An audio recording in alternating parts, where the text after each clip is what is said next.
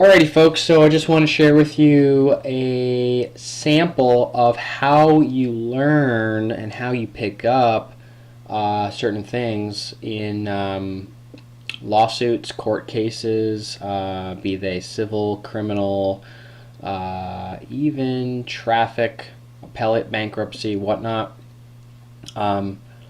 Once you have gotten a hold of the downloads or the online access files for whatever court case that you're looking for in the state level or the federal level. This we're talking about a federal civil case. It's a tax case with the United States of America versus Gordon Hall. And so, you read and you can learn what arguments and case law that is being cited from either parties, and you can find these cases, or you can have us send you some of them to read over. I'm trying to compile a folder of these different kinds of cases, and I'm just going to give you an example right here of some of the ways that I learn. And the more that you read, the cases, and the more that you get familiar with the language, and the more that you look up the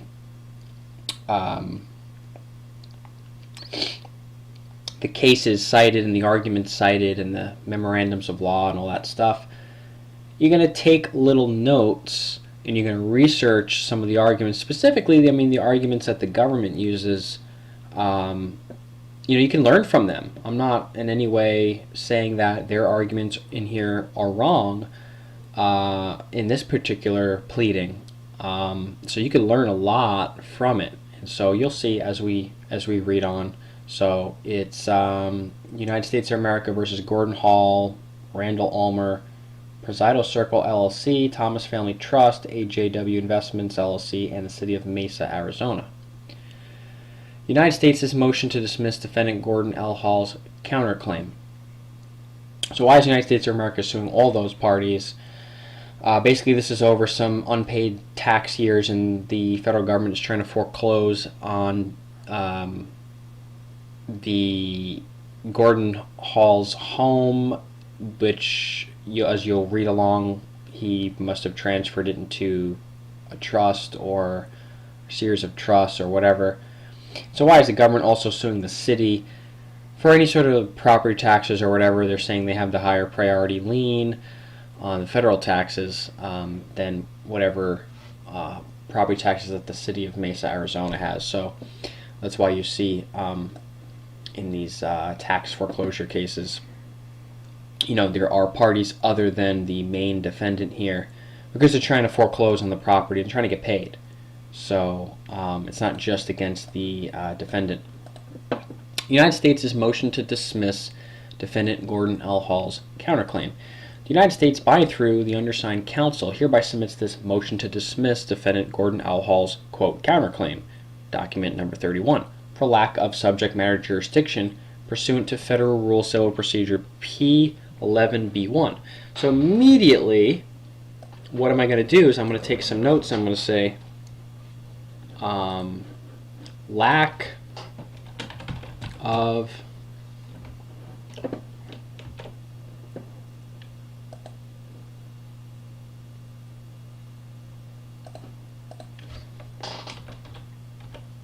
subject matter jurisdiction.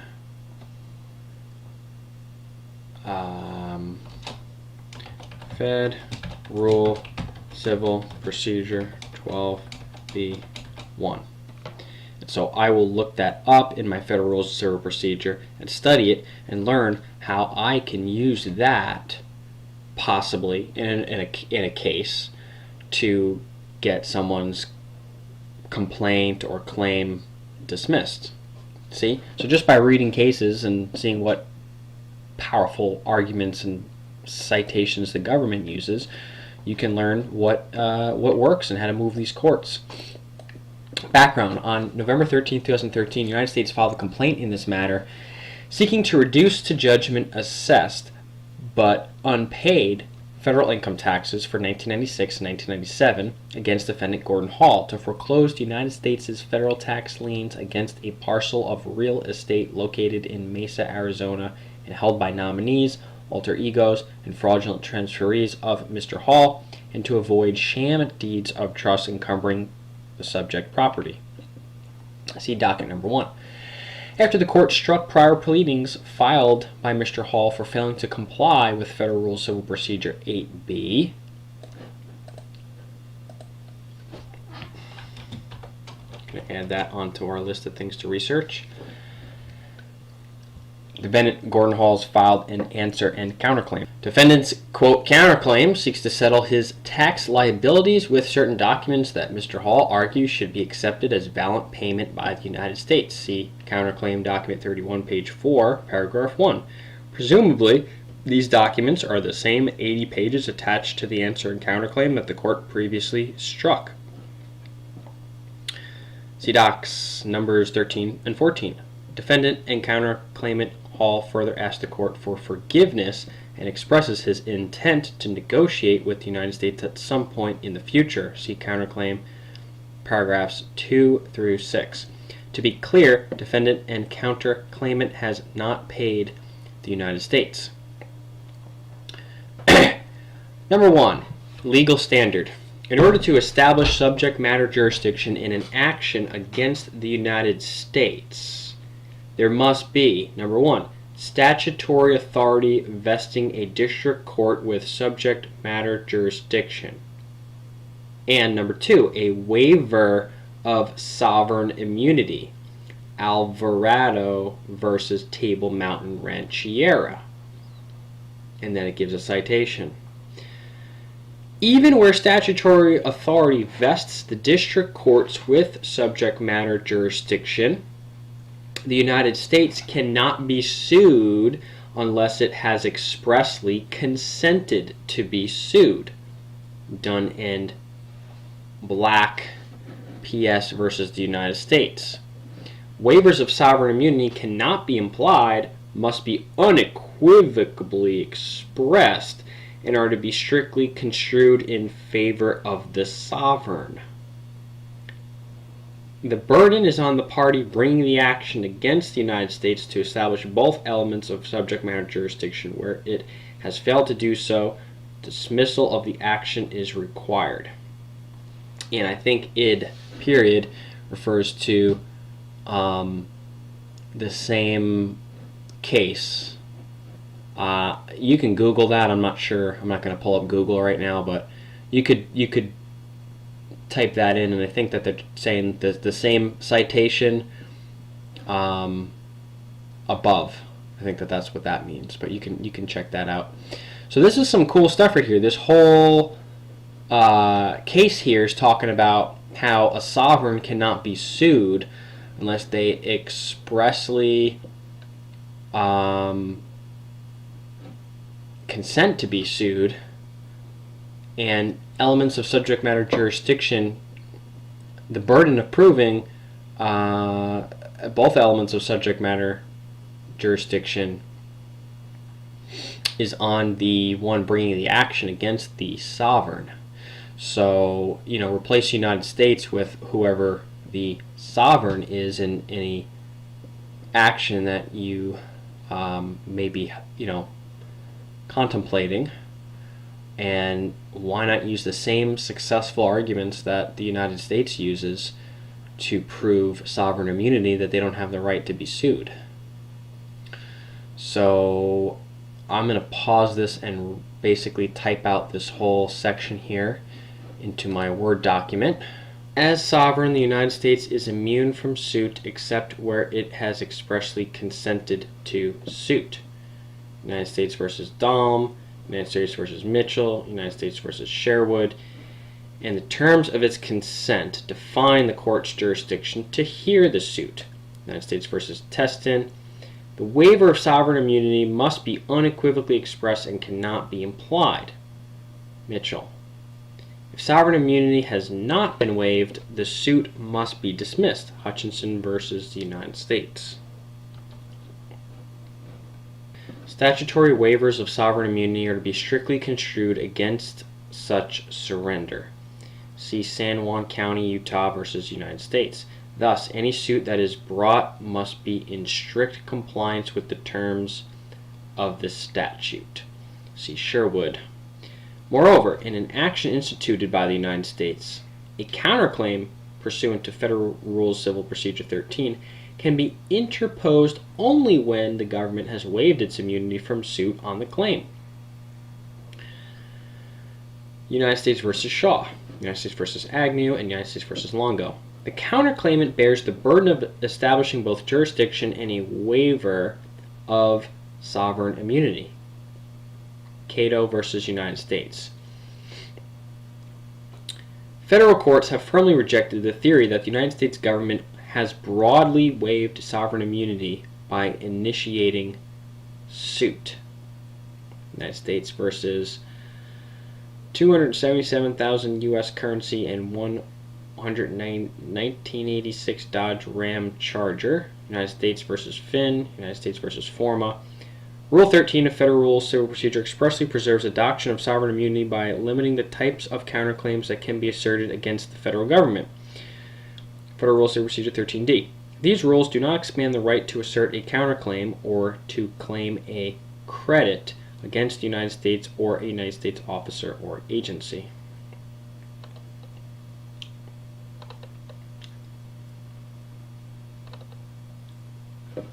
Alright, Gordon Hall has not alleged a valid waiver of subject matter jurisdiction. Defendant and counterclaimant Gordon Hall has not alleged any waiver of the United States' sovereign immunity.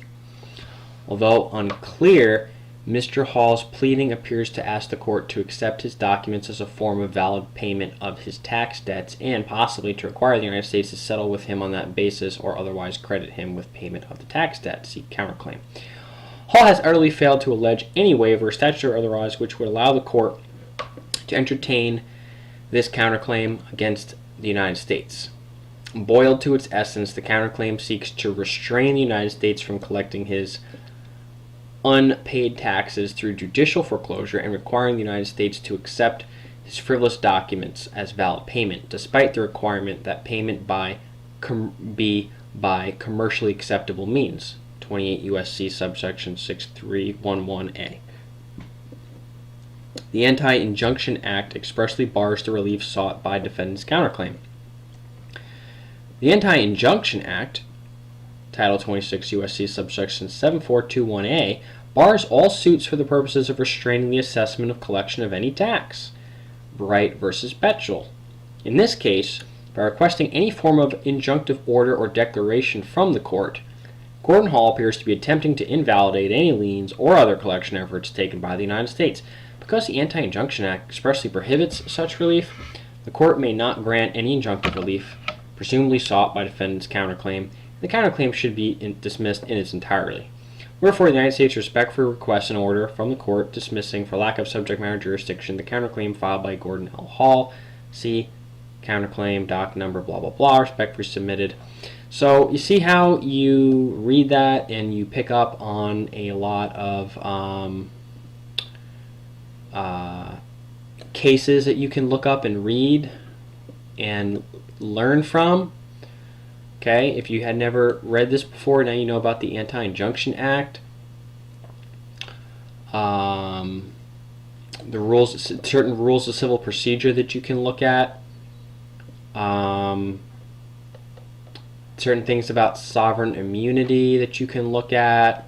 All these interesting cases about sovereign immunity. The waiver of sovereign immunity must be unequivocally expressed and cannot be implied. The United States cannot be sued unless it has expressly consented to be sued. Now again, they're talking about in the statutory world, so that has nothing to do with in the common law.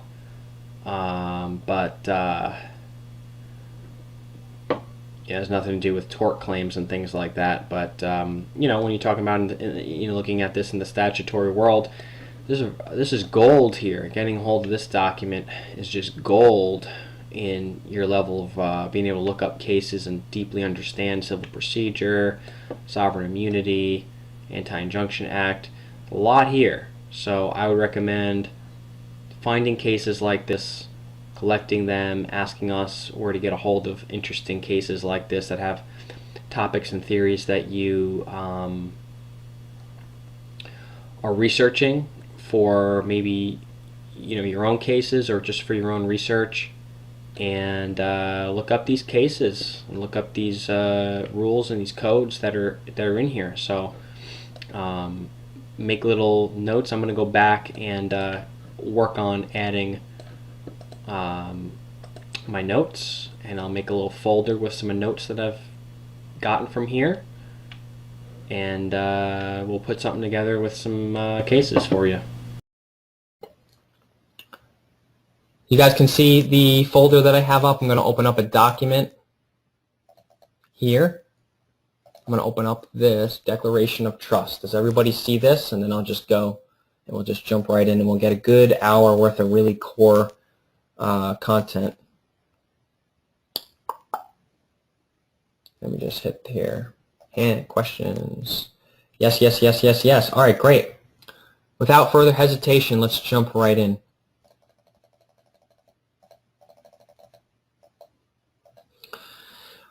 The first step, and I'm just gonna pre-frame and say this process that I learned is the result of years of study and research from mentors and individuals that shared the material.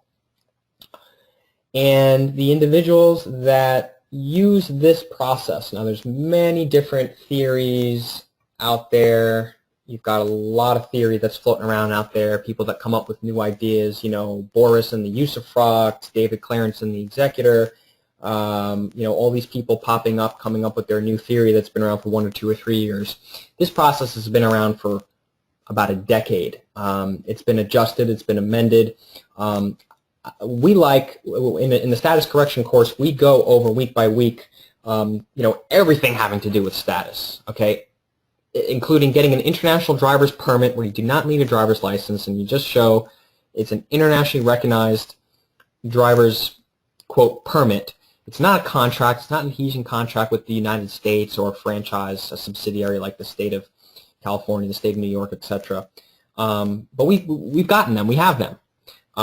Passports of non-14th Amendment citizenship issued from the Department of State. And this is not you printing your own passport. This is not you printing your own license plates from your computer. This is from the Department of State issuing you a passport saying you're an American national, not a U.S. citizen, property, 14th Amendment slave.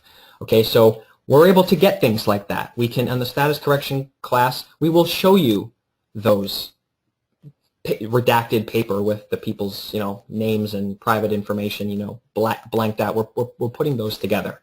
Okay, so this stuff works as far as getting recognized identification that you are a private living man or woman, or you're a private non-corporate employee of the federal corporation, be that Australia, UK, America, wherever you're talking about.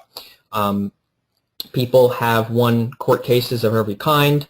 People have gotten paid 6- and 7-figure million-dollar common law tort claim processes after getting their status corrected, specifically using this process. So that's why this process, or this plethora of processes, has been selected to be kind of the focus point of this webinar and the status correction course. Okay, so it's not theory. It's based on results. When you've seen people that have been imprisoned for 2 days or 10 days or 10 years sue the United States government for wrongful imprisonment and actually win millions of dollars, and when you actually seen the United States Treasury checks that have been sent in a payout as a settlement to settle the common law claim against the prosecutors, against the United States of America as a corporation, etc. When you've actually seen that stuff, your level of knowledge and belief that this is the right process, goes through the roof. Okay, and when you deal with contractors who regularly do that every season, maybe every month, and actually get people paid money or dismiss their criminal charges or other remedies like that, when you actually see that regularly, it brings a whole nother level. So that's where I'm talking to you from a point of understanding and experience. You want more information, you want to see more proof, you want to see more success cases and things like that. We welcome you to join our status correction course or to call the number on the website, the 505-340-3632 number at any time, and you can chat it up with Jay. He'll give you a free consultation if you call and you say, I just have some questions and so on and so forth. Just call us. We're available. We're a phone call away. We're an email away. Start a conversation with us, and whatever you need to hear, whatever you need to see, maybe we can provide it, maybe we can't. But we're just going to be sincere and honest about what we can do, what we're still working on. Okay, but this is the forefront of where a status correction, a secured party credit remedy process would start. The bottom line is, and we've got an article on the website. If you scroll down to the second to the third, again, this is all the stuff that's covered in the status correction course, itemized here in this post here.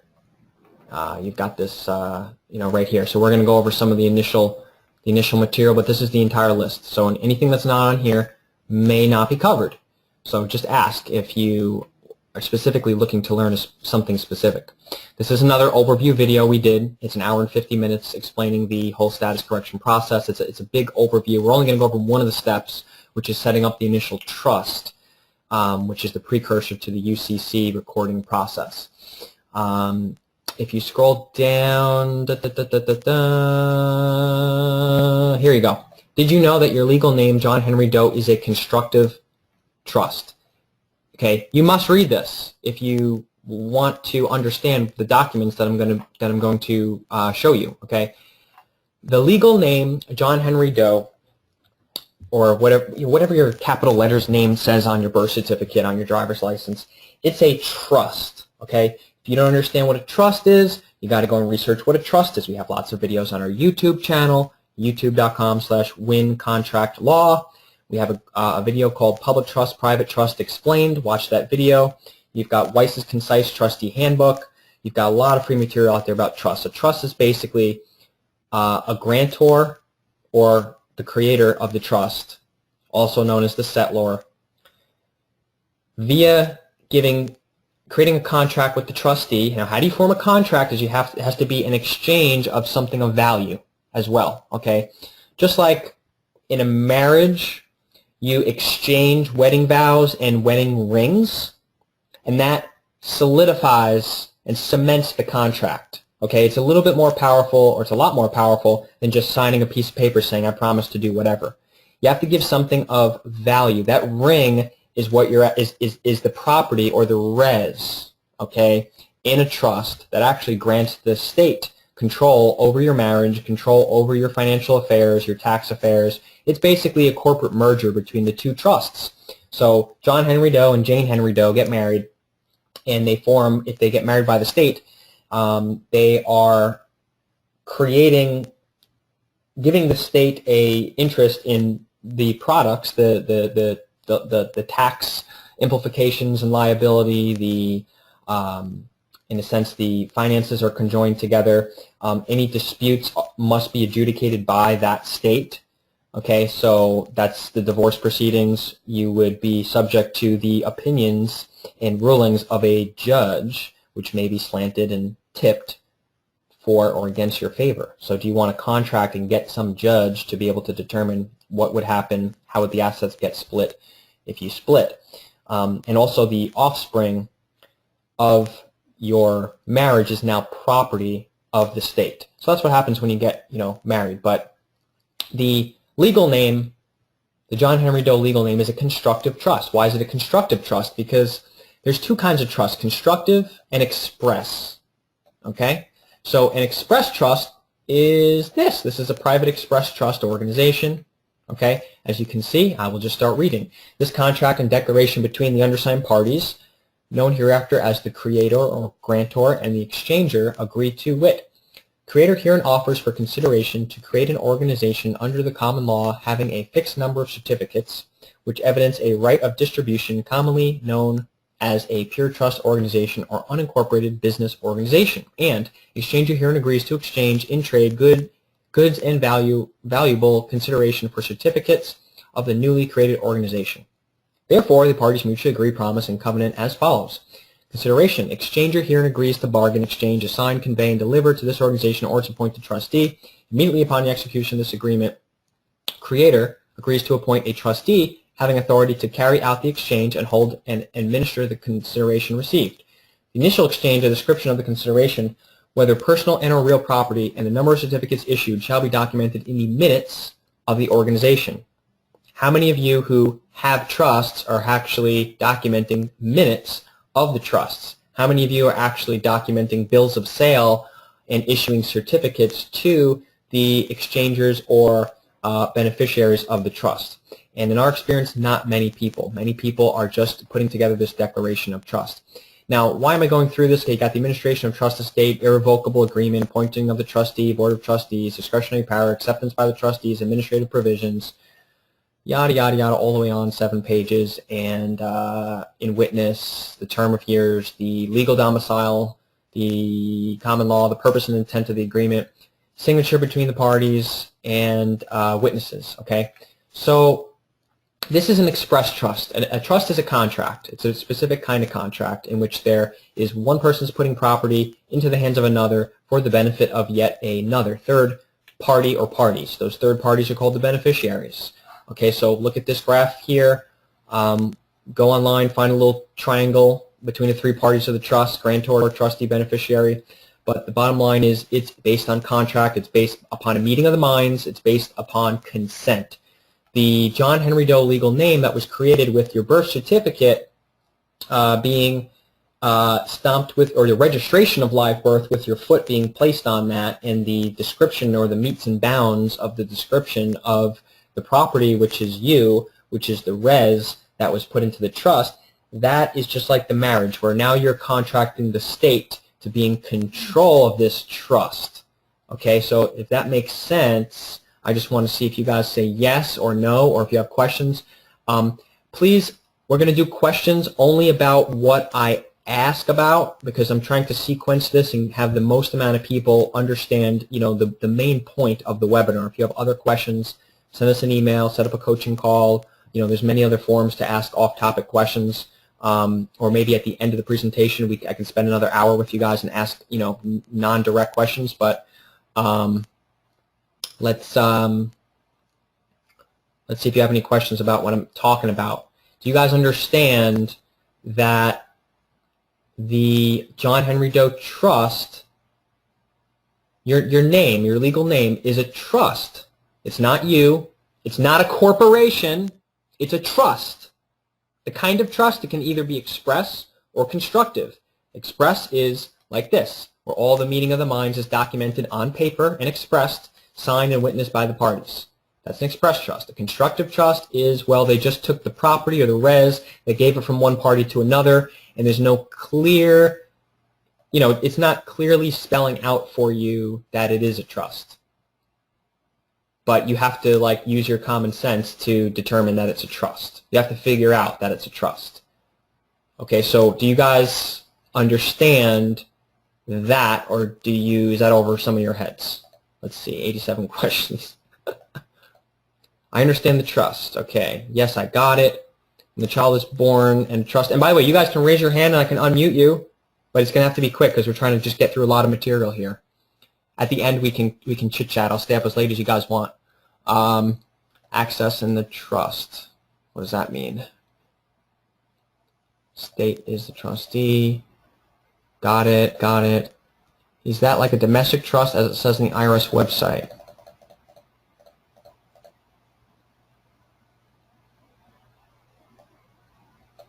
Sounds like you'll have to go soon. Da, da, da.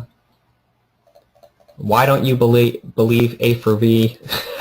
Why do you pay federal income tax? Okay, these are questions for the end. We're just going to go on topic. Those are from a little while ago, but okay, yes, understand. Does anybody want to raise your question? Because I don't want to leave people behind, And when you get this, you'll understand how powerful that this is. And we can go through all the 15 documents, a little bit quicker. But, the foundation is always what you need to spend the most amount of time on. So can the trustee give a birth certificate to put in trust? A certificate is something that's issued because the legal title is being held elsewhere. Okay, so you can't put a certificate. If you put a certificate into a trust, it doesn't mean that the trust has a legal title. It just means that the trust has equitable title. Does anyone have a question about what I just said?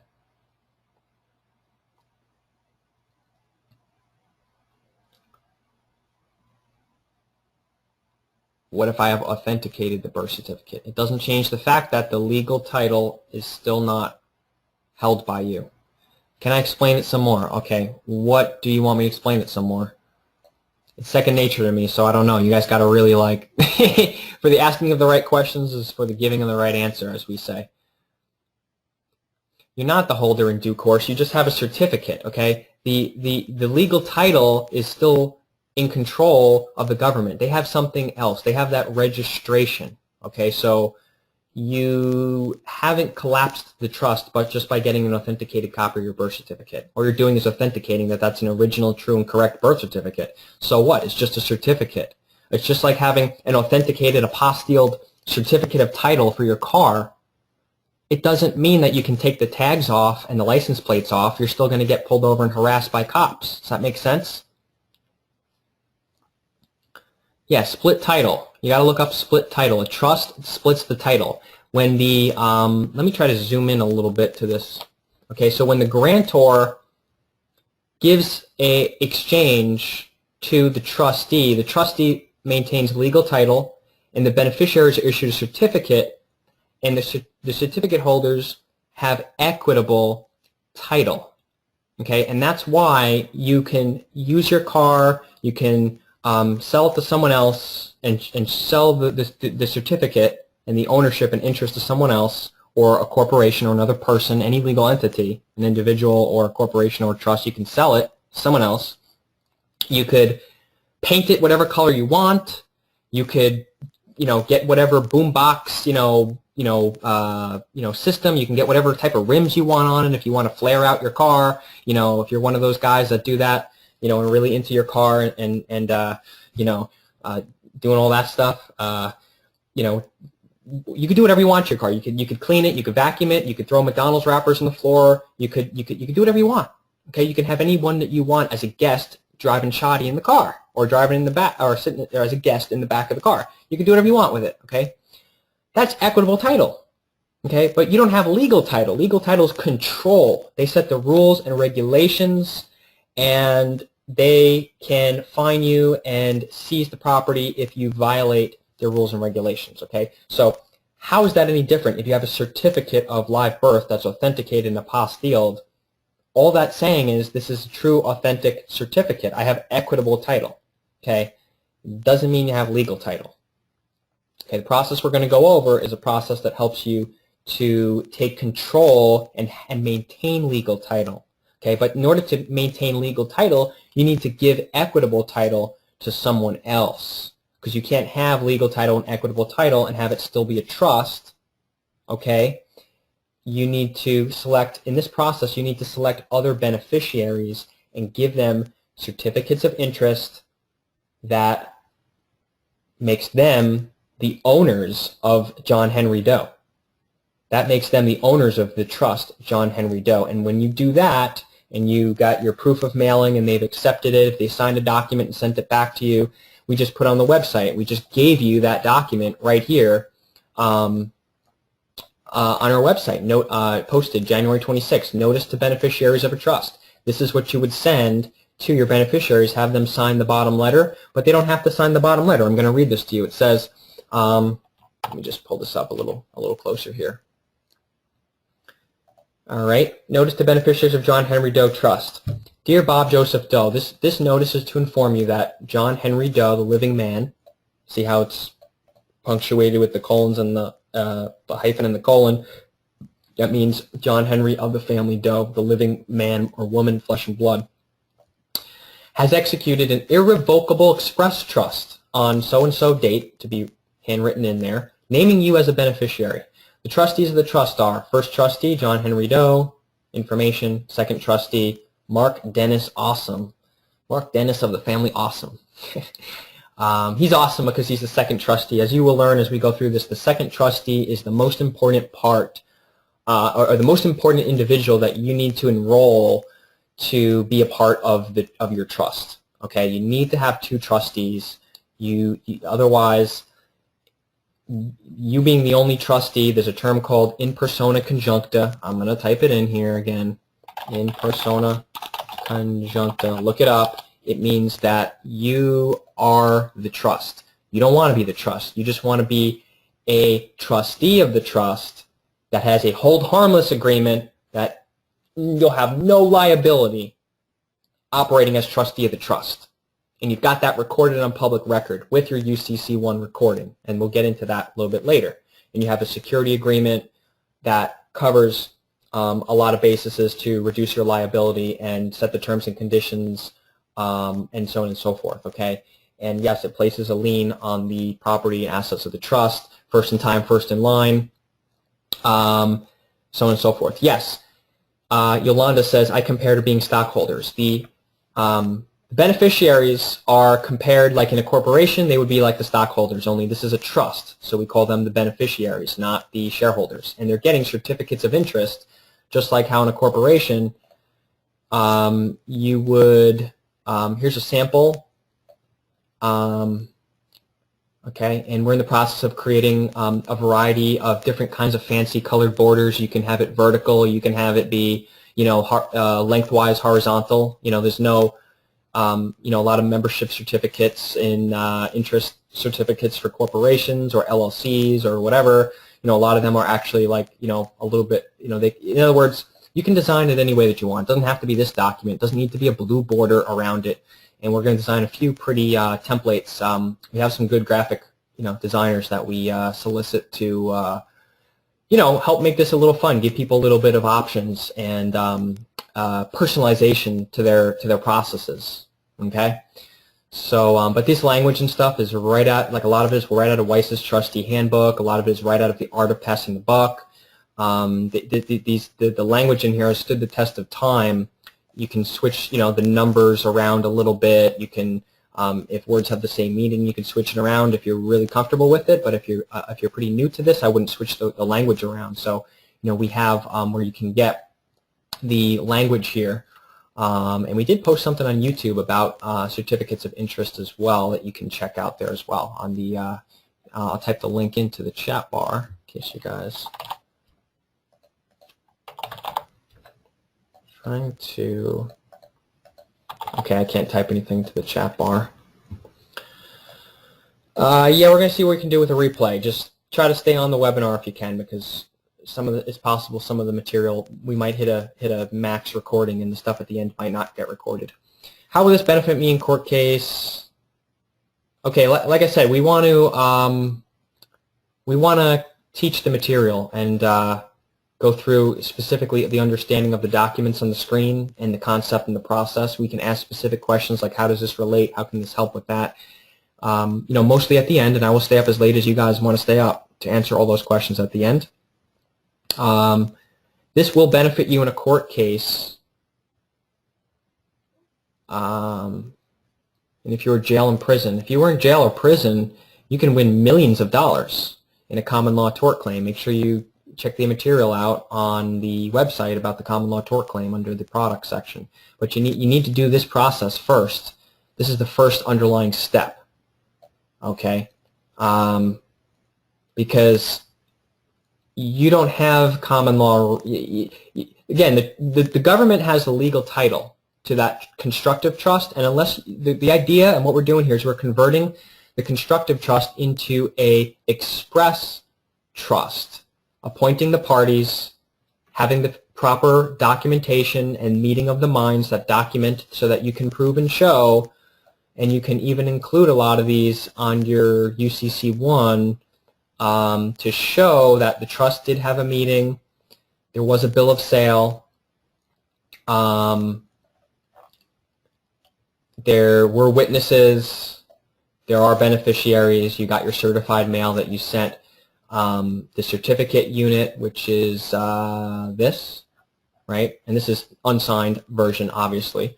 But it says, pursuant to the contract dated so-and-so, creating the above said pure trust organization and in compliance with all terms and conditions contained thereof, Dylan Smith, that's who this trust named as a beneficiary, holds 25% of Mark John Smith Trust, copyright, trust certificate unit, subject to the following provisions, terms, and conditions.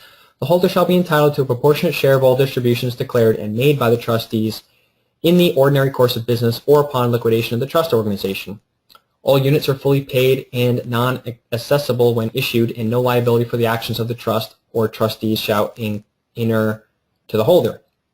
The holder shall have no rights, powers, or privileges or interests in or control over the assets or management of this trust organization. The holder can only transfer these units in compliance with the restrictions, terms, and conditions set forth in the Declaration of Trust. A transfer must be expressly endorsed and provided below. Now, so who's setting all these terms? You know, the legal title holder. It's just like the DMV saying, you got to drive the speed limit, you got to get your thing inspected every couple of years, right? We're issuing a certificate, but we're telling the certificate holder what the terms and conditions are, okay? The certificate is signed and dated. It becomes null and void, no force or effect at the death of the lawful holder of record. Deed of transfer. So yeah, I mean, the certificate holder is a holder in due course of this certificate, but it doesn't mean that they have a legal interest in the trust whatsoever. And if you read this notice to and so there's a witness, exchanger, so on and so forth. I want to read the notice because this kind of puts in perspective of what you're doing here. You do not. Okay, so here the trustee of the trust and says you do not have to do anything to accept this position. I mean, excuse me. This is a letter. Let me backtrack. This is a letter to the beneficiary. Okay, you can have one or more beneficiaries. It says this is a notice to inform you that Mark Johns of the family Smith has executed an express, what do we want to put in there, a irrevocable express trust on so-and-so date naming you as beneficiary. The trustees of the trust are Mark John Smith at this address and Susie Smith at this address. You do not have to do anything to accept this position. Please see the enclosed certificate unit 001. And that would be this, or whatever number, whatever unique identifying number you want to put on it. I don't know if this one has a unique identifying number on it, so you may want to add that. I actually don't see one on here. So that is something that needs to be added.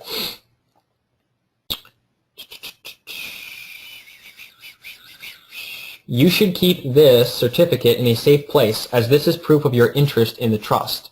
Again, if you're issued a certificate of title for your car, you're going to keep it in a safe place, are you not, to prove your equitable interest. By accepting the TCUs and this notice, you agree to be bound by the terms of this notice. Number one, the exclusive venue and jurisdiction governing law for Mark John Smith Trust is American common law, with no regard to laws governing conflict of laws. What that means is if there's any conflict about what law governs, because the beneficiary is in the United States and the trust is in the common law, there's no regard to any laws that govern the conflict of laws, meaning it's going to be governed exclusively by the American common law, okay, or whatever law form that you want to choose to put in here, private, international, commercial law, whatever, okay. The exclusive form of adjudication for any and all claims through Mark John Smith Trust is Best Guy Trust Protector Services, Inc. That's just a random trust protector company that I made up as the exclusive adjudicator as identified in the Declaration of Trust. So again, we're not just making this stuff up. It's all governed by the Declaration of Trust or the trust indenture, okay? So in other words, if the beneficiary wants to, has a dispute, a claim, believes they have a claim, some dispute over their position in the trust, they believe that they're entitled to more money that the trust is supposed to give to them, they could raise claims and disputes, but it's going to have to be governed under American common law, and it's going to have to go, the exclusive form of adjudication is going to have to go through Best Guy Trust Protector Services, Inc. Okay? You can pick an individual, a friend that you trust. You can pick you can pick understand contract law if you want us to be your trust protector for your trust. This is usually not going to really ever be an issue because you're selecting who your beneficiaries are. So you're going to select family members like your children or your kids, or someone who's not going to become a hostile beneficiary and try to sue you to collect the money that's in the trust, because they're not necessarily entitled to the money that's in the trust, or might be entitled to some beneficial positions and maybe some distributions, but we'll get to that in the rest of this letter. Okay, so whatever the trust protector is, it can be an individual, a company, a trust, whatever, acting as the exclusive adjudicator as identified in the Declaration of Trust. You hereby waive the right to use any statutory public court or venue for raising or settling any claims or disputes arising from your acceptance of this beneficial position, unless agreed to by both trustees in writing. So that means if you choose to bring this into a statutory public court because you feel it will help you in your favor, then the two trustees can change that clause in writing. You agree that breach of this clause by opening any lawsuit against the trust or trustees shall constitute a fine of $500,000 for each instance, plus any other actual damages. And here we go. Here's the bottom line. You may waive your beneficial position in the trust at any time by providing written notice to either of the two trustees listed above. The trustee cannot make distribution to you until you returned a signed copy of this letter, which is down below here. I, Dylan Smith, have read the above letter and accept the distribution terms of the trust presented here. Signature date. Okay, but you notice at the top it says you do not have to do anything to accept this position. Their acceptance of the money, the certificate, right, is the consideration. You guys have all heard contract law. If you send an instrument and the other person keeps it, is there a contract, right? Haven't they accepted that? I'm sure you guys have learned that through, Creditors in Commerce, Winston Trout audios, some of our material, our YouTube stuff. If you send them the money and they keep it, right? So you might want to have your third-party witness mail it, certify affidavit of what was put into the envelope. You might want to have your certified or registered mail, proof of signature, green card receipt. You might want to even put on that green return receipt, Dylan Smith, beneficiary of Mark John Smith Trust. Now they sign for that. They're signing in that capacity, and you're getting that green card returned with their signature on it with the stamp of the post office showing that it has been delivered, and you've got a contract, and you can scan that green card receipt into the back of your UCC-1 as an attachment to show that you've put together this trust and that you have appointed other people beneficiaries or other corporations or other persons as beneficiaries, and they have accepted that. Now you've got indisputable, irrefutable truth that you have waived your beneficial position. So later on when you do the process notification of record where you send to the Secretary of State letting them know that you are no longer the beneficiary, the government is no longer the trustee of John Henry Doe, you've taken control, you've taken legal title. This is one of the notices that you sent, okay? And you're sending it to two Secretary of States, the IRS, and what is the other one? Department of the Treasury, okay, to update your status. Okay, those are the main places to send it to. You don't need to go overboard and send it to, there was one guru that was like, oh, you're going to send it to all 20 different government agencies all over, attorney generals and this and that. You're just going to raise a lot of unnecessary red flags for you. We're just going to show you the ones that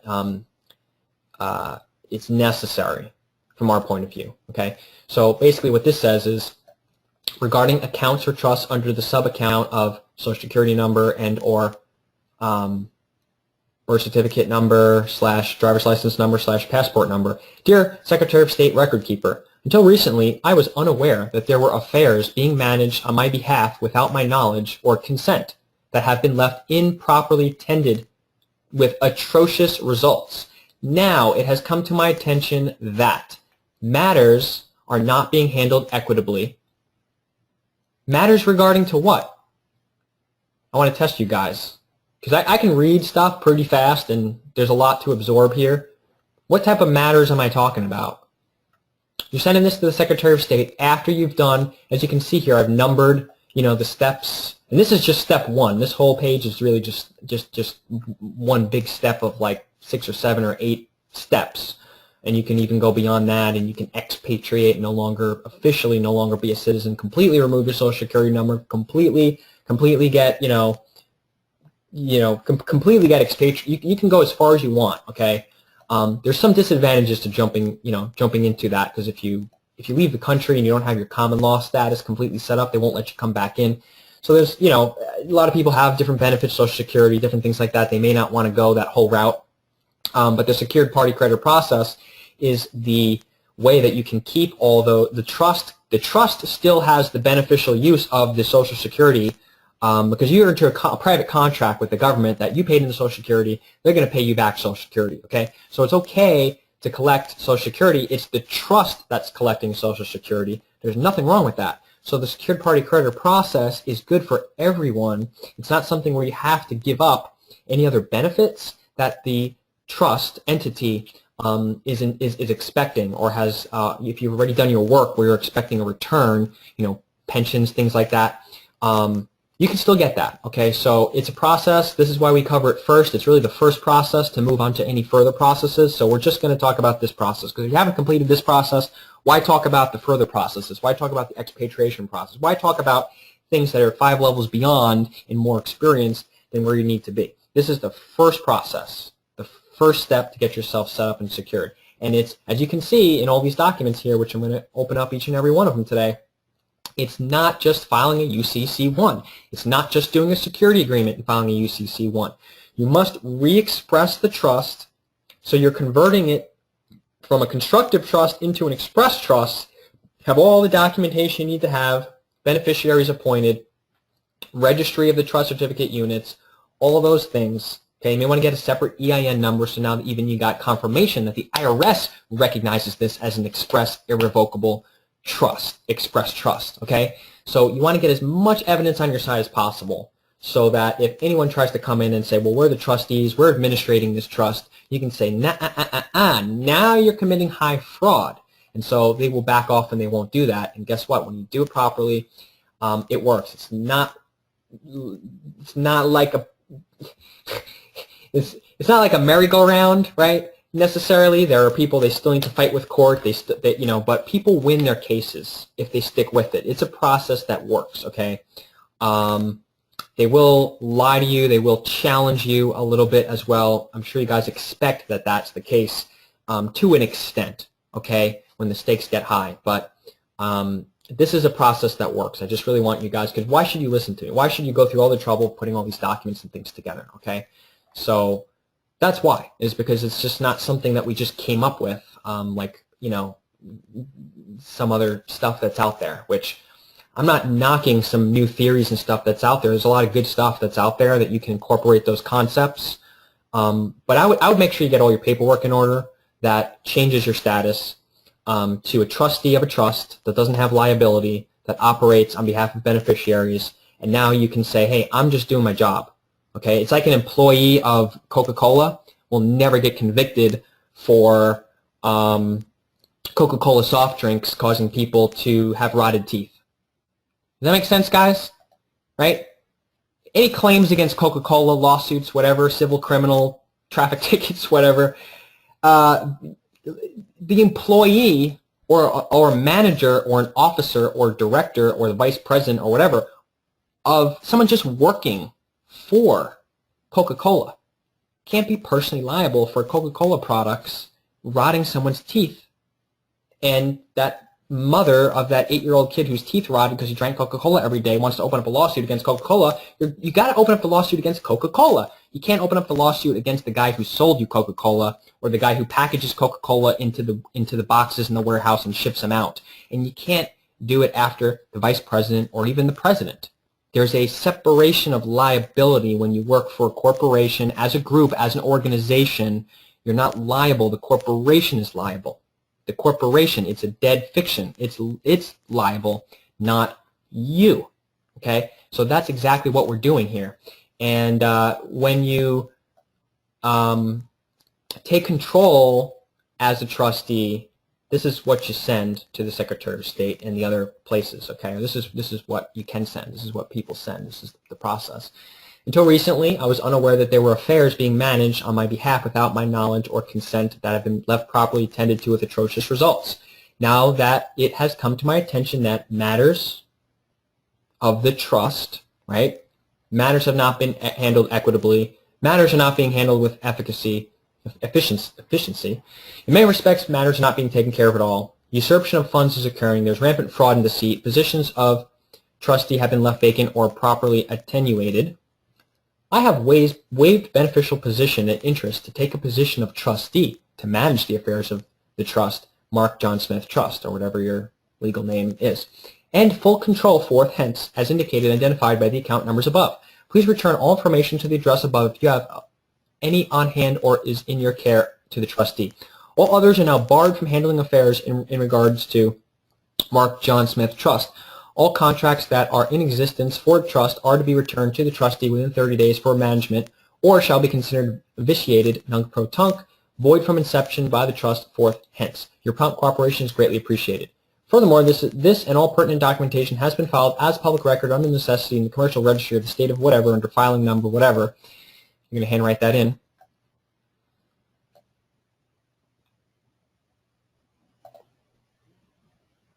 For some reason this thing keeps popping up. All right. This is a notice and acceptance via your receipt of this mailing. If you feel this notice is in any way in error or disagree with the change in position, please feel free to rebut this notice with your concerns within 30 days, or it will stand as fact prima facie. Notice to agent, notice to principal, notice to principal is notice to agent. Trustee secured party, Mark John of the Smith family, without prejudice, recourse, authorized representative, Mark John Smith Trust. So there's duplicate copies in this, in here. All right, so I'll just take a little breath there, see if we have any questions. Is anybody starting to get what the process here is? Does anybody have questions about specifically the material on the screen in particular? And there's hands raised, but they might be from a while ago. I want to find out if those people, all right, let's go down to the bottom.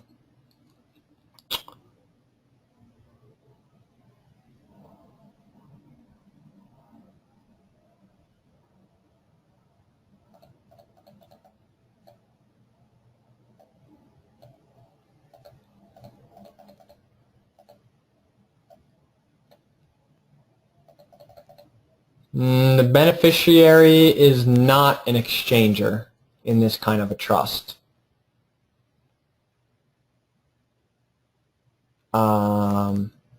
We've got, how do you go about the name of the express trust, says TJ. How go about the name? It's just your legal name with the word trust at the end.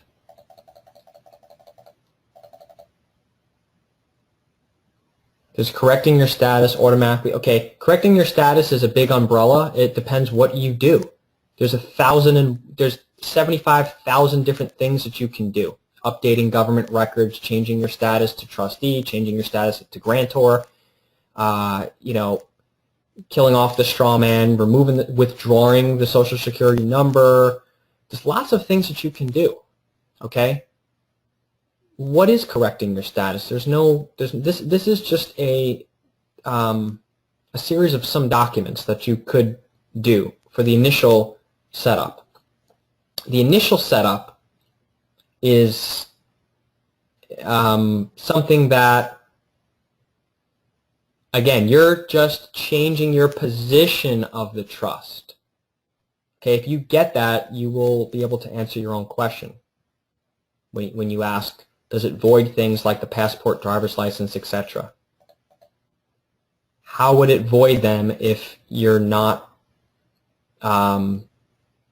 rescinding or anything like that? You know, again, you're changing your position of the trust. Okay, that's like if you had a corporation that you were a shareholder of and you sold your stock and said, I don't want to be the shareholder anymore, I want to be the president of Coca-Cola.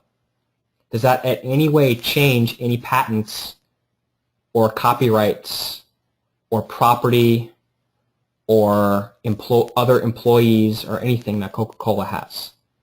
Does Coca-Cola's EIN number change? Does Coca-Cola's license to do business in whatever state change because you decided not to be a beneficiary or a shareholder and you decided to be a trustee or executive. Okay, let me say that one more time. If this was a corporation, if you were a shareholder and said, I don't want to be an owner, I want to be a director, I want to be a manager, I want to be a vice president of Coca-Cola, I want to control how things run here, not reap the beneficial position. I want to be the controller, have a controlling role. If you said, I don't want to be a shareholder, but I want to work for the company as a manager or as a director or as a president, how would that change any licenses, EIN numbers, or anything? Does that answer the question? Okay, if you get it, then you get it. Then you don't have questions. You know the answers to the questions if you get it. Okay, and I'm here to help you to get it. I'm not trying to. Sometimes I'm a little, sometimes forgive me, but my tone is a little like it comes off. I don't intend it, but sometimes I'm just very, it comes off as sometimes insulting. So I don't mean anything that way, but I'm trying to drill home a point to help because I'm sincere about wanting you guys to understand it. So if you understand what you're doing, waiving beneficial position, becoming trustee, then because this letter says everything, we don't have to go into anything else to get you to understand it. Just read this letter 50 times until you understand it. If you don't know what attenuated means, if you don't know what usurpation means, look them up in the dictionary. Understand every word on this notice, and you will get this process. It's really broken down this simply. This is really just the one-page cliff notes of this initial setup.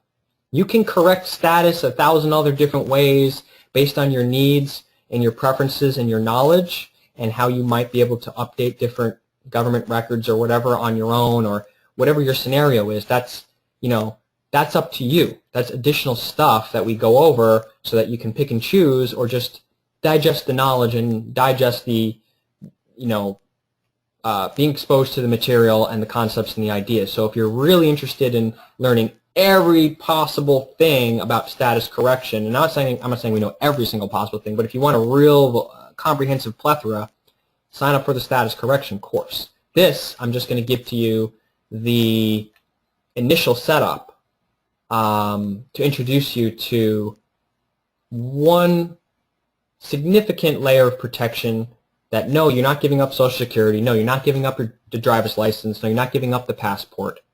Okay, so if that makes sense, I hope you guys are getting that of what this does. I know it's a lot to take in, so I'll work with you guys.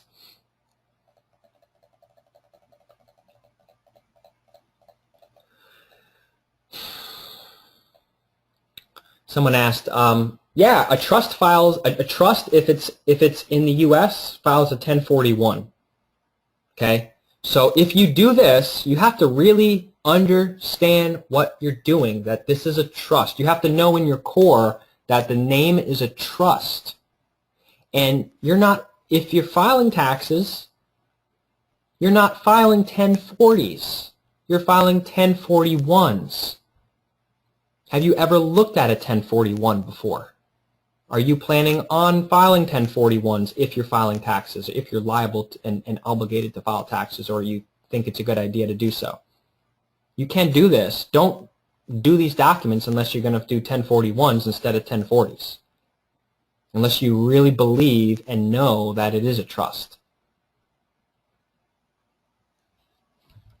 So very good question, David. He asked about the 1041. And yeah, people have been filing 1041s after they've done this for, 10, 15 years. I am not aware of anyone that's, gotten in trouble. If you're questioned about it, well, why are you filing 1041s? Well, because it's a trust. So you got to really know the stuff. That's why we do a whole week by week course to give people glossary of definitions, study partners, answering people's questions for 3, 4, 5 hours until people don't have any more questions, giving people downloads, giving people stuff to study. This is why we go into this. And I try to leave as much fluff out and only give, the material that is necessary to understand the concept. You can always go back in later, rewatch the stuff. You have a lifetime, if you get the status correction course, you have a lifetime license to all the materials. You can watch them at any given point in time and for the next 99 years, okay? So we will maintain those files for you in a way where you can re-download them anytime you want, or you can access them on a private membership. You can with a login and password, which we're going to get in the next couple of months. We're going to set it up with a private membership through the website, so that you can absorb all this material and get the overstanding of it. Okay, because you can't just go and run file documents without really believing in them. Okay, anything you sign your name to, you should research and understand what every word means. Or just take the course for entertainment for now, or for study, and think about if you want to do it at some point in the future. You have to start learning sometime, right? Don't you take a driver's ed course for a while and you do the in the classroom stuff for like many weeks before you actually go out and start getting in a car and doing the test driving in the parking lot? It's the same thing with anything. If you care about your freedom, if you care about changing your status from not being, the property and the beneficiary and having the government be the trustees, if you want to change that, how much do you really care? Are you going to study, or are you going to watch, Big Bang Theory for 3 hours a night on Friday night? Which I admit, it's a very entertaining show. I like the show. But when push comes to shove, when I know I have to study stuff, and it's important to obtain freedom, I'd rather spend those 3 hours studying the materials, regurgitating it, putting it into PowerPoints, and preparing for the status correction course, because when I know I have to teach, I have to clear my plate off, I have to clear my desk off, and I have to take material, and I have to put it all together in a way that breaks it down so it's explainable to someone else. You learn the best when you are teaching. So if you saw on our website, we have one of the best ways to learn is to teach. So if any of you guys want to teach some of these concepts while you're studying and learning them yourself, you can actually get paid to put together PowerPoint presentations and convert them into webinars, and we'll pay you $1,000 a month to do a few presentations a month for us. So if you missed that, you must not be on our email list, or maybe you deleted the email because you got too busy, or you missed the blog post. So stay in tune with our email list. If the stuff's going into spam folder, whitelist us and make sure that we're in your contacts and we're not going in your spam folder. And then check out the blog roll on our website, frequently, because we add new stuff here and new services and things like that. So I will show you guys the secured party creditor form that you can fill out if you want to jump to getting your paperwork filed at any given point in time, because hey, I'm still learning the process, but I've done the filings, right? So you could still do the process while you're learning it. Okay, you're never completely done learning, right? You're always still in the learning mode. So we have a file here that you can download when you go to Products, SPC, UCC Filings, the first product, and it downloads to your computer, and you can open up and you can get a nice little form where you can fill out. You got to hit Enable Editing. You can fill out your information, and underneath the column it tells you exactly how to put secured party creditor first name. This is your name spelled with the first letter in caps and every other letter lowercase and then a hyphen, and then the middle name upper and lowercase with a colon, and then the last name or the family name. Okay, then you pick the domicile of the living man or woman. This is we suggest the common law state of your choosing. And then you pick a street address, city, state, zip. It gives you tips on, don't abbreviate the city, don't abbreviate the state, spell it out, and put the zip code in brackets for the secured party address. And then we give recommendations about getting an offshore foreign address, and we can refer you to a company that is in another country in the Caribbean, that anybody looks at that address, and that's why on these documents here, the Mark John Smith, which is the secured party creditor, has an address in Nevis, the West Indies, because they're going to see that you're sending this from outside the United States.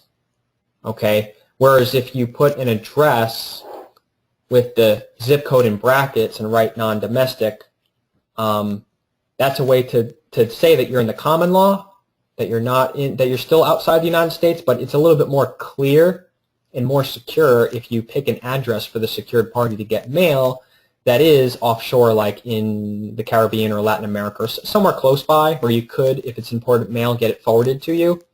But there are receiverships that you can get mail from trusted sources of, friends of mine that run it, that will scan in any mail that they get, and you'll get it in an email notification in real time. Okay. And you're not going to get a lot of mail for the living man or woman. Okay, you want your mail, your email communications, you want all your dealings to be done through the all capital letters name. Okay, you don't want to be signing things as, this is the biggest mistake, in my opinion, it's a mistake.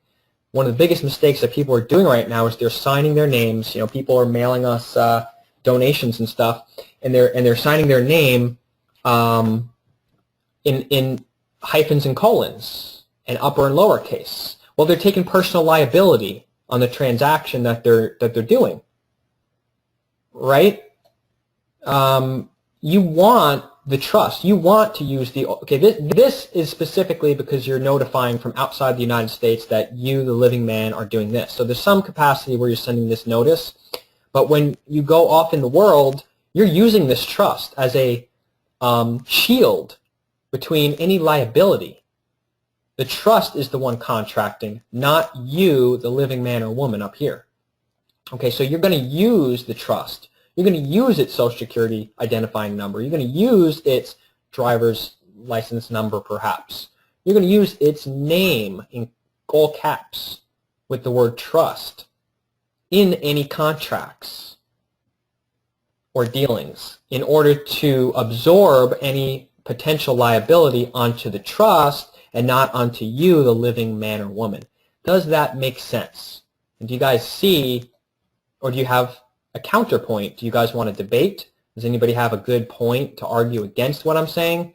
In other words, what I'm saying is you're not going to be signing your name hyphens and colons. You're going to be signing all caps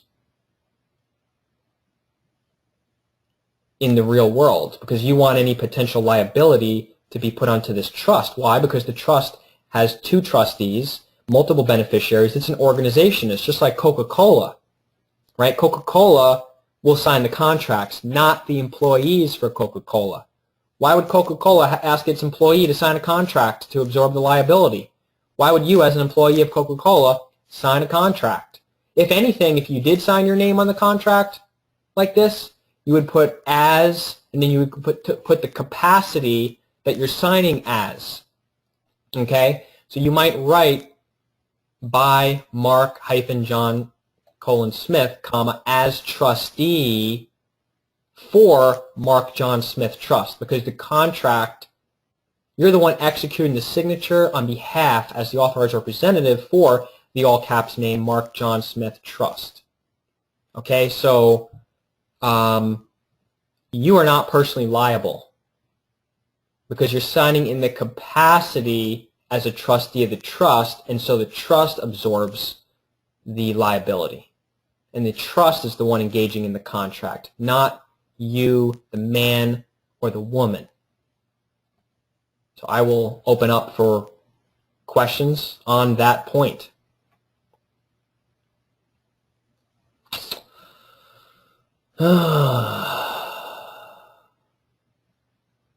And try to get my special guest on the line in a minute.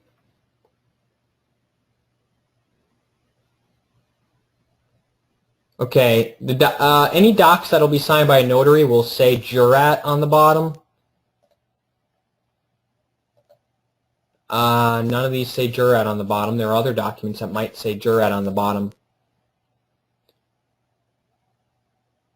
Okay, breaks the presumption that the natural it's like going from sole proprietor to full liability, corporation protections on the same EIN. Brother, you're doing great. Thank you, Vince. Makes it a valid contract, just not a presumption. Yep. Separates paper from flesh. Yep. I'll read this letter till I get it. Yeah, I mean, guys, it took me a long time to get this. I know. I'm trying to break it down and provide tools and videos and trainings and Q&A because this is important stuff. Like when you help people get their paperwork in order and then win 6 and 7 figures in common law claim processes where they didn't have to go to court and they didn't have to hire attorneys and they won and they got paid, including from being arrested or beat up by cops. I mean, it's the most rewarding thing that you can do to help people win money for being injured or damaged, including if business partner ripped them off and stole money from you, stole intellectual property. Any way that you're injured in any way, you can do a common law tort claim. You just got to get this. You got to get all this paperwork done, and right, in all this stuff. And so we put together a form that we can work with clients that want to, or members of the congregation once we convert into a ministry. But we're going to have people, fill out the material and then be able to get the 90 to 100 plus pages of templates. Like these are only like a few pages. There's in total close to 100 pages, and there's a step-by-step order to filling it out and signing it.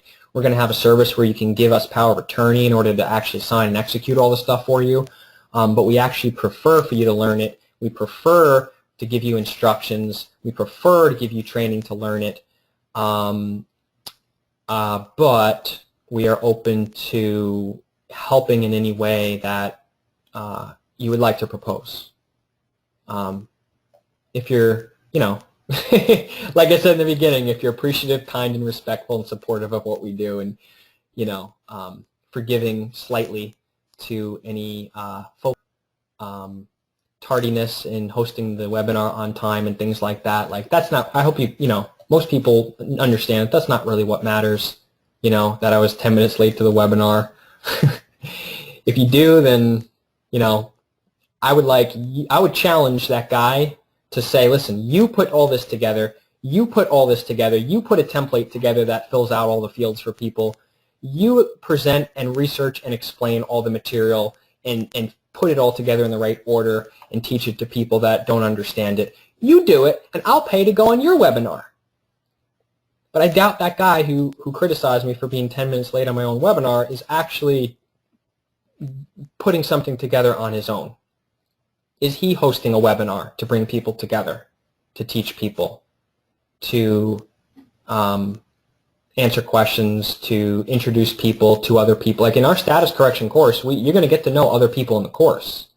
You're going to get to, that was one of the most beneficial things for me, and how I actually helped to bring people together to form the board of UCL, was that I went to a Mastery in Commerce course, and I met a whole bunch of like-minded people that were studying and committed and dedicated to the same stuff that I was. So we kind of, clicked and resonated and developed a friendship first, and then we became study partners, and we just exponentially expanded the knowledge, understanding, and evolution of what we were doing and what we were understanding and how we're able to get successes. So one of the most beneficial things you can do is meet other like-minded people, which we give you an opportunity to do because we pair you up with a couple of study buddies, and you get study sessions, and you get the personal, you get to exchange contact information if you wish with other members of the group. Okay, so that can be very beneficial to you as well. So, we need more people to be outdoing the stuff that I'm doing, or the stuff that I understand contract laws do. We need more people. You want to outdo this website with all the great, information and daily blog posts on it, and, detailed articles and 75 YouTube videos right now. You want to outdo it and explain stuff better and put better stuff that gets people better results. I applaud you. Please do it. Please do it. The world needs more.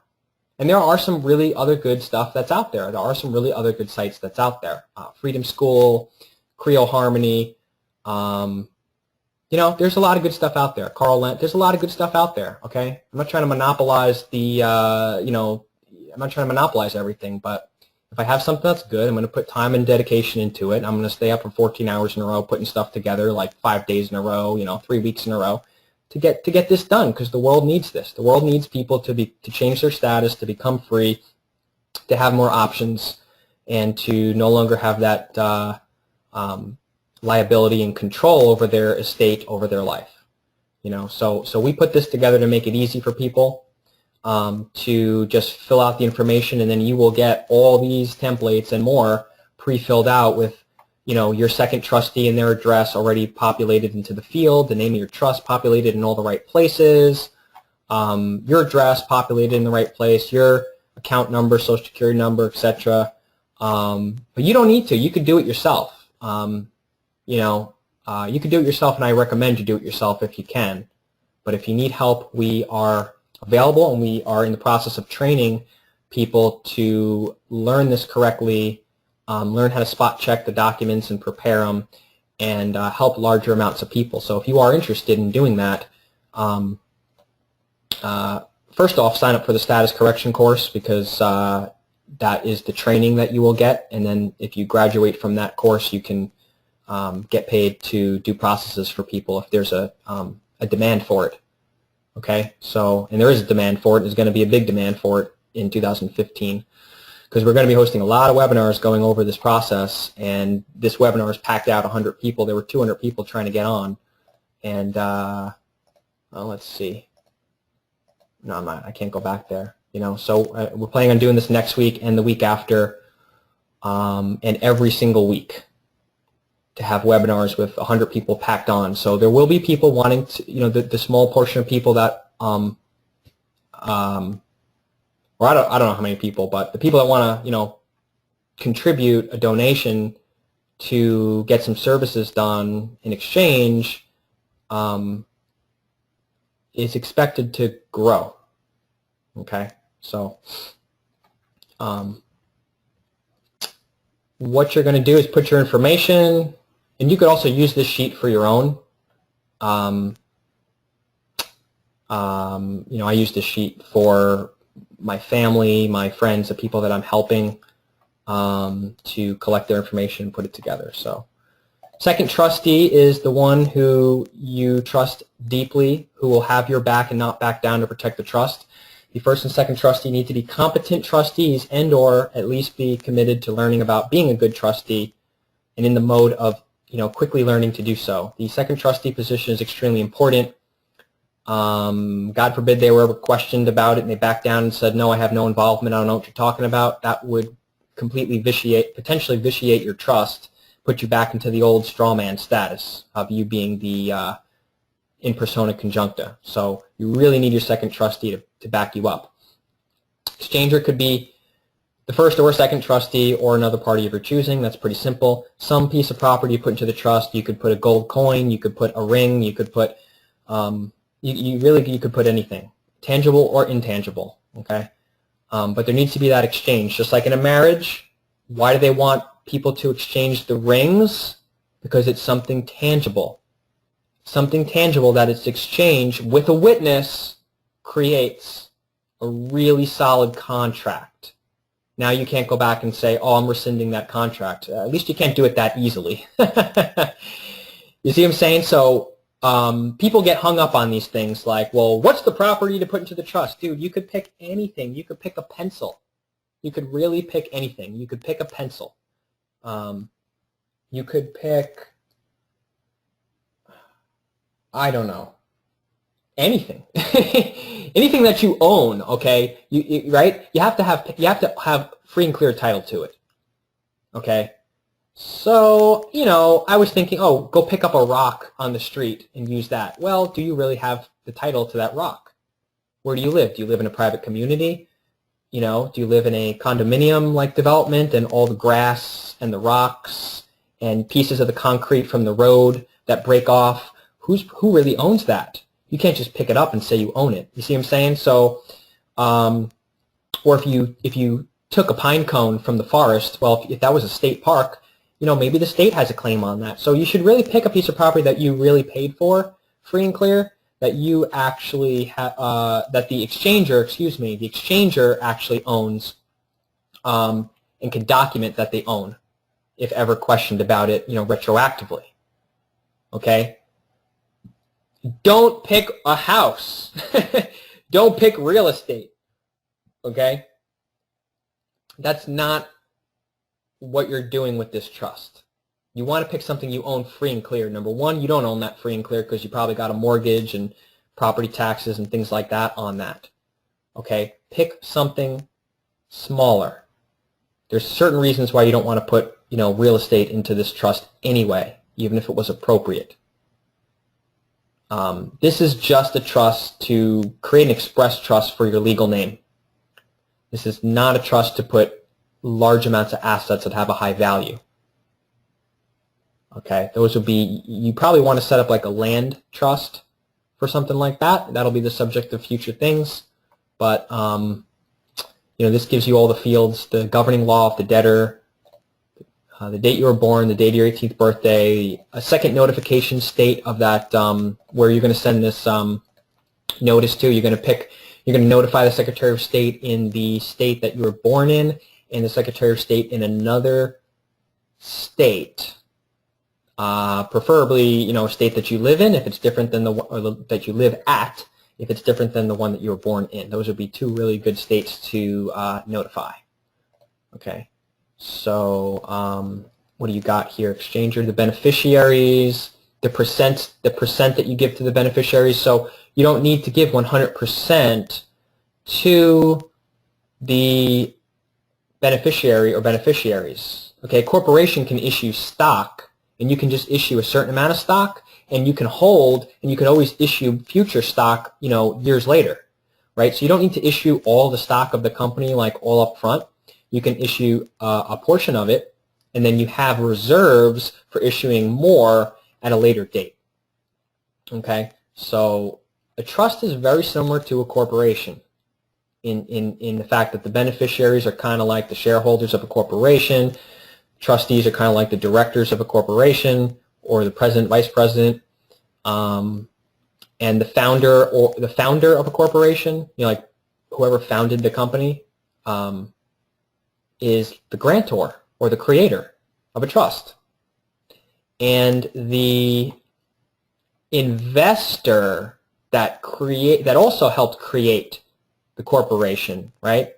Usually the founder and investor, right? Like I think that the founder and investor of Microsoft is probably like Bill Gates, right? And the founder and one of the investors of Facebook is Mark Zuckerberg, right? But it doesn't have to be the same person. You can have one person put up the money or property, and one person be the brains behind it, right? So the exchanger of a trust is kind of like the investor of a corporation. The creator or grantor of a trust is kind of like the founder of a corporation. So I think I went over all the parties there and how a trust is very similar to a corporation, but it has way major advantages.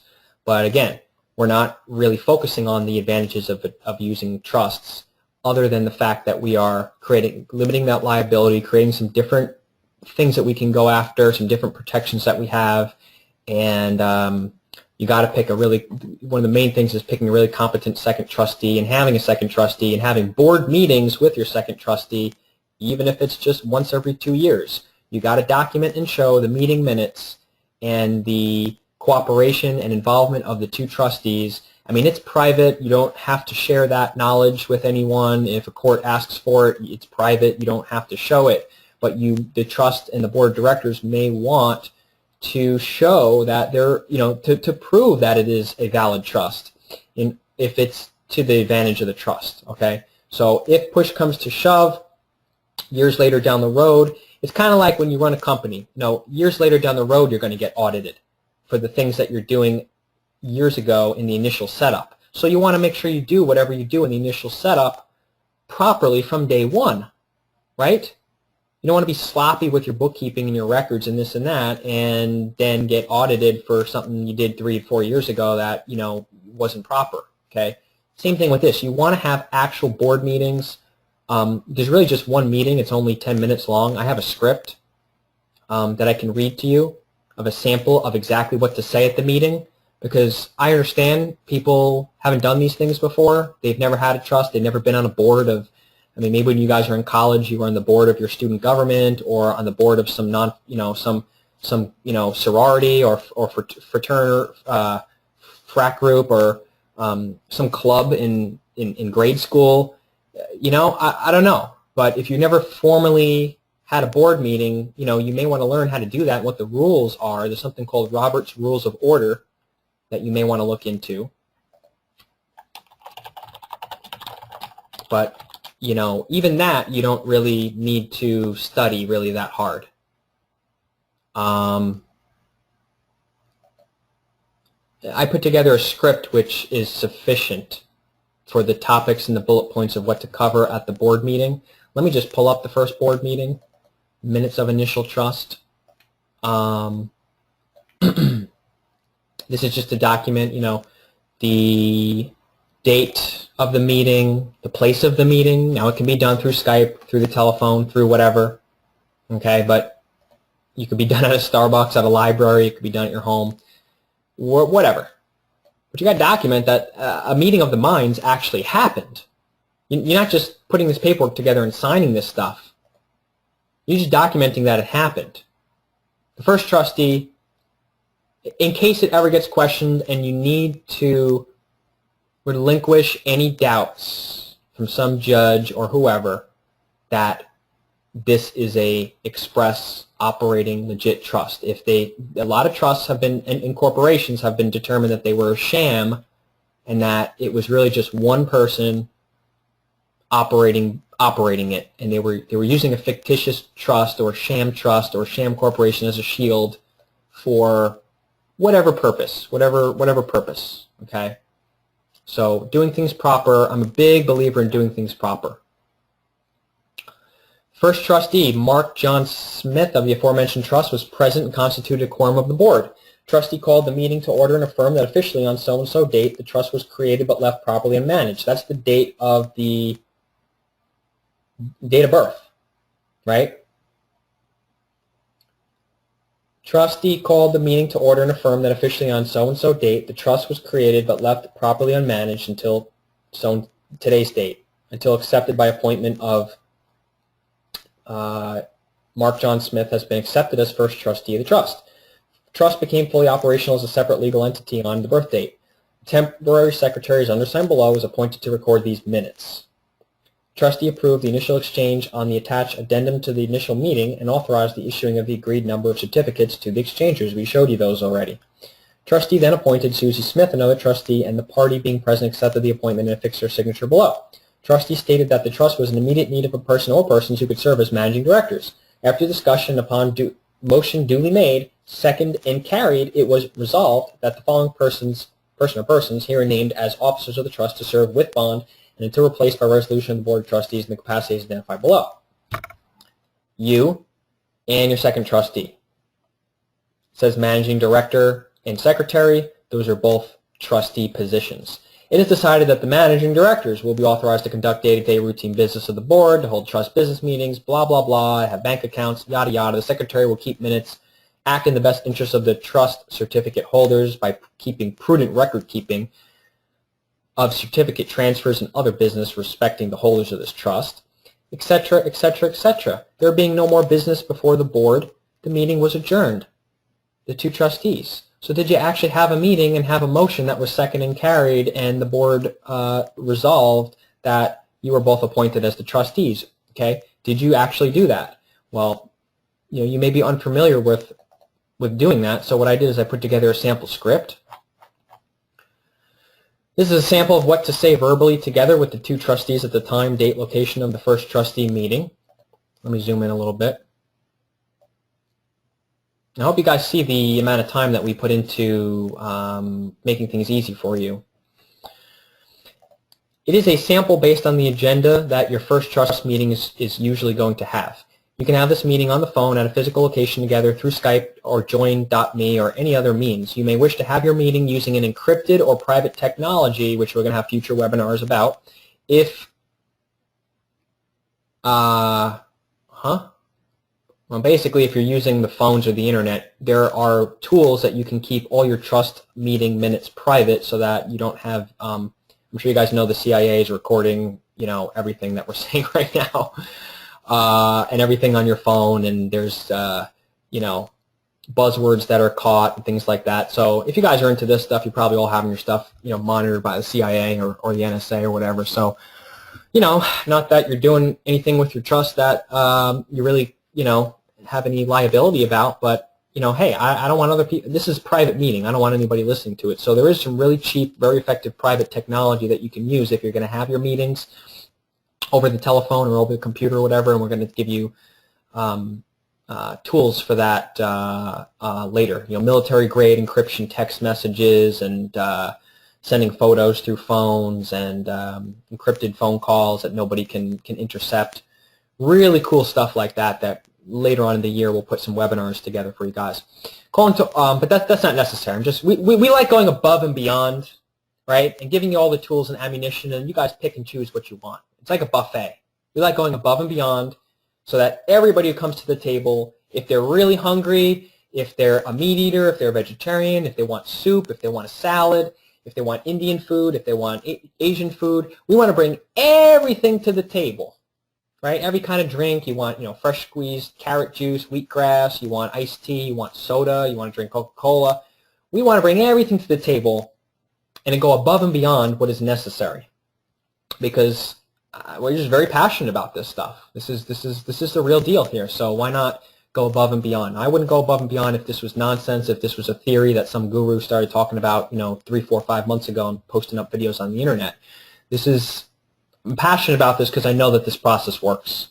Okay, I know this is the correct process. I know for me, from what I experience, and there's many different ways to do things. So if you have other ways and other things that are working, please share them with the congregation, share them with the family, share them with us, and we would love to pay you to write blog posts on our website. We would love to pay you to make PowerPoint presentations. We would love to pay you to do webinar presentations if it's really good stuff, if it's valuable stuff, okay? Focus doesn't all have to be on me and my guys doing webinars, okay? So it's a cooperative effort to an extent if you guys are at that level yet, okay? And I welcome you to elevate to get to that level if you're not. And I hope that I'm facilitating that in some way. Okay, so anyways, calling to order the Mark John. This is a sample of the script, okay? So you would sit down, preferably in real life, because then you can sign the documents and get both wedding signatures on all the documents together all in one meeting, okay? So this is how it would go. And this is really important. I know it's starting to get a little bit to the late. We're going to be wrapping it up within the next 20, 30 minutes. And then I'll just take questions for whoever really wants to stay up late with me.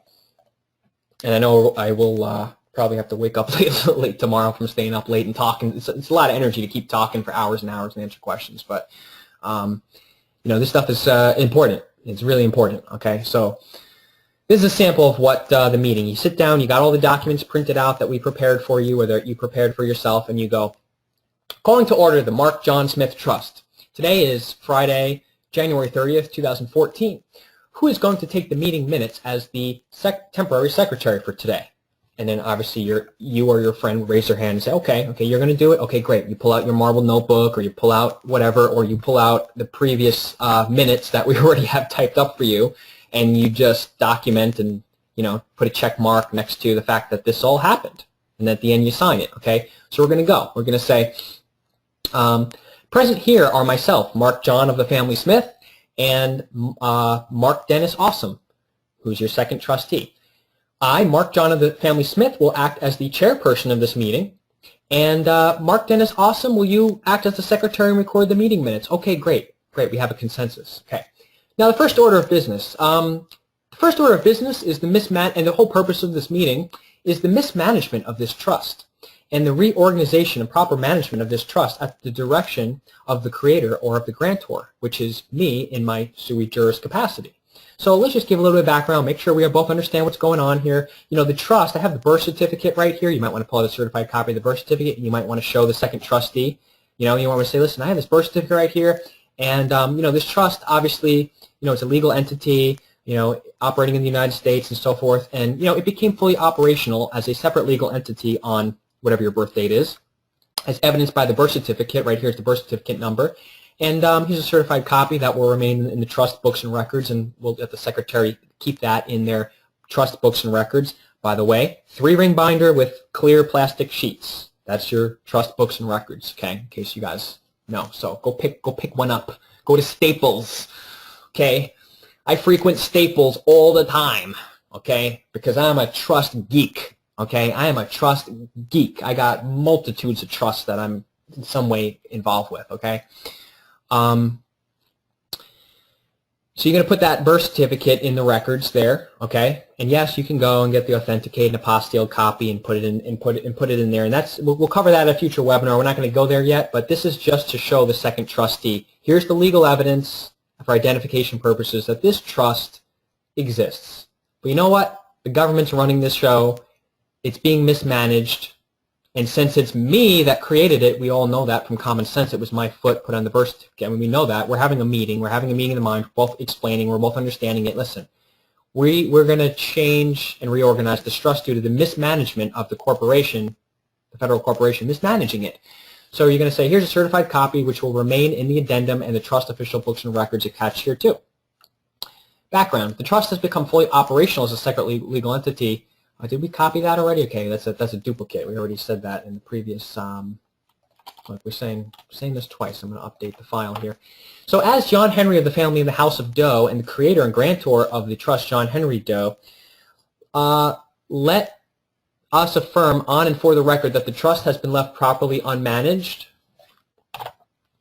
and that I am appointing myself, John Henry of Doe, of the family Doe, as the first trustee of the trust, due to the fraud and deceit involved in the mismanagement of the trust, and based upon my own sui juris capacity as the creator.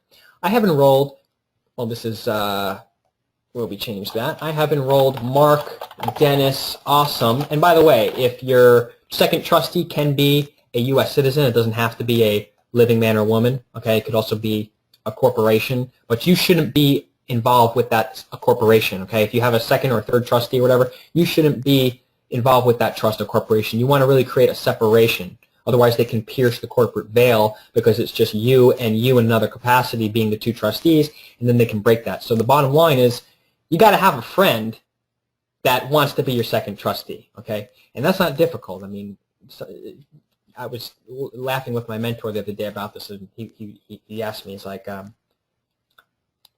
said, there's some people who say, oh, I don't have a second trustee. And he goes, what, you don't have a friend? You don't have one friend? Really? You don't have one friend? Okay, so you got one friend that's the second trustee. Obviously, you want to pick the best, competent, attention to detail, sharp, intelligent, trustworthy, loyal, dedicated. If you went to prison, they would come and visit you type of friend, okay? And they wouldn't abandon you, and they wouldn't just go on with their merry life, okay? Second trustee, okay? Some people have questions. Can my spouse be my second trustee and all these things? We get into all those details later in the status correction course and in the later materials and stuff. I just want to go through this script right now, but there's some legitimate questions that come up that people have.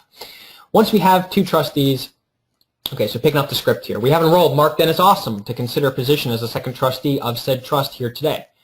Once we have two trustees, now we have formalized that. Once we both sign our acceptance as trustee documents, we can conduct further business of the trust today.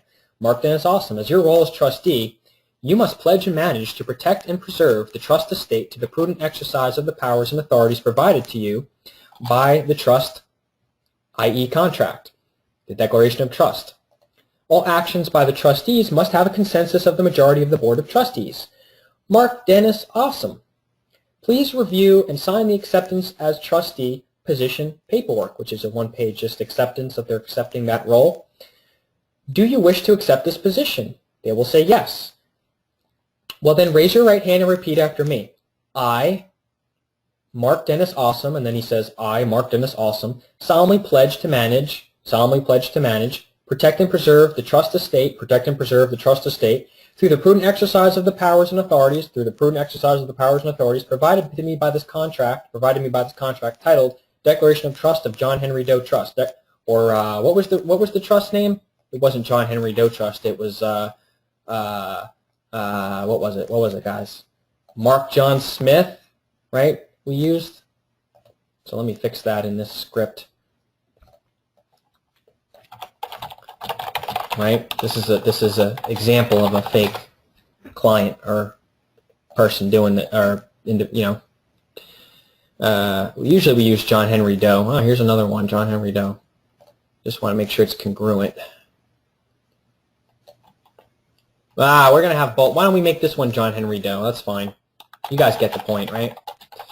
Okay, great. We'll put today's date on the acceptance as trustee. Make a copy for your records. You can sign it. And we'll keep the original in the trust meeting minutes in this 3-ring binder here, this books and records. You might want to have it. We have a nice cover page, by the way, for your 3-ring binder, and I'll show you what it looks like. We got everything for you guys, and we're continually working. I work 7 days a week, 12 hours a day minimal. I don't have a weekend, okay? This is my life. So, and sometimes I'll take a day off like once a month or something like that. Or go on like a, once a year I'll go on like a 3 or 5 day cruise or something like that when I'm able to, but I don't really, maybe it's not correct because of the whole biblical thing where you're supposed to take Saturday off for the Sabbath, and I don't know how my life would be different if I did that, but I definitely break that rule. For good or for worse, just let you guys know. Where is the cover page? Here you go. This is a cover page. So you would put this document, Mark John Smith Trust Documents, created by Mark John Smith, main office, phone number, email, right? So this is just going to be on the cover of your 3-ring binder. So go to Staples, go to Office Max, go to even, there's a lot of 24-hour CVS stores, and you can get a 3-ring binder from there if it's like at the end of the webinar, if it's like 1 in the morning. I've done that many times. I just go to CVS because, the Staples closes a little early. But I go there, and you get your special paper, you get your special binders, you get your special, whatever you need, staplers, you need, blue ink pens, markers, highlight, all those office supplies and stuff, envelopes, all those things, bubble wrap. But this is a nice little cover page that you can put on the outside cover, that outside cover, you can slip it underneath there so that when you leave this around your house or you leave this around wherever you bring it, wherever you store it, you can identify that that's your binder for this trust. You're not putting any other stuff in there. That's your binder for the trust. Okay? And it could be interpreted that if you have your trust documents in a binder along with like your homework for going to grad school to learn to be an engineer or a doctor, and you're mixing those two things together, potentially, or you're mixing like another corporation's documents together with this trust documents, with you got 3 trusts put together in the same binder, mixing and matching it together like that could be construed like it's your personal property, and you're mixing and matching your own personal property with your position as a trustee of this organization. So you want to keep it separate by itself, where you've only got the clear plastic sheets with the 3-ring binder, you've only got your trust documents exclusively in the binder, and you have it somewhere in safekeeping.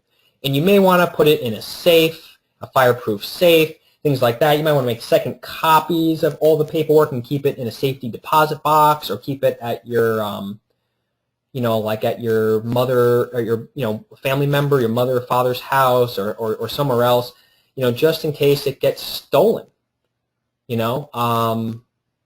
just in case, your house gets raided and it gets taken, or your house goes on fire. This is critically important stuff here, okay? This is like, keeping stocks and bonds that you inherited from your grandparents, or that you're not supposed you're not supposed to cash or deposit for like another 10, 20 years. Like, this is valuable stuff that you need to treat it like that valuable, because it is. It really is extremely, extremely valuable. So I use this cover sheet in order to document that that's my 3-ring binder for the trust. And I don't have it under safekeeping right now because I'm working on it still, and I'm putting extra stuff in there, and I'm going through and making amendments to and adding different meetings and stuff that we're doing. So, I have it out in the open now, but, when you're done with it and you don't need to really have additional board meetings until issues come up, which you might have 2, 3, 4 years in a row where you don't really need any board meetings. Okay, you might want to have maybe like one meeting a year just to document that you had a meeting, you discussed that there was no important business to discuss. Everyone is going to renew their positions as trustees, and everything is going to go smoothly. And no, we're not paying the beneficiaries yet, or we are paying the beneficiaries, or whatever this case is. You know, you may want to just have some documentation. Once a year is a good rule. And instead of just having a trust on the shelf for 5 or 10 years, it could be interpreted like it's not a real trust. Okay, but you set it aside and put it under safekeeping when you're done formalizing everything, and you don't plan on having a meeting for a while. You know, keep it under safekeeping, and don't leave it around for people. You know, the dog to eat it. You know, do you guys do that with your homework? You leave it around for the dog to eat, and then you go to school and you're like, you know, dog ate my homework, and you know that's the oldest excuse in the book. So don't go running into a courtroom and telling the judge, well, I had this private express trust, but the dog ate it. You know, keep it under safekeeping, guys. Come on, this is critical stuff. This is critical stuff here. Okay, and you could put the passport right in that too. Any other important documents for the trust, right? That's the trust's like identification, right? The passport. Obviously, I'm sure you guys keep your driver's license and stuff in your wallet and stuff, but you know, now you know where it is. You know, your passport and other identifying information like that. You're keeping all that in one place, so you can keep stuff like that in there. Anything related to this, you know, bank account information for Mark John Smith Trust, etc. So this is a nice little cover sheet. It's nice and pretty. You could design one on your own. Okay, you don't need our documents. You can design one on your own. Have fun with it. Have a trust party. Have popcorn. You know, have some wine. Put on some music in the background. You know, the number one way you guys can be successful, I think, over the term is to develop friendships. Meet like-minded people is really something that I think that the majority of people that are studying this kind of material are missing. They're not really making an effort to go out there and meet like-minded people. So we hope to be changing that in 2015 and help to be connecting people who live in the same area that are on our multi-thousand name-long contact membership list. Okay, so we really want to help make an impact on your life in many ways. Okay, so anyways, this is just like something that you could put on the back of it, or when you open the first page, the first little sheet might say this: identification of parties, creator, funder, exchanger, trustee, secretary, just so that you know. Like if this is new to you and you're creating your first trust, just so that you know. Because over time you might have 5 or 10 trusts, right? And once you learn this once, you get it. It's second nature. So if you guys are taking a lot of this in, this is a trust for a specific purpose, but you can duplicate and change and edit these templates. There's going to be different templates for different declarations of trust, for different purposes: land trusts for real estate, business trusts for running businesses through. There's different kinds: holding trusts for holding large amounts of assets in the common law, gold and silver, etc. You know, there's lots of things that you can do. Once you learn the trust game, you can do a lot of really cool stuff. But the trust game is important because, again, your legal name is a trust, and you got to take control of your legal name before you ever do that UCC1 stuff and all these stuff after that, which we're not going to have time to cover this week, but we'll cover some of it, next week, and we'll open it up. We'll hope to have next week we won't be, blocking the 102nd person off the webinar. I really feel, I didn't expect that to happen. So next week, hopefully we'll have 200 people on the webinar. Okay, that would be really neat. So let me get back to the script, and then we'll try to wrap things up, and we'll just pick up over the next 2-3 weeks, and we'll give you guys an opportunity to get this first step, cemented in your head. And of course, if you guys want to, contribute and support what we do, we have a status correction course. Make sure you just give us a call during the day. Go to the website, click around it, read about it. If you really want to go into hardcore with the full process and all that's involved with it, and become a student, and then be applicable to be an apprentice that gets paid as an intern to work with our clients to do these processes for them, then you definitely want to sign up for our status correction course and do a little catch-up, because we're already 5 weeks into it. But this is all the material that we teach. This is an overview of a lot of different processes. We're just covering the initial trust process. This is some additional, information and so on and so forth about it. But you can call the number and talk with Jay about it, and he'll give you the particulars and so on and so forth. So let me finish the script. Okay, great. Put today's date. Okay, so you got your second trustee to solemnly pledge, raise the right hand. Now, do you have to do this? What do you guys think? Do you have to have each trustee swear in to pledge? I solemnly pledge to manage, protect, and preserve the trust estate through the prudent exercise of powers and authorities provided to me by this contract. Declaration of Trust, John Henry Doe Trust. Let me see what you guys think. Do you guys think that it's mandatory to do that? I have my opinion about that. Wow, we got a lot of questions here.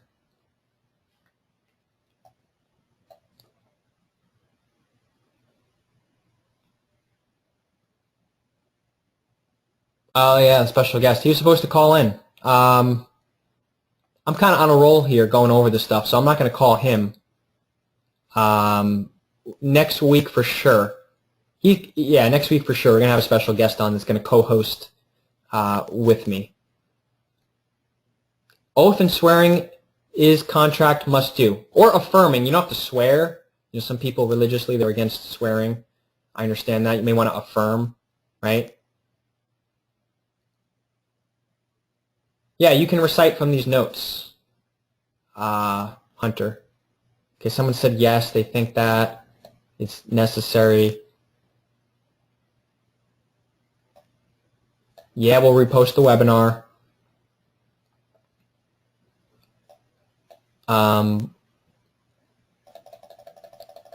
Thanks for the hard work. Yeah, I mean, I appreciate it. You know, sometimes some bad apples spoil my, well, they don't really spoil anything, but I kind of laugh at it when people are like criticizing, and then they're not even doing anything. All right, let's just jump in here. I think that it doesn't hurt. Okay, when people become police officers, judges, politicians, the president, they swear in. It's just a one sentence, you know. And for you to be able to say, I witnessed this person raise the right hand and affirm, I solemnly pledge to manage, protect, and preserve the trust estate through the prudent exercise of the powers and authorities provided to me by this contract, Declaration of Trust, John Henry Doe Trust. Hey, and then they sign something? I mean, that's as solid as you can get.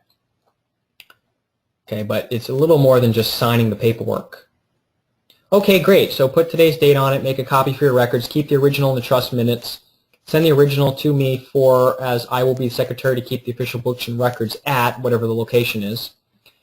And then, you know, so your second trustee is kind of under training under you. If they don't know enough, you're just going to tell them in the meeting. You're just going to say, okay, great, you swore in, sign this, let's make a copy, put the date on it, you keep it. You're going to keep these trust minutes and records, and I'm going to keep my copy. So now you may want to discuss at the meeting, you know, should we send some notices to the government, the Secretary of State, for the mismanagement of the trust, so on and so forth, UCC1. If you want to talk about all that, you can, or you can just go afterwards and do it on your own. It's just an idea. You know, what are we doing with this trust? Where are we going with this? What are we doing? You can educate to that second trustee if they're not new to this process. You can take the lead and take the role so that you can educate them, and then you can be their second trustee when they set their trust up this way. All right, next order of business. We have a proposal for the trust from the exchanger, whatever the exchanger's name is. It could be a person, company, man or woman, or a person, a trust, an association, a church, or company. We have a proposal from the exchanger which is attached as an addendum to this meeting. Whoever the exchanger's name is has offered to pledge this security agreement, so-and-so, in this property, whatever, the ring, the bar of gold, the pencil, whatever it is, into the trust. Do we have, and are all members of the board reviewing the bill? Okay, so it's just the two of you. So you're looking at that bill of sale. You got a copy of the security agreement. You read and reviewed that. Good. So just have both people look at it and approve it. Okay. Okay, I approve this. Okay.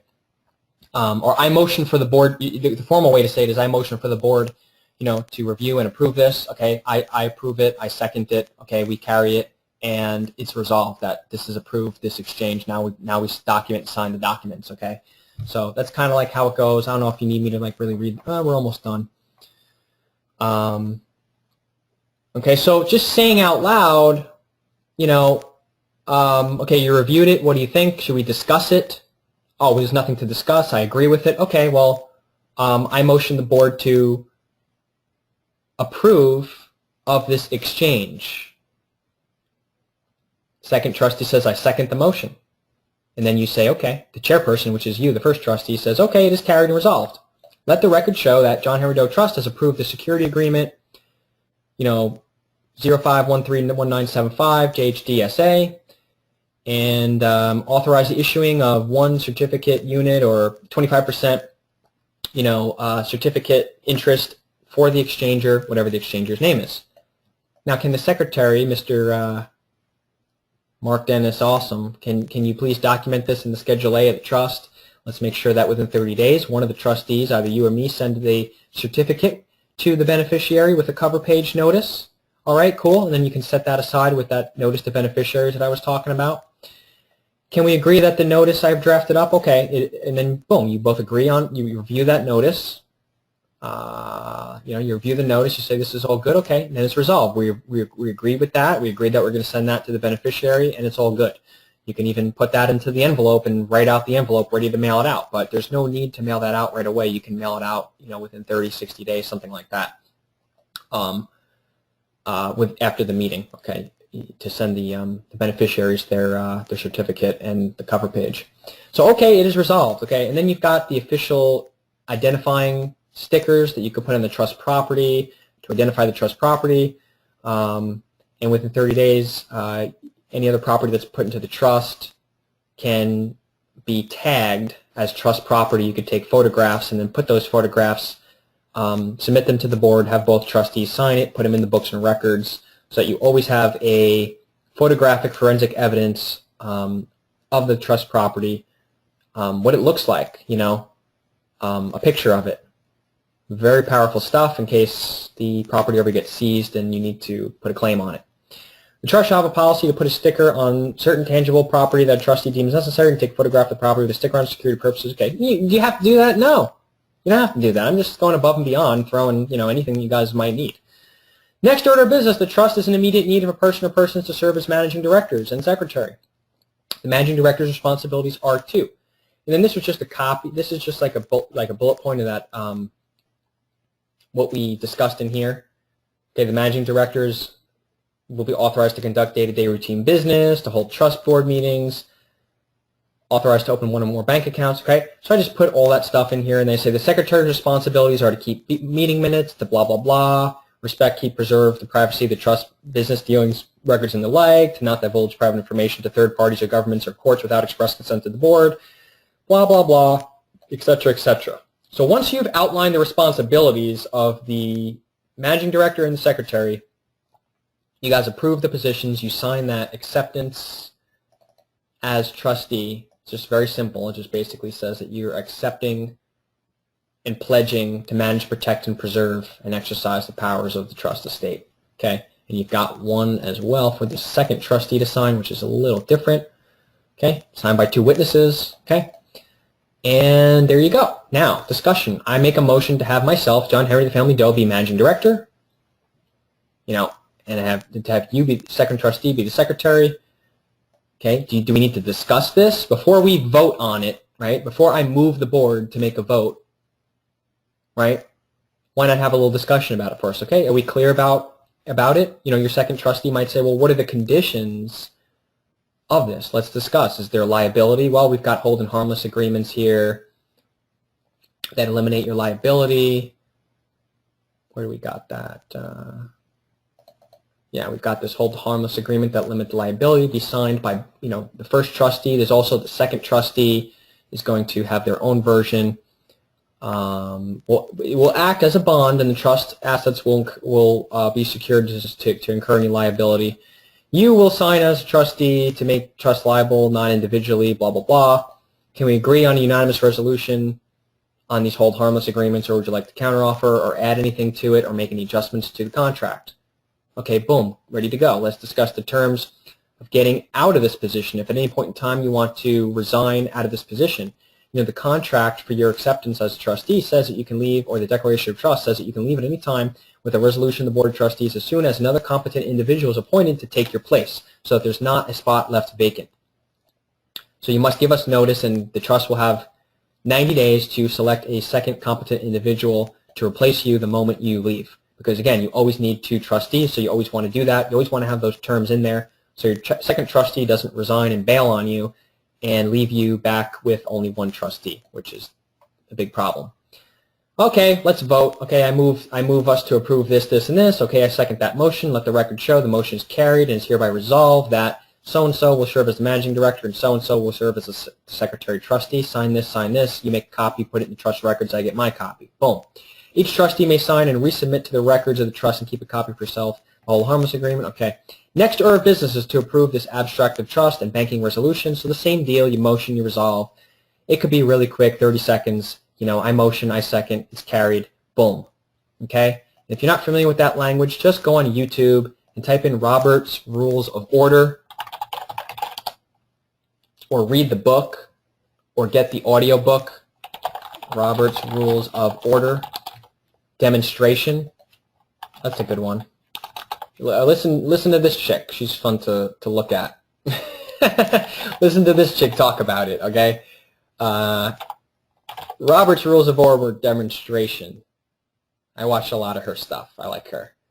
But how to conduct a meeting. See, I can't vouch for anyone else's stuff because I haven't seen it yet, but just use your judgment. You can, in 15 minutes, you can really pick up the idea. If you're a bright guy or bright gal, you can really pick up what the idea is. You don't have to read Robert's Rules of Order, but I'm just referencing it, you know, letting you know where the basic criteria for having an official formal board meeting comes from. This is the rules. It's like the Black's Law Dictionary of having board meetings, okay? You know, the process of making a motion and second, carrying, resolved, boom, done, right? When you have a meeting, there needs to be a chairperson, right? Someone volunteers, can I be the chairperson of this meeting, right? Or in the Declaration of Trust, it might say that the first trustee is always going to be the chairperson. You might want to put that in your Declaration of Trust. Okay, so there's all these things. There's all these little things to put in your Declaration of Trust as you learn this stuff that you pick up over time, okay? But anyways, the bottom line is you propose something. Do we need to discuss it? I motion for this. You second it. It's carried. Boom, it's resolved. Now we sign the document. That's basically it. So any documents, and you don't need to do that for every document. If you've got the rules say that the managing director can do certain things without having a board of trustees meetings. It says here, the managing director will be authorized to conduct day-to-day routine business without need for board action. Okay. Now, what that is might be more clearly defined in the Declaration of Trust as well. Okay. Declaration of Trust is really, I've seen declarations of trust. Brandon has a good one that's like 30, 40 pages and stuff, so you might want to hook up and get something like that.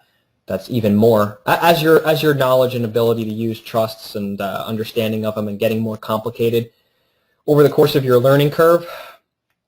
I think he got that from like the Art of Passing the Buck mostly. If you get the Art of Passing the Buck stuff, it's real deep into trust. But this is good enough. This is sufficient enough for this. Especially since this trust is not really going to be dealing with a large amount of assets, so you don't need to really overthink things because there's no real worst-case scenario. You really just want to make sure that your second trustee doesn't bail on you and that they're trustworthy and loyal and dedicated to what you're doing here with your sovereignty and everything that you're doing.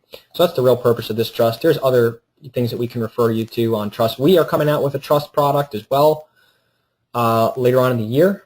In helping with the management, the bookkeeping, the accounting, the filing of taxes, and the keeping of your ledger and your profit loss statements and writing off expenses and all the different tricks of the trade of managing, running, and establishing a proper LLC, a proper board of directors, a proper 5-year business plan, a proper board proposal for a corporation, an LLC, or a trust.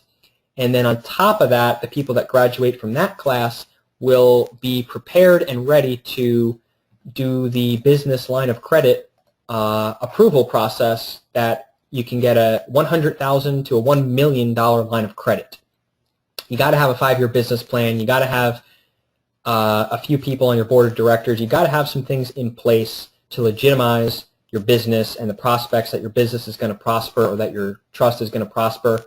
And it's not that difficult. Using a Dun and Bradstreet number doesn't matter if you have terrible credit. This is based on the Dun and Bradstreet number, which is a corporation's credit number, not your personal Social Security number, and you are not being the personal guarantee on the loan, so they don't even really look at your personal credit as a significant factor. But if you click on this, you can read that we're coming down and offering huge lines of credit. You don't pay us if we don't get you a huge line of credit. It's a simple, cut and dry, to the chase. It's going to work every time, but you got to be officially business-minded. You got to up your game. You got to up your formalization of your business dealings.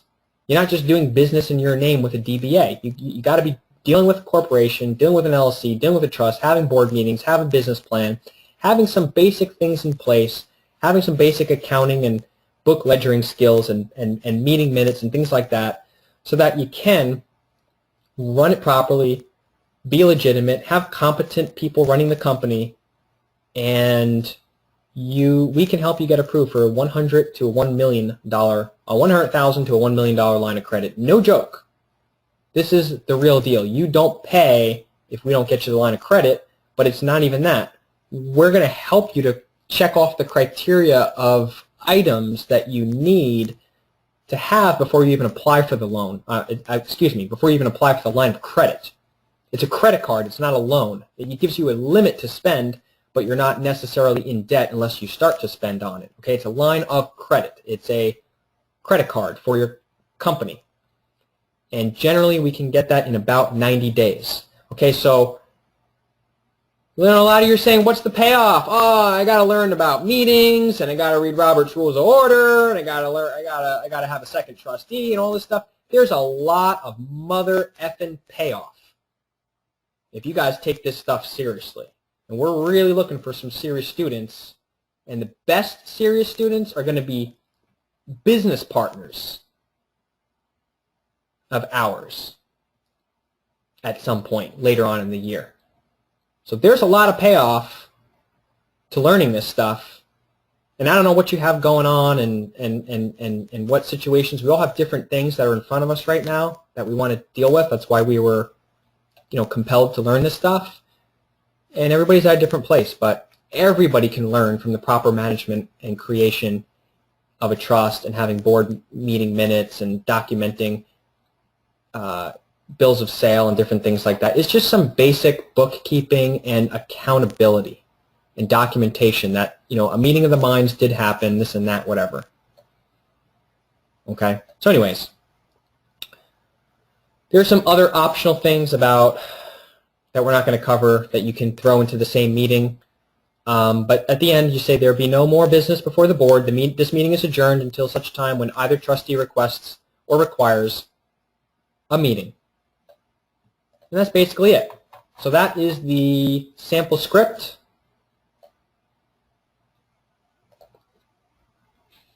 I'm going to put here begin script.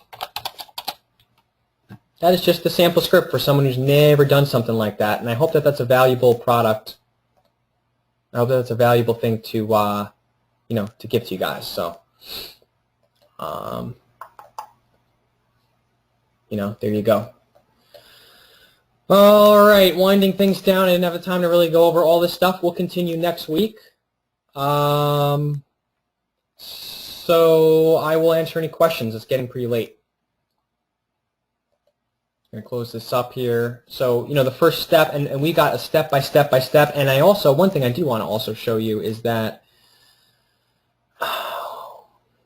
we've got a detailed instructions step by step of the documents and what documents are signed. And then when you're done, after the security agreement is signed, where you go with your UCC and what states are accepting UCC filings, and just very detailed notes, Secretary of State's offices, and there's different versions of the UCC forms. Let me just show you that. You've got the one for New York. This is a sample of how it's filled out. It says type information here. I guess it didn't save the actual information. But we're gonna edit and fix that. We're gonna add it up for. Oh, here we go. No, we didn't. Well, it looks like my materials didn't copy it that well. Well, oh no, this was the other folder. Okay, so this is the Florida one. Okay, it's a little bit different. They have actually privatized their UCC filings, so there's a private company that actually does the UCC filings. It's not the Department of State. Very interesting. Then there's this version, which is the national version that most states have adopted. Okay, and then you got the one for New York and the 1AD for New York. So we're gonna, we got in our status course for the people that really support what we're doing here. We got step by step instructions, every step of everything, answering questions every week. We thought we would open it up for like 2 or 3 weeks in a row and try to give everybody on our private membership a sneak peek into what we do, what we're doing behind the scenes here, and giving you guys some first initial steps to start to get the gears rolling in your head in order to reestablish your trust, which is the first step to, from our point of view, to creating sovereignty. So with that ado, I am really worn out. I should be going and drinking some water. I'm starting to get a little bit of a headache from talking so much. So I appreciate you guys for packing the webinar. It really is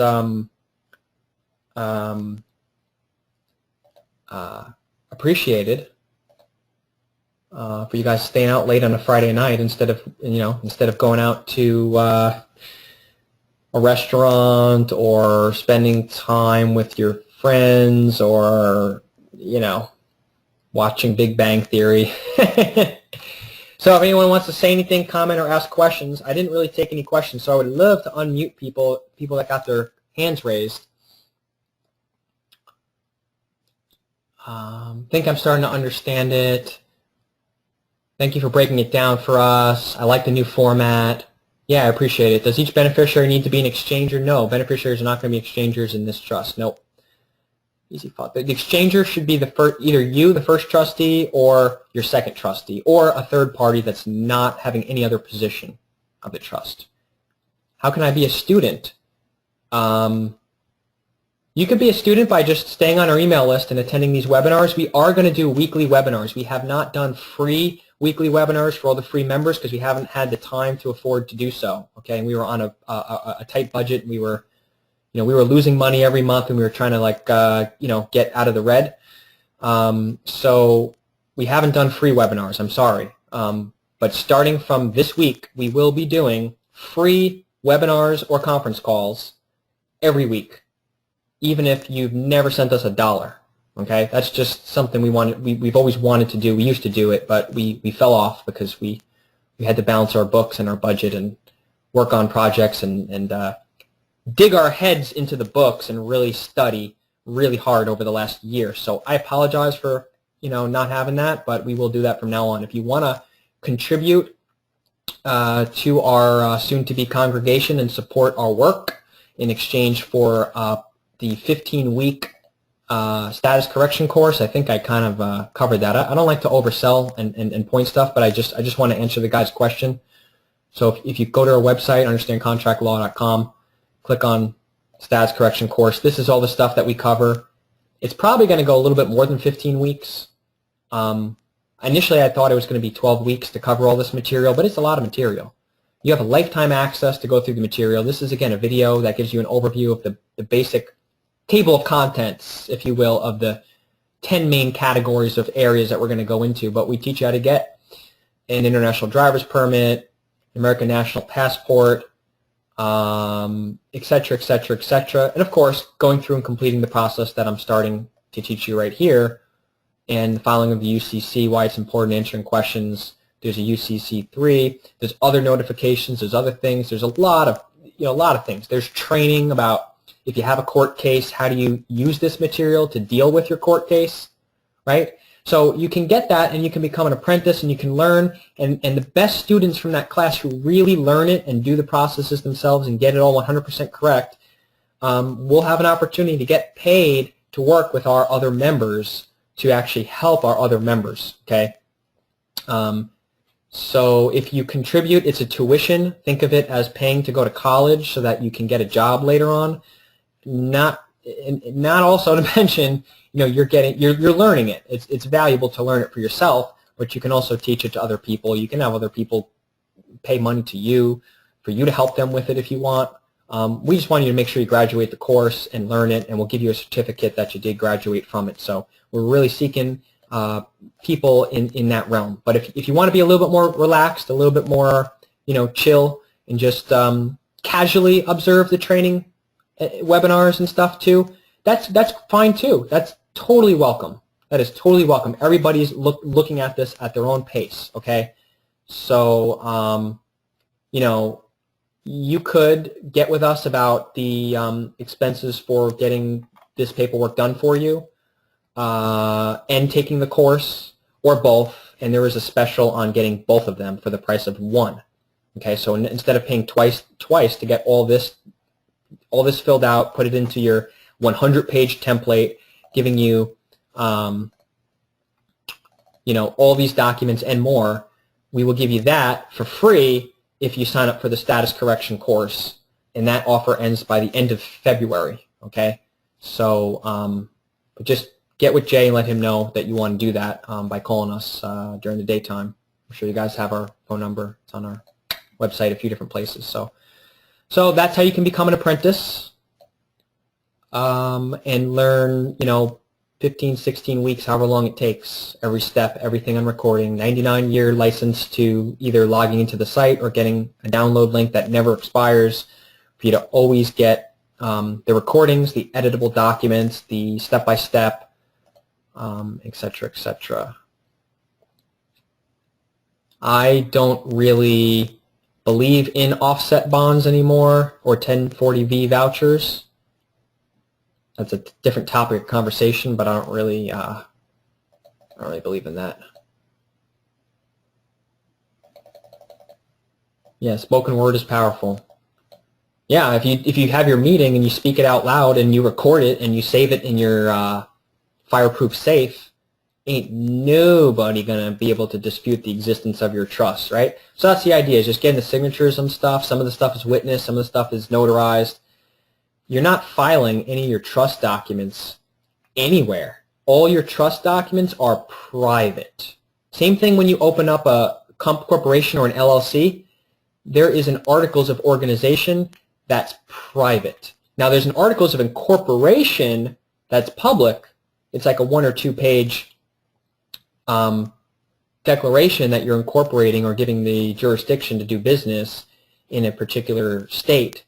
And you can do that if you wish to do that in the statutory world. You can also get around that. You can do that in the common law, and you do not need to incorporate a business. You can operate through a unincorporated business. That's something that we also set up for people. You can go to our product section of our website. You can call us. You can set up a coaching call. We can talk to you more about that if you're interested. But in a typical LLC corporation, many of you might be familiar with, you file an Articles of Incorporation, but the Articles of Organization is the private documents, right? That's the much more details about the purpose of the trust, the roles, it's the private contract. You don't file that anywhere, okay? That's just on your private books and records. So that's what the Declaration of Trust is, and these can go, like I said, you go to advanced stuff like the Art of Passing the Buck and elsewhere, and you can get, I think the MIC course. They will just talk about, like, the focal point of it is the running and management of the trust, and particularly a very comprehensive declaration of trust and trust indenture. So the trust's information is all your private books and records. It's to be kept in safekeeping in case you ever need it to pull it out in order to prove it, like, say, to a judge or to the IRS or to someone. Why you've been filing all these 1041s? You haven't paid income taxes and filing 1040s and so forth. Well, show them the existence of the trust. Doesn't mean you're going to just go automatically and photocopy everything and give them all that private confidential information, but you can allow them to inspect the documents as long as you are I would hold on to the binder and just flip through it and show them and point to the signatures and the dates and the witnesses. And I would say, you're going to say I'm not operating a trust and it's not appropriate for me to file 1041? Okay, you willing to rebut all this paperwork that I got signed here? You willing to rebut this? Come on. So that's why it's important to have this stuff and to do it appropriately, because if you're going to fill out different tax forms every year, you want to be able to show that IRS agent in his face, hey, listen, this is an express trust. I'm filing taxes as an express trust, not as an individual. Why don't you look at it, examine it, and you testify and tell me which form of taxes I'm supposed to file? I even got an EIN number for an irrevocable trust. Well, how am I supposed to? How do you think I'm supposed to file it? And they'll go away and leave you alone. You know what I mean? But extremely important to do everything properly. You got this notice to beneficiaries with the certificates sent to the beneficiaries. You got the certified mail. You got them. They signed the green card with their name on it, comma, as beneficiary of so-and-so trust. You know. And this is one that bleeds over to 2 pages. The text is a little bit more spaced out and larger. So you got multiple different versions based on, sometimes I like fitting the document to, 1 page like this one, so that is less paperwork, and then sometimes I space it out a little bit and it bleeds over into 2 pages. Registry of Trust Certificates, boom, boom, boom, boom, boom. Now, I like this one, this Abstract of Trust version 2. I really like this one because we formatted this one a little cool. Declaration of Trustee, boom, boom, boom, boom, boom, boom, boom, and then it's got nice split down the middle, fitting to 2 pages, nice and pretty, notarized signatures of both trustees declaring that all these 12 points are true. So they're affirming and swearing under penalty of perjury all these 12 points of the trust. So this is like something you would show to open up a bank account. The abstract and certification of trustee. You would fill out all this information, bring this to open a bank account. That's the main document you need. And we show you how to do that in the course. And if you have issues and trouble, we walk you through Q&A, trial and error. We walk you through all that. These are the stickers that you would put on a trust property and take a photograph of the property. If it's valuable to you, property of Mark John Smith Trust, copyright, security agreement number, EIN number, UCC filing number, even you could put on there. Okay. Bank account resolution. Okay. That one's got 2 witnesses on it. See, the unassigned trustees of the above named trust resolved that Mark John Smith, being the managing director of the trust, was or is herein fully authorized by the board of trustees to select and make application to any bank or financial institution for the purpose of establishing one or more checking accounts to serve in the name of the trust, blah, blah, blah, blah, blah, blah, blah, blah, right? So this as well. So that abstract of trust and the banking resolution is all you need to open up a bank account. But not all bank accounts. Most banks don't open up trust accounts. Okay, we show you in our course, step by step, every intricate detail. That's why I went over those step-by-step filing instructions. We show you every detail, recorded on video with me narrating and reading through every detail, and also a partner of mine is going to be on some of the videos as well that we're still putting together. But step by step by step, we show you what exact bank chains to go to that have the most success, and we give you a sample script of how it's going to go down. They might talk to their manager. They might say, well, we don't know if we can do this. There's ways to get around it. There's tested, proven, and tried stuff. And if you have any feedback that you want to contribute, please tell us. Please tell us. This is how we put this information together, is because there are people out there doing some trial and error and giving us the information and sharing with us, as well as us ourselves, me, myself, going through with some trial and error. So we show you how to do that. And again, I would close down the bank account of Mark John Smith that was opened with just the social, and I would reopen a bank account if you want a bank account that's not in a separate company or whatever, right? If close down your Mark John Smith account and reopen it as Mark John Smith Trust with the EIN number, with this banking resolution and this abstract of trust. Where did it go? I lost it. Well, you guys know what I'm talking about. Well, where is it? The abstract of trust. This one, okay? These all have to be filled in and signed and so forth. It's obviously not filled in yet. What else we got? The security agreement. Okay, this is the infamous security agreement example, yada, yada, yada, yada, yada. Pretty standard stuff here. I don't really like talking about the security agreement. It's out there. People know about it. There's, UCC, secured party gurus out there. I mean, it's standard stuff. The one we got is good, but you've seen that. You've heard about that before. There's other stuff. I don't have the time to really go into all this stuff. And this folder here that you're seeing with these 21, 22, 23 documents, actually 24, 25, 26, 27, 28, 29, 30. There's 30 documents in this folder, right? 32 items. Well, those are those folders. But this is not the complete, everything that you can do. This is a great initial setup. And it's a complete process to do this from setup to give you protections. But you got to go through that sample step-by-step Word document, or get some coaching, or get on our week-to-week webinars in our status correction course, and we'll go over everything in much detail. It's not enough for one webinar, it's not enough for two webinars, it's not enough for three webinars, but it is a lot to take in, okay? But if you want the secured party process too, you can also just get to our website and fill this out and email to us after you work out some exchange arrangements that are, fair, okay? So I'm just going to read the rest of these questions here. I'm kind of worn out about 3 hours later. Really appreciate what you're doing. You have me extremely motivated to learn. Well, thank you, Edwin, who has left the room. All right, most of you guys are still on the webinar. I mean, this is just awesome. Sign me up, brother. This was great information. I like the easy-to-follow script. Well, you're welcome. Thanks, Monique. Great, awesome, thanks. This is great info. Thanks for putting it all together. Who gets the beneficiary interest then? Anyone you select as beneficiaries, your children. But you don't... Did I read that? Oh, my God, I might have skipped something here. Notice the beneficiaries. There's one key point that I wanted to...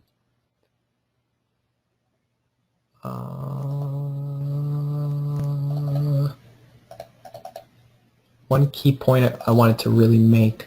The notice to beneficiaries. Yeah, I think I skipped that. I skipped one of the key points. You may waive, so in the notice to beneficiaries, and this is on the website, right?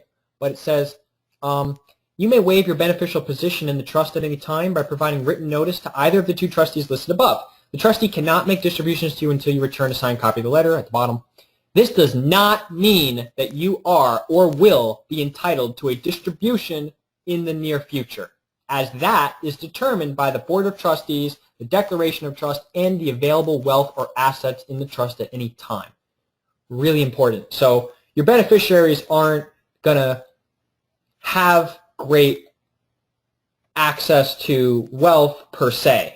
You can have whatever clause of distribution you want in your Declaration of Trust. You can say that the beneficiaries will only be distributed whatever assets, wealth, or money in the trust whenever the board unanimously votes on doing so. So it could be delayed for years or your life. Okay? It could be delayed a long time. Or if there's money in the trust, you can make distributions of 1% every, 5 years. Okay? It's whatever you determine, whatever is in the Declaration of Trust. And usually you write your Declaration of Trust to be pretty broad, to give you the control, or the Board of Trustees the control to determine when and how, if ever, beneficiaries get financial distributions. Okay? So technically the beneficiaries have the beneficial interest and are the owners. But again, Rockefeller said control everything, own nothing. Or own nothing, control everything. And the trustee can get trustee income and things that are paid for from the trust in order to compensate him fairly for being a trustee, and can have the cell phone bill, lease, any other accounts vehicles in the name of the trust and have the trust bank account pay those bills. So it's a way to do business and have stuff that you have the use of the property. Usufruct is the you getting the use of property of another person or entity or individual. So you can use, as trustee, the trust property. The beneficiaries can get use out of some of the trust property, but it's at the Board of Trustees' discretion. So really, I'd rather be in the trustee position than the beneficiary. I don't know about you guys. So I hope you guys understand that and understand the roles. We will try to break it down for you as much as we can in future webinars. It's past midnight here on the East Coast.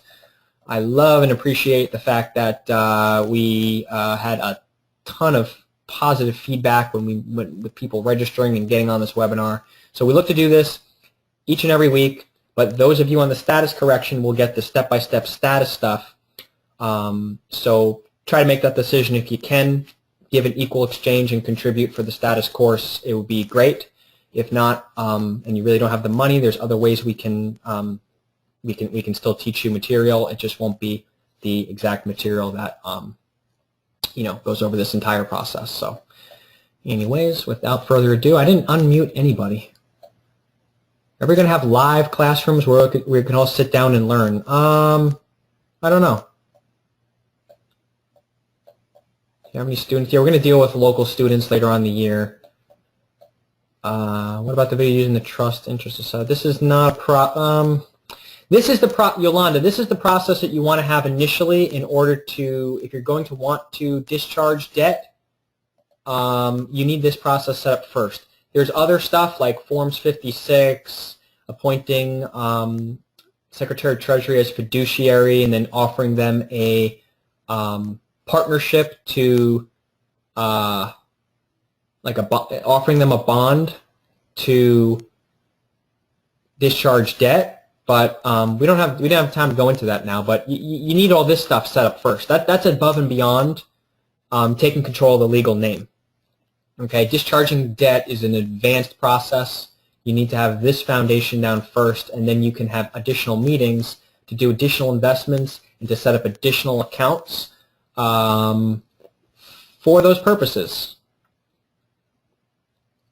Okay, and there's much easier ways to fight debt collectors than trying to set up accounts to discharge debt with the Treasury, because it's very fluid and changing, and they don't want you doing it. And if you do one thing wrong, you'll get a knock on the door or worse.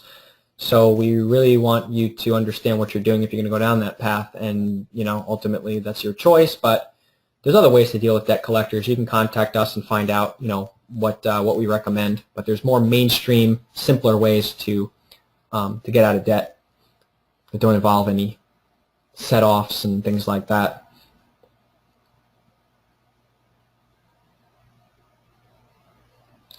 Is it advisable to become an affiliate marketer for every entity you promote? I don't know what that means.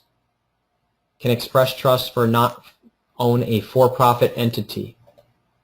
Yes, absolutely. Absolutely. You can have a trust that owns an LLC, a corporation. You can do whatever you want. You can structure it any creative way that you wish.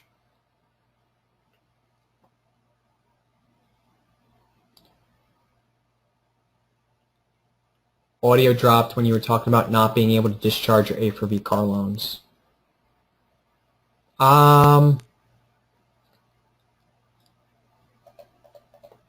If you got foreclosure, there's a lot of mainstream processes. Just call us and ask us, and we'll look at your documents and what process you're in. Foreclosure is kind of easy if you know what to do. Okay. Don't think that you can just discharge your mortgage. They're not going to let you get away with that. It's going to be, I've seen it happen and get reversed.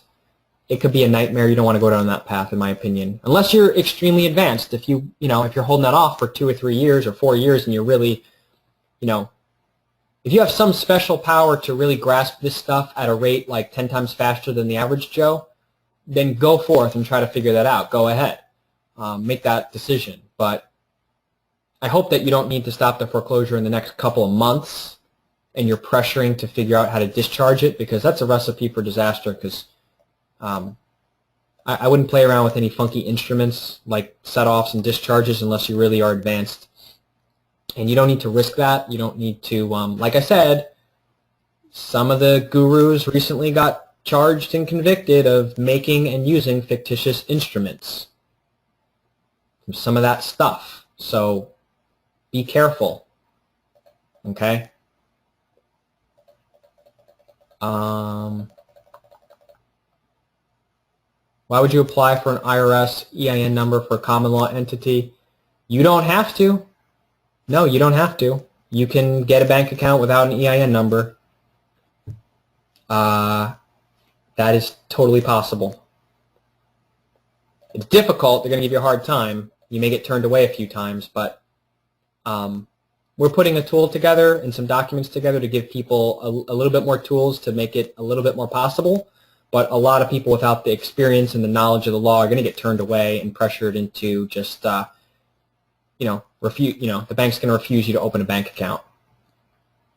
Okay, so, and this kind of trust usually isn't going to have much or any tax liability anyway. So the only tax obligations if you get an EIN number would be to file a 1041 at the end of the year to get TurboTax from a Staples office store or buy it online for like, $75, $100 every year. Just go through the fields, answer the questions, and your tax liability would most likely be zero, because you're not going to have a lot of money funneling through this that is going to be paid to beneficiaries. So it's not likely that you're going to have income. So since it's the reason why we recommend an EIN number usually is because since it's easy to get a bank account and you're not going to be turned away 5, 6, 7, 10 times and have to recite the law and threaten to sue them for violating the law for not opening your bank account. It's just easier to tell people to get an EIN number, especially if most of the scenarios you're going to not have any income anyway. So you could set your trust up foreign and do a 98 EIN number. You could do that if you are aware of that. Take your own precautions and risks and really dig in and learn what responsibilities you have, and if that truly is appropriate based on how many limited contacts or how many involved contacts in the United States do you have.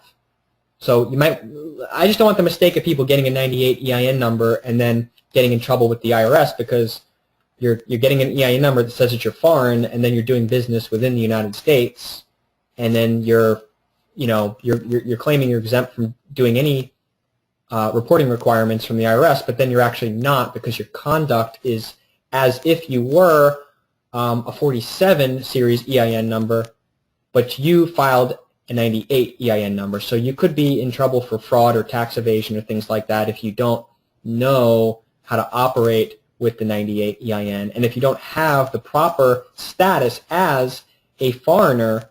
If you do have your U.S. citizenship, if you have your birth certificate, if you have your birth certificate, social security number, and all that stuff, it's going to be very difficult for you to make the argument that you are foreign unless you expatriated or done something else. So it's a sticky situation. I know everybody's talking about getting the 98, but hey, it's like everybody was talking about, OID, and now they're all in jail, right? The 1099 OID filings.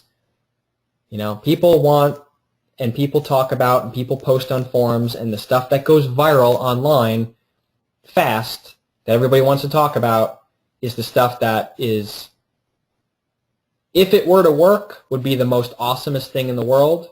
But our approach is to be a little more realistic and a little more on the safe side. So I'm sure you guys can appreciate that. But you could do whatever you want.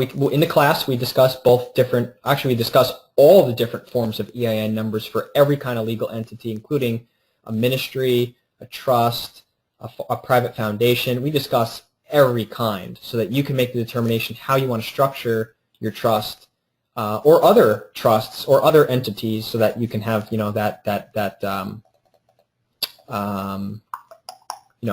knowledge. Do they have to know about being beneficiary trust? That's a really good question, Eric. Beneficiary of a trust doesn't have to know that they're the beneficiary. Okay, you can have in your trust indenture that the beneficiary doesn't know. It's called a blind beneficiary. And you can have in that declaration of trust indenture, you can have that, at the time of someone's death, or at the time when 10 or 25 years pass, whatever assets are in the trust, you're going to distribute 10% or 100% or whatever percent to whatever beneficiary or beneficiaries. Okay, so you can say at your death, you give everything off to your beneficiaries, and the trust collapses, and that's it. And they don't have to know. They do not have to know. So you can set that up. You can put that clause in there. That's why, a lot of these documents that we give when you're in our course are editable documents. But it is beneficial for you to kind of like retype some of the stuff out on your own. But, I don't want to make people retype this whole thing, but I hope that you go through and eventually read it. And all the personalization that you can do, you can add in, in the appropriate place. The reason why in this type of a trust we give the notice to the beneficiaries and actually give them that certificate is so that you can create the documentation. Like I said, if the IRS or the government or a judge, wherever, were to say, well, let me see proof that you are a trustee of this trust. This is a government-owned, this is a U.S. citizen trust, right?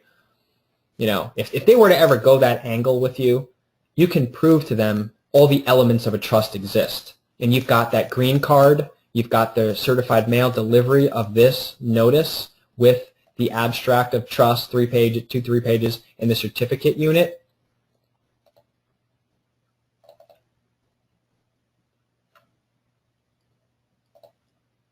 Where'd it go?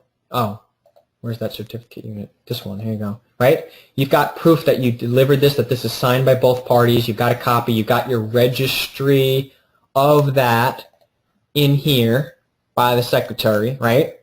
So, and you sent it to them. So that's why in this one I am very keen on sending it and letting them know for sure, and keeping your copies of what was sent. Do you want to even have a third-party witness, another really close, trusted friend, be a third-party witness that signs an affidavit of service and an affidavit of non-response that they didn't respond, refute, or return the trust certificates? That's another option. I think that's a little bit overkill. We've never really seen people, requiring to show that much diligence and proof.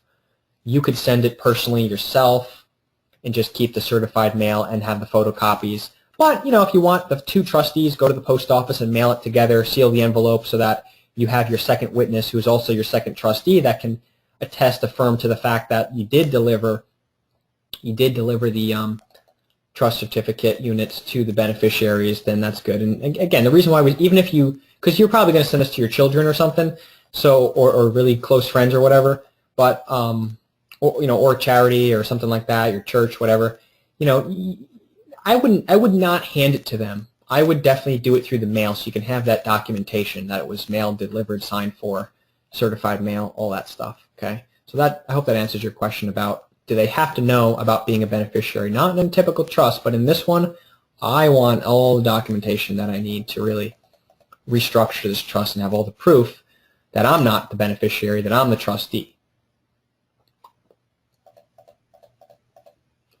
People in the status correction course will have access to all the forms and templates. Belinda.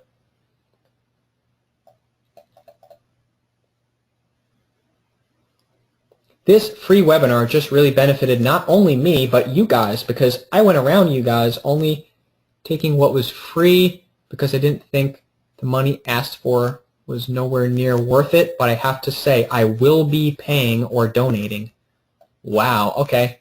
Well, there you go. Appreciate it. We don't, I mean, it's likely that might happen, but we really want to be giving people a taste of understand contract law behind the scenes.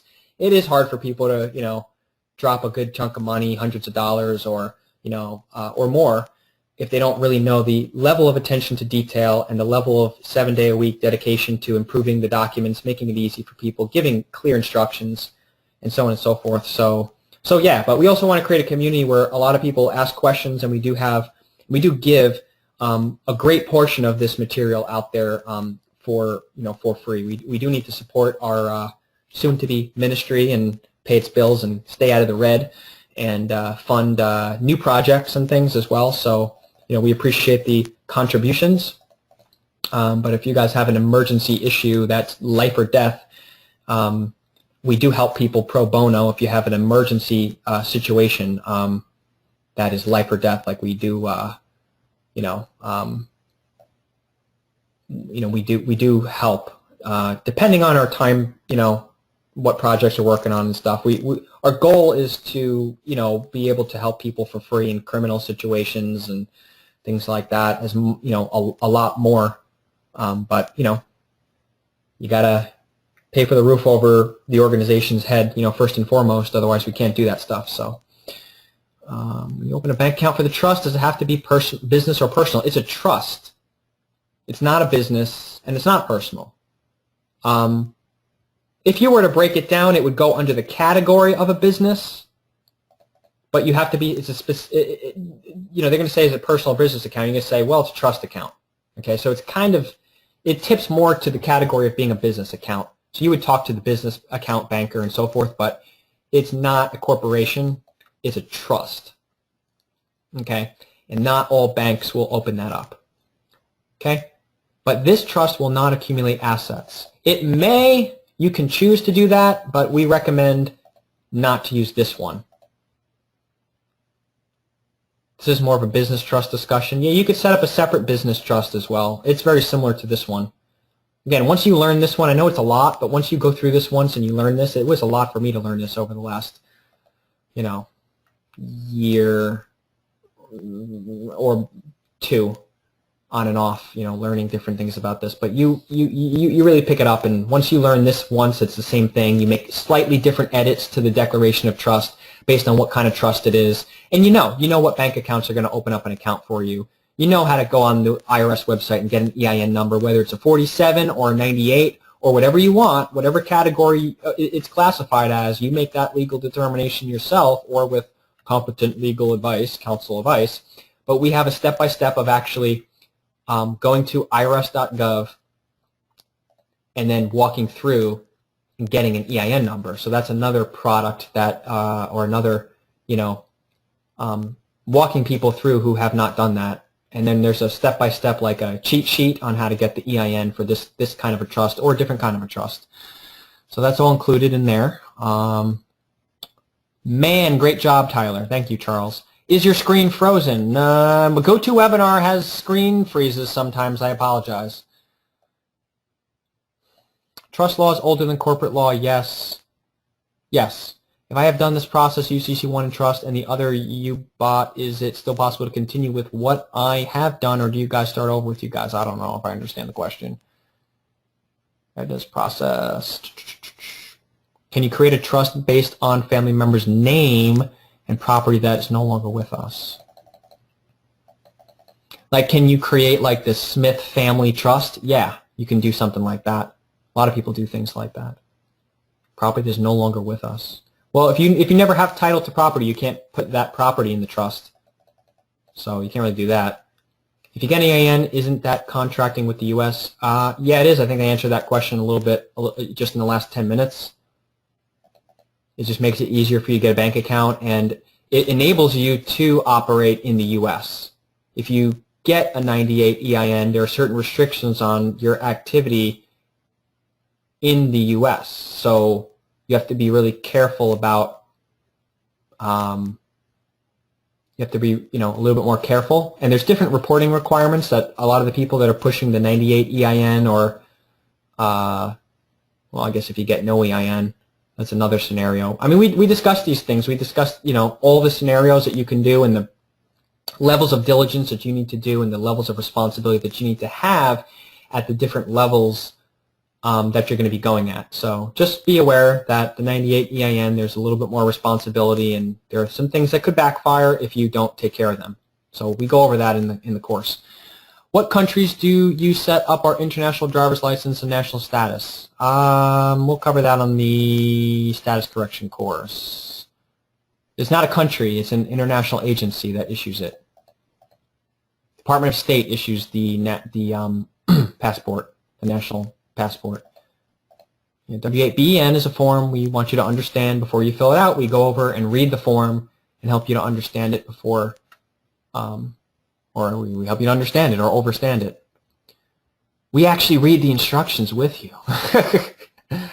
98 EAN is just for limited express trust. We seem to drift into business trust versus single one purpose. What about not-for-profits?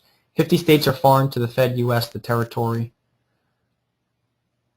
I heard in the earlier audios 98 EAN foreign trust was good for this trust.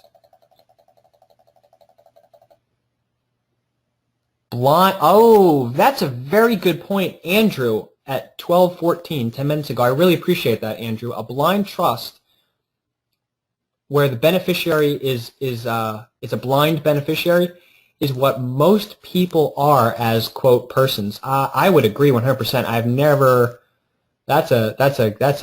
I would agree. That makes perfect sense. So what you've been doing your whole life, or your family that are not into this stuff, you're walking around with your name, John Henry Doe, all caps. Now we know that that's not you. That's that's a vessel, but that is the beneficiary. It's a blind beneficiary. They've never given you a certificate. They've never given you a notice that you're the beneficiary. I would say that that's mostly true. Again, it's a constructive trust, so they don't necessarily have to, but it's kind of what it is. It's a constructive trust. You could say, it's fraudulent because there hasn't been a meeting of the minds, but it's constructive because, let me give you one other example. You go into a restaurant, you sit down, you order food on the menu, and you walk out without paying for the food. Now, you never had a meeting of the minds. You never signed an express contract like the Declaration of Trust with the restaurant owner saying that you were going to pay for the food at the end of the meal. But it's a constructive contract that you will pay the bill at the end of the meal. And it's not fraud because you got consideration. You got the food. You don't just go into a restaurant, eat food, and expect that it's free unless they specifically say you're exempt from paying. Oh, this is just free chips and salsa. Yeah, you can sit in here and drink our water. Oh, yeah, we're having a happy hour, and chips and salsa are free. You can just hang out in here. There's no charge. So unless they expressly tell you otherwise, if you're given consideration, there's a duty and obligation, or there's a trust at play, okay? And it doesn't need to be a meeting of the minds to the extent of having a signed contract between two parties, with witnesses and, something like this here, okay? So that is a very cool point, that we are blind beneficiaries of the straw man trust, and we don't even know it. We can't see the screen. Oh, okay. Well, no one else says that they can't see the screen. I apologize. We're going to be, when some extra funds come in, we have it in our budget to upgrade to a better webinar service. Honestly, right now I'm using the free. The reason why it got cut off at 100 is because we're using the free GoToWebinar, and the free version, like basically you create a free trial for 30 days and then you don't pay for it, and then you open up another free trial with a different email address, and you keep doing that every 30 days, and you never have to pay for it. Otherwise, it's $99 a month. Okay, so our organization doesn't make enough money that has that budget right now. We're working on getting to pay for a webinar program. Okay, there's other ways that the money is more better spent in our organization. Whereas if we can just get a free webinar, but now since we're having 80 people that couldn't get on the webinar, we're going to have to pay for it. I'm going to have to convince the the board to vote on that. So that the quality, if it keeps cutting out, if the audio keeps cutting out, it won't happen. We're going to upgrade to a better webinar program. So just hang tight for next time. And any material that you miss, we're going to go over. We're going to go over. It's going to be detailed in the products. It's going to be detailed in the status course. So, just bear with us. What about using Notary Publics? How do you use the services in this process? Are they necessary? Notary Publics are just to witness signatures. If you ever want that signature, to be on its face, completely acknowledged and respected by, like, the United States, like a judge that, like in a courtroom, if you want it to be. In other words, if it might be contested or if it's a really important document or an affidavit, you may want to put that jurat on the bottom. I'm going to try to see which of these documents has a jurat on the bottom. Most of them do not. The security agreement has a jurat. Okay, see? So you got your signature, the date, and then you've got the state of, you write the state in, the county of the county, and then the notary, it just says subscribe to before me on this blank day of blank 2005, the notary's name, comma, a notary that Mark John Smith personally appeared and known to me to be the man whose name subscribed to the within instrument acknowledged to be the same. They put their seal, they put their commission expires, they put their stamp on there, boom. Okay, so on its face, that is generally accepted as authentic, that this notary witnessed. This notary is commissioned by the Secretary of State to witness signatures and affirm that that is your signature, the person who signs that, right? So, or the man or woman who signs it. It could be a person or a man or woman, but they're acknowledging that. And if you get authenticated apostille, then it creates irrefutable documentation, and then you can submit it to a court case if necessary. But in this scenario, you're not submitting. This is private documents. But if you needed to prove the existence of the trust, you can redact the document. You can just send the last page, and you've got that date and signature and the date of notarization. This is one of the main documents that proves the security agreement, that the living man or woman has taken control of that trust and has a gigantic lien over the trust. And if you just read, if you read through this and you go over the future courses, we're going to go over why that's important and what that effect has. But I'm sure you guys have read about the typical UCC redemption process, and you get the idea kind of what, because there's a lot of people talking about it, but I don't think that it's nearly as complete as what we're putting together. And that was been the drive all of last year, leading up to trying to put all this stuff together, complete, so that people don't have half-ass information and half-ass like 2 or 3 documents that aren't complete enough. So, okay, some people left but said they'll, we will remember them. They will get back with us. You guys have been very generous with the info. Yeah, I'm going on 3.5 hours now. Okay, my trust should focus on this trust. Okay, when are you guys going to stop asking questions so we can end this? Should this type of trust be used for receiving income from real estate rental property? No, that's not really what this is used for. But if you go through and create this is the first trust you want to go through and create, in my opinion. It has many purposes. And then you can use similar documents to create secondary trusts with different parties on it. You can't have the same parties for different trusts. If you got the same creator, the same trustee, trustees, same beneficiaries, it's not a different trust. You need to switch it up and make different parties in those different roles. Okay, so you have to pick different people in your life, the relationships and friendships and family that you have in your life that are supportive and loyal and dedicated to you, are one of the most valuable assets that you have. And you can't really go and confidently be creating multiple trusts if you don't really trust anybody. You don't really have family or friends that will be there for you or would like to support you in any way. So, that's just basic success in life skills to, maintain and nurture those relationships. So when you do ask people for help, it's not like you're coming back and being like, oh, I need you to help me for something.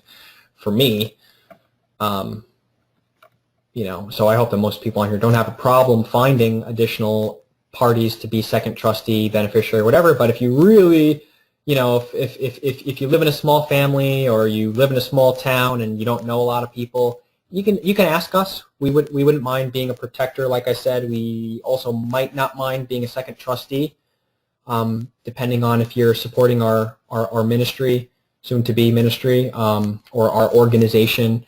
If you're offering something like a donation of some kind or something else, we'd be happy to provide for you what you need to fill in. Yeah, join me is okay. Can you repeat how we can make donations? Well, you don't need to make a donation just blindly. You can make donation in exchange for some of the products. So we added a lot of new products. You can also call us at the number, here you go, 505-340-3632. And you can see if you have a need that maybe we can offer something. We have products that teach you how to fix your own credit report. We have a lot of stuff. Letters to get debt collectors to go away. We have a lot of things. So we would love to exchange something in exchange for donations. But if you wish to give a donation, I guess you can do that. You can go to coaching calls and you can just put in a $50 donation or $100 donation. But we'd like for you to get something. So and you can donate now and then you can get back with us in the next couple of months or couple of weeks, and you can use that donation money that you put in there. We will always honor that if you feel like you just want to be generous and not, you're not sure what product you want to get right now. And we'll use that money to pay for the upgrade in the webinar over the next week. And we appreciate it being sent to us up front. And then we promise that we will give you whatever product, whatever service, whatever help, coaching, mentorship, whatever you need, and we will apply the funds on account to exchanging that at the time that you that you call that in. Okay, if that sounds fair. And the status correction course is a significant donation. It's $1,500 donation, but we're offering that we will do your SPC filings. We will actually input into we will get you to input your stuff into these fields, and we will actually send you a template completely filled out with instructions from the during the class as well. So that you're getting for free with a $1,500 donation for the status correction course as well. So so if it is a significant donation because there's a lot of time and effort, and there's multiple trainers, facilitators, and costs and expenses involved. So but that's the price. You did not miss this part. You went through it. Okay, free webinar just really been okay. Boom, boom, boom, boom, boom, boom, boom. I don't want to keep. Michael, thank you for all the starter info. I look forward to receiving the information tomorrow. I'm going to turn in. Have a good night. Yeah, see, a couple people are saying they're going to turn in, so we should probably wrap up some last few. It's okay to make suggested donations to exchange for expertise. I do it in my ministry. Okay, yeah, exactly. So yeah, so Yolanda already has a ministry, so that's great. And there's a lot of people that just don't know how to set that up. So if people want to set that up, we set that up. I think we do it for like $500. I got to. It's a new product, so we threw a lot of new products on here last night. So, but if anybody wants to set one of those up, I believe it's around $500 to help you set up your own ministry and give you the detailed instruction. You guys know how detailed I am in making sure you have all the tools.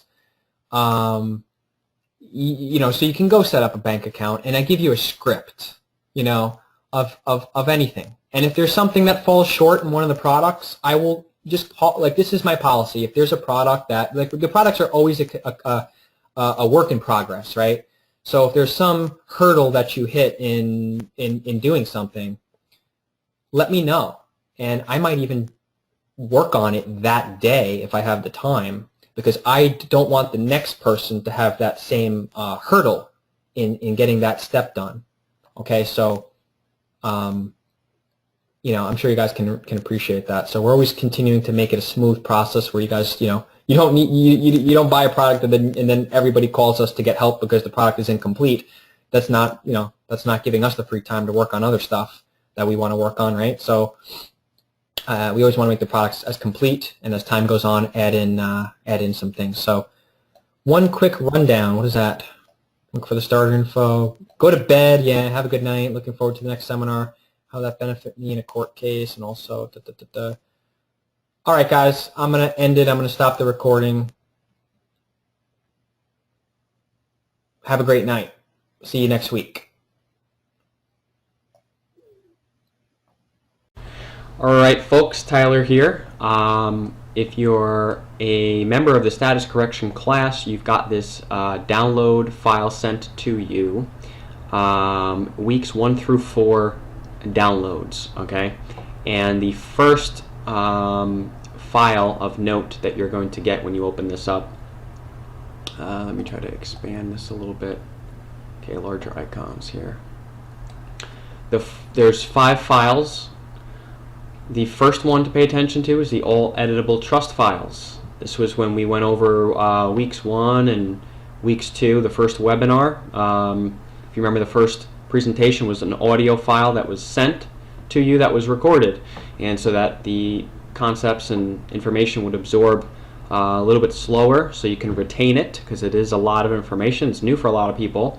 The first 2 weeks of presentations, the first week was an audio, the second week was a sharing of the screen, of the computer screen, and this is the files that go along with that. People had asked for the editable versions of the files, and here they are. So I'm going to go through with you. The first file is the Declaration of Trust, also known as the Baylor Trust, and there you go. It's all editable. It's got everything everything in there for the creation of the trust. Okay. The other miscellaneous files are kind of all done in the same order, but I would say that the initial meeting, minutes of the initial trustee meeting,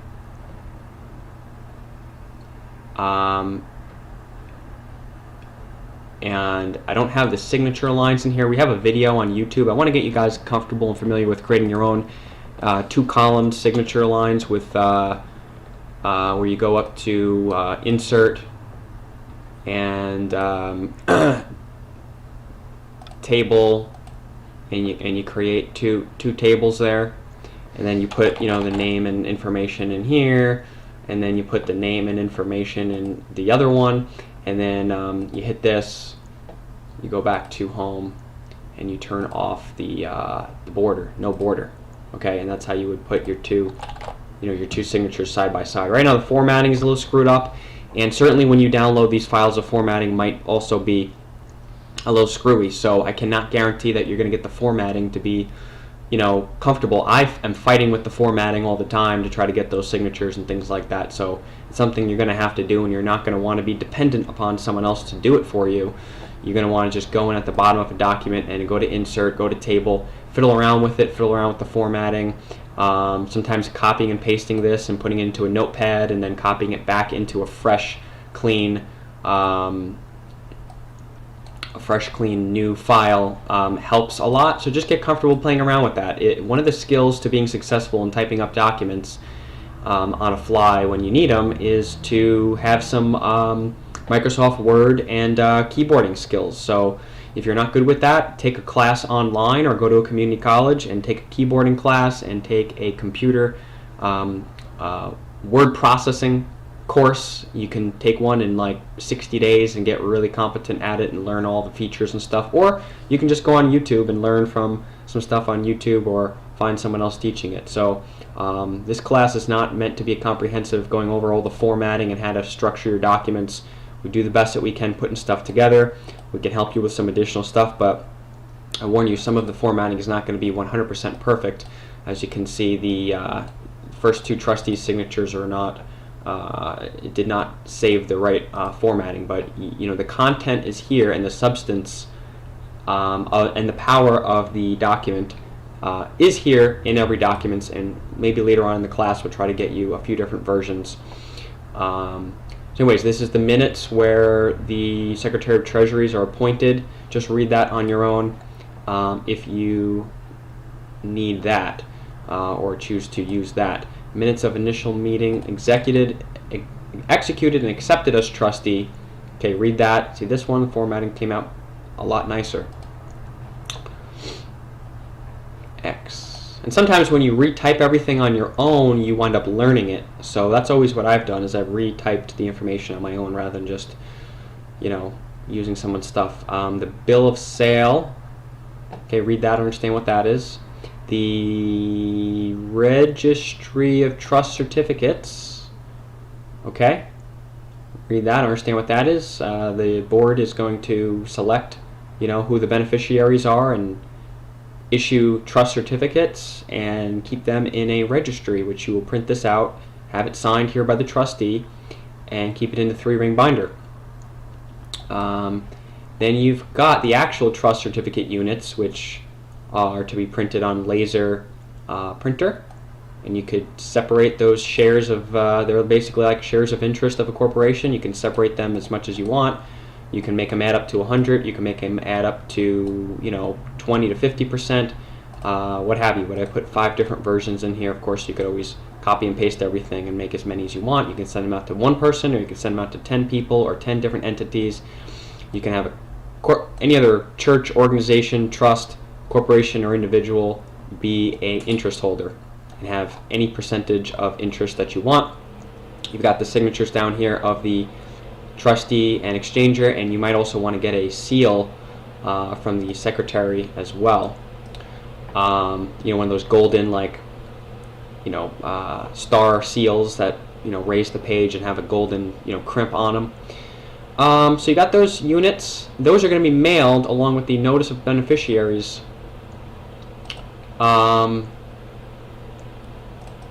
to using this format. This is the notice to beneficiaries, or notice to beneficiaries. Excuse me, it should probably say notice to beneficiary. And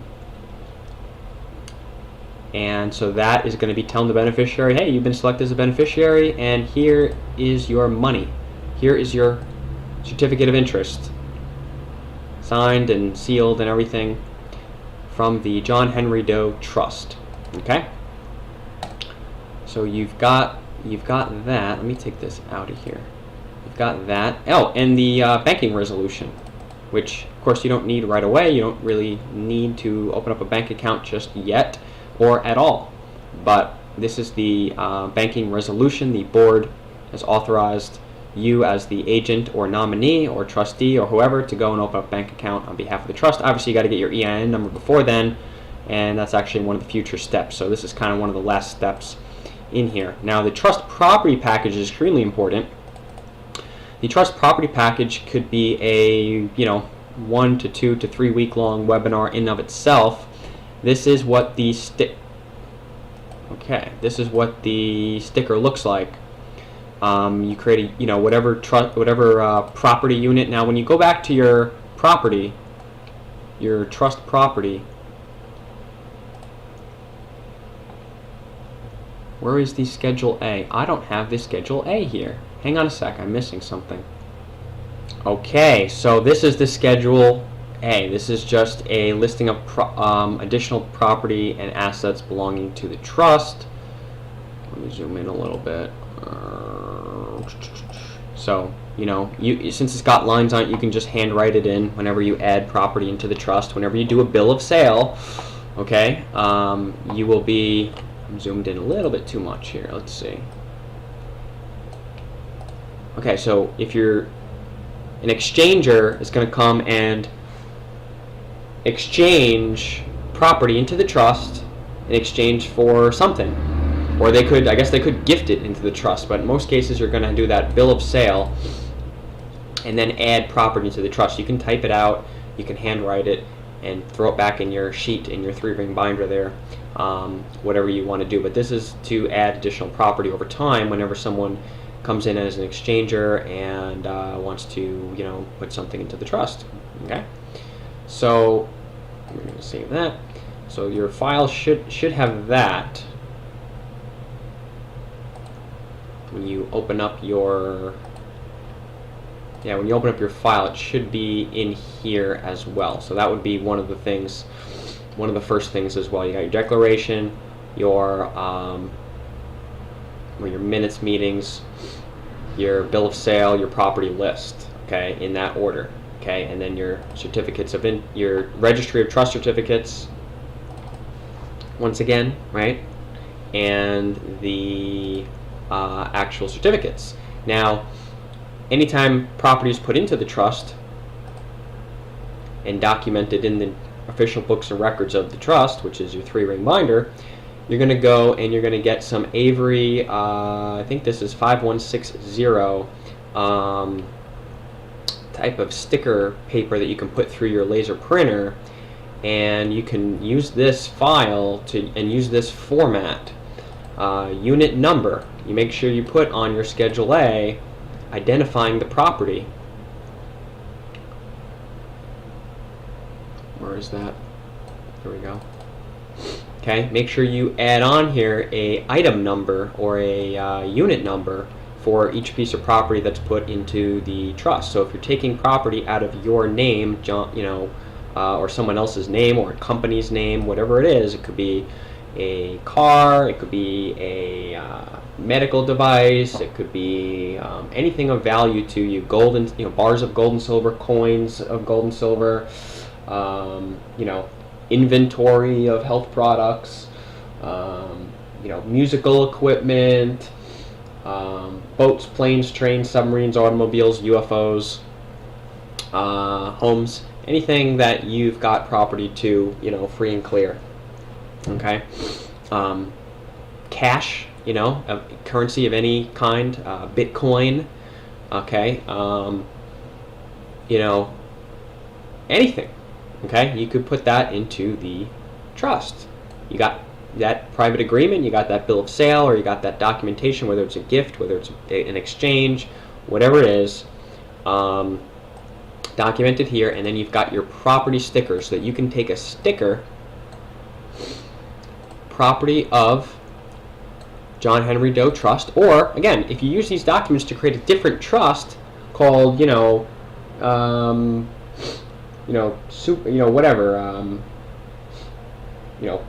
Powerful Sunshine Trust. Okay, you're not exclusive to put the property into the John Henry Doe Trust. You could put property into another trust. So you have to make the judgment call of in what trust does this exchanger want this property in? Okay, you can put the EIN number of the trust here if the trust has an EIN number. Now the private trust does not have to get an EIN number. Okay, but if you want a bank account in the U.S., you do.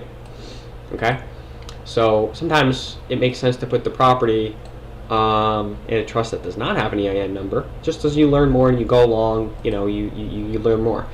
And then if the trust has a security agreement, which we didn't cover yet, but the SSA, the security agreement, is the security agreement between the trustee and the trust. Okay, so if you're doing it through the John Henry Doe Trust as the secured party creditor, priority security interest holder procedure, this is the private security agreement that you have everyone talking about in relation to that main UCC1 filing. There are many UCC1 filings, but the main UCC filing that people are talking about that is relation to the secured party creditor process that most people are doing incorrectly this is the agreement number that will be in the footer of every page of the security agreement. Make sense? And this is the UCC filing. Once you do the UCC1 main UCC1 notice recording, that initial filing, whatever state it's done in, UCC filing number. Now there's a filing number and there's a document number. There's a UCC filing number and a UCC document number. They're separate numbers for each UCC filing. So just make sure you don't mix that up. Get familiar with the filings.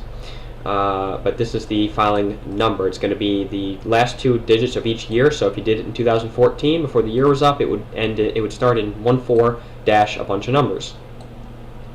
Okay. If you did it in 2015, it would start with 15 dash a bunch of numbers. Okay. So you can copy this. You could put this. You can play with the formatting. Sometimes it's a little tricky, but you can place this and you can print out a bunch of stickers to put the property. So put the stickers on the property, and then I would take a photo of the property with the sticker on it where you're zooming in close enough to the property where you could actually see the sticker and make it out. And then I would also take another photo on like a Polaroid camera if you really want to get, because to be admitted to court as evidence, if you've got a photograph on your cell phone, and then print it out of your computer, now you have to testify as to, yeah, I was the one who printed it out of my computer, and I never lent my phone to someone else, and I never sent the file back and forth through email to 5 people so that it could be fabricated. If you have a Polaroid camera, or if you're typing up stuff, if you have a typewriter, now you've got forensic evidence that people are going to have a much harder time saying that it was fabricated.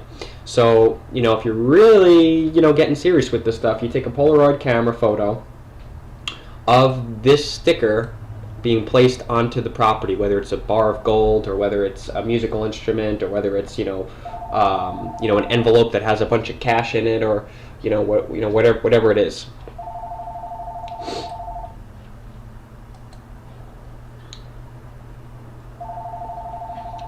Trying to pause it while the phone is ringing, and I can't seem to figure out how.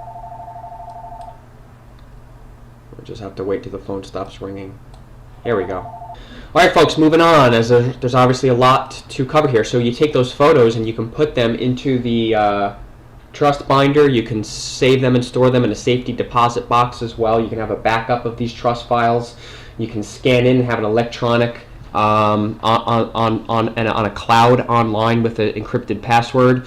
You can just store them on a separate drive, on a thumb drive. It's important to keep your trust documents, to keep a second backup somewhere else if you really want to keep your documents and your records in a safe second place in case someone steals them or seizes them or gets confiscated or something like that. Okay, because you want to have your documentation that let's say somebody stole it, or in the event where you're in a situation where you have a search, you had property somewhere where there was a search warrant, and a bunch of property, including your binders or the trust property, and assets were seized and thought to be someone else's property, then you would obviously want to have the documentation backed up somewhere in a safety deposit box, in a cloud, or at someone else's place, one of your friends' places or another trustee's places, so that you can show proof that this property, you took a photograph of it, it was, you've got forensic investigators that can say, yeah, this photograph was taken on this date, right? You've got, if it's ever challenged to that far, right? But the point is you got to have your backup so that you can show anything that's seized by any party, the government or another party or anyone. You want to be able to file a claim on behalf of the trust that the trust property was seized.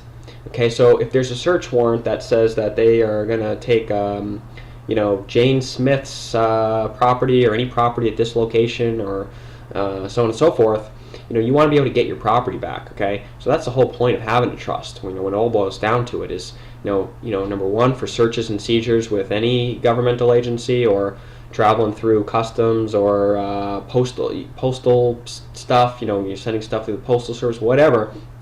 As well as court orders. That's the other thing is, returning money and judgments and restitution and forfeiture and court orders and things like that. If the property is put into a trust before that entity has ever gotten a judgment, now it can be protected by the trust, and you can make a claim to get that property back. But you're going to have to know federal rules of court procedure. You're going to have to know memorandum of case law. You're going to have to know a lot more than just this paperwork, and that's what we will be covering in the rest of the information. So moving along, I know there's a lot to cover here, covering 10-20 years of information into a few webinar presentations. Okay, so you got your trust property package, which has the editable version of the sticker and the PDF version. It's got the blank Avery forms. Okay, that you can also use in a MS Paint or another version. It's got a website screenshot showing you where you can get the different label size versions of all these editable sticker, printable sticker sheets for different sizes, for different templates. And then it's got the most common one that we use here, which is the 51601. And you can also use this for printing address labels. especially if you're going to do any filings or mailings with any of these processes, and you're doing a lot of mailings. You can just print them all out on here and throw the stickers on the return address in the middle of the document. As you can see, I'm getting messages on Skype. Okay, seized property. So this is just a bunch of information that I found on the internet on how to claim back seized property. And again, if the property is in a trust, the trust is going to be the trustee of the trust is going to be one making a claim and filing a court process for a motion for return of property in most instances. So that is just some research information that we do not have the time to go into, but you can have the time to go into it. So that's the trust files. You got I separated the trust property package with all the basic trust setup, establishment, main trust documents. Later on in the course, I'm going to give you guys a bonus with like 35 other editable trust documents that are needed. Basically, any document that you're going to need to run a trust or to do anything with a trust, so that you can have that in case you're going to need that for this John Henry Doe Trust or for any other trust. Okay, once you're able to set up and manage and run one trust, you know now how to run many trusts, and it's just a matter of finding creating those partnerships with those people who want to be your trustees or your exchangers and things like that. So anyways, back to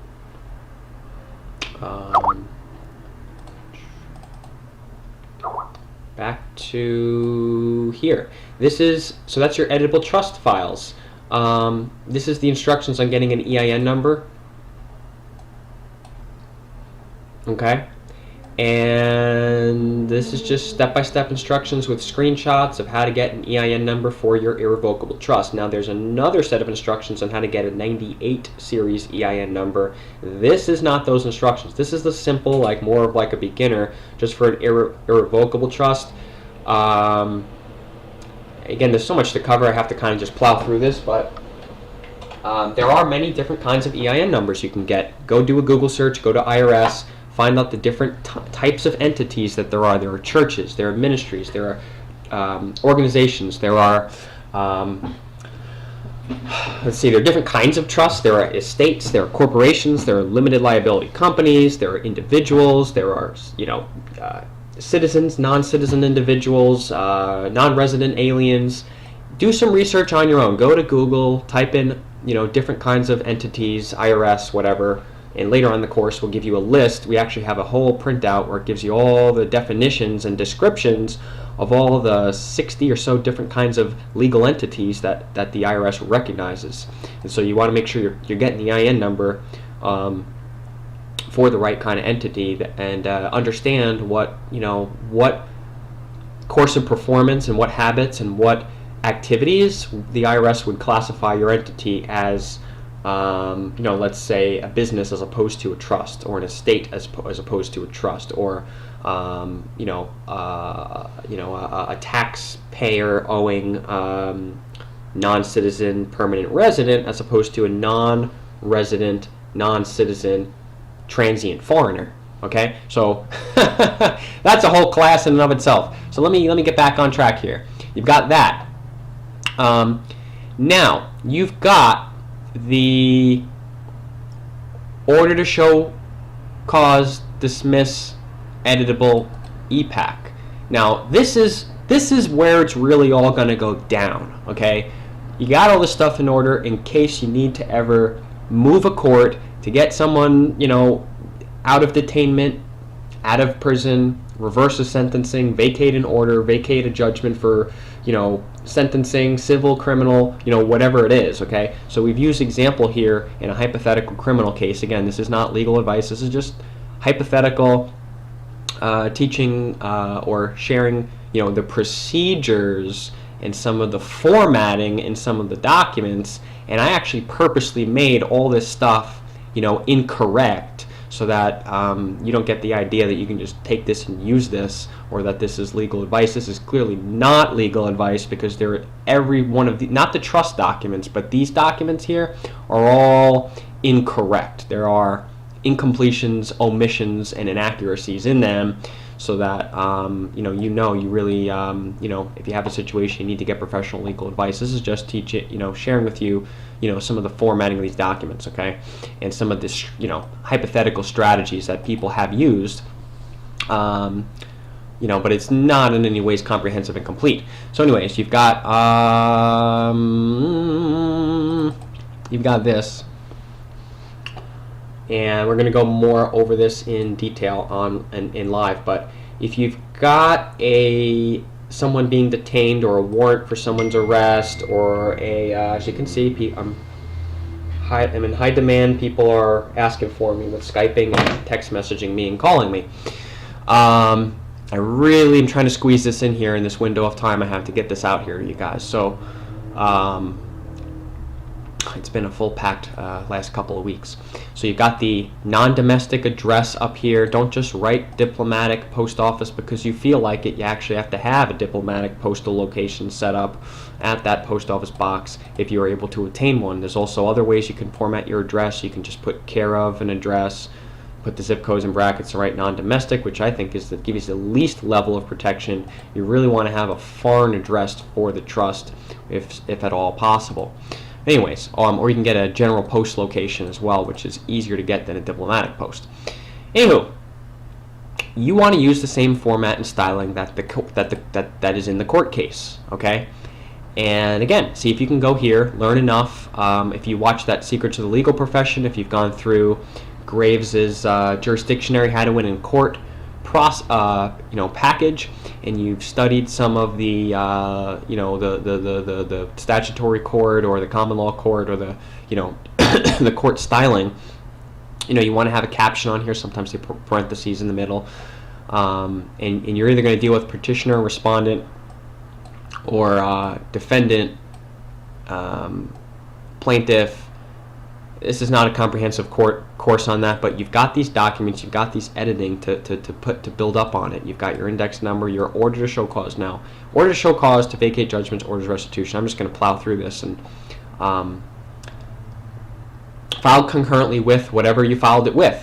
Now, if you're putting in your petition to the court in the form of an order to show cause, you're saying basically most of the time the reason why people use this, you're ordering the court, or you're ordering the respondent or the plaintiff, the state of Texas, the state of California, the state of Florida, the United States, whoever's the one with a case against you in a criminal case or a civil case or whatever, you're ordering the other party to appear and show cause as to why the matter should not be vacated, dismissed, thrown out.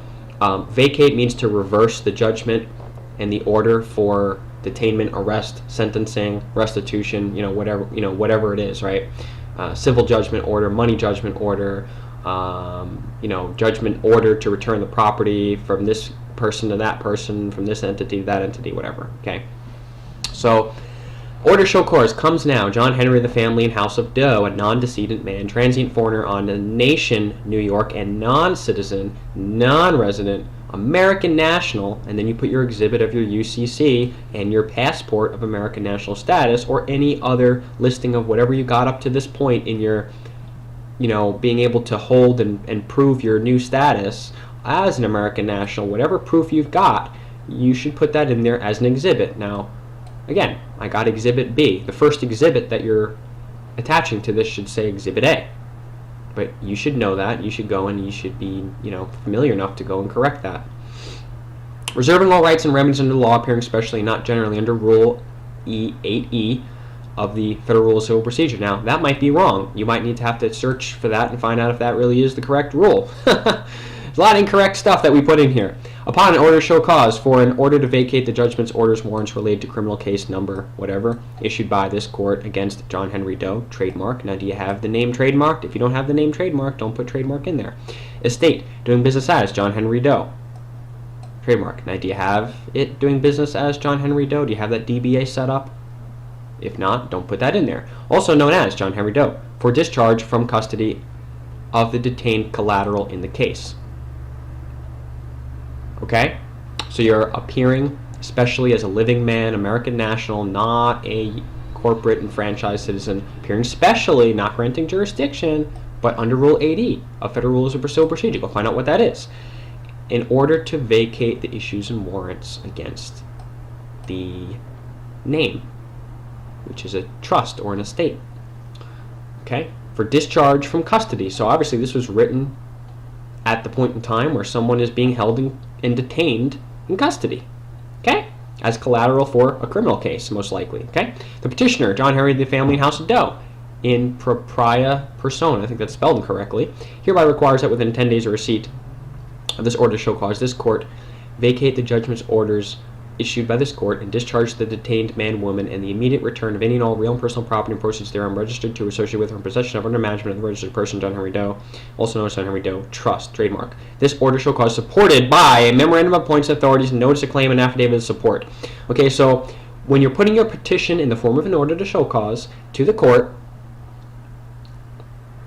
and, signed certificate of service to the office of the chief clerk of the court and the office of the chief administrative judge, who's like a supervisor looking over this and saying, we might be doing things incorrectly outside our jurisdiction, and we might be, we might be liable for some tort claim damages later on if this guy who's putting this together really knows what he's doing and he knows how to enforce if we violate his rights and trespass. Well, we might be having some trouble to deal with, right? So that's why you CC it to the chief administrative judge of whatever state case that you're dealing with. Now, you notice how it says state of Florida and it says state of New Jersey. You're going to have to know enough about what you're doing if in a hypothetical case, to put the information, in the right place. This case number might not be the same as this case number. This is a hypothetical example just for, not so that you can ever use this, but just so that you can read along with us about how do these cases really wind up going down in the real world. You've got your trust set up. You're going to be talking about your secured party creditor process. You're going to be talking about your UCC1 recording and the whole 9 yards, your will and testament, everything. But this, the trust stuff I showed you is what you have to back up your you're protecting your property, and your property can be human beings as well. So you can have your photographs and descriptions and affidavits of identity of human beings and put those into the trust. Now the trust has standing to go in and petition a court to return and discharge the property and release from detainment, right? So again, you got to get really creative with this trust stuff. It's all based on the trusts, but so I'm showing you the trust stuff is the first step, and this order to show cause or petition for the court, move in the court to do something in your favor, to recognize your rights and help you so that you can go in and enforce your rights, whether it's a criminal or civil case. Okay, it could be foreclosure, it could be whatever, it could be any type of case, family court, foreclosure, it could be anything, traffic, it could be any kind of case. Okay, usually the traffic cases, it's not really worth going through all this nonsense because you just pay $100 ticket and you get out of there. But in a hypothetical world, this is one of the last steps in enforcing your process when you get screwed with, when you get trespassed, when you need to get some enforcement. Okay, so if you've got $500,000 judgment, if you've got someone in prison, this is the last step. But all the other stuff has to be done first. This is the last step. So I feel like it makes sense to show you the first step and the last step, and then we'll work all the the two pieces of bread in between the sandwich, right? It's all based on the first piece of bread and the last piece of bread. If you don't have the first piece of bread and the last piece of bread, you don't even know what you're creating. So I just wanted to show you that we are creating a sandwich here, okay? You can't just throw a bunch of food down. This is going to be a nice organized sandwich that's going to be, cut and served properly and is going to taste good, okay? So that's why I'm jumping here to the last step. So anytime you've got a petition in the form of an order to show cause, or it might be something else, it's going to be supported by a memorandum of points and authorities or something similar and an affidavit in support. In this instance, we wrote notice of claim and affidavit in support. It could also be a declaration. It could also be a certification, okay? But in substance, they're the same thing. Declaration, certification, affidavit in support, notice of claim, it's the same thing. And then your memorandum of law or memorandum of point and authorities are the same thing, okay? As always, certificate of service, and as always, you're serving this upon the other party in the matter. These are the two, this is the court, right? These two guys. And then you're filing a copy with, or you're filing the originals with the court, with the signed originals of the certificate or affidavit of service, and look at the court rules to find out how they want and how many days upon service upon these parties. Okay, because these are the parties represent. Oh, excuse me. Office of the Chief Clerk. Following copies were sent. Okay, so again, not everything is correct here. You're going to following copies were sent. Well, you want to put 2 or 3 or 4 different people here, depending on how many people you send it to. But you've got your certificate of service. You want to be saying that the representatives for the respondent. Okay, so I guess in this case, they're petitioning the court. So this is a direct case against the court. Okay, let me give you a little bit better example here. If this was, state of Texas, or what are we doing here, Florida? If this was a case against the state of Florida, if you were petitioning the state of Florida to release your family member from custody, okay, which is mostly how this is written, but there's a few inaccuracies in it so that you point out the differences so that you learn how to structure it for different types of cases, okay? So if this was against the state of Florida, or with the state of Florida, you would have a certificate of service and you would put Attorney General for the state of Florida here and prosecutor here, okay? And then you might CC the Office of the Chief Administrative Judge and the Clerk of the Court. So you might be serving and mailing this to 4 different parties. Now you're not just mailing this order to show cause. You're mailing the order to show cause with the notice of claim and affidavit in support, the proposed order, and the memorandum of points and authorities. So you're always going to put brackets, filed concurrently with, and then you're going to list the documents. Now this is not a complete list of documents. This is it just says 2 of them. So really what you want to do is you want to add in filed concurrently with memorandum of points and authorities,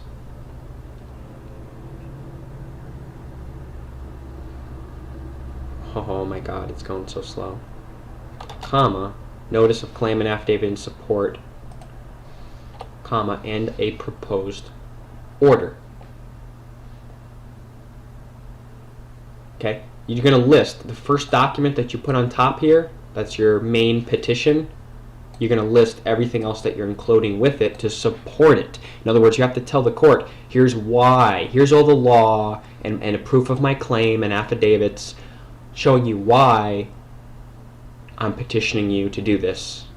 If you don't show the court why they must do it, they won't do it. And if you don't include the order, they won't sign the order. They're not going to type up one themselves, usually.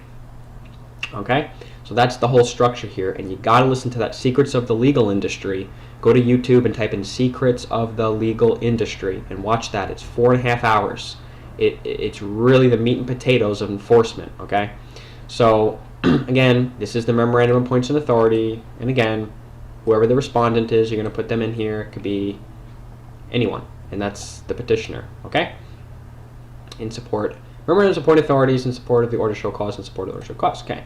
Memorandums of Point Authorities. Set forth, the issue in question is one of the most fundamental importance of the case because the issue is a fair, partial presentation to the grand jury, because the issue contained relates to the fairness of the whatever state constitution, the matter is one of positive ruling from the Supreme Court where jurisdiction of the court is required. It is the responsibility of the state to announce on and for the record what jurisdiction does the court have over the registered persons and filed trust over Jillian Diane Smith, where John Henry, the family house of Doe, and non-decedent man is the holder in due course of all matters. Okay? Or you could put John Henry Doe as trustee for all caps John Henry Doe Trust is the holder in due course of all matters. Now, why would you be citing that? Well, first you'd have to have the birth certificate and all liens and claims captured and put into that private trust that we talked about before, so that the other trust can be the holder in due course of this person's trust.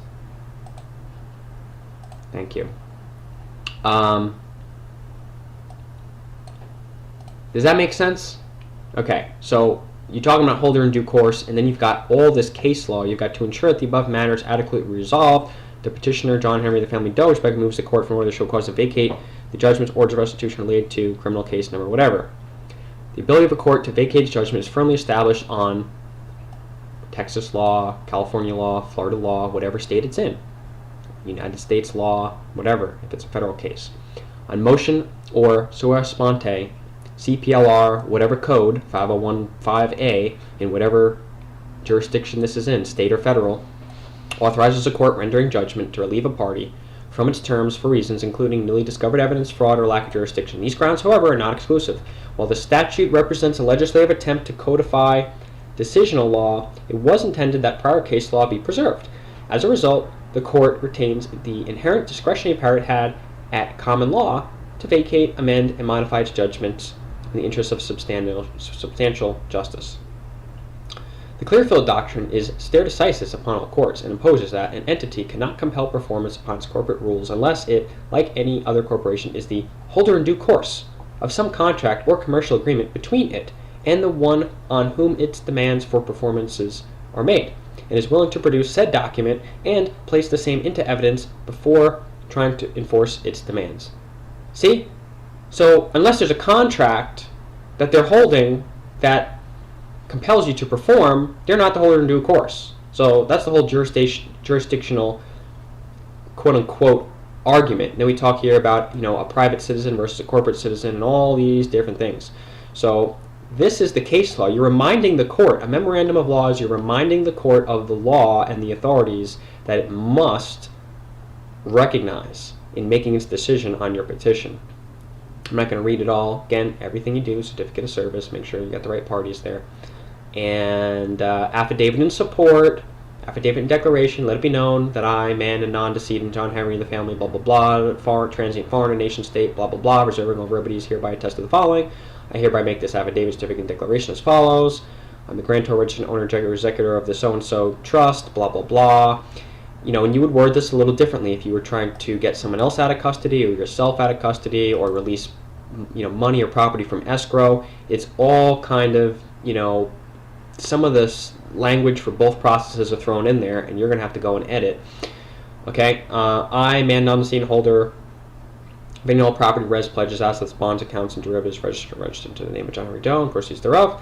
I, a man and non-decedent, am a holder of any and all property, res, pledges, assets, blah, blah, blah, in the name of blah, blah, blah. Now, again, you might also go here and you might write exhibit, and then you might put an exhibit,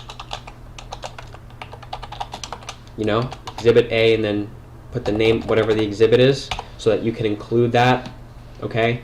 And again, you're hereby revoke all this, that, appearances, signatures, contracts. So, if you gave fingerprints in a picture, if you signed an agreement that you would appear, here you go. Now you're making an affidavit in this new unit of time that you're rescinding those appearances and signatures and contracts, right? So you're going on, you're waiving all benefits and privileges, and you can't actually take any benefits or privileges after you sign this, okay? So you have to really be operating in the private and if you're going to be waiving all benefits and privileges, don't, a second after you mail this out, start taking benefits and privileges, okay? So just something to consider. I, man, non-decedent, revoke, terminate, and make void from the beginning, and all hesion, power of attorney, blah, blah, blah, blah, blah. Again, I don't have the time to read all this right now. This is what our classic course, goes over and what you, can study on your own. So blah, blah, blah, blah, blah, blah, blah, blah, blah, okay? Restraint warrants has the capacity to bind me and my property. Let them come forth with a verifiable claim and deny said notice or forever hold their peace, okay? So that's your memorandum of law, notary, and then you've got the proposed order, which is basically, it is hereby ordered that, case number so-and-so, is vacated, the money is returned, this person is discharged from custody, and, this money's returned, blah, blah, blah. Signed by the presiding judge, okay? And then again, you're going to want to put as your attachments Exhibit A, whatever, UCC filing, or just put description of what you're including. If you're including, any records or evidence to show, you're just gonna put that there. Okay, so you might include a bunch of exhibits in order to show the court what you're claiming in your affidavit, or to put a copy, right? Federal Rule 8E. You can put a copy of all those laws. You can put a copy of the cases Okay, so you would go for, again, for each little piece of evidence that you're including in here, you want to put exhibits, and you want to put the annotated statutes. Smith Railroad Company, v, United States, and you could put a copy of the whole case in there, but again, everything that you're using, all the authorities and the laws that you're using, you put as exhibits. I mean, you don't have to, but I recommend considering that. Okay, and any of the other, some of the private trust records that can prove that you are the holder in due course, you want an authenticated, right? You got an authenticated copy of the birth certificate for your son, daughter, who, or friend, or whoever else is property of the trust, right? If you got your 5-year-old kid that's been kidnapped by CPS or detained, and they are property of the trust, hopefully you've captured the birth certificate and put that into the trust. Okay, and that's a whole nother 3-hour presentation on that entire process and how to authenticate, apostille the birth certificate, right? Put that on your Schedule A into the trust. Okay, you got a private security agreement to back that up.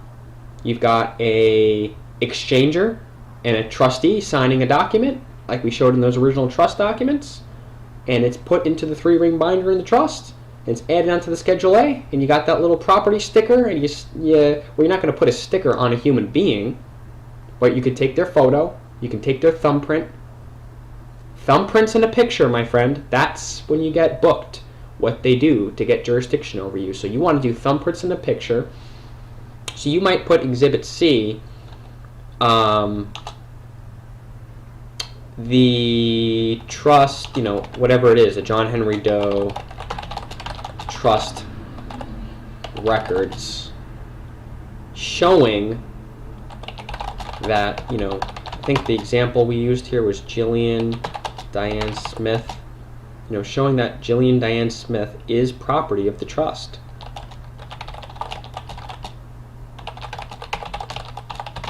And then just make a description, right? I mean, you don't have to describe it. You could just put exhibit. You're saying that in your pleadings, right? In the paperwork up at the top. You're saying this. I'm just using this as a shorthand. You might want to put Exhibit C.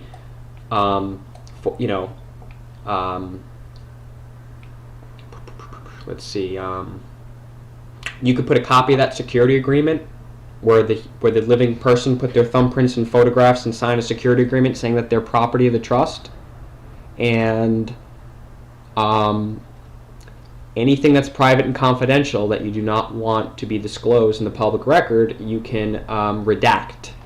Okay, so I'm talking about when you redact stuff.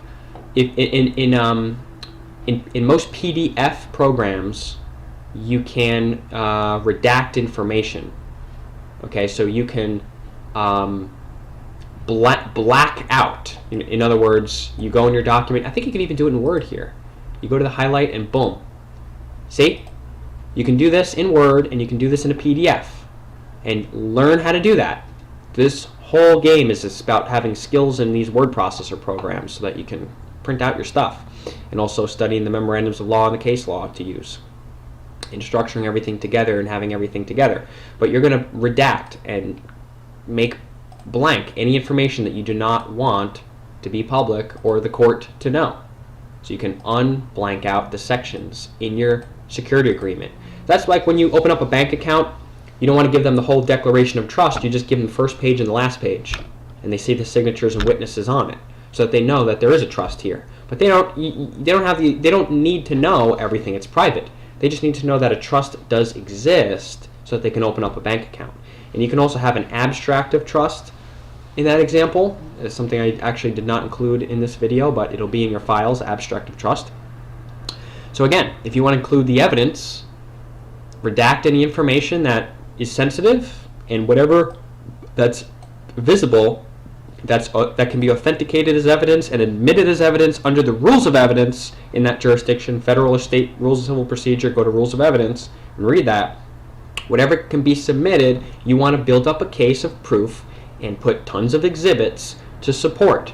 Okay, in this example, Jillian so-and-so is owned by this trust.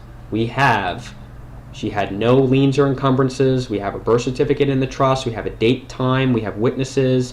And you can put on a UCC1 in the attachments behind the actual UCC1 form where it's got secured party and debtor. You can actually put affidavits of witness of people who saw the thumbprinting and photographing of the individual and the signing of the private security agreement to do that, okay? And you can do that to a baby. You can do that to, if you are the father or the mother, you can take your baby, you can thumbprint, footprint, take a photograph, and put it into the trust. Now the trust has rights to protect the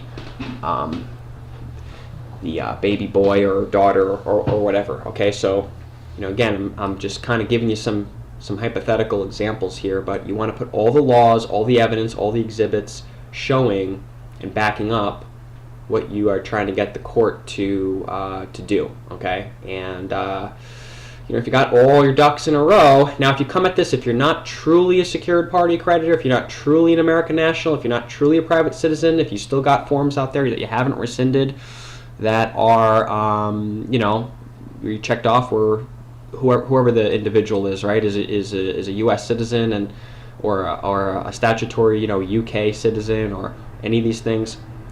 These are all things to take into consideration where the court might deny you. They're going to look in the background to see if they really do have jurisdiction over you. So just saying this stuff and putting this on paper doesn't do it.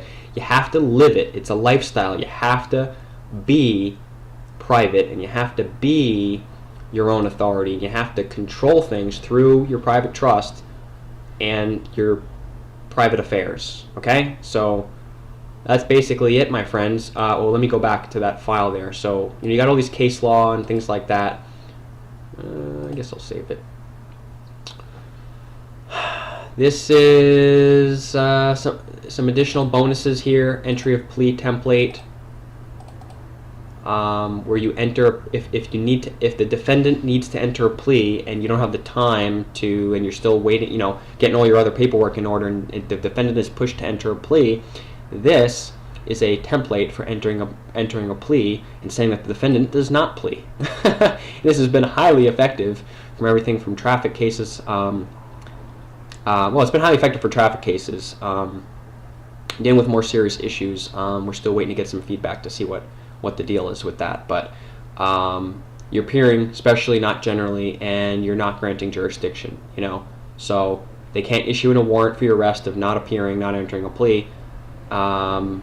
If you send this is at least, I mean, again, I'm not giving you legal advice. I'm just saying when people send this, that's what I observe. Okay, does that make sense? I'm not telling you what to do. Update zip file.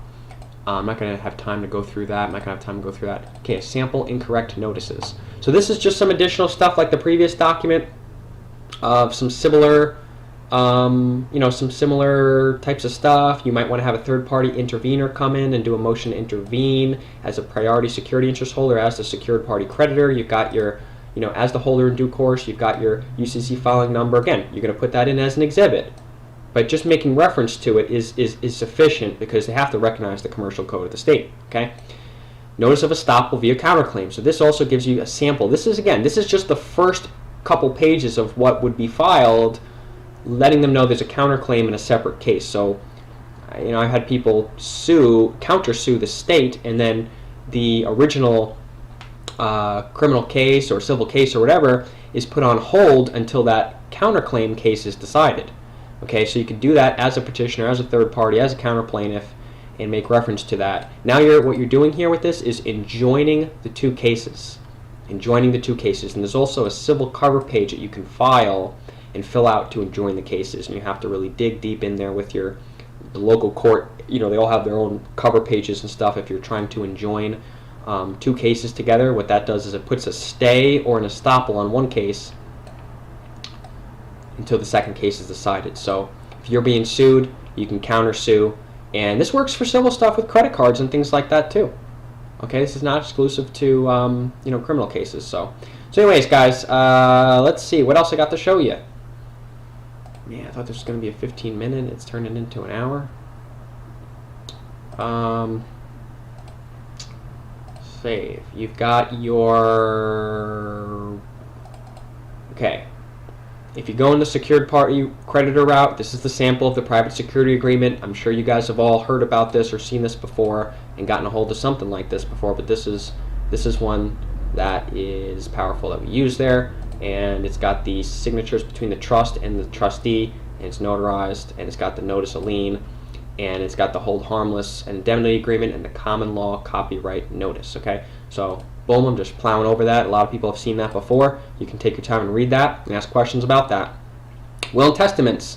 Now that, instead of doing the private security agreement, if one is going the route of the executor, this is the document that people have used. Now there is a way, if you're knowledgeable, creative enough, and you handle your own affairs, you can do a will and testament and the private security agreement for the trust. You can do that.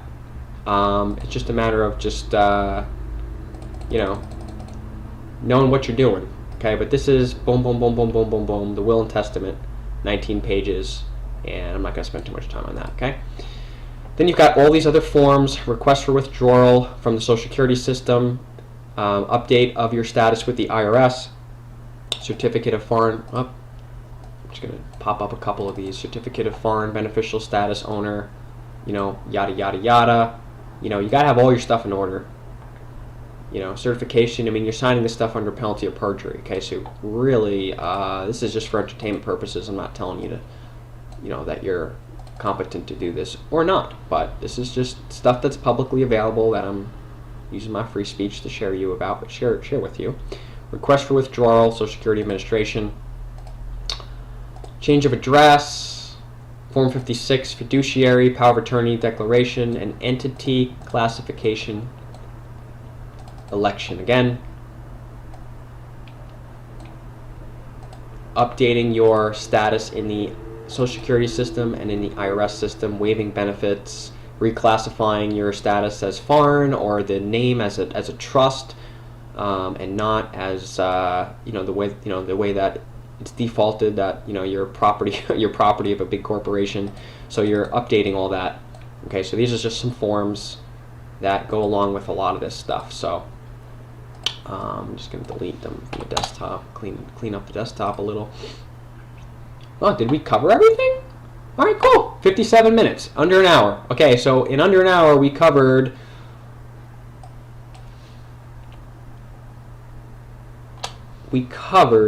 all that stuff.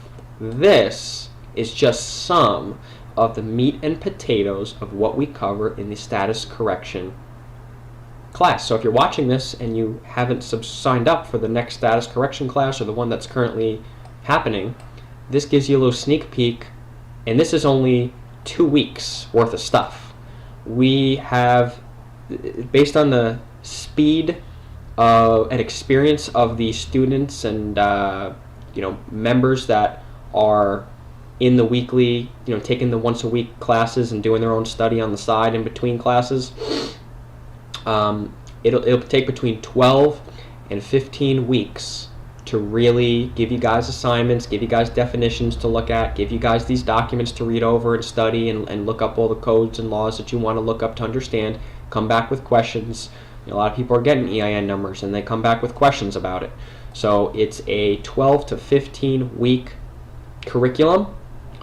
All the documents, you get lifetime updates, you get a partner or two that you get paired up with, that in between the week, in between the classes, you can study, and if you're going through and studying this, you can find the answers to the questions with each other and then bring all your other unanswered questions once a week on the live webinar, visual, sharing the computer screen on a webinar and Q&A series. Some of these presentations go 4 hours, some of them shorter, some of them longer. I'm just really dedicated 100% to people, facilitating people finding the answers to this stuff on their own. Okay, so anyways, with that, we are just under 1 hour. I will stop the video. I hope you got a glimpse into this, And if you are a student and already subscribed to this curriculum, you will get all these files in the format like this, and now you know what's in each of these files. Just make sure everything is there. Okay? All right, see you soon. Thanks again. This is Tyler signing off. Appreciate you guys. Bye.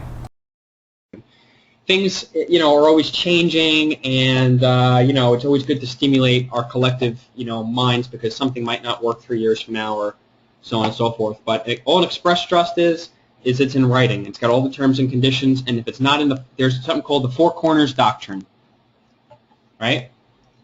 Four Corners Doctrine. And what the Four Corners Rule or the Four Corners Doctrine means, you can even just do the Wikipedia, what Wikipedia has to say, or the legal dictionary, thefreedictionary.com, or any of these. It basically means you can't come up with your own interpretation of what the contract is. If the whole contract is in writing, like a lease agreement, if it's documented in writing, that's the contract. Same thing when you go to get a mortgage or a car financed. If it's going to be in writing, that's the contract. If it's not in writing, then it's constructive. Like when you go to a restaurant and you order food on the menu, there's no express contract. So there are implied duties and obligations. You have to pay the bill at the end of the meal. It's expected that you leave a tip, but it's kind of not mandatory. There's you can't stay there for like 15 hours. You have to leave at the time that the restaurant closes. No matter how much you pay at the restaurant, they can kick you out when the posted time that the restaurant closes. So there's all the rules and regulations. Although you never were given full disclosure, it's expected that if you're going to go into the restaurant, you're in someone else's establishment, you have to follow their rules, their regulations, and they're all within reason. So same thing. If the car is going to register your automobile and give you a certificate of title, it's expected that you follow the speed limit. It's expected that you do certain things, and that they can give you tickets, and they can take those privileges away from you. Now, you didn't have to go and register the title with the DMV. That was your fault. We're going to show you solutions around that, but that's all an express trust and a constructive trust is. You can even just Google difference between express trust and constructive trust, and I wouldn't be surprised if you found a link to understand contract law, although we do not. I wouldn't be surprised, because we do have a couple of articles with those keywords in them.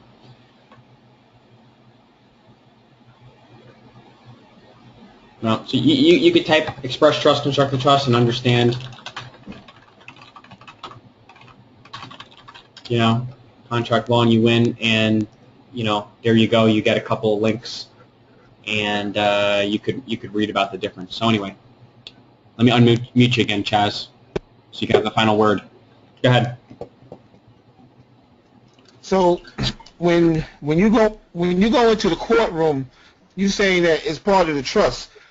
So now this is my second class. So this is my second class. I'm asking this question. So when you go into the courtroom, it's something you can say to change the outcome, or you have to be in the trust.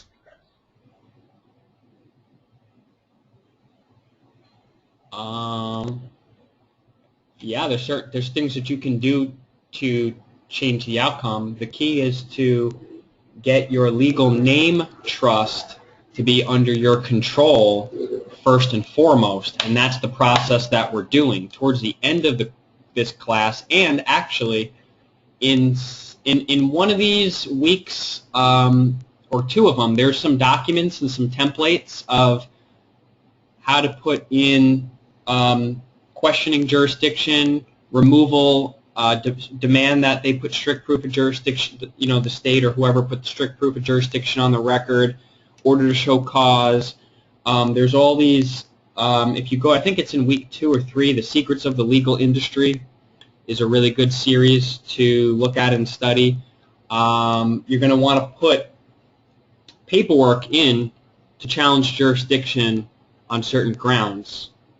But in order to do that, you have to have control of your legal name trust as evidenced by the birth certificate. Now, every court case is also a trust. The name of those trusts are the case number or the index number. Okay, so you have multiple trusts happening all the time. Think about it like if you and I are friends and we're in a parking lot and we're going to I just bought a book from Barnes & Noble, and I got the receipt for the book in my hand, and I put the receipt inside the book just to keep it somewhere, and then we're walking to my car, and I ask you to hold the book, or yeah, that's a good example. I ask you to hold the book. Now, the receipt is in the book. So you're holding the book and the receipt. But you're just, I didn't sell the book to you. I didn't give any rights to the book over to you. I just asked you to hold the book. So we just created a trust. Now, what kind of trust is that? An express trust or a constructive trust?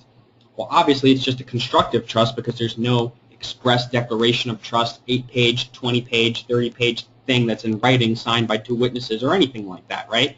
So I asked you to hold the book, with the receipt in it.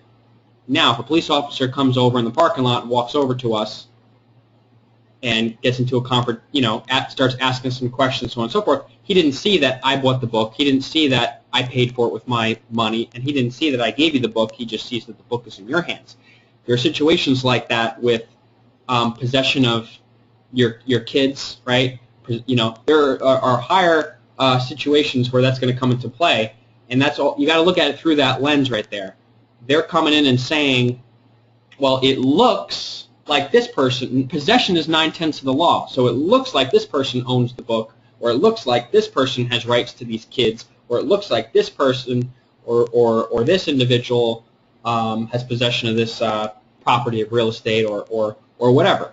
And the same thing is going on with you. It looks like the state has control and possession of you because they got liens on your birth certificate. That's something we're going to cover probably in the next 1 to 2 weeks. I know there's a lot of topics to cover, so one of those topics is going to be the liens on your birth certificate, okay, and how to deal with them. So if you can become the holder in due course and get rid of all the liens on your birth certificate, then in a sense you've collapsed the trust relationship because they don't have any interest on your estate, right? They don't have any interests, claims, or encumbrances on your estate, on you, on your property, or on your labor, because you've got it free and clear. So the key is you want to eliminate all the liens on your estate, which is evidenced by your birth certificate, which is the title, which gives you or gives the holder the rights, titles, and interests to all your property, all your intellectual and tangible property, your labor, and that includes your fingerprints are your property, right? Your blood is your property. Your DNA is your property. Your 4 limbs and your heart and your lungs and all your organs and glands and your skeletal system and your hair, that's your property. Okay, so I'm talking about it in a very broad sense. So there's many trusts that are going on.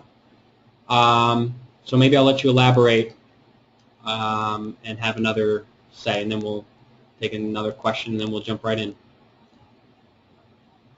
You're unmuted again. I'm good. Okay, I'm great. good. Thank you. Okay, sure. First initial L, you're unmuted. Hey, Tyler, that's me. I just had a few quick random questions regarding the copyright notice and security agreement. Sure. On the copyright notice, I know on the samples it's 2002. Should that date be your 18th birthday or the day you actually copyright it? 18th birthday. Okay. And then I noticed on the trust signature that you have it in Pristina font in blue. Is that sufficient? Can we do it that way, or are we supposed to actually write it out in blue ink? Like I know on the private side we'll sign it on our side, but on the trust side you have it in Pristina font. Is it okay just to leave it that way? Yeah, that's the way that's meant to keep it. If you if you use any font that looks kind of like a signature, I would do that, and I would keep it in blue for that. I guess you could sign it as well in real ink with your handwriting, but I think the idea is more along the lines of not to be signing a contract with yourself. Although that's what people have been doing, in this with the security agreements and stuff for years with this stuff, is they sign their name one way, and then they sign their name in all caps another way. So either way is fine. I guess conceptually another way is you can have the two trustees of the trust both sign as trustee. You can convert that signature into two signatures, and you can have you and then your best friend, the first trustee and the second trustee, both signing, and then saying signed by the board of trustees, or with intent to contract the trust or whatever. But that's all happening because you have a board meeting and you have all that stuff documented. So it's kind of like all the paperwork is all tying itself together, where you don't need to do anything more than what it is already. So you can leave the trust signature, or you could sign it, the name of the trust, if you want as well. But I prefer just keeping the text signature on there like that. You're unmuted again. Okay, perfect. One other, I guess, or two things. As far as the numbers, you have the birth cert number, the essence number, the driver's license number. Should you also put the passport number? It seems to me like those are the four major numbers, if you will. Would that be prudent to put those four in there? You don't have to put the passport number, no, because later on, no. There's a lot of. You can go on a list of other numbers and things that you need to do, and there's only certain room in the box that you can fit. Well, actually, you could put it in the collateral section. It's up to you. You can also add the passport number in there, but when we show you how to apply for a passport that is different than a U.S. citizen passport, then you can your latest passport will you can return and send back the old one, the U.S. citizen one, once you get the other one, and then you're basically you can do an amended application for the passport and return the old passport, and you can get a non-citizen passport. And then, so what would be the harm in, if you have a non-citizen passport, what would be? You could still put it on there because you're still the secured party over that. No matter what citizenship it is, you still you can still put it on the UCC. At this point, the main things are the social and the birth certificate number, and then if you have the driver's license number.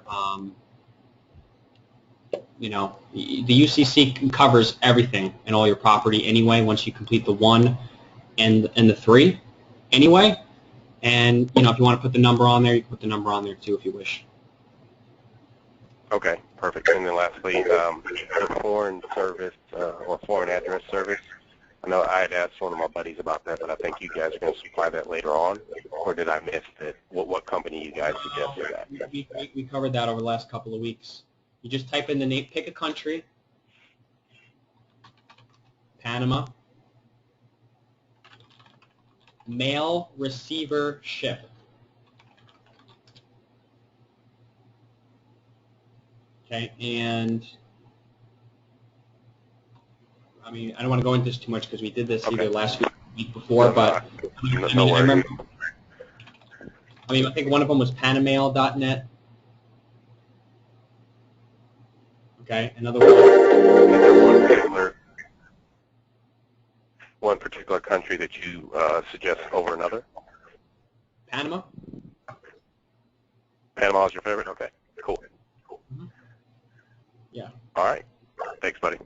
Yeah, because you can also set up international business corporations there. It's a tax haven. There's no taxes on worldwide income for non-U.S. citizens out of there's a list of countries. We went over them in the last. We went over the whole list of countries, Singapore, Hong Kong, we went over all that stuff. I don't have one that I particularly like over others. I haven't had a chance to try out all of them, so I can't really recommend. I kind of like the one I just showed you, Panamail.net, but just do a simple Google search, call the company, shop around. If you want to, contribute to the group and find one that was cheap that gave you what you were looking for. Cayman Islands is good too. Or you can even maybe type in Latin American mail receivership.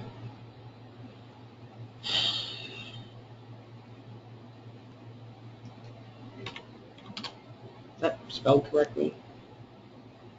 Mail forwarding from Latin America. I mean, just type all that stuff in. We found some things last week. Put that down. Dan, you want to ask a quick question? Hey, Tyler. Now, my question is, right now I'm doing business as Daniel Johnson Incorporated. All of my checking accounts, my trade accounts, everything are under that trade name, that business name. So when we file the UCC-1, do I need to eliminate the Daniel Johnson Incorporated? And what should I move towards in terms of getting away from that name? Does that make sense to you, Tyler? You have a corporation called... Yeah, Daniel Johnson Incorporated. When you list the property on the UCC 1 or the 3, you just add that on there under the property that is secured. And it's already covered in the security agreement, because if you read the security agreement, it's like, whatever, 15 pages worth of covering every single piece of property. If you want to put that in the correct spot, specifically and expressly, then that's fine, and I would put it on the UCC 1 for sure. Okay, so we could put it on the UCC 1. Then as far as writing my checks out of the Daniel Johnson Incorporated account, if we list it on the UCC 1 and the other agreements, will that become a problem down the road? What's signing the checks? When I'm signing these checks?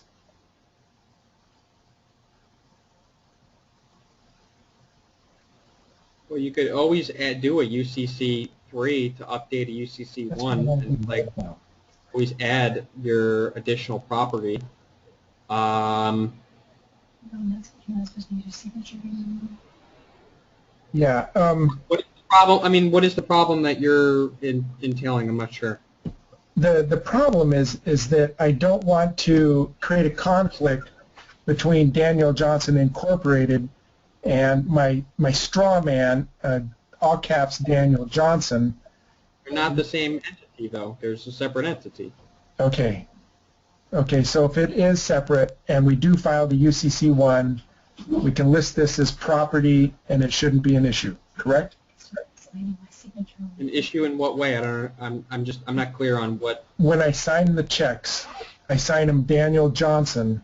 I can sign them upper lowercase, or do I need to sign it Daniel semicolon Johnson? Okay, it's printed. All caps printed.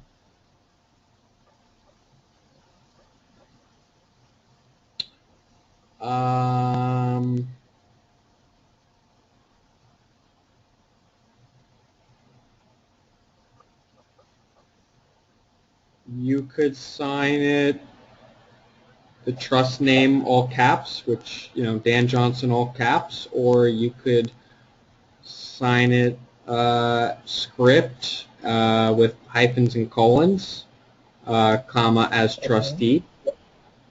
Okay. Yeah, I believe we covered that before, but just to get clarity on it, sure, I'll answer questions about it, but we covered it extensively, how to sign things. But so that is just like having a company, Microsoft Incorporated. Right.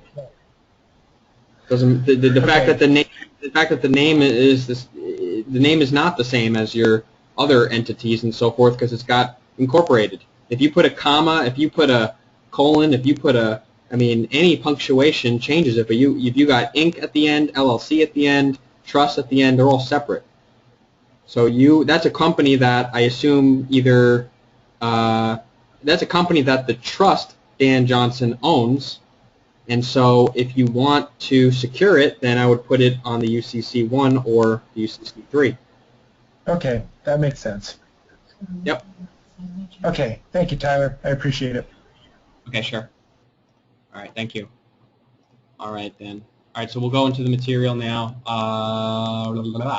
Let's see what we got. Throw this off to the side. All right. We're going to go over this. Actually, let's do it in the Word. So this will be the material for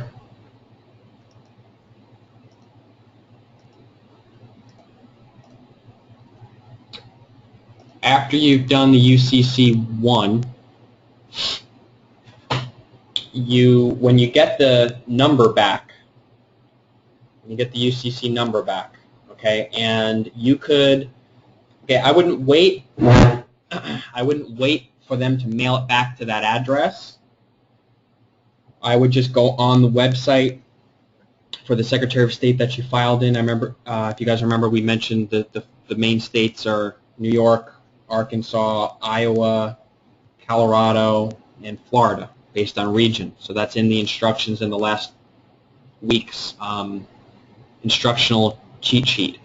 So you can go back on those sites. You can call to get help from the Secretary of State, UCC Filing Division. It's under the Business category division. So if you go to any of those sites and you go to Business, you go to UCC Recordings, and you can always follow up to find out the UCC number. Sometimes they give it to you over the phone, but generally speaking, they'll file it within 2 to 5 days or whatnot and record it.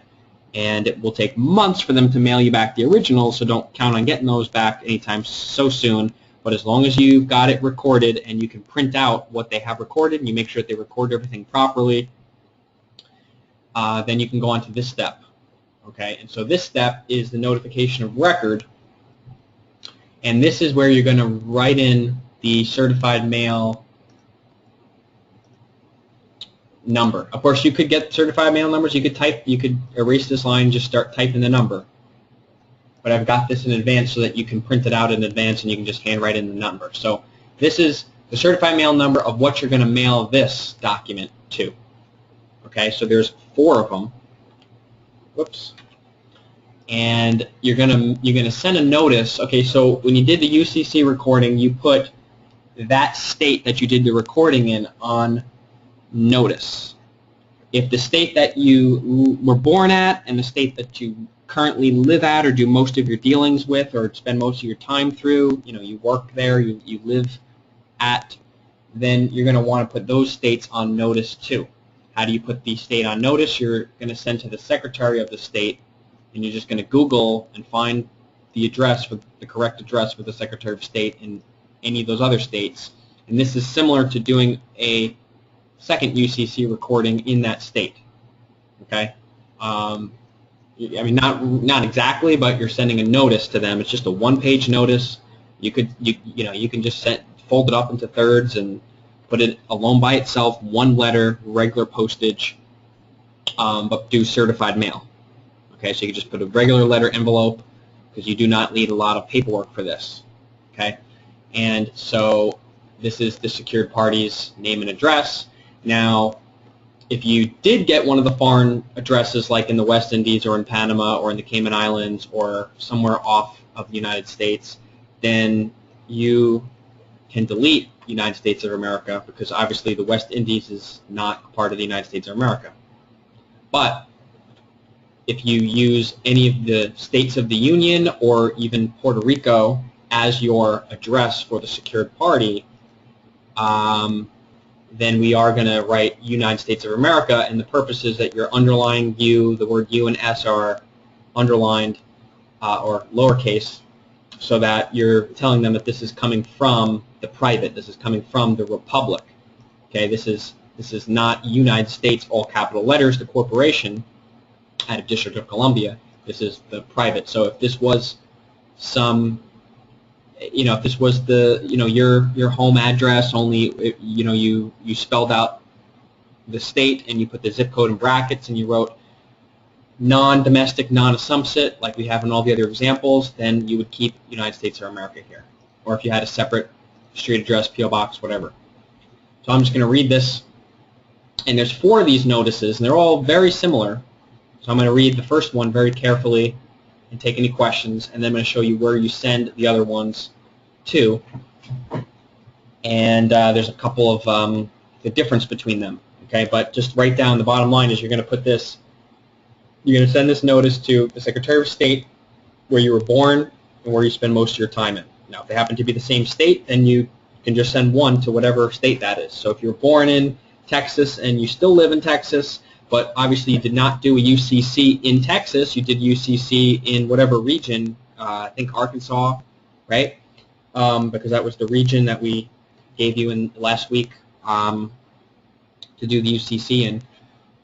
Because we mentioned, if you guys are new to this, remember we mentioned the last couple of weeks that you can't just, the UCCs are not being accepted the way that we want them to be filled out in all 50 states, Secretary of State. So there's only like 5 states that we recommend, and based on where you are, where you live at now, where you were born, we kind of went over that in the last couple of weeks, so make sure you go over that and make sure that you select the right state. Okay, but we also want to put the state that you live at now and where you were born on notice. So you may need to send 1 or 2 additional notices, and this is the notice. And you're basically telling them, hey, I filed UCC, this is what's going on, this is what I'm doing.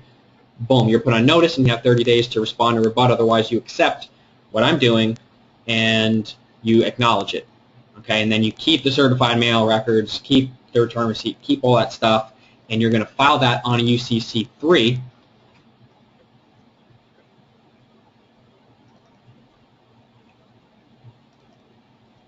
You're going to file that on a UCC 3, listing all your additional collateral, and you're going to actually put the mail, the certified mail numbers and the UCC recording numbers on an attachment to a UCC 3. You see why we have to do a 1 and a 3? Because we did the 1 to put the world on notice of your status, and then get the filing number back, and then go to all the other Secretary of States. Hang on, let me zoom out a little. All the other Secretary of States that, you're not going to send them to all 50 state Secretary of States. That's not necessary, but the one you live at now and work at, or were born in, or were born at, would probably be, the ones that you need to focus on for obvious reasons. And then also you're going to send a similar notification of record to the Maine Internal Revenue Service record updating office to inform them of your status too as well, and also the Department of Treasury Secretary in Washington, D.C. as well. Okay, and for that one, you're also going to put attachments of what you sent to the Department of Treasury in Puerto Rico. Okay, so you're letting all like the financial departments of the United States that are extremely significant in giving them updates of your status. Okay, but what's great about this process is you're not putting the entire, you're not putting. I've seen processes where, like, I think. I really don't want to name names, but there are other people doing similar, secured party type processes, and they want to send notices to every governor, every attorney general, the Federal Bureau of Investigation, the CIA. They want to send notices to everybody. And in my opinion, and who I learned this from, and people that I collaborate with, we think that sending 20, 30, 40 notices to every agency is really going to put your name on, more of a radar of, this is one of those patriot type people, or this is one of those, what does this guy think he's doing? So you kind of, it's a delicate balance of trying to be a little bit under the radar, but also doing the right necessary notices. You got to send the right necessary notices, but you don't have to send it to every governor. You don't need to send it to the Attorney General for the United States. You don't need to send it to, the head of, the commissioner of the FBI or whatever the title is. You don't need to go crazy with it like that, in my opinion. Now, of course, if you were really strongly convinced like that was the thing to do, I'm sure you could take another 20 copies of this and send it to other departments if you choose to. In my experience, it's not necessary, it's not helpful, and I just feel uneasy about, sending extra mail to all over the place and so on and so forth. These notices, there are enough people sending them to these places, whereas you're going to get, you can give them the proper notice, but there's 1,000 other people every month sending these notices to these places. So, you're not going to get noticed too much. Whereas if you go above and beyond and send them to, everybody and their grandmother, and you're the only person that did that, then they're probably going to pay attention to you, right? See what I'm saying? So it's a delicate balance. But, again, you're not doing anything wrong. You're taking control of your own estate. You're being more responsible, taking affairs of the trust, and you have every right to do so, and so on and so forth. But, the reality is, people start to notice you when you start to take your rights back, do they not? So it's a delicate balance, It's like, especially if you were to send them all notices saying, hey, I have a right to bear firearms, and I'm going to carry, firearms, I'm going to carry, pistols in my jeans pocket everywhere I go in all 50 states, and if you don't rebut this notice, you're agreeing to consent, to allow me to do that, even if your state has a no concealed carry law. I don't think it would be a good idea to send that notice out to all 50 states and tell them that you have intention on breaking their statutes, right? Hey, I morally agree with you. You should have every right to be able to carry a firearm to protect yourself, or if there's a crime that takes place, you can be the hero and pull out your gun real quick and hold the criminal until the cops come and arrest him. There are 2 million 2 million crimes a year prevented from law-abiding Americans having concealed firearms. So I agree with you, but it's a strategic thing. I wouldn't do it. I wouldn't go send those notices to everybody and start to have people pay attention to you. And then when you start to travel, you're traveling through the state, let's go and pull him over, let's monitor him. I mean, they can monitor you on everything, your cell phones, everything. So, why cause a hassle? But these are the bottom line, most important documents the minimal documents that you must do that are sufficient, that have stood the test of time, okay, to be helpful to you. Hope that all makes sense. So we'll just read it. It's regarding, so you're sending it to the Secretary of State in the state that you were born at and the state that you live or work at and spend most of your time at, if it wasn't the same as the one you did the UCC1 recording on. Okay, you did the UCC1 recording in the same state by chance out of those 5 states, New York, Iowa, Arkansas, Florida, or Colorado. If you, based on the region, you filed in that state, and that's also the same state you were born at and still live at, then you don't even need to do this to the Secretary of State. You would just do this to the IRS branch that we mentioned and the Department of Treasury branch. Okay, so hope that those instructions are clear. And they will be typed out very clearly in an update to the instructions from last week as we send out. But make sure you take your notes. Make sure you mark the timestamp in this video if you really need to go back. I'm trying to go over it so you guys can write it down and get it. The instructions clear, and then we can raise hands so people can clarify questions. Okay. So anyways, regarding accounts or trusts under the account or sub-account number, that's the Social Security number and or the birth certificate number, driver's license number. There you go. Okay. Dear Secretary of State Record Keeper, until recently, I was unaware that there were affairs being managed on my behalf without my knowledge or consent that have been left improperly tended with atrocious results. Now it has come to my attention that. So this is basically saying what? That the trust with the Social Security number and the birth certificate number and driver's license number, that trust, your legal name, your all capital letters name, which, again, for people that are kind of new, this is the best article to read that explains that. And then obviously just going through what we've done in the status correction course, the first real webinar we did, which was week 2, really explains this. This article really explains this. And you can get that from, understandcontractlaw.com/constructive trust legal John Henry Doe Trust, or you can just Google it and find it. But make sure you truly understand what's going on with the legal name trust, and that you were beneficiary and the government was the trustees in order to control, control and regulate and tax people and all that stuff. But also because it was considered abandoned property, right? So the title to your body the government's the holder in due course. So you created a trust by your mother registering the birth certificate, right, or registering your birth. They give you a certificate, which is actually like a receipt of the original title, which they're still holding on to, right? So what you're doing is you're taking control back, and you're saying, you know what? Since it's me who created the trust in the first place, because it's my footprint on a document, and I was the grantor or the creator of that trust.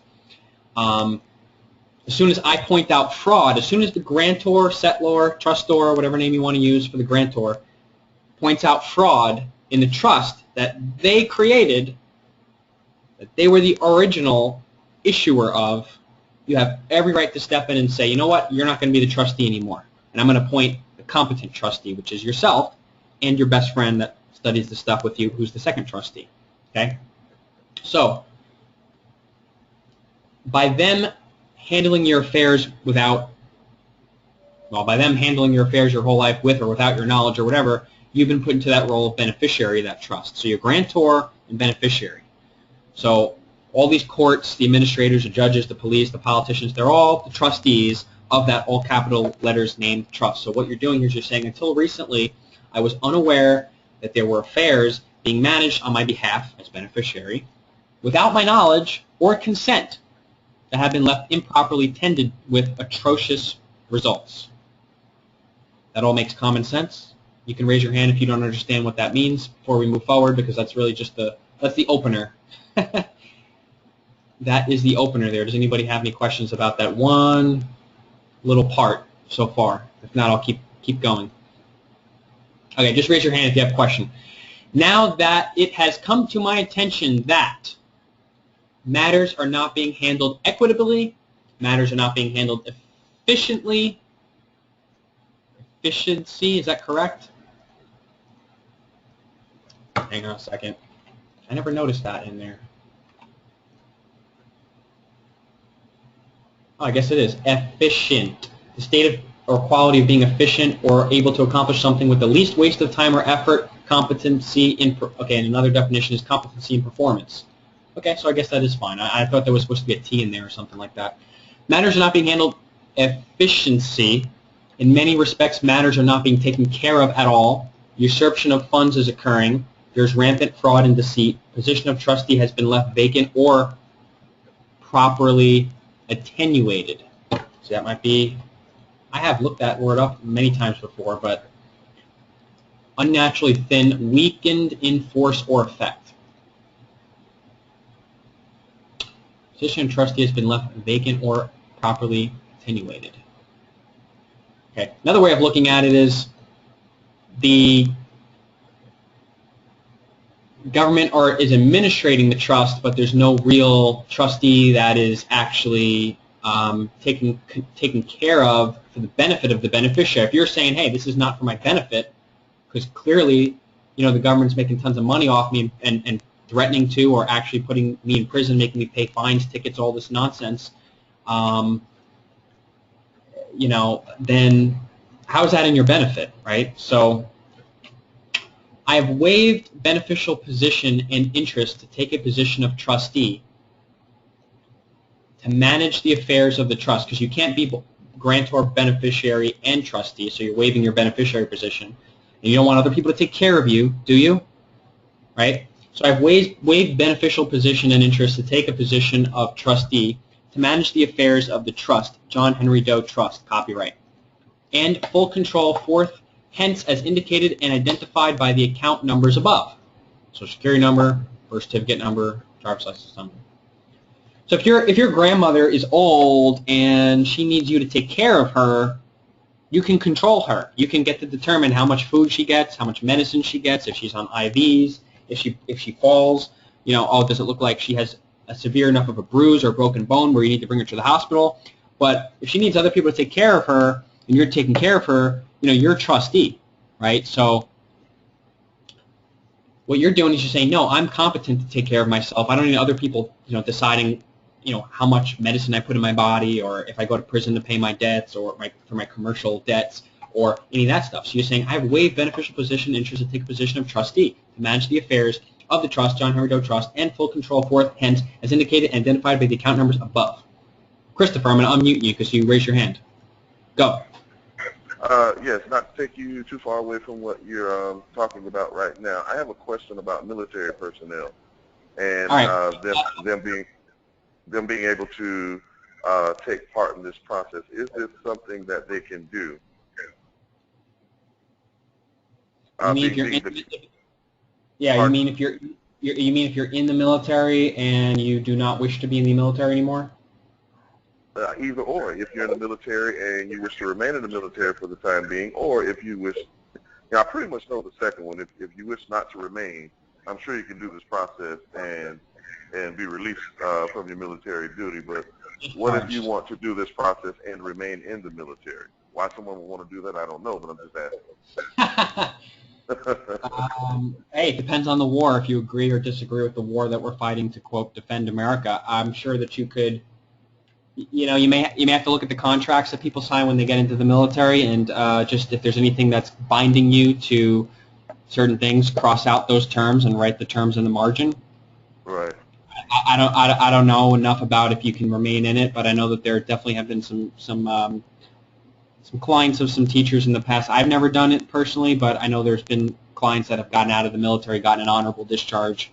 Yeah, he's definitely. I mean, absolutely. But it depends on if you're actively in service and you're in Iraq. I mean, they're going to cause you a hard time. They're not going to just like ship you home because you requested it, ended it. So, but it can be done. Yeah, it can all be done.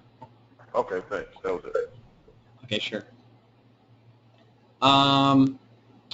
Please return all information to the address above if you have any on hand or in your care as trustee. All others are now barred from handling affairs in regards to John Henry Doe Trust or whatever your legal name trust is. All contracts that are in existence for the trust are to be returned to the trustee within 30 days for the management or shall be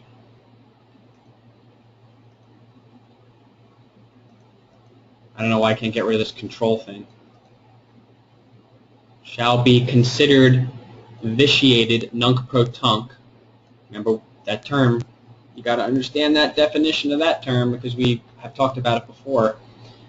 To spoil or impair the quality or efficiency of. Development programs have been vitiated by the rise in population. Destroy or impair the legal validity of. All contracts that are in existence for the trust are to be returned to the trustee within 30 days for management or shall be considered vitiated nunc pro tunc, void from inception by the trust forth.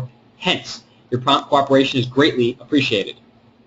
Furthermore, this and all pertinent documentation has been filed as public record under necessity in the commercial registry of the state of whatever state you've recorded your UCC in, which we recommend, again, the states that are going to not kick back these types of filings.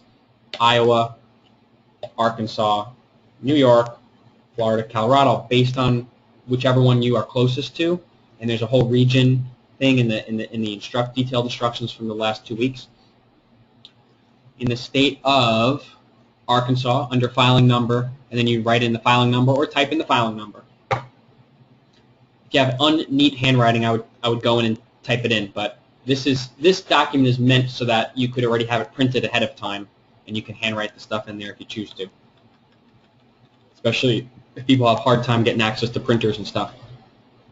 This is notice and acceptance via your receipt of this mailing. If you feel this notice is in any way in error or disagree with the change in position, please feel free to rebut this notice with your concerns within 30 days, or it will stand as fact prima facie. Again, for those who don't know that, based on first impression accepted as correct until proven otherwise. A Latin expression meaning on its first encounter or first sight.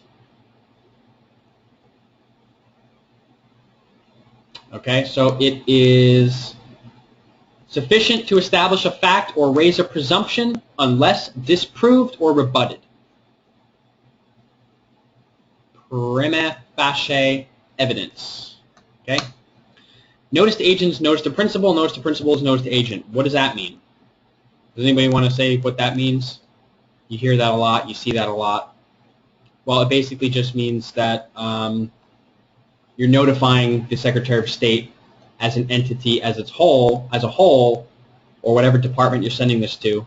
You're putting everybody on notice. Whoever opened up the mail, they're an agent for the Secretary of State. They're working. They're employed by the Secretary of State, opening up the mail and filing and giving the mail to certain people. So as long as they got this, and you put notice to agents, notice to principal, ain't nobody going to be able to say, well, this never really actually went to the Secretary of State. Someone just opened up the mail here, and we just threw it in the corner, and it wound up at the bottom of the toaster oven, right? So notice to agents, notice to principal, you see that a lot. Who's the principal? The principal is the entity that that you're writing to, whoever the department is, or the individual, or the corporation is. Principal is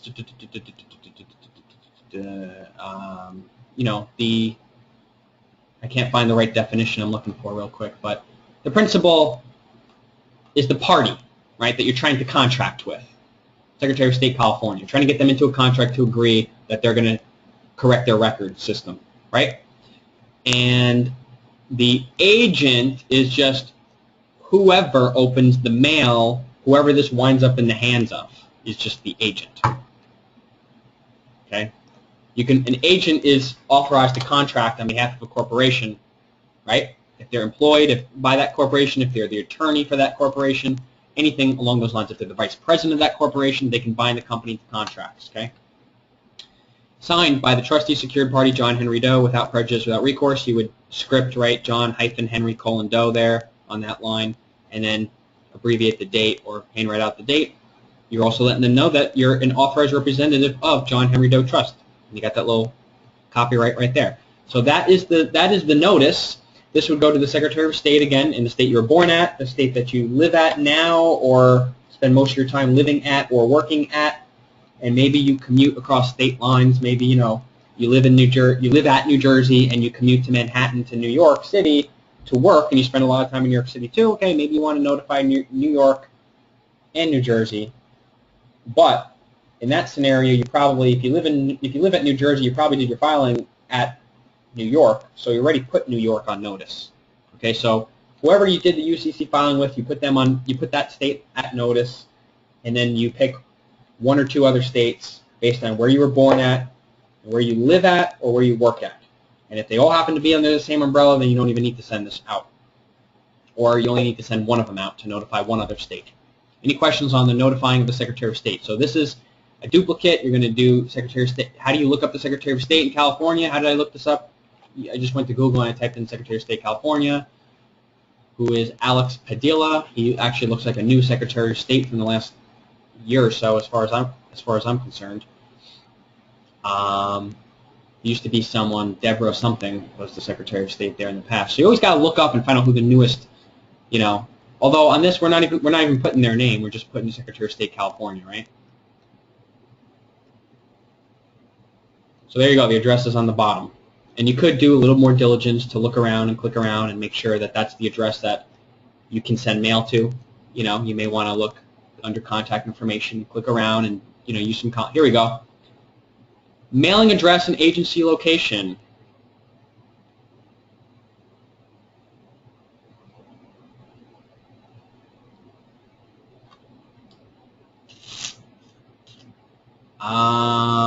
Alrighty, so mailing address, and here's a phone number. Alright, so let's see. Now, yeah, that is the same address. Okay, so again, there might be an address that you find. Make sure it's the mailing address. Do a little bit of diligence and spend 5 minutes looking on the website before you just grab some address or find it in a Google search. Go to the actual Secretary of State's website of whatever state to find their address. All right. So that's it for the Secretary of State notice. Chaz, do you have a question? You had your hand up for a little while. You're unmuted. Nah, somehow my hand always winds up going up without me touching it. Okay. I didn't have no question. Okay. All right, thank you. Here, I'll put your hand down. All right, so that is going to there. This is going to Enterprise Computing Center, Martinsburg, in Kearnsville, West Virginia. That is the Chief Information Returns Branch Office of the IRS. It's the same notice, so you're just putting them on record too as well. Obviously, you're going to handwrite in or type in that, sign that as well. Then you got the Department of Treasury. Jacob Liu is the current secretary, but how do we know if that's the current?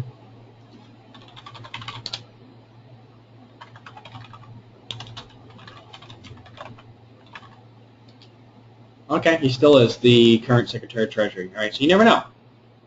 People retire. People move on.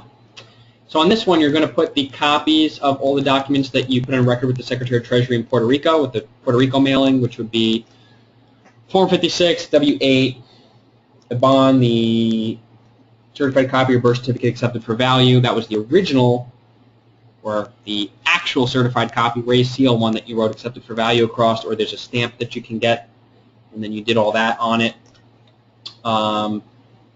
So that's the list of what you did there.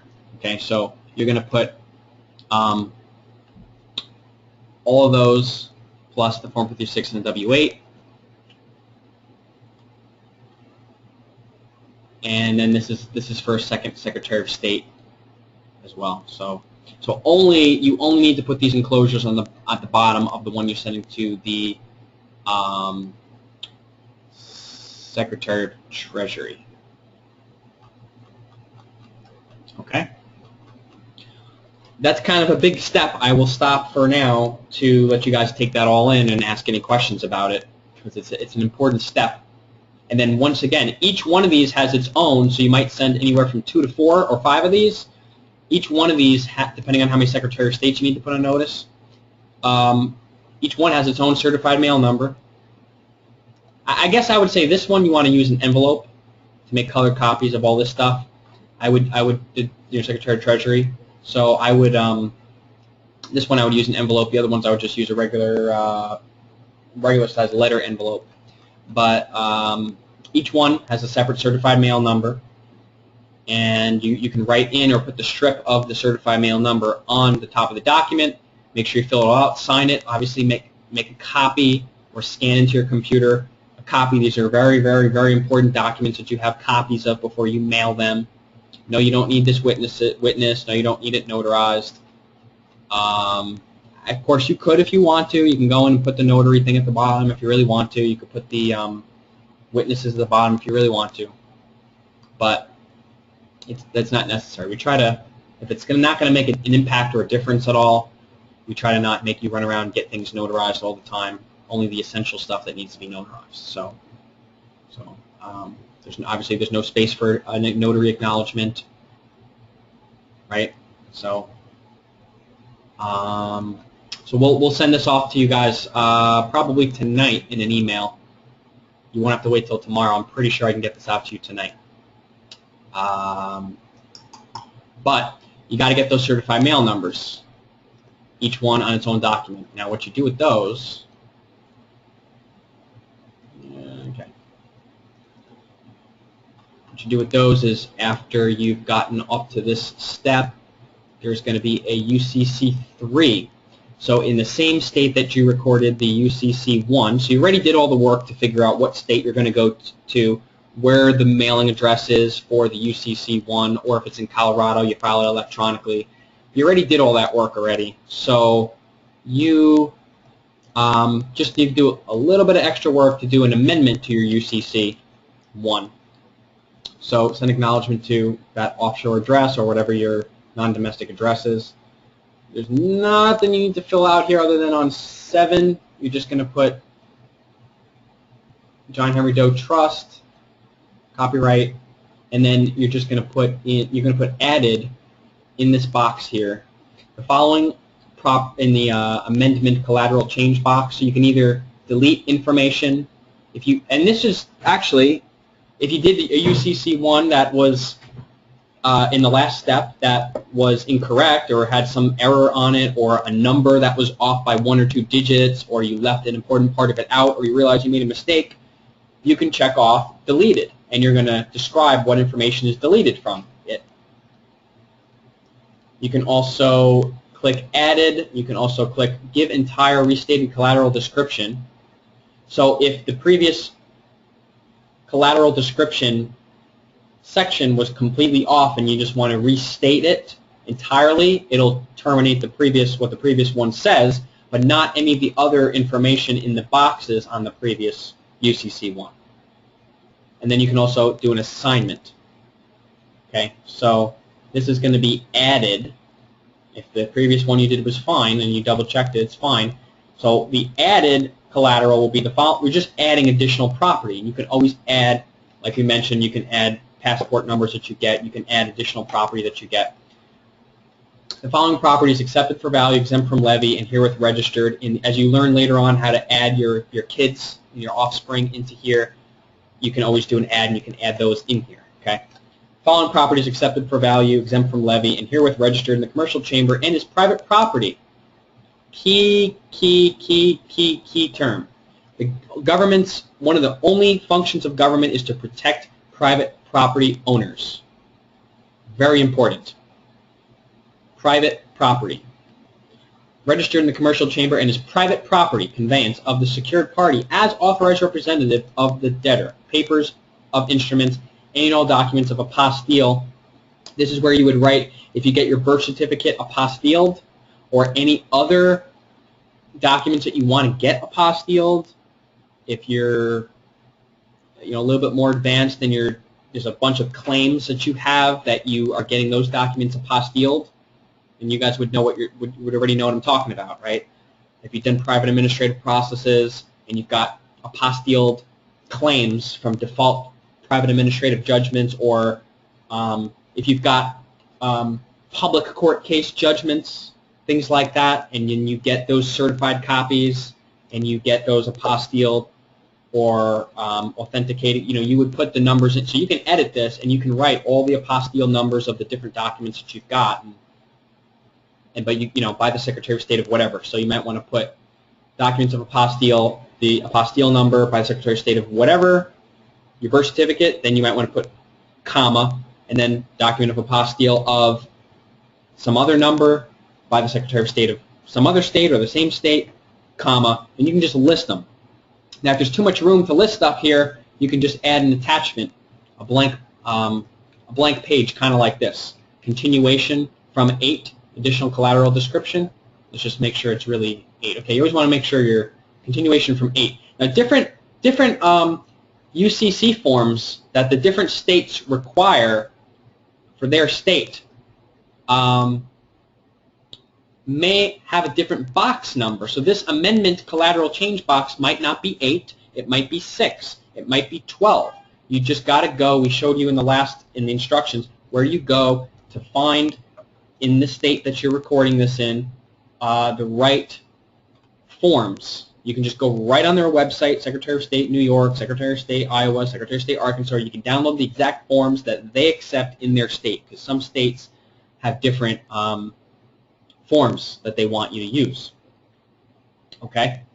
And then in the last couple of weeks when we went over the UCC one, we actually updated that week's worth of documents and examples, and we gave you examples of how to fill this out in the 2 major differences. So in Colorado it's filed electronically, but in New York it's filed with one form, with the old form, and then in Arkansas and Iowa it's filed with the national form, and then in Florida they got their own completely different form because it's the UCC recordings are privatized. So it's not even the Secretary of State that does it, so they have their own form. So we kind of give you all the forms and how to fill out a hypothetical example for the John Henry Doe information on all of them. So if you go back into that week's worth of downloads, you will get that. And if there's anything that's not in there, please let me know and I'll update it. But so you're going to go back to that state and get the amendment from the website, And we can also gather up those amendments for you by state, but just know that it may change. 6 months from now, the information that I have you download in the zip file might be different, right? Florida might get rid of the privatized UCC recordings and go and do the same thing that almost everyone else is doing. So your thing is going to get rejected. Just stay appraised of what forms that they need. It's going to be on their website. Just Google Secretary of State, whatever. We covered this last couple of weeks. Find it, go to their site, surf through on their website. If you can't find it, call the Secretary of State. Hey, I can't find the UCC forms. I'll show you where to go. Usually it's under the business section of their website, business forms and filings. We covered this in the last couple of weeks, which is why I'm not opening up Google and doing it again. So the bottom line is you're just going to add that in there, and amendment. You're just going to add that little section, and you can list all the additional property. You can list, like I said, when you get to the advanced stuff in the next 3 or 4 weeks when we cover how to put your kids into here, how to put court cases into here, all that stuff, tickets, everything. Okay, and when and how might you want to do that? Okay, but right now, just to get the hang of doing this, what you're going to do, if you got the birth certificate apostilled, you can do that, or any other documents of apostille that you want to do. And if you're not ready to do that, then you can just leave. You can just leave this little section off. You can just say, following property is accepted and is private property. Blah blah blah. Papers of instruments is now public record and is owned by the secured party. So you can even leave that whole apostille section out if you're not going to do anything with it. Secured party must be satisfied in full upon dishonor via settlement agreement via certified check and or certified documents of claim. Continued on, and then that's the name of the continuation form. Okay, so you're going to make some sort of a note, a number, unique identifying number for the attachment.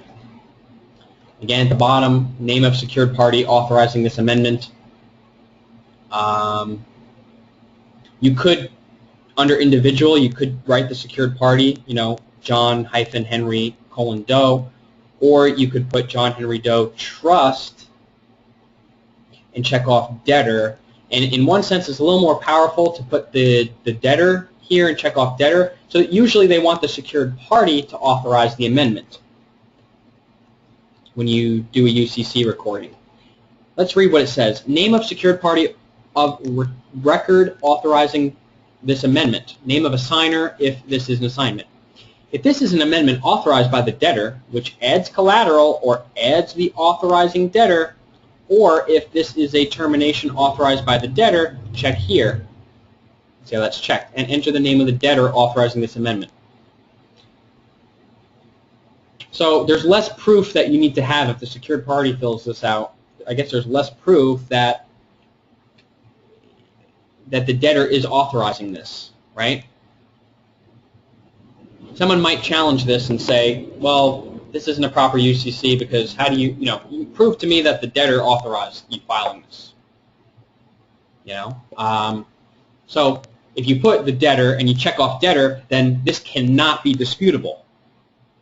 Does that make sense? Or if you choose to, you can have that box not checked and you can do John-Henry Doe. Now, I put both the information on here.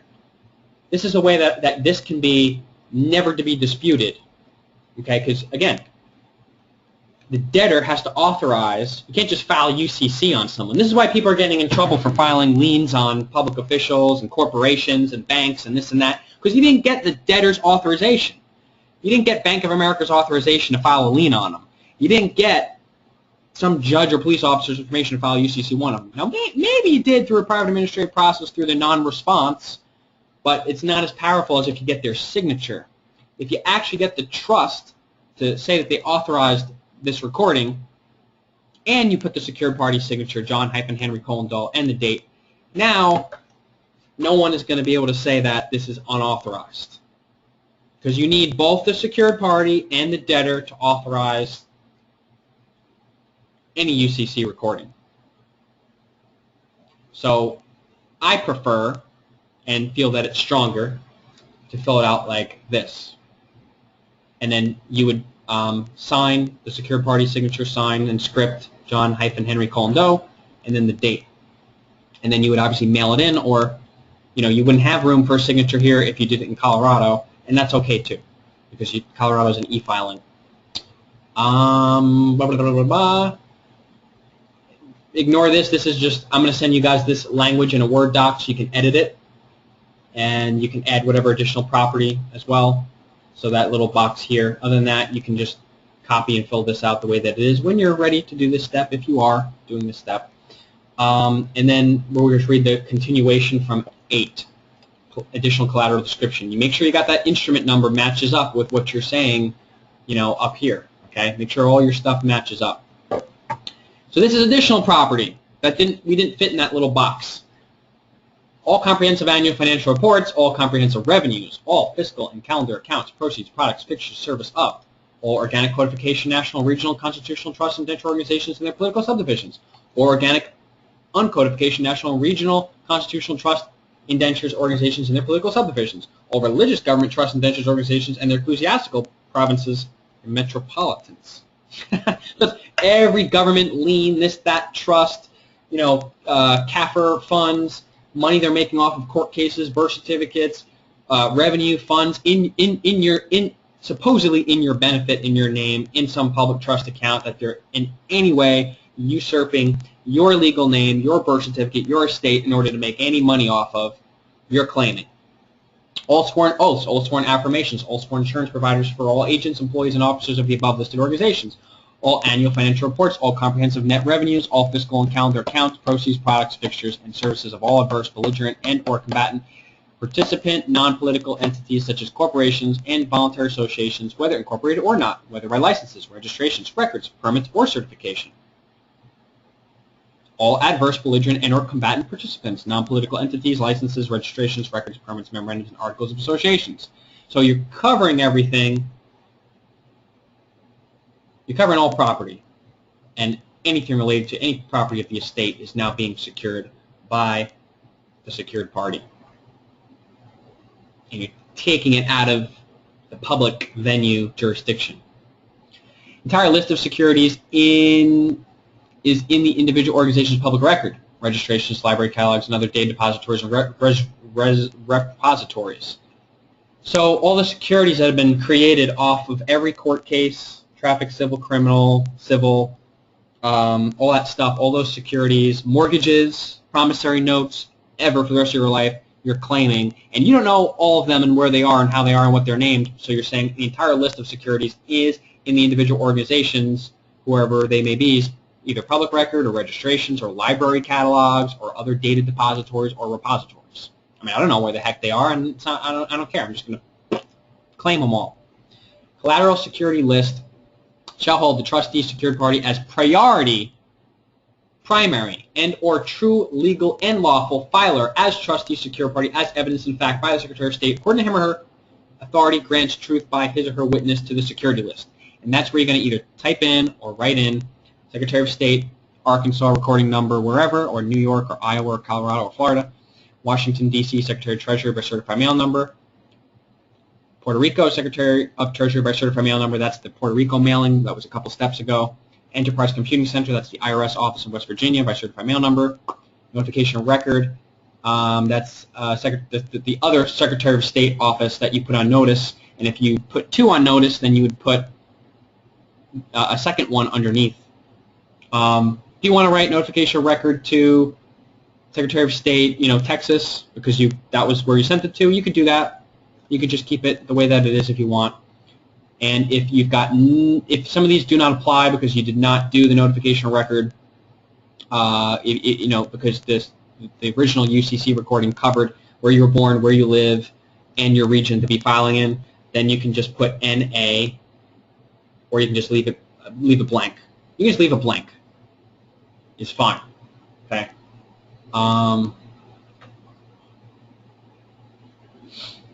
Collateral security list herein is with acceptance and return for full legal and lawful exchange. All value is legally and lawfully exempt from levy. UCC 1 collateral statement for John Henry Doe Trust.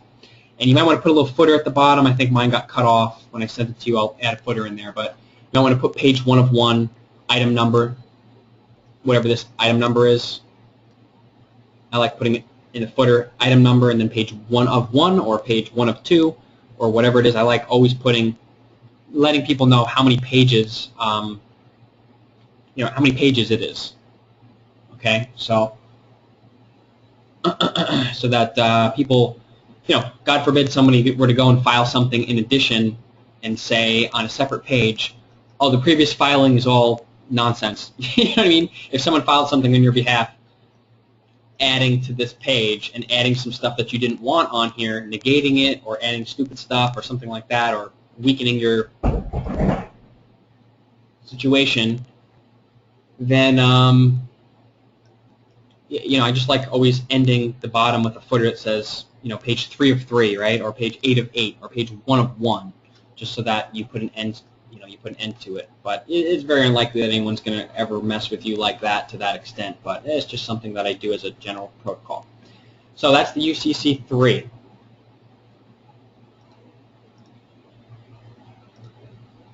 All right, questions and such.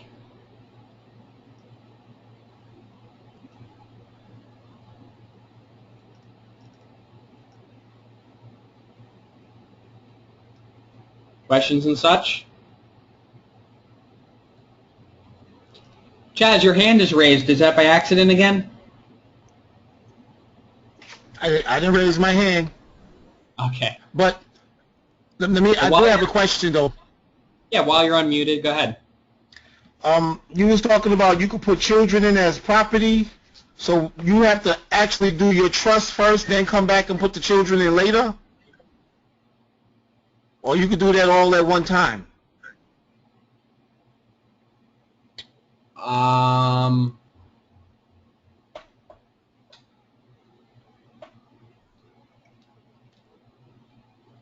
You would do that on the UCC,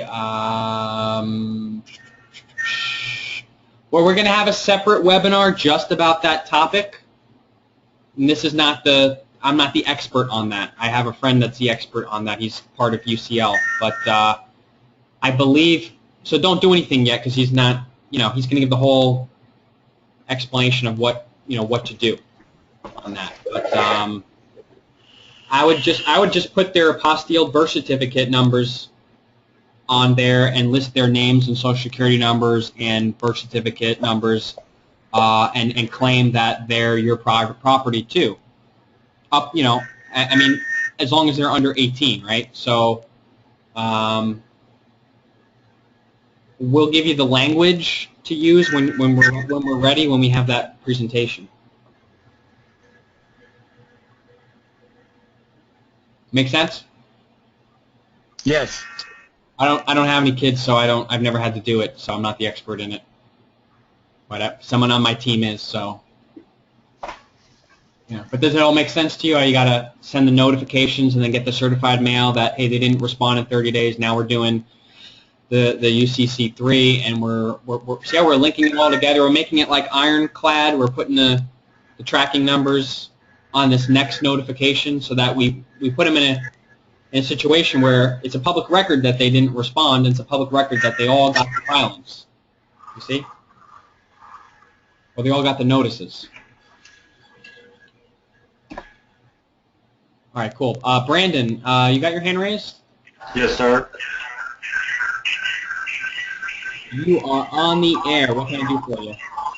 I just wanted to ask about the actual copyright that we use on the document on the actual trust name. Do we actually? Hang on a sec. You got a massive feedback. What's going on is you're hearing the webinar. You got to turn your speaker down or off while you ask the question, please, so that doesn't echo like that for everybody. All right, go ahead. Is that better now? Perfect. All right. I was asking about the copyright that we use at the end of the trust name. Do we actually do a copyright on that? Or are we just using it? What do you mean? Like I was under the impression that we actually had to copyright the trust name, or is it just done? Like I don't understand it, I guess. That was in the UCC 1 week presentation. You, by doing the security agreement and the copyright notice and putting it on a UCC 1, you did copyright the name. Oh, okay, that answers it. Thank you. Sure.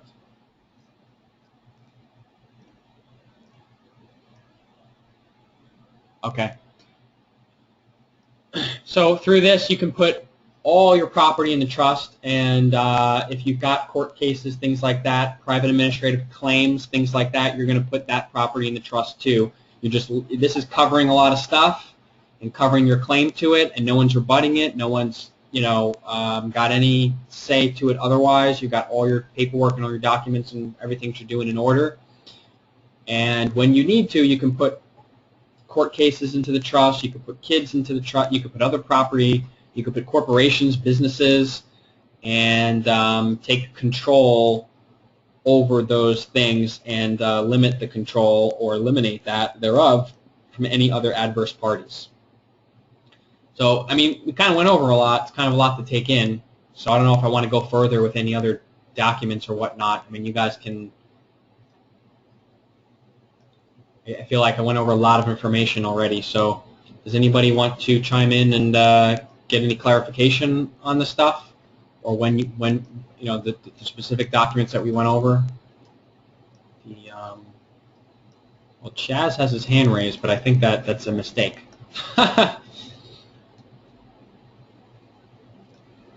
No? I'll go over one more document, but I'm not going to read the whole thing. I'll just give it to you guys to read. But this is a legal notice and demand. It's 17 pages, so I'm not going to read it all. But this is attached to the UCC 3 at this point, because you're giving all state, federal, and international public officials a notice. Attention, any and all governments, municipalities, cities, townships, public officials, lending institutions, brokerage firms, credit unions, blah, blah, blah, blah, blah.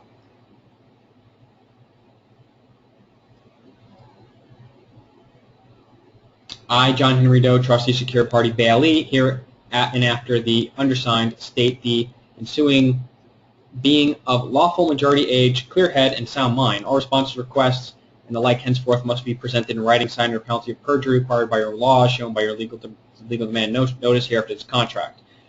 The law stated herein is for your clarification, not an agreement, omission, contract, covenant that the undersigned has entered or agreed to in any foreign jurisdiction. It has recently come to my attention that the IRS and the SSA and the federal courts have willfully been making injurious presumptions which prejudice my constitutional rights by trying to associate me with indem sonans, which is the all-caps version of my Christian name, which is in fact a trust previously associated with a public office in the United States government by virtue of the Social Security number attached to it. Further information is to help clear up any presumptions and set the record straight. The undersigned tendering this document is a trustee, secured party, bailee by fact, not a strawman vessel in commerce, corporate fiction, legal entity, ens ligas, or transmitting utility of, for, by, or to the United States of America, the government of the United States, the state of Texas, if that's where your domicile, if that's where you live at, or the United States Corporation, also known as the United States Corp USA, United States Inc., or by whatever name may currently be known or be hereafter named, or any of its subdivisions, including but not limited to local, state, federal, and or international and or municipal, multinational governments, corporations, agencies, or sub-corporations, any de facto compact corporate commercial states contracting therein, including the state of Texas, Florida, California, whatever you're living at, or by whatever names same may currently be known or be hereafter named, and the like.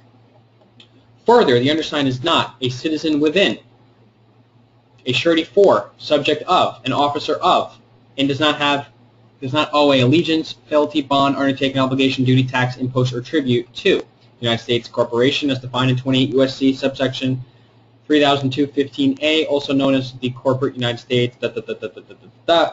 This is now a matter of public record. And then you're telling them the vessel in commerce, John Henry Doe, initially created as a trust, also known by identifying numbers, social security number, birth certificate number, driver's license number, by the government parents for the benefit of the undersigned John Henry Doe as beneficiary on your birth date, on whatever date you sign the trust documents, a waiver, or actually, yeah, whatever date you sign the trust, well, notification of record, I guess, or the date that you sign the trust documents. A waiver of beneficial position was declared to take up the abandoned post of trustee, secured party bailey to manage the affairs of John Henry Doe Trust for the benefit of the beneficiaries, thereafter named in the registry of trust for the following reasons. Matters are not being handled efficiently. In many respects, matters are not being handled. Okay, this is what we covered in the notification of record. Fraud gives the victim of the fraud the right to terminate his relationship to the government. If a guardian behaves fraudulently to his ward, he shall be removed from guardianship. Bouvier's Maxims of Law, 1856. The similarity in the names of the undersigned and the vessel in commerce, two distinct and separate legal entities, is testament to the undeniable propinquity. John Henry Doe Trust, originally an incorporeal creation of government parents, is dependent upon and only exists because John Henry Doe, a natural man, exists as a living, breathing, flesh and blood sentient being. The government being an incorporeal entity can only engage another incorporeal entity and not a real flesh and blood human, and therefore the creation of a vessel in commerce known commonly as John Henry Doe Trust was highly advantageous to the government to interface with. Since the birth of blah, blah, blah, blah, the undersigned full control of the trust revokes all permissions, da, da, da, da, da. The undersigned now tending this binding legal notice and demand, blah, blah, blah, with the silence of the corporate office, Secretary of State, blah, blah, blah, ratifies silence acceptance, blah, blah, blah, taking this notice, da, da, da, Miranda warning. Where rights secured by the Constitution are involved, there can be no rule, making, or legislation which would abrogate them. Take heed by this record, note, a true and correct notarized copy of blah, blah, blah, blah, Secretary of State, notice, be warned, notice, and advise, remember, blah, blah, blah, blah, blah, blah. And then, billing costs assessed with levies and liens and or tort upon violation shall be unlawful arrest, illegal arrest, restraint, distraint, or trespassing without a lawful, correct, and complete Fourth Amendment warrant, $2 million per occurrence per officer, official, agent, or representative involved. Excessive bail, fraudulent bond, cruel and unusual punishment, violation to right speedy trial, violation of right freedom of speech, conspiracy, aid and abet, racketeering, abuse of authority, as per Title 18 U.S.C.A. subsection 241 and 242, or definition contained thereof, $2 million per occurrence per officer, official, agent, or representative involved. Assault and battery with a weapon, $3 million per occurrence per officer, official, agent, or representative involved. Unlawful distraint, unlawful detainer, false imprisonment, $5 million per day per occurrence per officer, official, agent, or representative involved, plus 18% annual interest. The placing of an unlawful or improper lien, levy, impoundment, or garnishment against any funds, bank accounts, savings accounts, retirement funds, investment funds, social security funds, intellectual property, or other property belonging to the secured party by any agency, $2 million per occurrence, $100,000 US per day penalty until liens, levies, impoundments, and or garnishments are ended and all funds reimbursed and all property returned in the same condition as it was when taken, with 18% annual interest upon the secured party's declared value of property. As we continue, assault or assault and battery without a weapon, unfounded accusation by officer of the court, denial and or abuse of due process, obstruction of justice, reckless endangerment, failure to identify and or present credentials, and or failure to charge within 48 hours after being detained, counterfeiting statute, staple, security instruments, unlawful detention or incarceration for civil, criminal contempt, or court, without lawful documented law or valid reason, disrespect by a judge or officer of the court, threat, coercion, deception, and or attempted deception by any officer of the court, coercion or attempting coercion of the trustee, secured party bailey to take responsibility of the trust against his will, $2 million per occurrence per officer, official, agent, or representative involved. Destruction, deprivation, concealment, defacement, alteration, or theft of property, including, that's a long paragraph. Just when you get the chance, read all of it. Et cetera, et cetera, et cetera.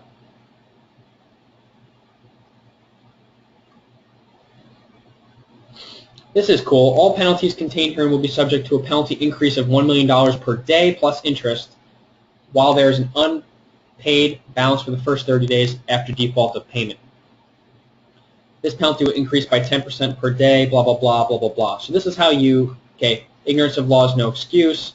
So, and then a summary. So this is kind of how you create a contract with them to be rewarded for any violations of your rights. If you don't have this in place, it's kind of hard to, and then you've got definitions of all the, what is abuse of authority, what is abuse of due process, what is aiding the abet, what is, all the definitions, what is assault and battery with a weapon, so that they can't get around it and say, well, that doesn't fit, your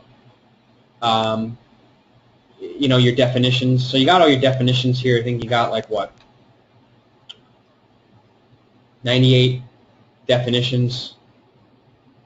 98 definitions that go along with this legal notice and demand. So I'm not going to read the entire thing, but I gave you the synopsis of it. Okay, so it's very powerful, and yes, if you've done this, if you've gotten beat up or abused or assaulted or had your rights violated, can you go retroactively backwards and do this? Absolutely. You just got to make sure you do the whole SPC status process in the right order going forward, and then do this, and then you might have a claim. You might be able to collect some money. And so contact us about that, and we'll show you what to do. But you got to. This is filed with the UCC3. Generally speaking, that would be the time to do that. So, Isaac, hang on a second. Isaac, you've had your hand raised, but I can't unmute you. I don't know why.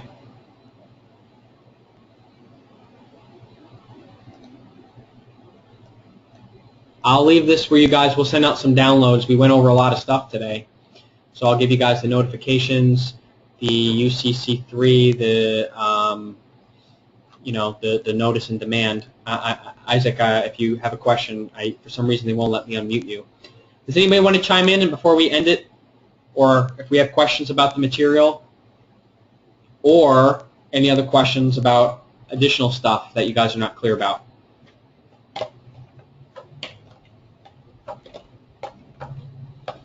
Okay, we're probably going to do a webinar to ask questions and stuff on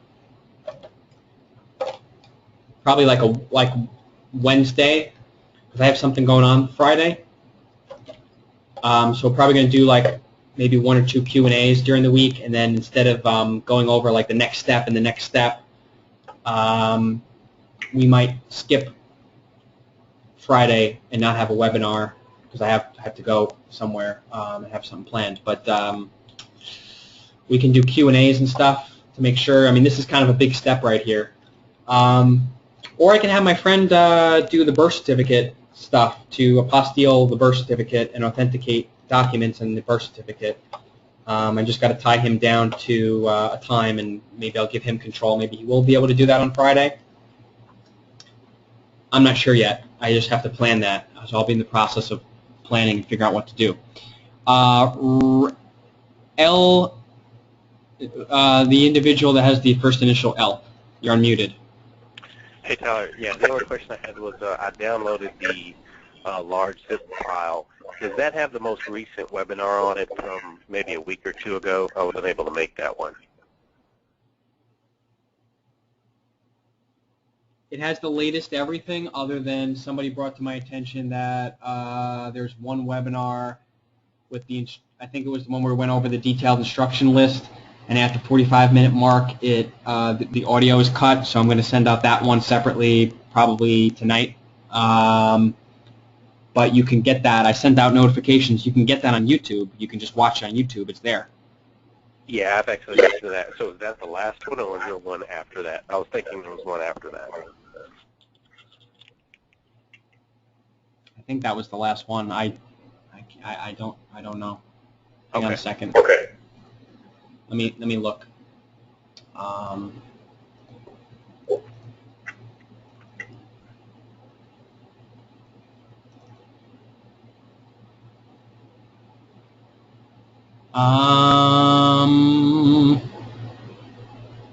No, that was the second to last one. Last week we did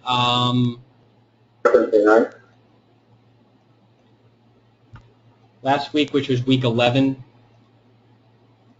we recounted the numbers of the weeks and stuff. So whatever week stuff you guys were going off of is changed. So last week we did we went over the instructions 2 weeks in a row. Last week we did an update of the instructions. We took question and answers, and we gave out some files that were missing, and went over some Q&A. And the mail forwarding thing we went over quite extensively. The Cayman Islands, I'm looking at it right now. We did how to set up. Some people had some questions about how to set up a bank, the trust bank account, and what banks to go to. And then in the beginning, I kind of gave an announcement about the black card situation. So you want to make sure that you watch that. So that's week 11. Okay, Q&A. yeah, that's the one I missed. So is that the one that's in the week 11 zip file?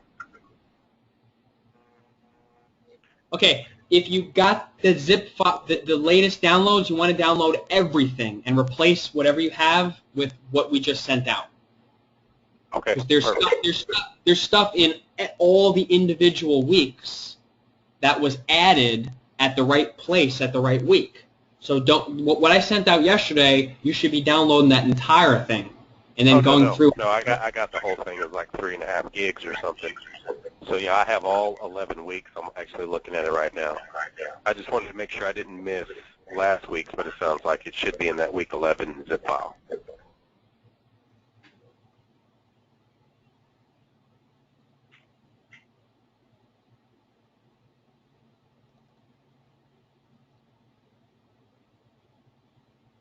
Yeah, what was sent out the other day, it's every week 1 through 11. So 11 was last week.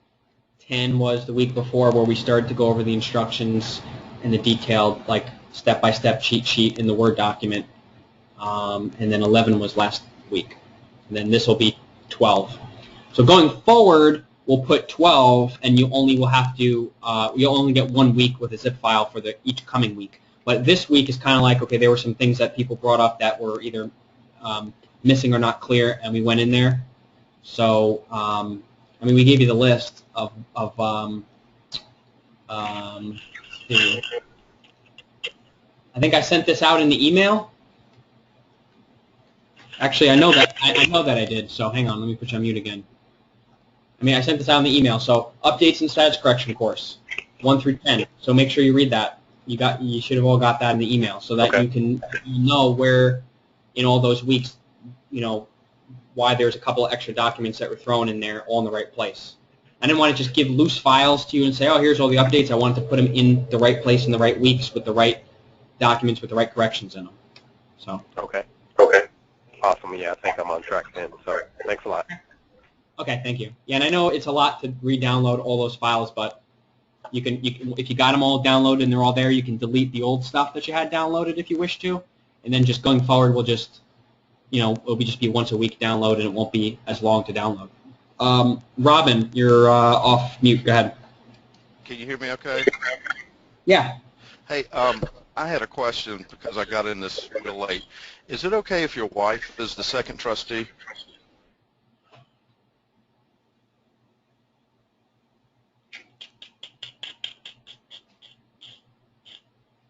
Okay, if your wife is the second trustee. Yeah, but 60% of all marriages end in divorce, and that second trustee is a position that you want to be able to trust very dearly, and I've seen enough marriages and divorces go where people make up stuff and go to prosecutors and say he raped me. So if someone's gonna be out to fuck you and stab you in the back, and if there's, it's gonna be your ex-spouse. Yeah. So I don't know. We've been married 25 years, got kids in college and everything. I don't think I'm worried about that. No, I know, but hey, the more time that you have with someone, that you're involved in your life with someone, and then it doesn't go correctly, the more someone's out to destroy your life and put you in prison for the rest of your life. Whereas if it's just a friend of yours who has no personal vendetta against you because you weren't married to him, you didn't have kids with him, you know what I mean? They're never going to screw you over as badly as an ex-spouse would. Never. So, that's just my take on that. I've seen enough of that happen but certainly you can have your wife be the second trustee. Okay. All right, thanks. Yeah, I mean, I'm just a disclaimer. That's fine. I understand. Yeah. Okay. Well, does the material make sense so far? Yes. Okay. Yeah, it's really good. The other thing is, should I wait till this whole thing's over before I start doing any of this, or should I be trying to file some of this and pull the trigger on some of this as we go along? Well, I mean, that's a call that you have to make. If you understand the material and the concepts and the principles, and you want to move forward with it, you can move forward with it. And as you move forward with it, you're going to come up with questions, right? So, as you move forward with it, you come up with questions. It's good to get the questions answered. If you decide to wait till after it's done, I will still be available to answer your questions because you took the course. Right. And so we will still have at least once a month questions for people that maybe that went through the course. They didn't have an emergency, or they wanted to take it all in first and understand and watch it and see if it's something that they did want to do, and how involved it was, and fully understand it. So if there's no rush, sure, you can finish it. And if you wanted to do it later on after the class, we will at least have a once a month, or if deemed more necessary, overview for the alumni, if you will, of the status correction curriculum, so that if those of you decide to take initiative on it later can also get questions, because as you start to do the paperwork, questions start to come up that wouldn't come up if you weren't actually in the process of doing it. Does that make sense? Yes. Yes, totally. Yeah, we'll be available for that later on. Okay. All right. Thanks a lot, Tyler. I hope you're feeling better. Thank you. Yeah, I am. All right. Thank you, Robin. Oh, I went to put that question down. Michael, you're on the air.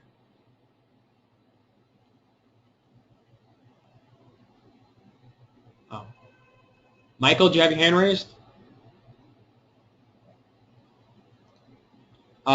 Tara, it says that attendee can't be unmuted until they enter their PIN number. Click to send their PIN. All right, I'm sending you your audio PIN. All right, Tara, I sent you your audio PIN. It says that you need an audio PIN in order to have me unmute you because you have your hand raised. There you go. All right, there you go. You're on here. Okay, thank you.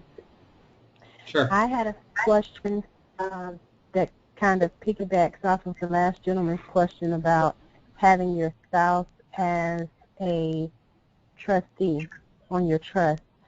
And your answer was something that I had considered already, but I wanted to know if a person does have their spouse as their trustee and something were to go sour, could they simultaneously have created another trust where their spouse wasn't on it, so that if something did go down, they would have to be dealing with how you laid it out in the trust that they're not a part of?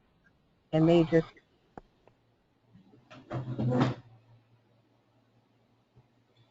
You're saying if something goes sour with the second trustee? Yes, if you created a trust because you wanted, say you both were going through the process together and you trust them, but if something were to blindside you and you needed another trust, could you have another trust that they weren't a part of, and then if you had an issue, would that become between the two trusts?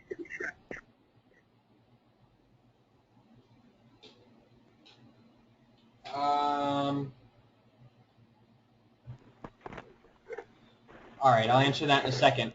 I got to take a really bad bathroom break so that I can focus on answering the rest of the questions. So if anybody needs to take a break, now's the time. It'll only take about 2 minutes because my bathroom is really close to my workstation today. So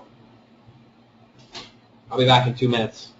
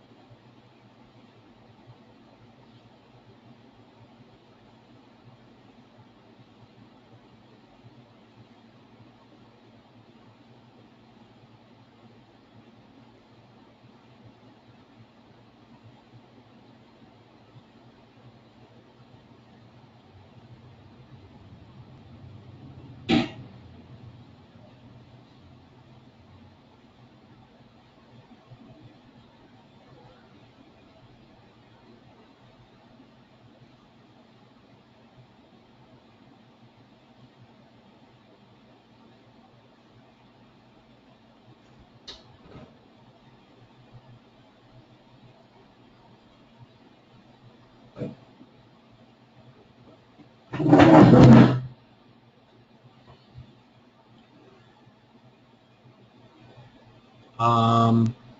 asked about second trustee. Well,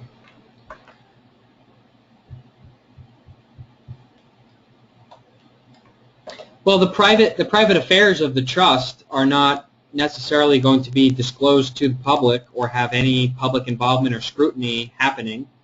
So all your documents about who your second trustee is and all that stuff are private and kept private and confidential. So that's one of the benefits of not posting any of the trust stuff, anywhere, because it's private. So if you look on all the files that we've recorded publicly on the UCC1 or its attachments, there's really no mention of who the second trustee is. So if the second trustee goes AWOL or goes sour, your relationship with them, you could always just go and do an amended, and just like we sent out in last week, where we sent out the amended minutes meeting document or the amended whatever, just make a document called the amended acceptance of second trustee and just have them sign that nunc pro tunc to the date of the trust, so that as it would be in effect that they were second trustee. Or you could send a notice of that they've abandoned their position, right? If the second trustee has, you can send them a notice that their position is terminated. If they accept and don't respond in 30 days, like they're, you have reason to believe that they have abandoned their position due to their inactivity. They haven't showed up to board meetings.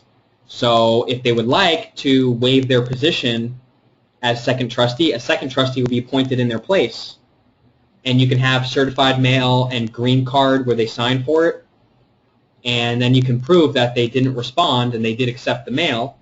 Or you don't need the green card, but maybe I'll put a document like that together, just in case, just to show you guys what you would, use. But basically just a one-page notice. Kind of like the notification of record that we went over. Just a one-page, explaining in pure English, what's going on. Hey, you haven't showed up to board meetings. You're not helping to handle the matters of the trust. I have reason to believe that you're usurping the funds, that there's rampant fraud and deceit. I mean, if that's the case, maybe you don't want to go that far, but whatever the situation is, if they're creating tortious interference with the trust, if the beneficiaries are not being taken care of, if the trust management is being controlled in some way, or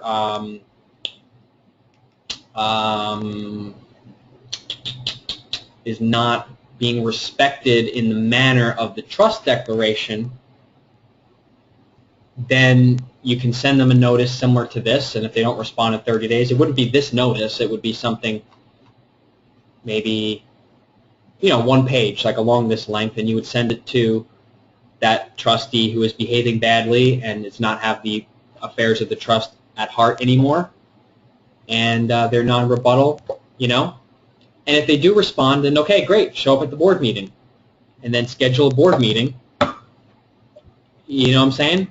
And what you could do is you can put in your trust declaration that if you don't show up at 2 board meetings in a row, your position is terminated, and a quorum of the board is held, and a second trustee is recommended and appointed, and the board gets to approve of a second trustee.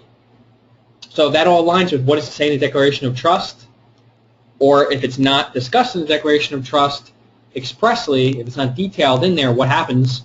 It's just common sense. It's just, if they are not participating in the trust, if they're not having the best interest of the trust at heart, if they have done anything fraudulent, like taking money, taking funds, trying to, harm the estate in any way, then it's just common sense. And then sending a notice and getting their consent through their non-response or non-proper response through an affidavit and a penalty of perjury to the notice and the affidavit of specific negative averment would be your contract and your legal documentation that they're no longer a trustee anymore. Is that sufficient? I could put something like that together. Is that, do you think that that would work? Is that sufficient, Tara? Yes, I think that would be great because I know a lot of people, I would think that a lot of people feel very comfortable having their spouse as their second trustee. So I think a lot of people would choose to do that. It really shouldn't be too many people you trust more than your spouse. So just to have the paperwork, like I say, if you're helping someone and they do encounter that situation, it would be nice to show them how to protect themselves because I don't think it's really logical that people could go through this process and not be able to or feel comfortable using their spouse as their second trustee. So I think that would be a valuable tool and portion to put in the declaration of trust because then you could safely, without any future repercussions down the road, have your spouse as your trustee. Yeah. You should be able to send a notice and put some bullet points. It wouldn't necessarily be the same exact ones as this, but in the same manner, like in the same manner where this notification record is kicking the government off of the trustee position and you're not needing them to sign anything, it's the same way that you would kick off your estranged friend or ex-spouse or whatever. You would come up with, you would say something along these lines like, recently it has come to our attention that your role, you have been not fulfilling your role as second trustee, you haven't showed up at the board meetings, or you have not, you've been breaching your, agreement and so forth, and so, your non-response to this will be waiving your position, and your position as second trustee will be terminated. Boom. As simple as that. So I'll put something together like that. Give me a couple days on that one because I got to really think and be in the zone of typing all that together. But it should only be one page, and then you can be able to kick them off. And hey, if they're not showing up at the board meetings, you got someone already appointed in their place. Hey, what are they going to say? What are they going to do? And I doubt if, even if you get divorced or something like that. I mean, come on, I really doubt someone's going to try to take control of your trust here like that. But they know enough about this, like I do. Like I could probably hurt somebody with it if I really wanted, But I'm not going to be vengeful to somebody and try to. The more knowledge you have, the more power you have, and then the more responsibility you have. Because if you're going to really try to destroy someone's life, I mean, with legal paperwork, if you know more than they do, then obviously you can, right? So.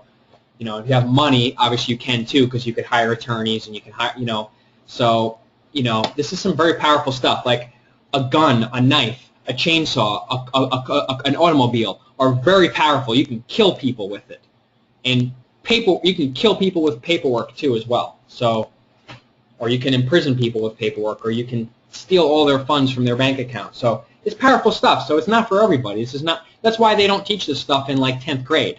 Oh, why are they keeping all this information from, because it's powerful.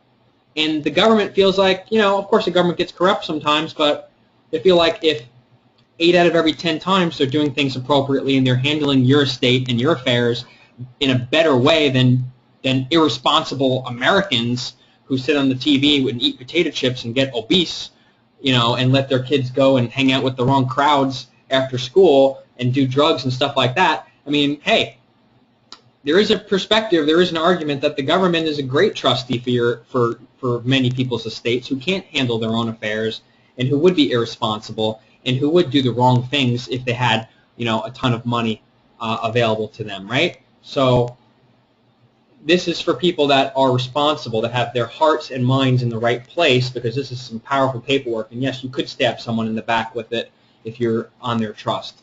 And so, that's why we kind of pull in and attract people that are compassionate, that are kind, that are giving, that have a meaning and purpose for their part here in the world. And we screen people out.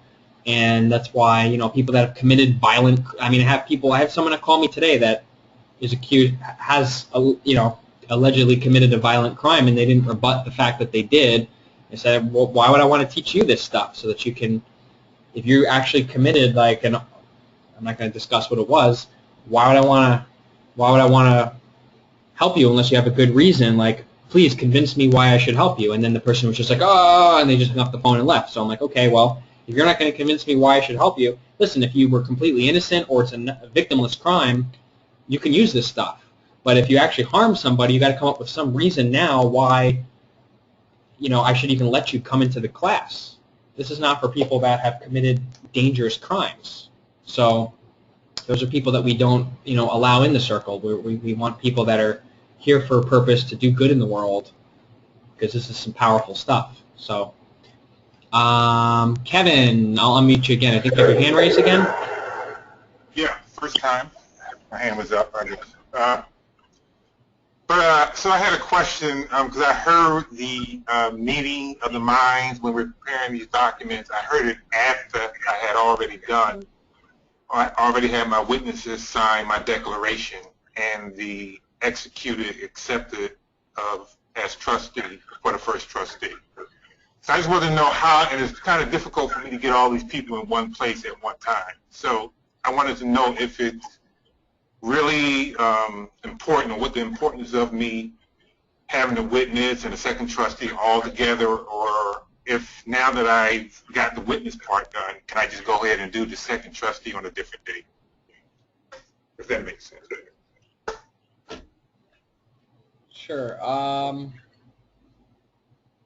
Well, the witnesses only need to witness your signature. The meeting of the mind should happen between the parties that are signing the documents. So whatever documents you're talking about, the declaration of trust or the acceptances of the trustees or the board in the minutes, and the documents that are signed at the minutes, the meeting of the mind should happen. You can do it through Skype. You can do it through the telephone. You can do it through telepathic communication with someone. But the meeting of the minds has to happen, and both parties should be making an agreement at the same point in time. And then once they all get the paperwork printed out, they sign it, and then in front of witnesses. So the witnesses don't have to be there for the meeting, just for the signing of that you are who you say you are when you sign the document. And when you sign the document, you're affirming that the meeting of the minds happened. But you don't need witnesses to be there. You don't need to be in the physical same place as the other person. You can be done through the telephone. You can email the copy of the trust to the other party that's signing it, or the meeting minutes, or whatever it is. But I would just have a telephone call to have the meeting and then do all the paperwork after the fact. Or you could do electronic signing. I think there's a website called writesignature.com, and you can do electronic signature. So if you want to get it done, you can just do it all then.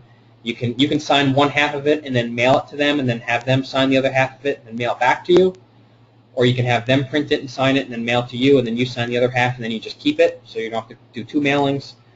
I mean, it's just really just. And I think I covered it. Did I cover it all, Kevin? Yeah, sort of, kind of.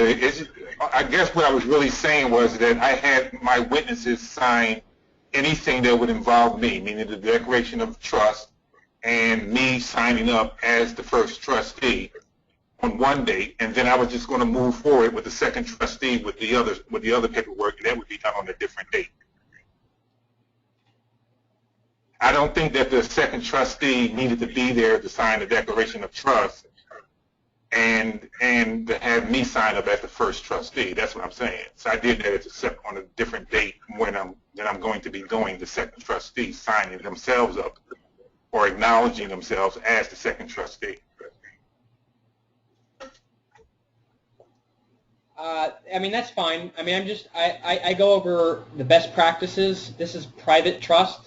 No one is really going to find out or know the way that you set it up, and if you have one thing that's done a day after this or that or whatever, it's just the best practices.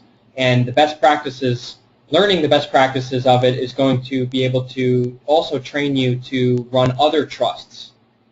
Okay, and then so once you get out of the system, you're going to have the ability to, or even if you are still in the system as a whatever your citizenship is or whatever. This is just also training to learn how to run trusts, in the most appropriate possible way. So the bottom line is you want to have your if you sign the stuff before or after, as long as you do it around the same time, I think it's okay. And you just want to have that meeting of the minds and go through kind of that script and so on and so forth whenever. and getting all the stuff signed, in a short amount of time from each other so that it all happens at the same event. Okay, so, I mean, like, obviously you're aware, like, you could have a meeting and go over the details of the meeting, and then, oh, I got a phone call, my kid is sick from school, I got to run, let me sign the documents later. And then a week later you come back to the bank, or you come back to the corporate office, or you come back wherever, and you say, oh, okay, let me just, it's the same document, okay, let me sign it. But the meeting of the minds happened previously, a week later. So as long as it all happens within the same time frame, I think it's fine. But, obviously try to have it happen at the same time if you can. But does that answer it?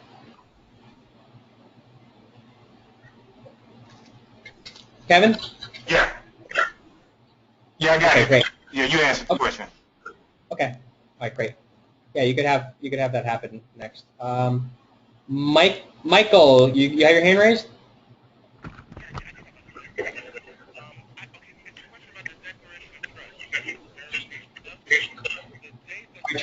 We can't hear you that well. I can barely hear you. You can't hear me? Now we can.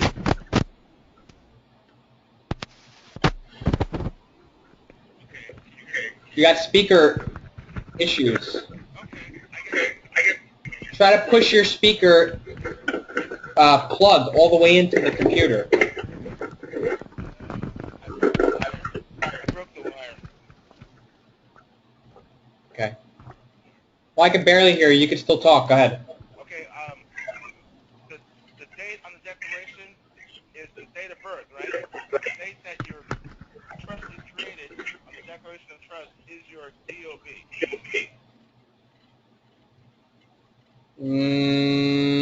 I would have to go back and look. We did a webinar on that already. That wasn't clear on the webinar previously? I always thought it was the 18th birthday, but Adam and I are kind of going back and forth.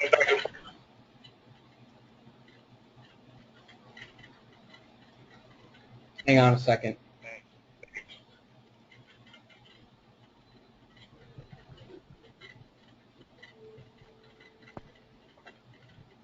Should be in the original webinar.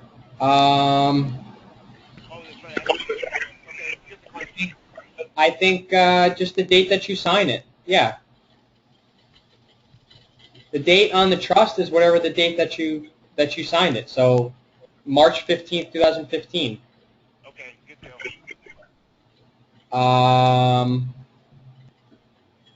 In the meeting minutes, you're discussing how the trust was created, and on the birth date, 30, 40 years ago, however old you are, and all that stuff. So it's having an effect. I mean, you're taking control of the trust now, 2015. So the trust is being signed now. It wasn't signed when you were born. Right. Yeah. Okay, cool. Do you have more clarity on that, or do you want to? No, that's good enough. I pulled it up on the screen. He's talking about this right here. I mean, this is just at the bottom. I mean, it's just signed whatever date that you guys are actually signing it. So,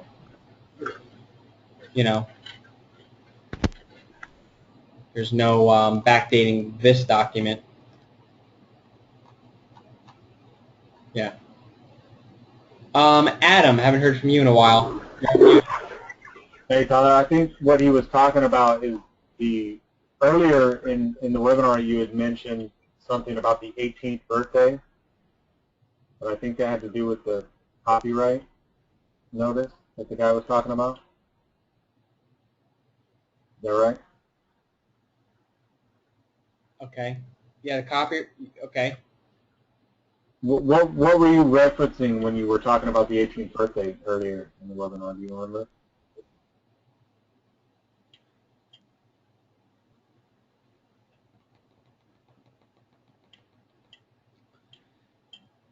The date that you became the legal age of majority is your 18th birthday. You're no longer guardian of your parents in the statutory world or private property of your parents in the common law world. the day of your 18th birthday, you have the ability to claim your sovereignty from the system of this trust that you got yourself involved with inadvertently. You haven't done so. So what you're doing is you are claiming your sovereignty nunc-pro-tunc to your 18th birthday.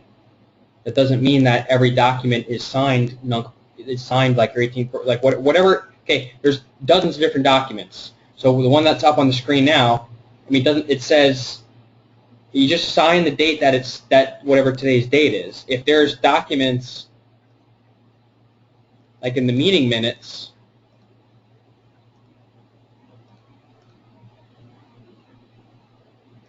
which is up on the screen now, just keep everything the way that it is in there. You've got date, blank line, 2015. So that's today's date, 2015. And then it says in this line, it's already filled. It's okay. Trustee called the meeting to order and affirmed that officially on blank date the trust was created but was left properly unmanaged. So that looks like that would be your birth date, probably unmanaged until whatever the date is today that you sign the declaration of trust, until accepted by appointment of first trustee. Trust became fully operational as a separate legal entity on your birth date. A temporary secretary is undersigned below is appointed to record these minutes. So, I mean, I can't give an answer to that. Every document is different, and we detail and go over it on the screen in the previous presentations, which are recorded and you can go back and look at. I'd be happy to answer any clarification questions on it that you have if they're specific. This is the copyright notice. The copyright date is your 18th birthday date.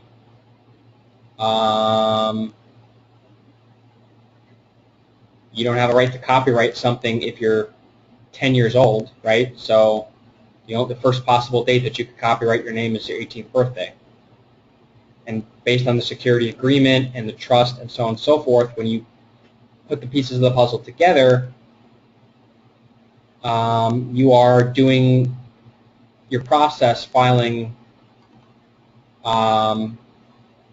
retroactively to the date that you turned 18. So whatever that year is, that's what I put in here for 2002. That's what that would be on the copyright document. I know there's a lot of details and things to remember, so I understand where you're coming from with the questions. The hold harmless agreement, there's no real date that needs to be even added on there. Security agreement is just the date that it is.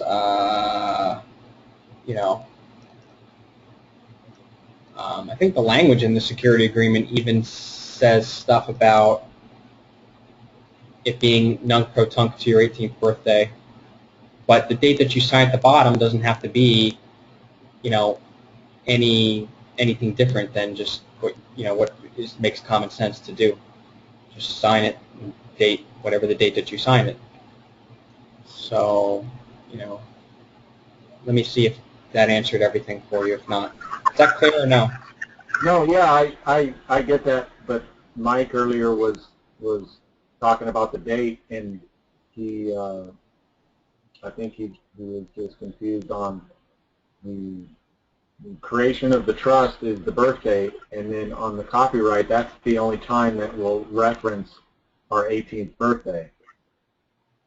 But as far as the trust being created is the birth date.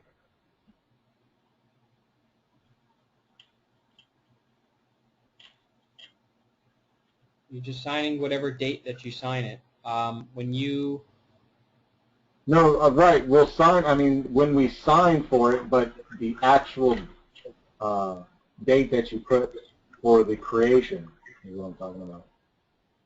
On what document? The date that you put for the creation on where? On the minutes. Minutes of the trustee meeting.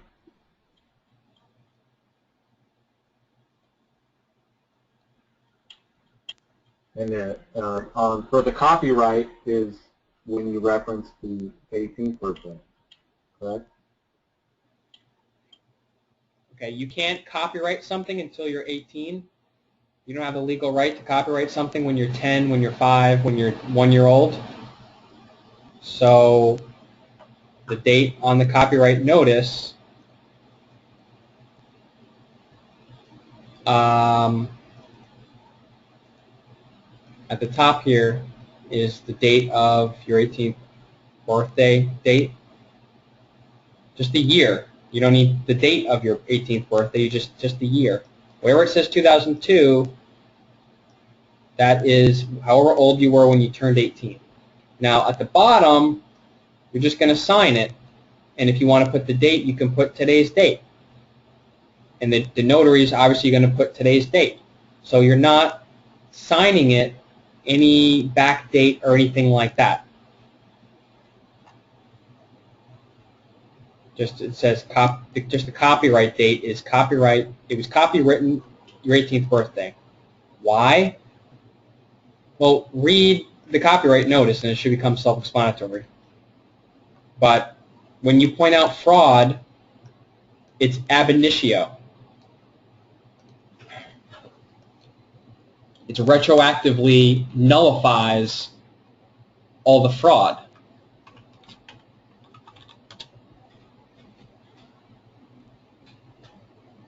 From the beginning, all right? So ab initio is a Latin term meaning from the beginning and is derived from the Latin ab, from, and initio, beginning.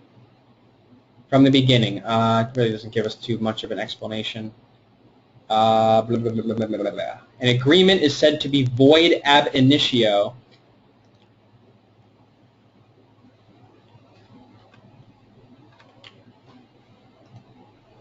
whoops. An agreement is said to be void ab initio if it has at no time had any legal validity.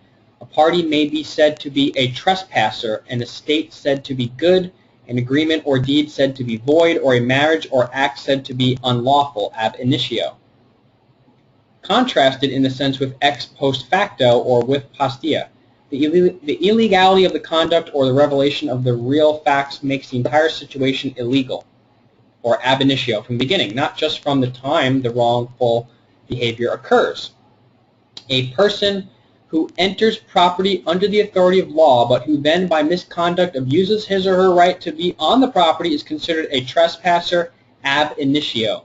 If a sheriff enters property under the authority of a court order requiring him to seize a valuable painting, but instead he takes an expensive marble sculpture, he would be a trespasser from the beginning. Since the officer abused his authority, a court would presume that he intended from the outset to use that authority as a cloak from under which to enter the property for a wrongful purpose. This theory, used to correct abuses by public officers, has largely fallen into disuse.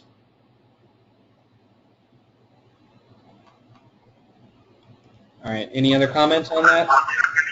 No, thank you. Okay, cool, thanks. All right, Tara, you're unmuted. Tara? I didn't have a question. Maybe I never put my hand down. Oh, okay. Okay, well, I was going to end the webinar for now. We have some really awesome stuff to, well, there's a couple of people with their hands up down there. No? Okay. Oh, Urena, haven't heard from you yet. Do you have your hand raised? Nope. You put your hand down? If you raise your hand, I'm going to pick on you. Professor T wants to have all the little kids in the classroom that raise their hand be called on. If you raise your hand, you're going to be called on. Okay. All right. So, you know, we went through a lot, and the next coming weeks, I'm probably going to have my partner and friend, Grant, do some webinars because he's got some specific stuff like on the kids and the right to travel and a few other things. So I just got to arrange the times and stuff with him. So they may or may not be at the same exact time every week. I got to check his schedule, and his I got to pin him down to certain weeks and so forth. And he knows I've been trying to get him and his expertise on this, but he's got some real powerful stuff. He's had some really powerful results helping himself and others. So I am delighted to be able to bring another individual other than myself. Obviously, I have the most time to commit to do this, and I have to kind of pry some of my partners to be able to get them down on specific times and cover specific material and prepare for it. But I'm excited for that because, but just make sure you get your questions on that topic. Authenticating, apostilling the birth certificate, having your kids in a trust and protecting them as your private property and taking the jurisdiction away from the state. And what were the other topics? I'll put out an email with some topics we'll have over the next few weeks on some of those other things. But basically, if you've done this process up until now, you have your basic filing stuff done. I would also get the birth certificate apostilled. So make sure you get that. Actually, come to think about it, you want to get two certified copies of your birth certificate, because one of them you're accepting for value and sending it to Puerto Rico, and then the other one you're apostilling, and you got the apostille number, and you're just keeping it in your trust. So I should amend those instructions and tell people really step one is to get two long-form certified copies of your BC from your birth state, because sometimes it takes a little time, and we're going to try to put together how to get that quicker in less time. Is it okay if you haven't done it? It's okay, but it's a little extra protection. So we try to do all the layers of protection, and we try to put all the information in the layers of protection together. And the stuff that we're going to do, going forward, is specific stuff to right to travel, dismissing cases for jurisdiction, and a lot of other things. If you have specific goals at the end of this curriculum, at the end of the class, as we start to give additional presentations that are kind of like optional only for certain people doing certain things, if you have specific goals that you're looking for, if you've done the process, or if you're almost done, or you get it and you're about doing it, and you have other things that you need to do, then make sure that you bring that up to us. Okay? Oh, there's also the topic of discharging the liens against your birth certificate, which is important too, to make sure that you truly become the holder in due course of your title to your estate. Okay, so there's some key topics we do want to cover in the next 3 weeks, but I'm trying to kind of put kind of a closure on the main setup process, and then maybe have a few weeks of a wait time, and then go over some of the optional stuff, like I mentioned about getting a passport, things like that. That's a whole other topic. So I guess there's like really another 4 weeks, if I could break it down, 4 weeks. There's the withdrawal from the Social Security system, withdrawal from the Medicaid, Medicare system, withdrawal from the voter reg, withdrawal from jury duty, withdrawal from selective service. There's a lot. I mean, you could take this really, really, really far. But what we've covered so far with that UCC 3 really kind of puts some sort of a foundation on, okay, you've done the basic secured party setup process. And I wouldn't stop there. I would continue, and we've got definitely some key material to cover over the next 2 to 4 weeks. But then you kind of got like optional stuff you can do later. And I would stick with us for as long as you guys can, or watch the replays and so on and so forth, because there's a lot of powerful material that we're going to come over, cover. But okay, I got some questions. Urena, you did want to raise your hand? Did you want to ask? Yeah. Hi, can you hear me? Yeah, I can hear you fine. Okay, great. I guess I was a little bit confused when you were describing the apostille thing. Is that something where you go and get it like certified again or something? I was unclear about that. And then the second question was that legal notice and demand document that you were talking about, when do you use that, and when and how? Okay, great. I'll answer the question and then unmute you again to make sure that you got all the questions answered. Certified, okay, so if you get a certified copy of any document, like a claim, a judgment, private or public, or just a certified copy of your birth certificate or your kid's birth certificate that you want to become the holder in due course of and put into your trust. An apostille is where you get, I can't describe what it is as well as Google can.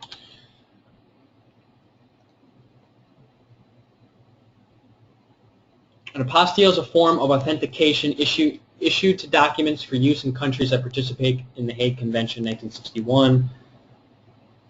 If the country of intended use does not participate in the Hague Convention, documents being sent to that country can be authenticated or certified. The Office of the Secretary of State provides apostille and authentication service to U.S. citizens and foreign nationals. Interesting. And foreign nationals, which is you, on documents that will be used overseas. Types of documents include corporate documents such as company bylaws and articles of incorporation, powers of attorney, diplomas, transcripts, letters relating to degrees, marital status, references and job certifications, home studies, deeds of assignments, distributorship agreements, papers for adoption purposes, etc. U.S. State Department provides general information about document authentication and apostilles under the Hague Convention 1961. So it's a certification because it's just you got to create full authentication that the document is authentic, that it is what it is. You also might want to look up authenticating documents.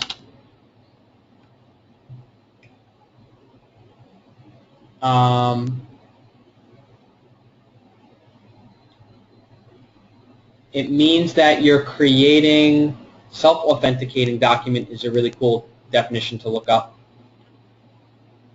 Best evidence rule requires that if a document is offered in evidence, the original document or writing has to be submitted. A copy of the document will not be admitted unless the absence of the original is adequately explained. In addition, documentary evidence such as records, letters, bills, contracts, and similar writings have to be authenticated or identified before being admitted in evidence as genuine. Methods of authenticating documents. A witness can testify that he or she is familiar with the document. A non-expert witness can give an opinion as to the genuineness of the handwriting in the document. An expert known as a question document examiner can compare two handwriting samples, blah, blah, blah. Another method of authentication. Business records can be authenticated and identified by the testimony of the custodian of records unless the source of the information or the method of preparation of documents indicates a lack of trustworthiness. Self-authenticating documents are documents such as certified copies of public records, official documents, and newspapers which do not require outside evidence of authenticity in order to be admitted as evidence. And that would be getting an apostille would be self-authenticating evidence or self-authenticated document. Ancient documents are admissible without outside evidence of their authenticity. Recitals in ancient deeds are evidence of the facts recited in the deeds when accompanied by the possession under the deed or other collaborating circumstances. A will of such age as to make it competent as an ancient document may be competent to show the identity of a person mentioned in the will. A self-authenticating document in the laws of evidence of the United States is any document that can be admitted into evidence at a trial without proof of being submitted to support the claim that the document is what it appears to be. Several categories of documents are deemed to be self-authenticating.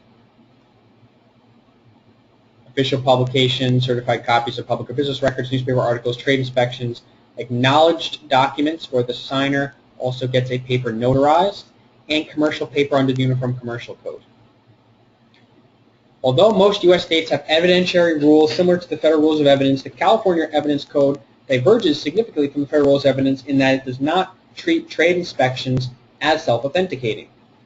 This means that if a defendant does not stipulate that the authenticity and accuracy of a trade inscription and the plaintiff lacks testimony from recipient witnesses who can establish a complete chain of custody leading back to the defendant, then the plaintiff must use expert testimony to establish the authenticity of the encryption and to get around the obvious hearsay rule, i.e. to establish based on common practice with the trade that the product is what the encryption says it is. So the bottom line is, who cares if you got a birth certificate? Who cares if you got a certified copy of the birth certificate? You got to prove in court with expert testimony and expert witness unless it's apostilled.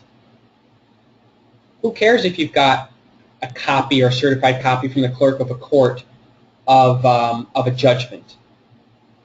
Who cares if you got a private administrative process and a notice of default and consent to judgment, stipulation of the facts, and it's notarized and it's signed? Who cares unless it's authenticated or apostilled? Because in order for you to prove that you're the holder, in order for you to prove that you got the rights, titles, and interests to that document, you got to go to court. And you got to prove via expert testimony and expert witness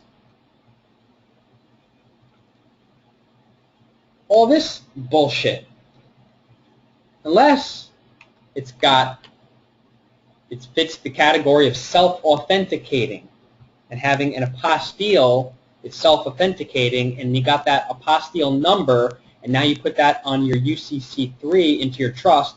Now you are the holder in due course. It's not prima facie evidence. Remember the definition of prima facie evidence, which is true until rebutted or until challenged.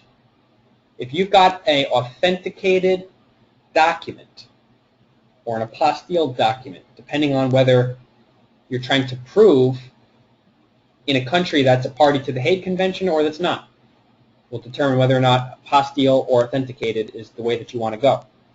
So you may want to get a copy of your birth certificate authenticated and a copy of your birth certificate apostilled, or you may want to get a copy of your judgment or your claim or birth certificate of your kid or whatever, apostilled, one copy apostilled, one copy authenticated. Because if you don't have those ready to go, ready to prove, ready to walk into court, if you have some court case or you don't have ready to go, waving in the open court, hey, I got this self-authenticated document that I'm going to submit as evidence that I'm entitled to A, B, C, or D, rights, titles, and interests related to whatever.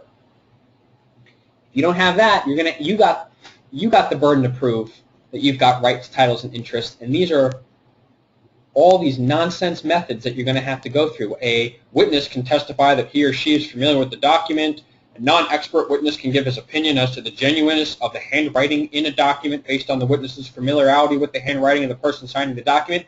Come on, you don't want to have to go through all that. You don't want to have a trial, a jury trial, a bench trial to look at the signature of the Secretary of State who issued, or your Department of State who issued your birth certificate or your judgment.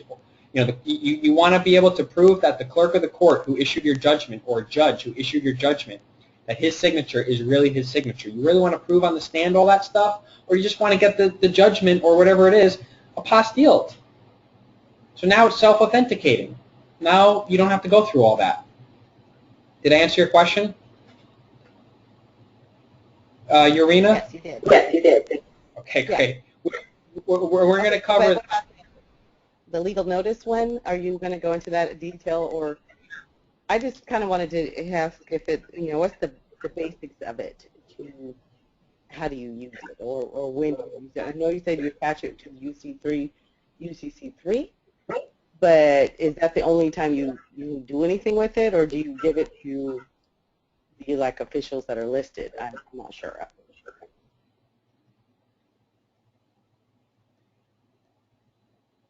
All right. All you just mute and then all you do with this is posting it as public notice. It's kind of like, and that's a really good question. I really respect that question. It's a really good question because no, you don't have to send this, okay? Because there's something called actual notice and constructive notice. So do a little bit of research on just the difference between actual notice versus constructive notice, and basically what it's the difference. And you can just Google actual notice, and then you can Google constructive notice as well. Actual notice is when you send actual mail to that party at their known registered agent address. Okay.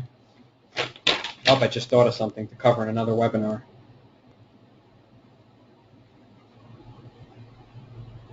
Actual notice is when if you're a landlord and you're evicting somebody, you have to give actual notice to the tenants that you're evicting.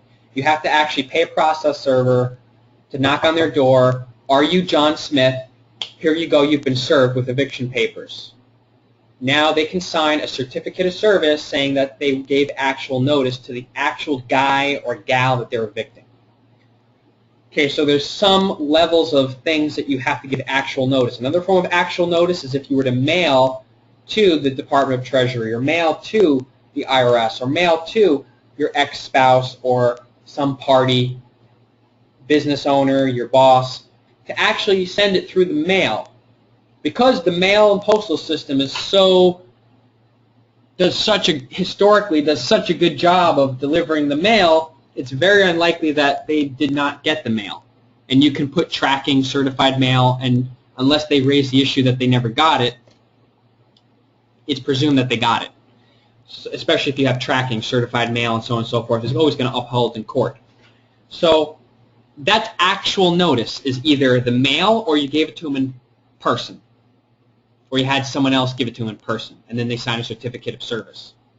Constructive notice is when you drive on the side of the road and you see a patch of like woods or a patch of forest, and it's got a big sign that says public notice, and if you read it, it says that they're going to have a public hearing, that anybody that wants to come to the hearing to give their concerns can give their concerns, and then the town board or the city board of trustees is going to decide on behalf of the whole town, and you're a beneficiary of the town because you're a resident of the town, res being property of the trust, ident being identification, right? So the town board of trustees is having a hearing, but before that they do something that may cause irreparable harm or irreputable harm to any of the residents of the town or business owners in the town or whatever, they have a hearing and they post a public notice either in the newspaper or whatever. They also do this when they do the sale of someone's home. They post in the newspaper.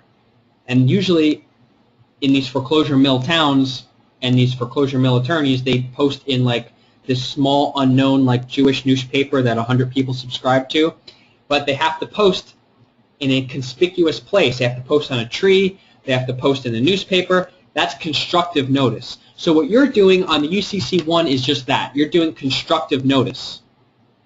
Now, after they posted constructive notice for a certain period of time, it becomes the law.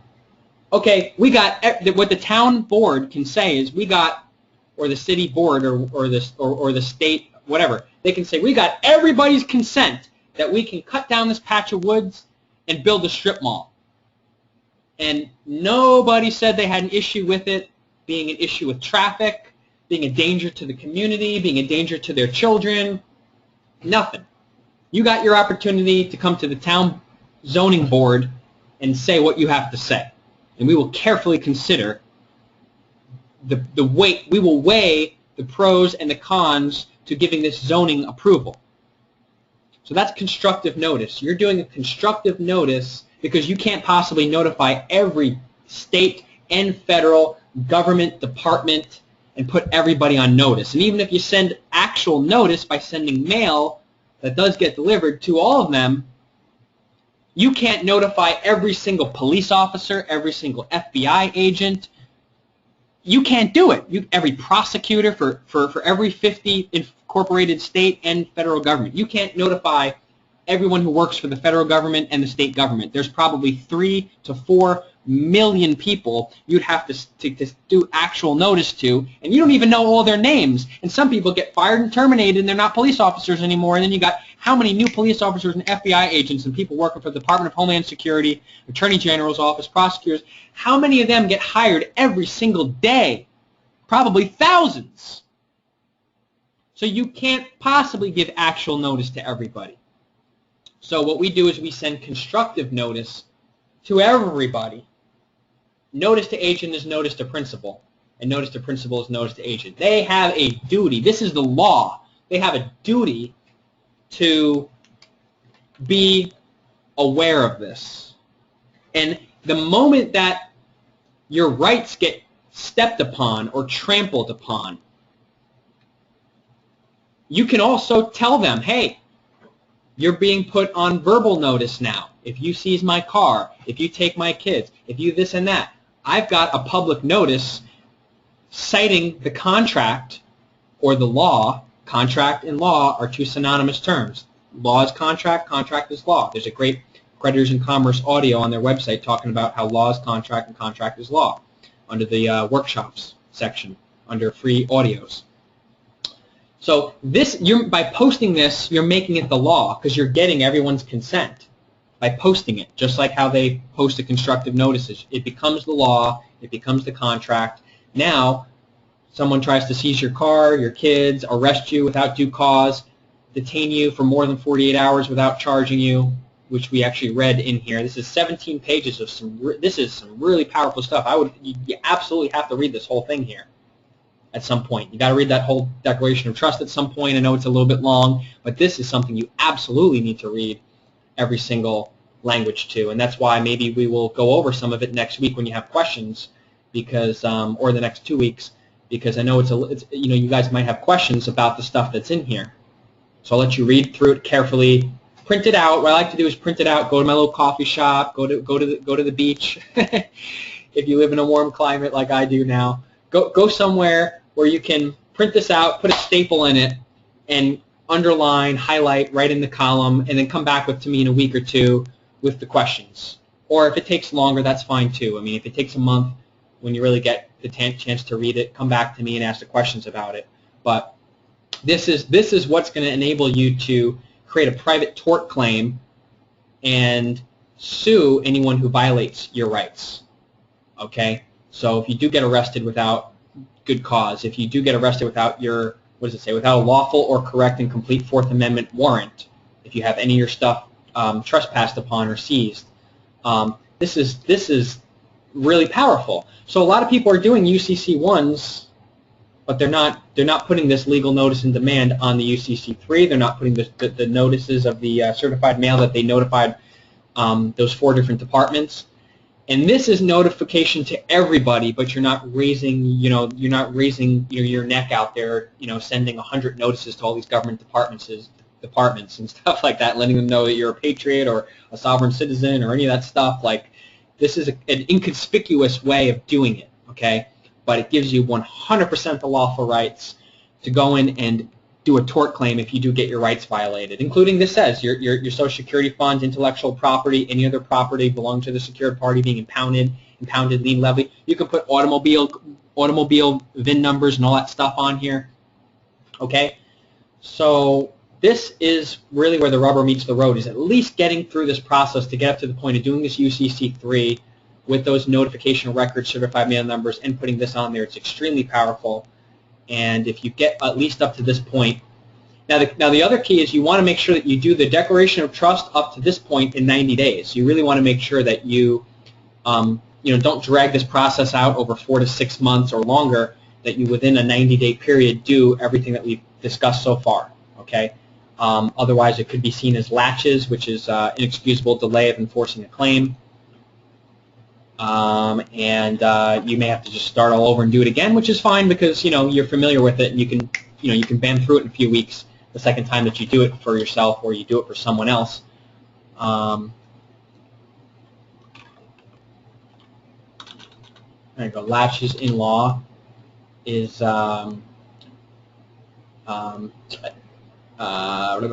inexcusable delay in seeking relief or enforcing a claim or securing a legal right, title, or interest. Okay? So just get familiar with that term. Let's see. You asked about. So yeah. So when, if I answer your question, when do you use this? You just record it. It becomes the law when you record it on your UCC. Now, there's also some other things that are a little bit more advanced that we can cover later on about. You can actually record certain things at the Library of Congress, and you can make that part of the law of the United States of America, too. But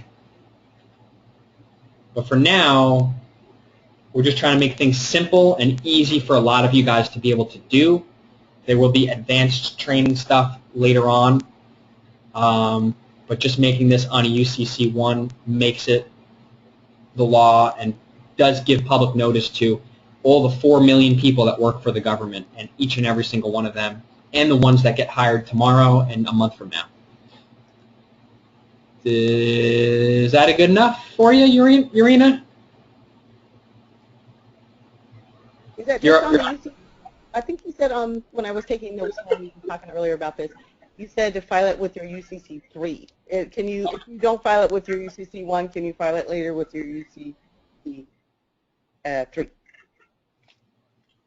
Yeah, I meant to say we file it on the UCC 3.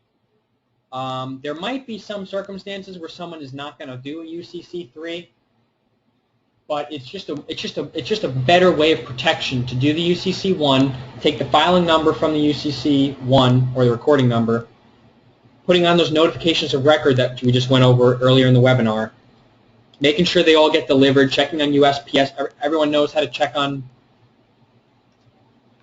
USPS.com. You can go to track, make sure that it was delivered, add a tracking number. So you just put in the tracking number here, and then you hit boom, and it'll tell you, you know, where it is along its path of being delivered. I just put in some random number, so it's not giving me any information, but I'm sure you guys have used this before. So you want to track, make sure it gets delivered. You might want to get your green cards back if you put green cards on them, which I recommend too. And then you take that, you do a UCC 3, and then you can record this on the back of UCC 3. So it's just a better way to do it. You could do it on the UCC 1 or the UCC 3. I recommend just the layers of protection. Like when you have like a hamburger, right? You want to be able to have, you know, it's the whole package is a lot better than just the meat, okay? Or if some of you are vegetarians like me, you know, the veggie patty or I've been addicted to these quinoa burgers that I've been getting lately. So whatever your meat is, hopefully if you eat meat, it's humanely raised, grass-fed, antibiotic-free, hormone-free.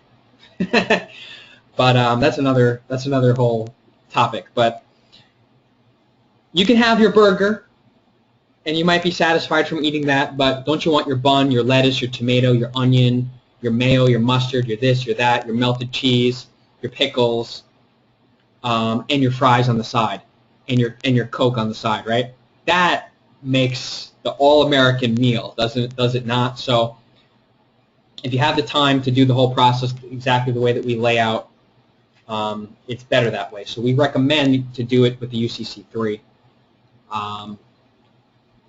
with the other stuff in the UCC 3. So you guys will all get those documents tonight, so that you can have another, you know, a week, 2 weeks to go through it all, and we'll take questions as we go over stuff.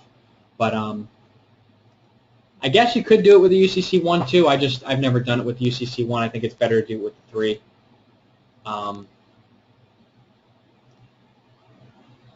But you could. But yeah, my method of doing it, our method of doing it, is to do it with the 3. So I might have said it different each time, but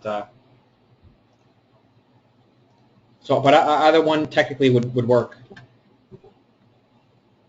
Okay. Well, thank you for answering my question. Sure. Yeah, thanks so much.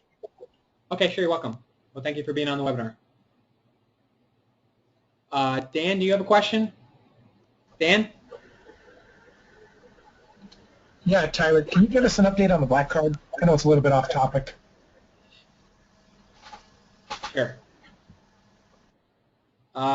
There is no update. I'm trying to put together forms and get the numbers negotiated, and that's basically all there is to it. And I have some personal stuff going on too. I would probably be able to do a little bit quicker, but yeah, I'm sorry. Just hang tight. So anyways, that's it. You will hear about that when I'm ready to hear about that. So hope you guys like my background of my future manifestation, ideal apartment, home, whatever. If you guys want some other photographs, I've been collecting a lot of. Hold on, I'll pause this.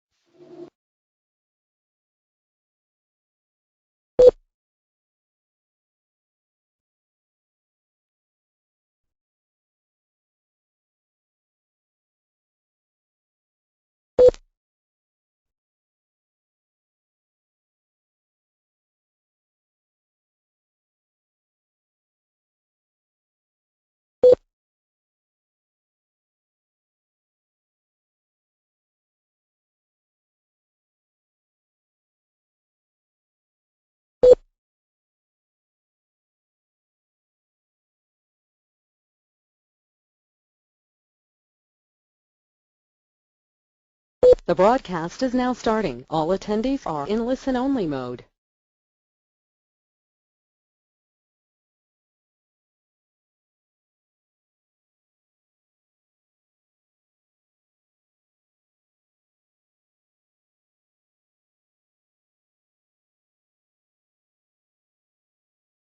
Check. Alrighty. Alrighty, guys. I think we're ready to rock and roll. Thank you for your patience. This is your facilitator, Tyler. I just want to make sure you guys can hear me. I'm going to type into the chat bar. Can you guys hear me?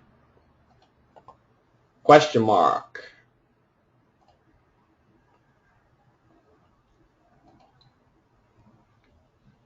How do I... Okay, 13 here, 1 attentive, 5 questions, hands raised.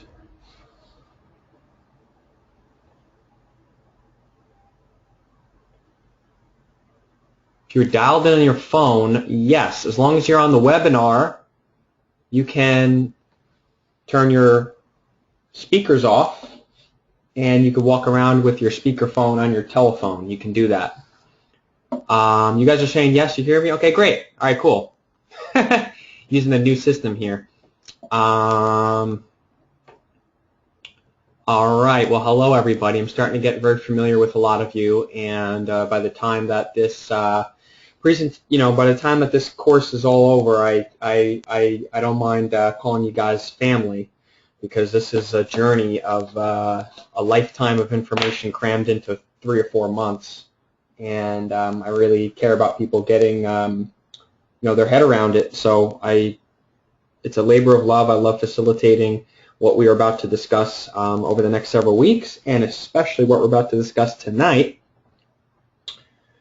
because tonight is some very powerful information. And if you see there on the email, I said it's starting to get into some real meat and potatoes. And I apologize for not sending the link, but I'm going to send the link in an email later, and I'm also going to send a link right now in the chat bar.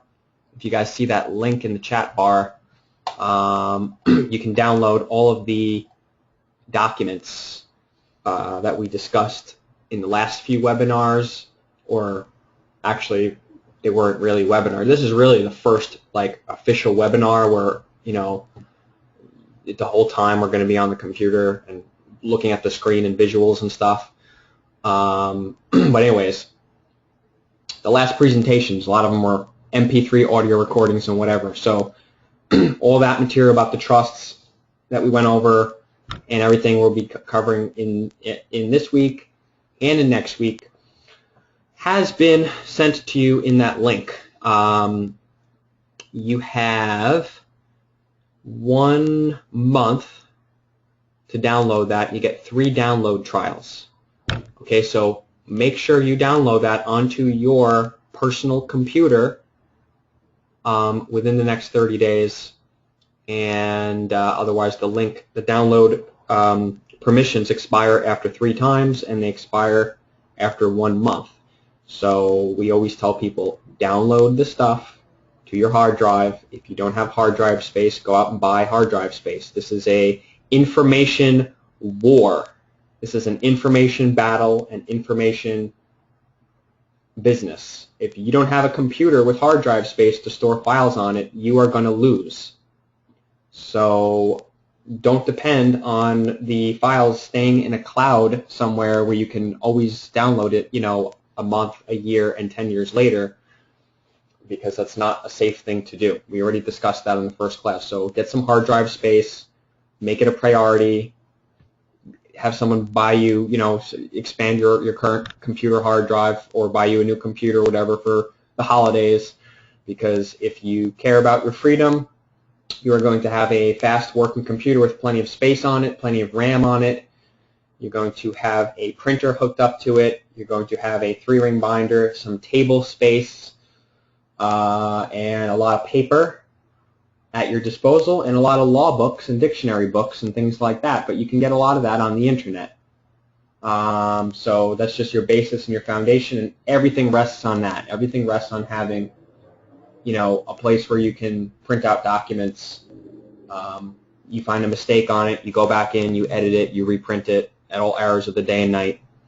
And I'm giving you guys all of what I have found and all the information that I've compiled, traveling thousands of miles far and wide, not just myself, but other people on the UCL Board of Trustees that represent our mission statement and our allegiance and dedication to our members, which are you guys, and future generations of the next several years of people who will become members.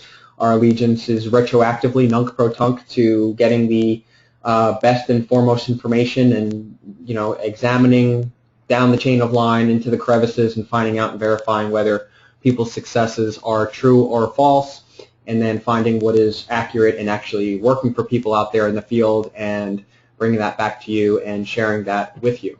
So we very, very much appreciate putting your hard-earned dollars and time and dedication and moral support. And if you guys are, telling other people about us on other forums within the niche of freedom and patriot, peaceful patriot, because we're non-adversarial, but in the groups of people that are open-minded in any space and any time, we very much also appreciate you guys dropping our links on different forums and websites and whatever, emailing it to people or telling people about us as well, and commenting on our YouTube and giving, liking and sharing our YouTube channels with people on your Facebooks or whatever it is. So anyways, we really appreciate it. It's kind of a symbiotic relationship. You guys support us, we support you, and we're on the front lines traveling thousands of miles to get, what we are trying to uncover the truth, because there's a lot of misinformation, there's a lot of information, and, for the last 3 years we've gotten calls virtually every single day where people say, oh, I filed a UCC1 and I'm a secured party and I have this situation and I'm in trouble, can you help me? And the whole point of the status correction class is to kind of fix that, because most people, or I don't know about most people, but a large chunk of people on our email list, and we have a few thousand people on our email list, a large chunk of the people have done the UCC1 secured party filings, but they don't even know. I don't think I've really found more than like 2 or 3 people who actually know what it is and can actually explain it and actually understand it intimately. And when I got involved with this 3 years ago, I never actually really understood it that much. I read about it on the internet a little bit, just like you guys have, but there's really not a lot of information. Actually, there's almost no information unless you meet someone in real life, face-to-face, man-to-man, man-to-woman, and they teach a 2 or 3 day workshop going over with the documents on a projector and walking through the stuff, or on a whiteboard passing out the paperwork, and going over it comprehensively. Unless you know some people like that, because there's a lot of people doing that out there, and they happen to go over it very comprehensively. Unless you found someone like that, they might have the whole picture, they might not. They might have some, some good stuff. They might have a couple things, incomplete or missing. I don't know. But I don't know anybody out there that has a website or a webinar-based, an email list, or any sort of forum like this where, people all across the world can plug in at the same time and go over, and we can discuss and discern and try to uncover the truth with this process, and do an example of a walkthrough of one, John Henry Doe, for example, is the example that we're using in this curriculum. And so I don't know anyone that gives one entire walkthrough of every single step in one place, in one place that's accessible. I've scavenged the internet for it. I've even scavenged in real life and workshops and traveled in airplanes and stayed in hotels, and I can't really find it. So hey, if I found it, I probably would have saved myself the time and energy and said to my email list, hey guys, go to this guy and buy his product, and sent you to get his information. But his or her information. But since it's not there, I had to spend the last 12 years, 12 years, 12 months, not just me, but other people on the board of trustees, a lot of time and money and energy trying to compile just that. And so you heard 2 weeks ago, or what was it, 2-3 weeks ago, about the trust. That link will give you all the documents on the trust, and we're going to pull that up on the screen and go over it a little bit. And the next step and the next step and the next step. So this is 4 weeks, right? So this is going to last 12 to maybe 14, 15 weeks, however much it takes for you guys to get all your questions answered, right? But the main stuff should be covered in 12, 13 weeks. So this is 4 out of the documents you're getting are the downloads for weeks 1, 2, 3, and 4 that you have not gotten yet, okay? So this is a lot of stuff, but I wanted to put it all together in one download rather than sending you guys a million different links to download week 1, week 2, week 3. So this is the editable versions of weeks 1 through 4, which is about a third of the, it's maybe like a third or a fourth of the paperwork that is involved in this hypothetical status correction example for John Henry Doe, which is not legal advice, but just a walkthrough example. And the purpose of it is to facilitate your own stimulation and your own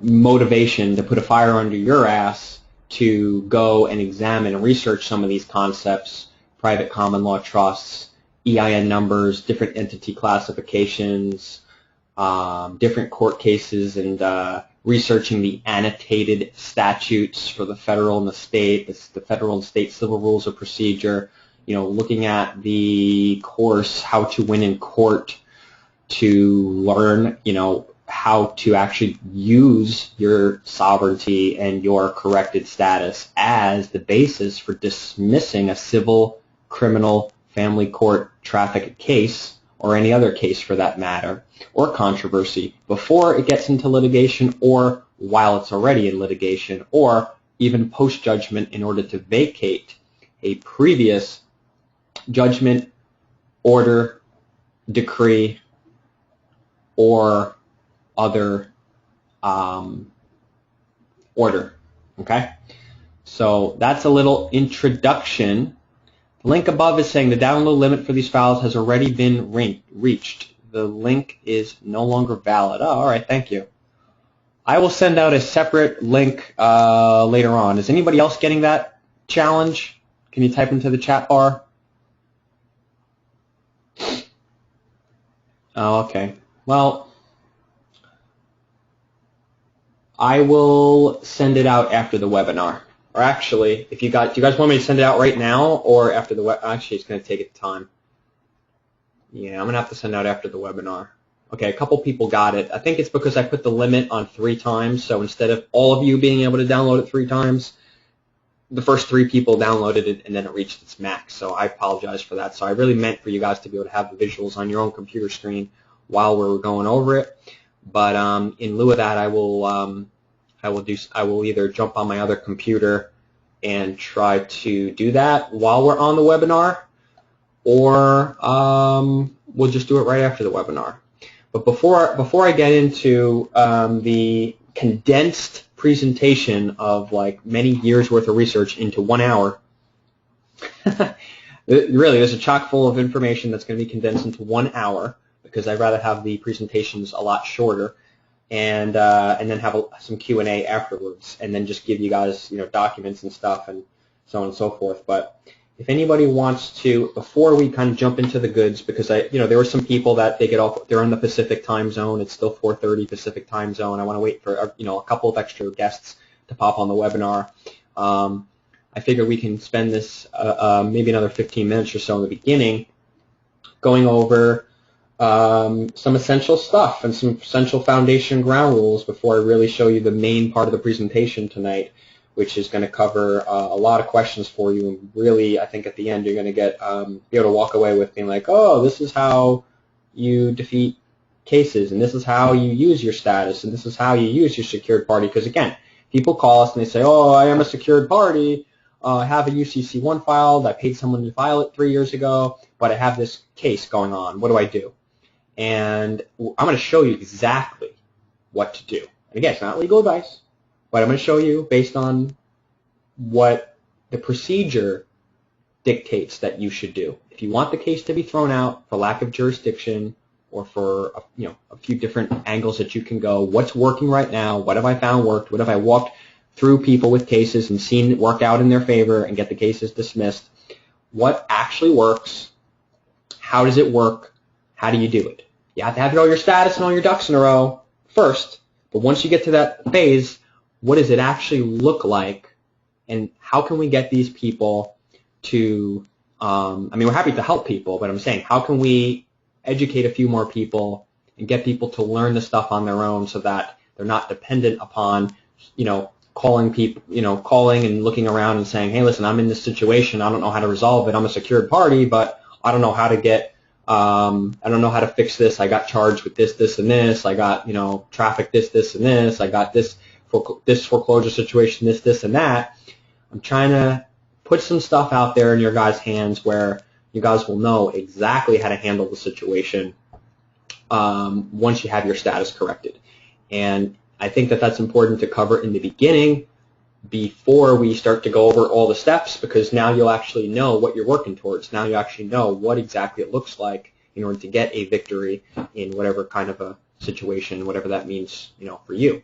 So if you guys are down with that and excited, say yes.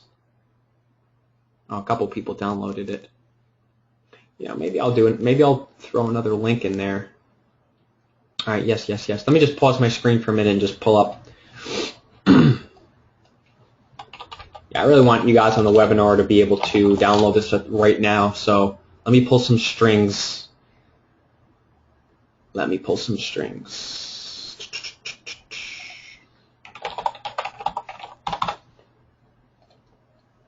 I just don't want this link, being out there to the public for people who did not are not a part of the class or whatever. So I'm just going to put, what are there, 13 people on the webinar? Okay, so I'm going to do 3 people downloaded it, so I'm going to do 10 more download permissions, and I hope that everybody in the webinar can just click download one time. And again, we give you lifetime access, so if there's any issues, if the link expires, if your hard drive crashes, listen, we'll resend you the link if you need it. And in some point in time, we're going to upgrade to a private membership where you're going to have a password that will work. The private membership sites are really difficult to set up. It's just a pain in the butt, like sitting in front of the computer all day, staring at the screen, trying to get these private membership things set up. It's been a pain in the butt, so I almost threw in the towel completely on it. But eventually we will upgrade to a private membership where you can go into the site, the videos will be embedded right into the page, you can click on step 1 through step 12 or week 1 through week 12, and you can just watch all the stuff in the site, and you won't even need to download the stuff onto your hard drive, onto your computer. So that's the goal for that, but with all the stuff that we're dealing and the clients and the cases and the thing that we're doing, I honestly don't see that I would have the time or the motivation to do that in the next 30 to 60 days. So in the future, going into next year, we can certainly set up the private membership. But for now, just you guys are going to have to download it. And if any of you guys really don't have hard drive space, just message us on Skype and we'll try to work something out for you. We'll come up with an alternative resolution. All editable trust, EIN, secrets, All right, send. Give me a link. Expires after, how about we say this expires after 1 day. Download, oh, it says downloads per user. I don't know why. It says downloads per user, so you guys should have all been able to download it according to that. But anyways, all right, I am back. Let me try to type that back. So here's another link for those who hadn't downloaded it. Questions 18. Okay. Send to all. Okay, try that link if you haven't and you might press the download and it might take 10, 20 minutes to download if you have a slow computer. So try that second link. You guys got that second link? Does that all work? And that'll expire after 1 day, so that won't get out to people. Okay, cool. Some got the link. It's working. So you can have that downloading while we're on the webinar, and then hopefully halfway through the webinar or at the end of the webinar, you'll have all the files. So, all right. Does anybody have any questions? And I like to, okay, welcome. You're welcome, Brandon. Does anybody have any questions? Because I mentioned we were going to take a couple of questions in the beginning and then do the chock full of new material in a few minutes, in 10, 15 minutes or so. Anybody want to raise their hand? I don't know if you guys have used this before. If you know how to raise your hand to be unmuted to actually ask a question, it would be quite productive. If there's anything from the last few weeks of materials that you have, questions that you have from the last few weeks worth of downloads and stuff. You know, I understand that it's been a little bit less interactive up until this point and a little bit more like just download and listen to this stuff on your own. So if you have a question, I see a hand raised. I'll unmute you in a second. But the other thing is Angel is going to pair you guys up with a partner or two. So she will be reaching out to you in the next 1 to 2 to 3 days, finding out what times and what time zones you guys are in and etc. and pairing you up and asking if you want a partner, and then pairing you up with a compatible partner, you know, in your time zone, maybe if someone who lives in a city near you or in your home city. We're going to really look at where you are, what your schedule is, and try to pair you up with someone where you can at least talk to over the phone or on Skype and do a video chat or just an instant message chat or just talk on the phone, so that you guys can have another student in this class, someone else who's on the webinar right now or who is going to watch the replay, and you guys can go over the concepts and material and talk in between 1 week to the next week and the next week and the next week, so that you guys can really discuss, facilitate your understanding better, come up with questions, try to answer your own questions. Maybe you guys can have assignments and, okay, can you look into this and find out what you find? I want to look into this. I'll find out what you find. You guys come together and share what you guys learned. Whatever, you know, everybody's studying at a different pace. Some people are taking, you know, I know there's some students on here that are taking 8, 9, 10 hours a week to study the material, listen to it over and over.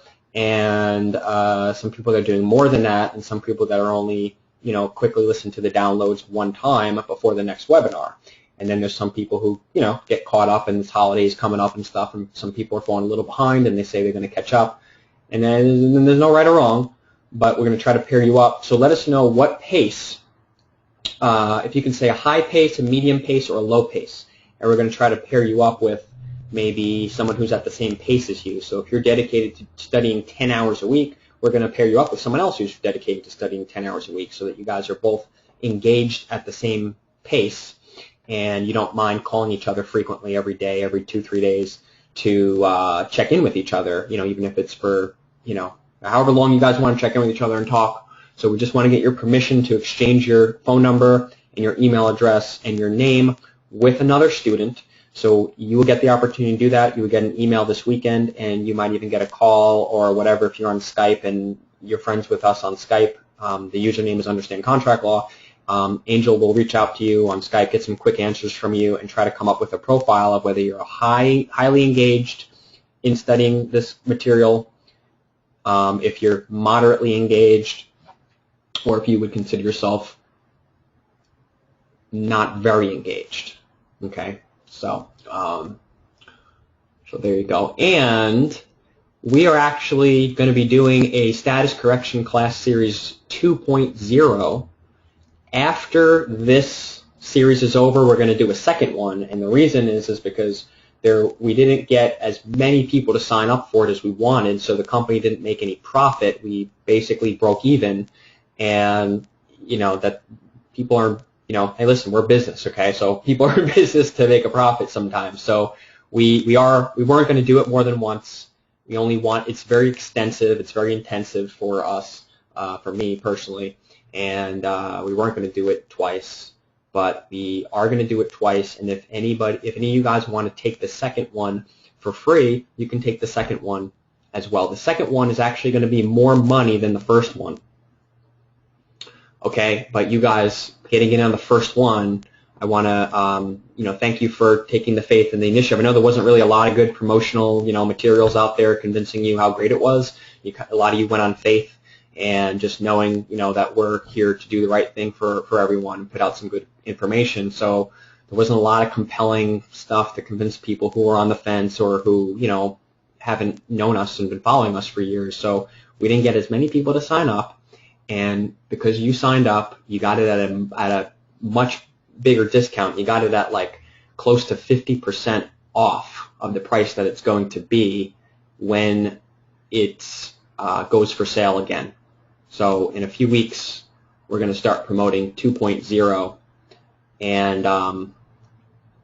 it's going to be more expensive because we basically just broke even on doing this, and I'm working long hours, and I don't do that just to break even. So anyways, I'd like to give a gift to you guys and thank you for your support and tell you that you can get on the second one. So if you find that we're going through this and it's a lot of the reason why I bring that up is to tell you that the reason why if you feel like this is a lot to take in, you will have the opportunity to go through another exactly the same PowerPoint slides when we get to the PowerPoint slides, exactly the same documents, exactly the same stuff, only there will be different students, there will be different questions that the students ask. I will be explaining the same stuff. I might explain a couple slightly different angles, details, or examples, but if you want a second reiteration so that it sticks in your mind, now you have a 3-month class followed by a 1 or 2 week break, and then another 3-month class.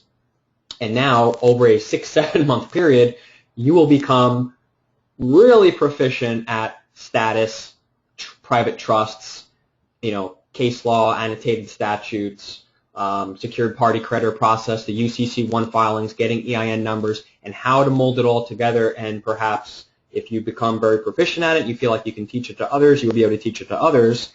And we're actually also going to issue a certificate of completion. At the end, we're going to have a quiz, and we're going to send out a 100 or so question quiz. And if you get every single answer correct, or actually maybe not every single answer, if you get 95, I think we're going to do like 90 to 95% of the questions correct. By the way, we're going to send out this quiz. Like, let's say on a Sunday at the end, after the last 2 weeks the class is over, or actually maybe 2-3 weeks after the last class is over, and you took all the information in and you had time to go back and study. We're going to have a time and a date for people that want. They can get on the time and date, and we're going to send out on a webinar, boom, here's the link, download this, fill out the information either with your pen and paper or typing it in, right? And within 3 hours, you're going to return that test. It's like when we were in school and you had to be at a certain time and date and take the test. You couldn't take it home with you and take a week to get the answers. You had to know the answers in your brain and actually fill it out within a certain time frame and then hand it in to the teacher. Okay, so we knew you weren't cheating.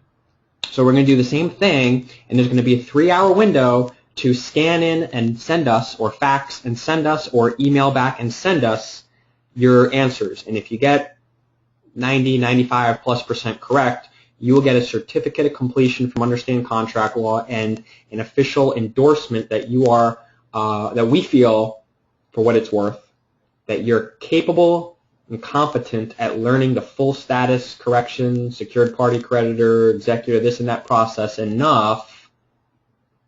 And with that, if you want to help other people, teach it to other people in your own private little settings and so forth, if anybody wants to call us and check with us that we endorse that you guys know what you're talking about, we'll say, yeah, John Smith took our course, we endorse what he does.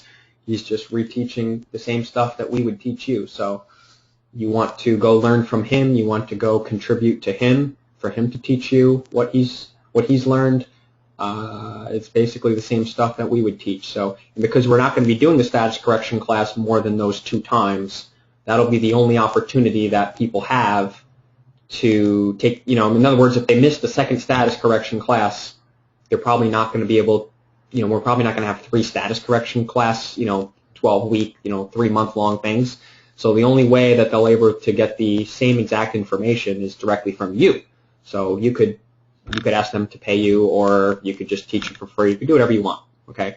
So I don't know if you guys like that idea, but it's just something that I came up with the other day, because we're gonna after 12 to 15 week status courses, we got a lot of other material to engaging, helping people with foreclosures in a process that's very, very, very effective, and people don't have to pay their mortgage payment for the rest of their life when they do this process. If you're interested, in something like that, you can contact us during the daytime, now. But we're trying to. There's a lot of things that people don't know that we can do that are highly effective, that are not risky in any way whatsoever, that we haven't been able to really promote and share with our lists, because we've been focusing on status, and because it's important. So we're only going to do the status correction class twice. That's the bottom line. And if they want the info, they can go to you and they can pay you for it. If you pass the test, you're not going to have weeks to get the answers. You're going to have to know all the answers in your head. And if you pass the test and get 90-95% correct, we're going to have to vote later on what the number is. But you'll get a certificate of completion signed by the Board of Trustees from Understand Contract Law. So there you go. Alrighty. Do you guys get the download? Does that work? I'm sorry, someone has their hand raised. Sometimes when I talk, I'm not looking at the screen. Because I'm looking into the sky and I'm trying to, just intuit from the universe and all that stuff. Okay, you got it? Okay. Does anybody not have the download that wants to download it on their hard drive now? Does everybody have that link that I sent? I see yes, yes, yes, yes, yes, yes, yes, yes, yes. Yes, yes, yes, yes, yes, yes, yes, yes, yes. Great. Okay.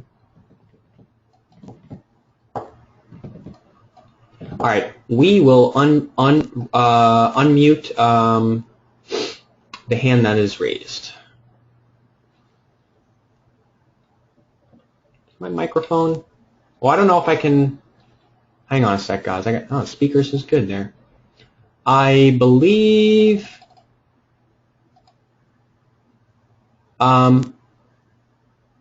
Alamide, I know you have a nickname, but I think you're unmuted, but I can't really hear. Maybe there's something wrong with my sound. All right, my speakers work perfectly fine. My microphone works perfectly fine. All right, well, I unmuted you. Alamide, I unmuted. Oh, no, I'm sorry, I didn't unmute you. Tendi is self-muted and is muted. Okay, now you're unmuted. So I put your hand down, and I unmuted you. So you're unmuted. You can ask your question or make a comment or feedback.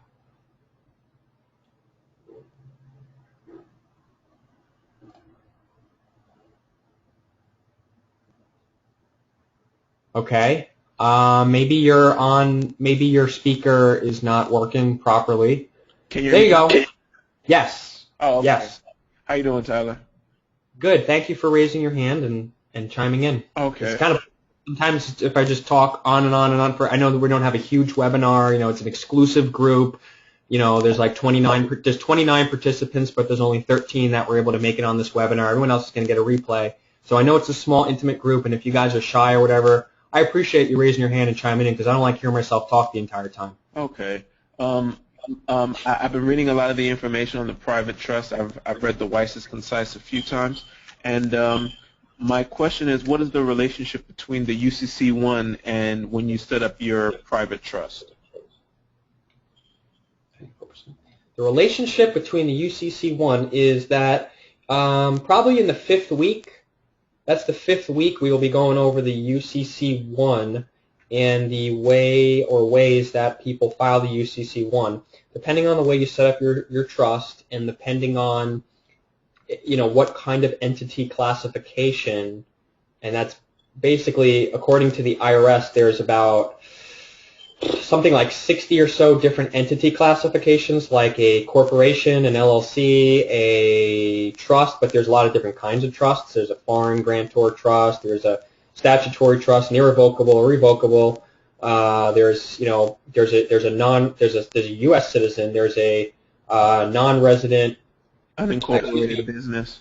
Yeah, there's all that stuff. Unincorporated business. There's a ministry. There's churches. So there's 60 plus different kinds of entities, and based upon what kind of entity, and the IRS actually has an entity reclassification form, so you can change the classification of the name of that entity from a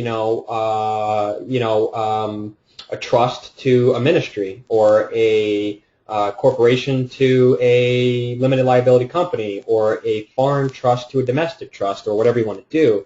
So depending on the way that you set up your entity, a lot of people are doing the executor process, and a lot of people are doing the classic John Henry Doe Trust secured party creditor process, which is what like 80% of this material is basically going to be pinning the tail directly on the private trust, leading to the secured party creditor security agreement process, leading to the UCC1, leading to all the other stuff that's done after it. So the most mainstream process, and I think the safest process, if someone was going to use this information in real life to change their status, 80% of what we're hitting on, because it is the most effective, it's the most tested and true over the course of time, is doing the John Henry Doe is the debtor and the living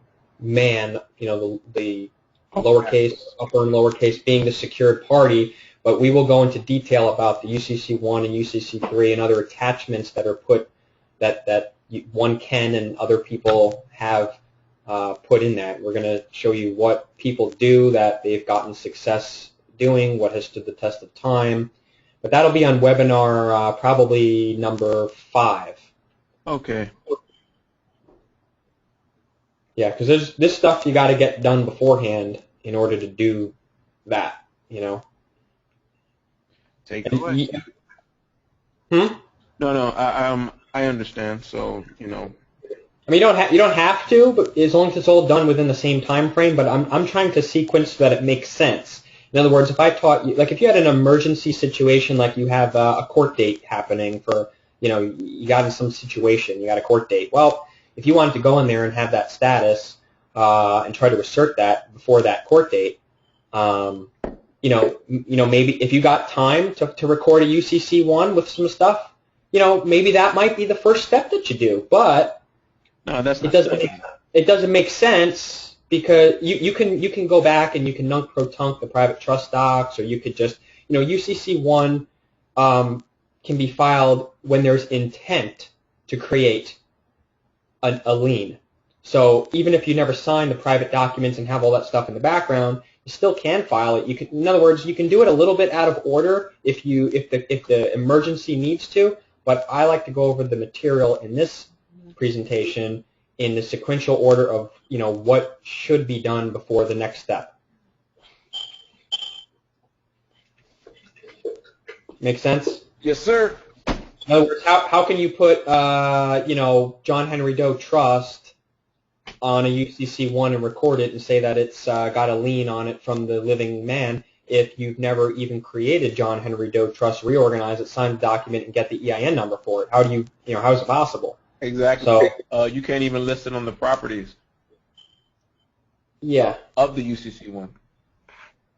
Yeah. And then the other thing is that people, they list their property in the UCC1, but that's all that they do, and they don't put, I'm going to show you in the presentation tonight how to actually encode all your property to your trust, and how to create forensic evidence in a file and had to store it in a location where, like, for example, if it was ever confiscated in like a search warrant, or I don't know, somebody stole it or whatever, you would be able to assert your claim and say that that property was property of the trust. Here's my proof. Here's my evidence. Not just with the UCC1, but you've also had a second witness to back that up, where you've got photographic evidence recorded in the books and records of the trust that you can bring and file a claim with, whatever, whether it was drug enforcement agency and they raided some house and then they took a bunch of money that they found there. You could say, well, wait a minute, that money was the trust's money.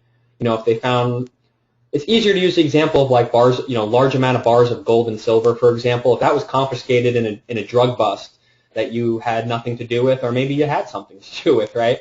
The trust would be able to come in and say that property, no matter what it is, and you could also do it with living men and women. You can say that living man or woman is property of the trust, and the government has claim forms that you can fill out whenever any of the alphabet agencies, U.S. Customs, U.S. Postal confiscate something, DEA, FBI, you name it. Whenever something is confiscated, you've got a time period to assert your claim. And if you're the one involving a situation that's being, investigated, they're probably not going to want to. In other words, if you're a suspect, they're not going to give you your property back. But if a trust comes in that's not a suspect, or that's not involved, potentially in the investigation or as a witness or to be subpoenaed or anything like that, if the trust comes and say, hey, you confiscated my property at this location when you did a raid on this business, on this property, on this whatever, I'm going to show you exactly how to get that back. But people aren't encoding their property.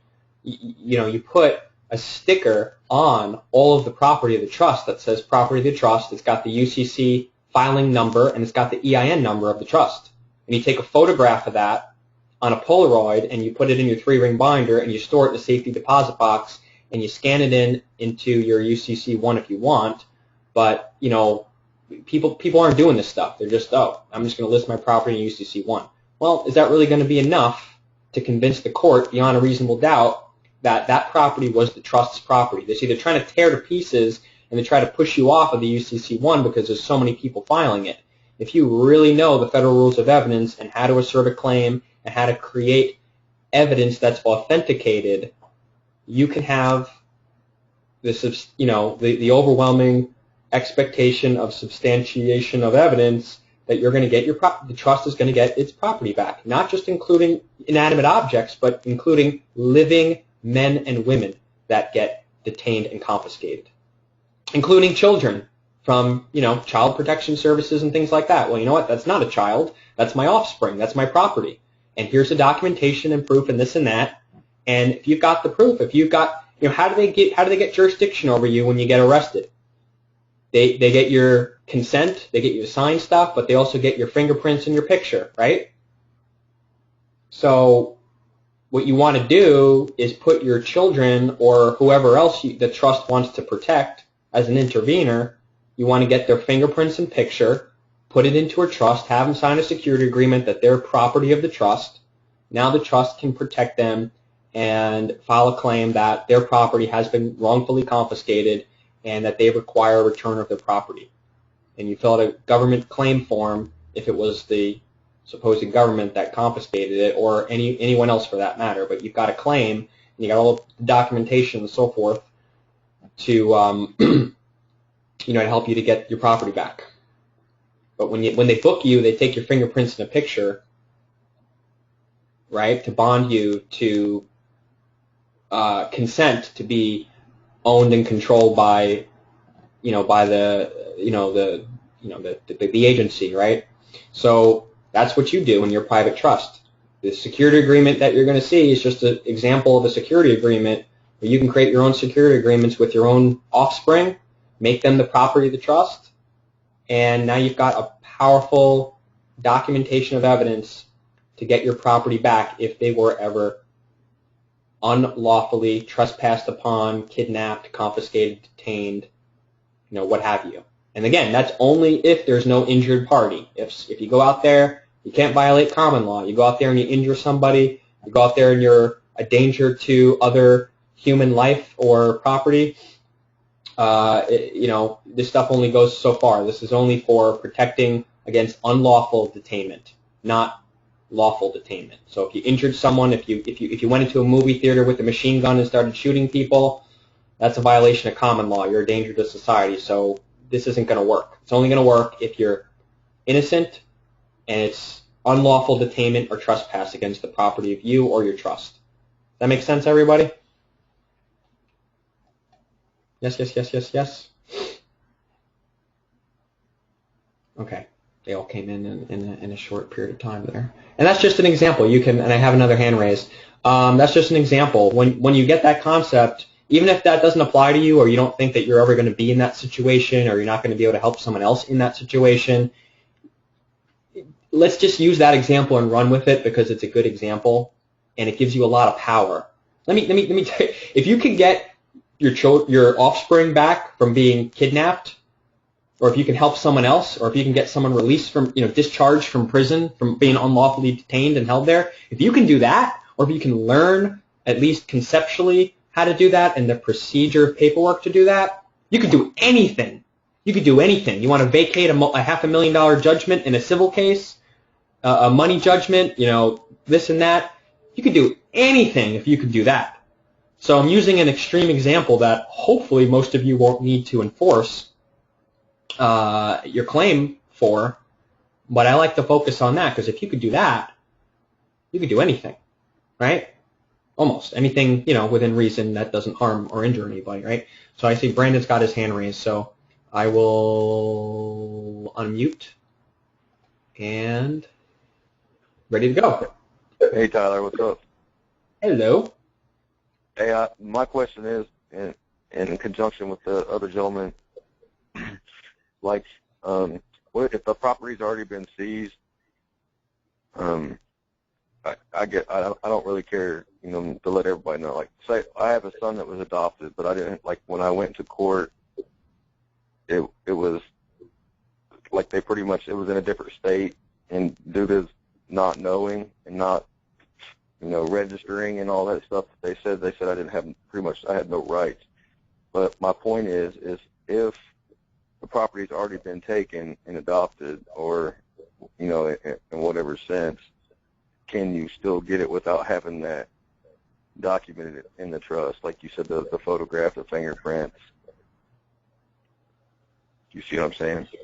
Yeah, that's a good question. If the property, meaning the offspring, the living, Yeah, I don't already have those fingerprints, that picture. Yeah. I don't have the trust created. Is it? Yeah. You can have a little bit harder time, but you can still assert it and enforce it, because when you make your claim and you do your pleadings and you do an order to show cause, which we're going to pull up on the screen in a couple minutes, it's up to the other party. When you assert a claim, it's up for the other party to rebut your claim, and now they have a chance to argue.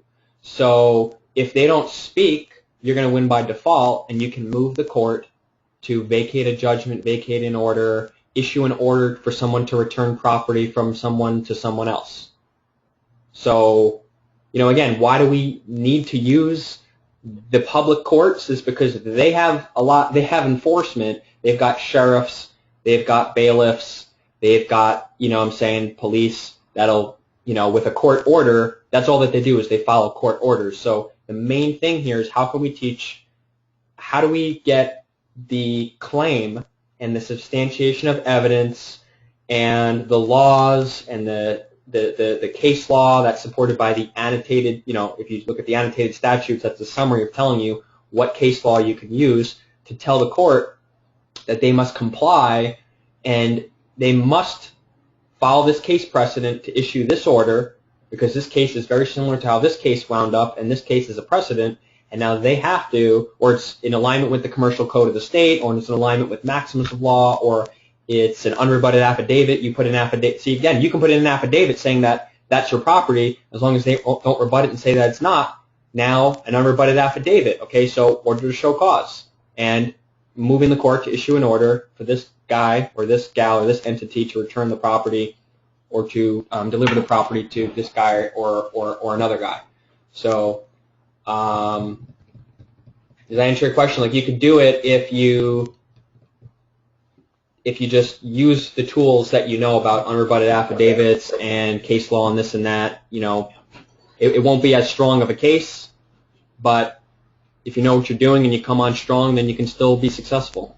And you can still file UCC 1 unless that's rescinded or revoked or rebutted or disputed or whatever. Then you've got that. All right, thank you. Okay. Good to go.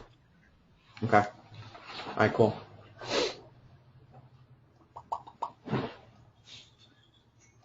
All right. Anyone else have a question? Otherwise, we shall move on. Does anybody want to chime in or give some of their feedback on the what was that guy's name?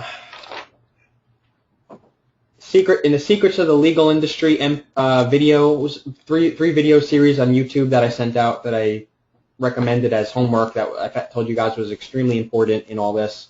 That all ties a lot of this together. Does anybody have any feedback on what they learned from that or something that stood out, or maybe a question that they had about why it's important? You might want to raise their hand. Again, guys, it's an exclusive group here, so don't be shy. I'd like to, hear some participation from anyone that would like to raise their hand. Let's see. How do you know it's not? Oh, this isn't the right notes. I had my notes on that series, but I don't have them here. Maybe we'll cover that at the end then. So I actually recorded the presentation earlier, and I'm just gonna open up the screen and hit play, and then walk away from the computer because I already covered it. And when I recorded it, I was actually just doing a practice run, but it came out like perfect. So I'm just gonna. It's only 59 minutes, and then we can expound upon it. If you guys want, I can go back. I could take more time and pull up the documents, but this is me showing you all the documents that I sent you in the link. Yeah, Richard Carnforth, right? That's the guy. So maybe it'll make sense. I'll just hit play on this video that I recorded. If there's any technical issues, just type into the instant message that, maybe it's not coming across clearly or anything like that. But I'm just going to open it up and hit play, and you guys can type into the chat bar in the middle of it if you need to. But I already covered the material, and instead of dragging on for like 3 hours covering the material, I was able to condense it to 59 minutes. So I'm going to hit play. It's going to give the real meat and potatoes of the information. You will get this immediately after this is done. You will be able to watch this again as much as you want. You can go through it slower. You can go through it 2, 3, 4 times if you need to. But I'm going to play this, and then I'm going to come back and answer questions about it and make sure that you guys get the point, because it's a lot of information in 1 hour. It's like 4 years of information condensed into 1 hour. So that's just for some reason I was able to rush through it and do that, and I covered a lot of stuff in there. So I'm just gonna, without further ado, I'll do that, and then we'll take some questions at the end for as long as you guys need to. But you guys will definitely have this to go through on your own. So let me just make the screen a little smaller. And just as it starts to play, just type in and make sure you guys let me know that you can hear it okay. All right, folks, Tyler here. If you're a member of the status correction class, you've got this download file sent to you.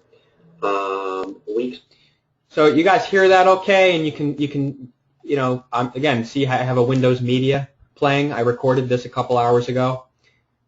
You guys don't have any issues hearing or watching this, just type into the chat bar so that I know. 1 through 4 downloads, okay?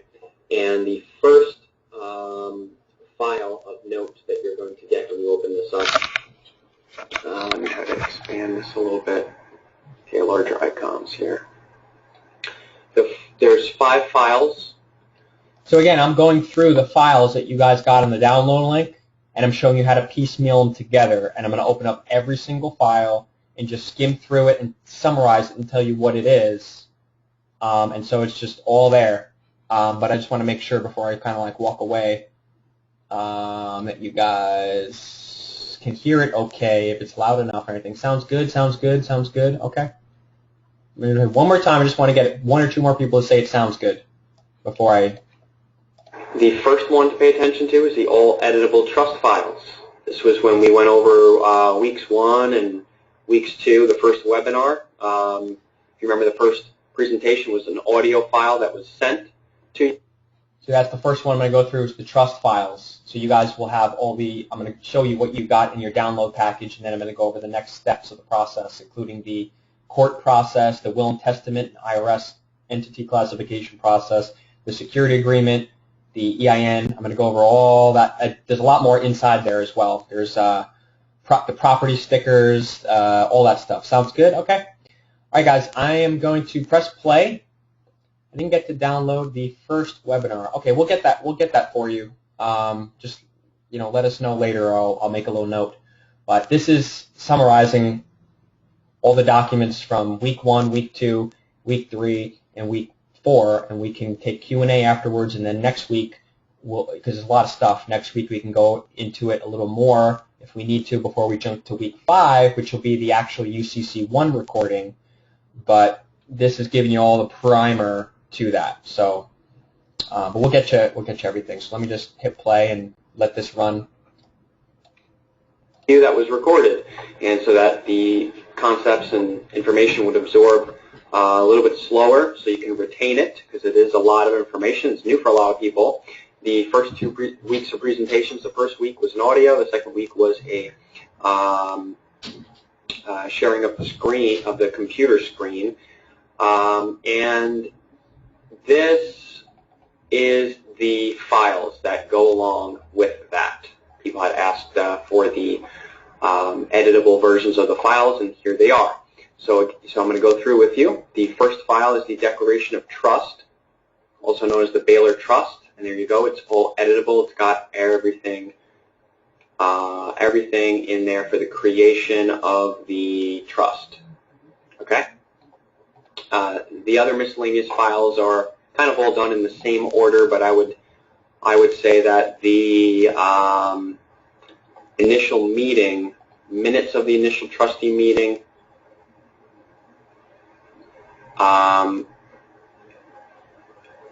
and I don't have the signature lines in here. We have a video on YouTube. I want to get you guys comfortable and familiar with creating your own 2-column signature lines with where you go up to insert and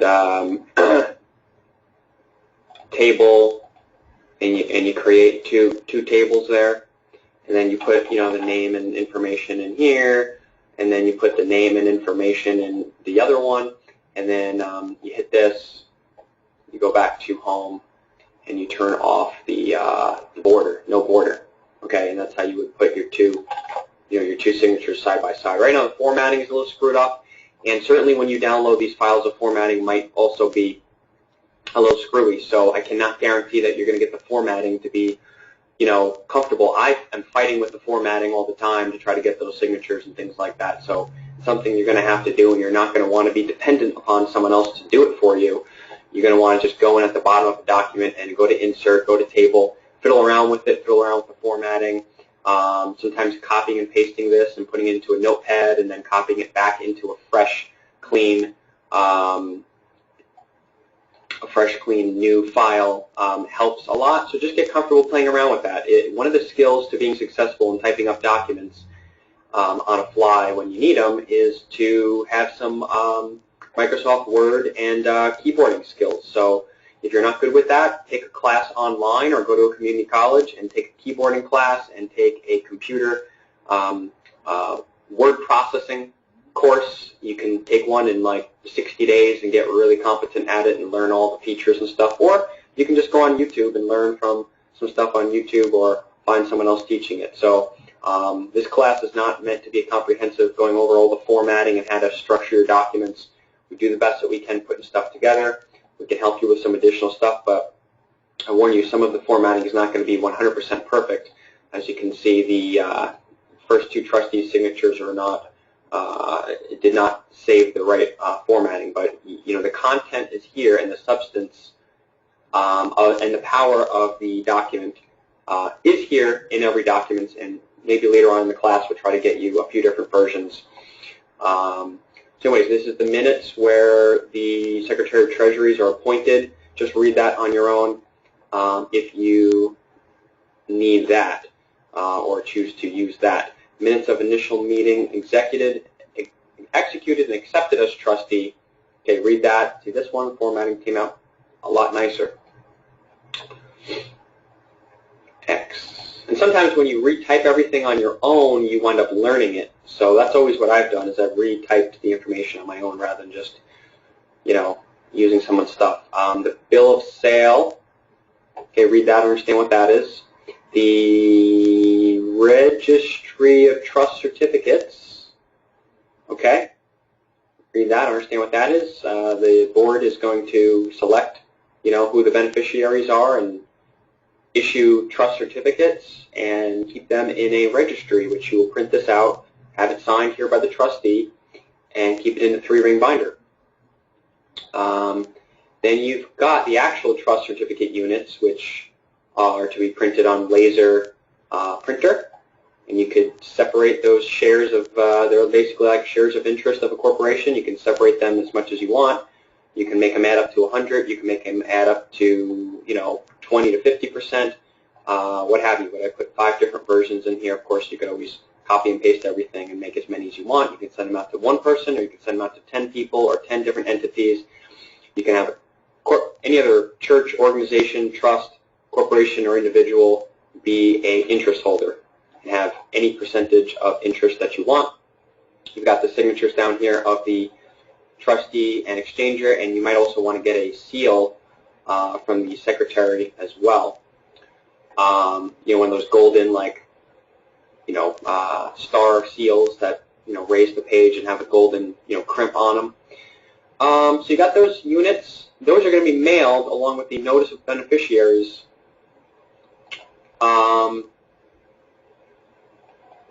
to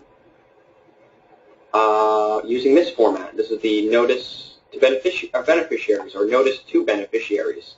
Excuse me, it should probably say notice to beneficiary. And so that is going to be telling the beneficiary, hey, you've been selected as a beneficiary, and here is your money. Here is your certificate of interest, signed and sealed and everything from the John Henry Doe Trust. Okay? So you've got that. Let me take this out of here. You've got that. Oh, and the banking resolution, which, of course, you don't need right away. You don't really need to open up a bank account just yet or at all. But this is the banking resolution. The board has authorized you as the agent or nominee or trustee or whoever to go and open up a bank account on behalf of the trust. Obviously, you got to get your EIN number before then, and that's actually one of the future steps. So this is kind of one of the last steps in here. Now, the trust property package is extremely important. The trust property package could be a 1 to 2 to 3 week long webinar in and of itself. This is what the this is what the sticker looks like. You create whatever property unit. Now, when you go back to your property, your trust property, where is the Schedule A? I don't have the Schedule A here. Hang on a sec, I'm missing something. Okay, so this is the Schedule A. This is just a listing of additional property and assets belonging to the trust. Let me zoom in a little bit. So, since it's got lines on it, you can just handwrite it in whenever you add property into the trust. Whenever you do a bill of sale, okay, you will be, I'm zoomed in a little bit too much here. Let's see.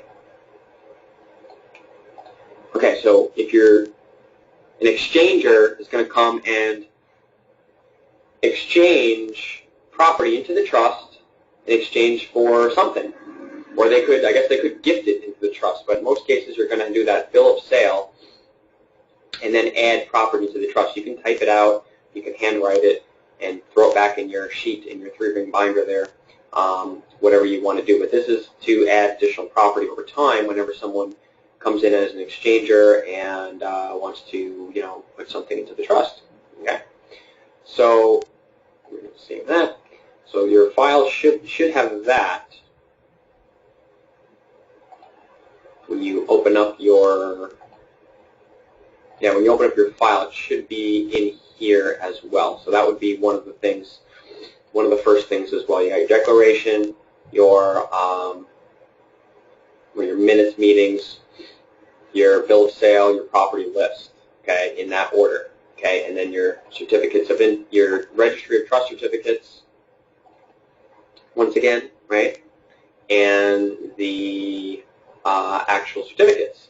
Now, anytime property is put into the trust and documented in the official books and records of the trust, which is your 3-ring binder, you're going to go and you're going to get some Avery, I think this is 5160, type of sticker paper that you can put through your laser printer, and you can use this file and use this format, unit number. You make sure you put on your Schedule A identifying the property. Where is that? There we go. Okay, make sure you add on here a item number or a unit number for each piece of property that's put into the trust. So if you're taking property out of your name, or someone else's name or a company's name, whatever it is, it could be a car, it could be a medical device, it could be anything of value to you, bars of gold and silver, coins of gold and silver, inventory of health products, musical equipment, boats, planes, trains, submarines, automobiles, UFOs, homes, anything that you've got property to, free and clear. Okay, cash, a currency of any kind, Bitcoin. Okay, anything. Okay, you could put that into the trust. You got that private agreement, you got that bill of sale, or you got that documentation, whether it's a gift, whether it's an exchange, whatever it is, documented here, and then you've got your property sticker, so that you can take a sticker, property of John Henry Doe Trust, or, again, if you use these documents to create a different trust called,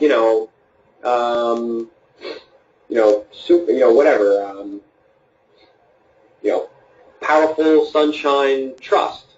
Okay, you're not exclusive to put the property into the John Henry Doe Trust. You could put property into another trust, and you have to make the judgment call.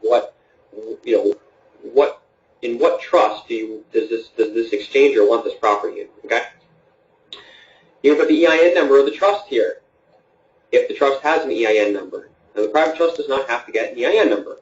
Okay, but if you want a bank account in the U.S., you do. Okay, so sometimes it makes sense to put the property in a trust that does not have an EIN number. Just as you learn more and you go along, you learn more. And then if the trust has a security agreement, which we didn't cover yet, but the SSA, the security agreement, is the security agreement between the trustee and the trust.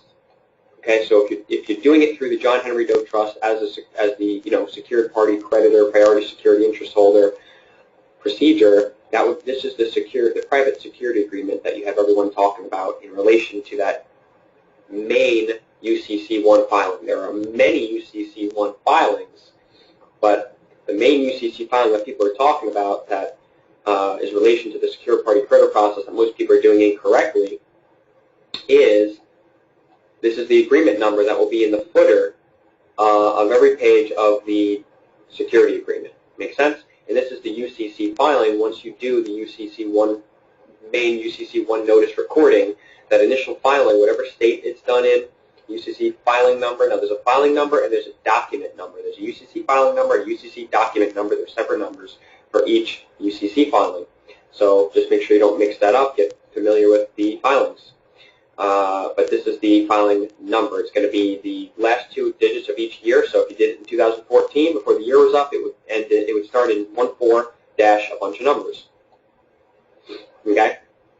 If you did it in 2015, it would start with 15 dash a bunch of numbers. Okay. So you can copy this. You could put this. You can play with the formatting. Sometimes it's a little tricky, but you can place this, and you can print out a bunch of stickers to put the property. So put the stickers on the property, and then I would take a photo of the property with the sticker on it, where you're zooming in close enough to the property where you could actually see the sticker and make it out. And then I would also take another photo on like a Polaroid camera if you really want to get,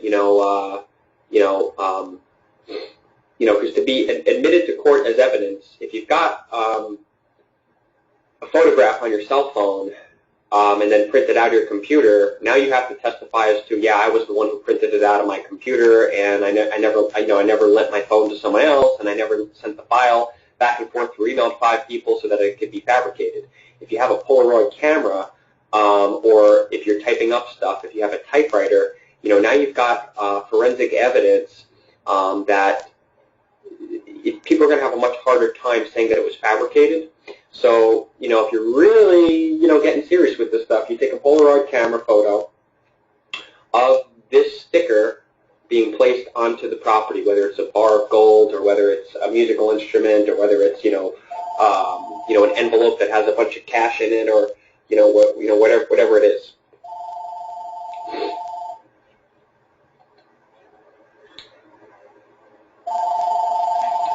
I'm trying to pause it while the phone is ringing, and I can't seem to figure out how. I just have to wait till the phone stops ringing. There we go.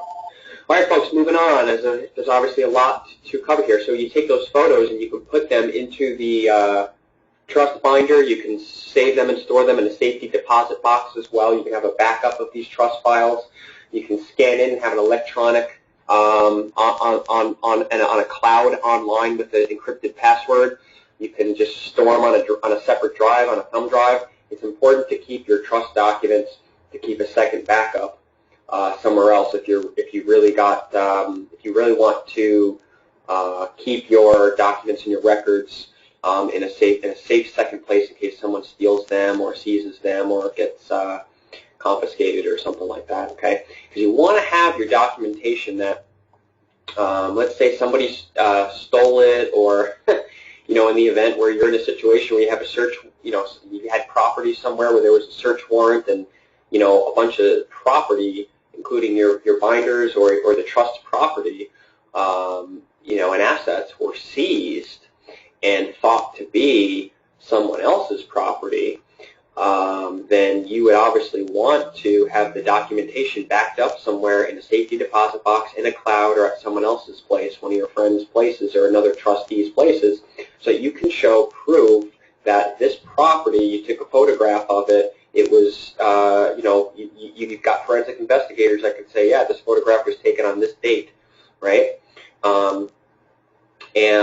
You've got, if it's ever challenged to that far, right? But the point is you got to have your backup so that you can show anything that's seized by any party, the government or another party or anyone.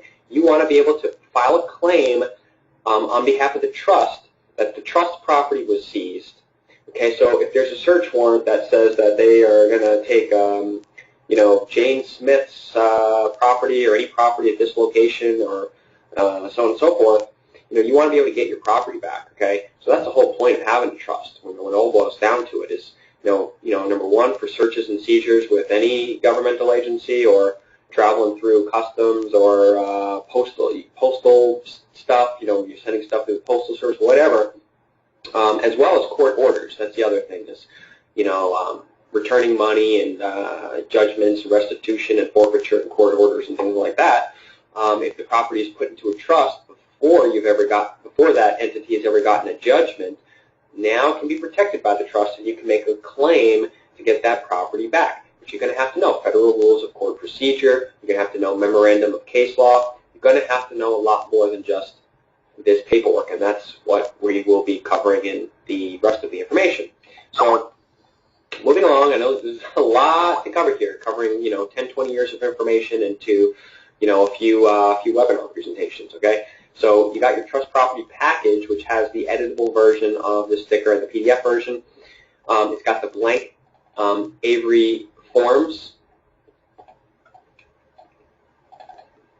Okay, that you can also use in a MS Paint or another version.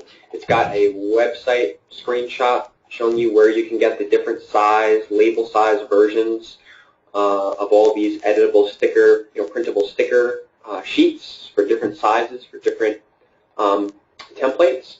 And it's got the most common one that we use here, which is the 51601. And you can also use this for printing address labels, especially if you're going to do any filings or mailings with any of these processes, and you're doing a lot of mailings. You can just print them all out on here and put the stickers and the return address in the middle of the document. As you can see, I'm getting messages on Skype. Okay, seized property. So this is just a bunch of information that I found on the internet on how to claim back seized property. And again, if the property is in a trust, the trust is going to be the trustee of the trust is going to be one making a claim and filing a court process for a motion for return of property in most instances. So that is just some research information that we do not have the time to go into, but you can have the time to go into it. So that's the trust files. I separated the trust property package with all the basic trust setup, establishment, main trust documents. Later on in the course, I'm going to give you guys a bonus with like 35 other editable trust documents that are needed. Basically, any document that you're going to need to run a trust or to do anything with a trust,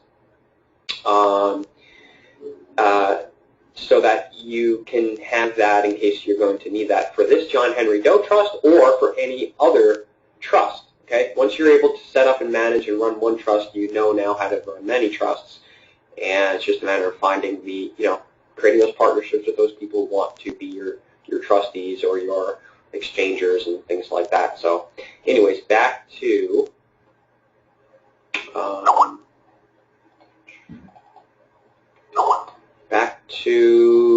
here. So that's your editable trust files. This is the instructions on getting an EIN number. Okay. And this is just step-by-step instructions with screenshots of how to get an EIN number for your irrevocable trust. Now there's another set of instructions on how to get a 98 series EIN number. This is not those instructions. This is the simple, more of a beginner, just for an irrevocable trust.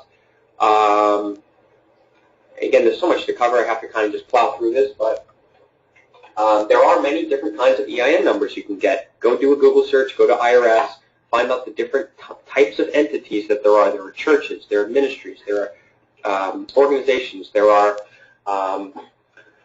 there are different kinds of trusts. There are estates, there are corporations, there are limited liability companies, there are individuals, there are, citizens, non-citizen individuals, non-resident aliens. Do some research on your own. Go to Google, type in, different kinds of entities, IRS, whatever, and later on in the course we'll give you a list. We actually have a whole printout where it gives you all the definitions and descriptions of all the 60 or so different kinds of legal entities that the IRS recognizes.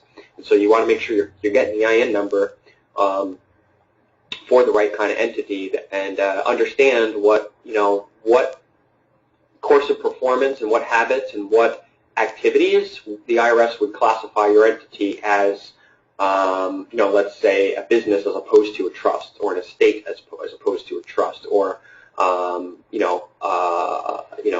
taxpayer owing non-citizen permanent resident as opposed to a non-resident, non-citizen transient foreigner. Okay, so that's a whole class in and of itself. So let me get back on track here. You've got that.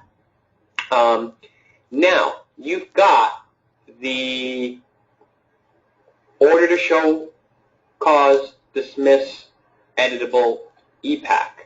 Now this is where it's really all going to go down. Okay, you got all this stuff in order in case you need to ever move a court to get someone, out of detainment, out of prison, reverse the sentencing, vacate an order, vacate a judgment for, sentencing, civil, criminal, whatever it is, okay? So we've used example here in a hypothetical criminal case. Again, this is not legal advice. This is just hypothetical teaching or sharing, the procedures and some of the formatting in some of the documents.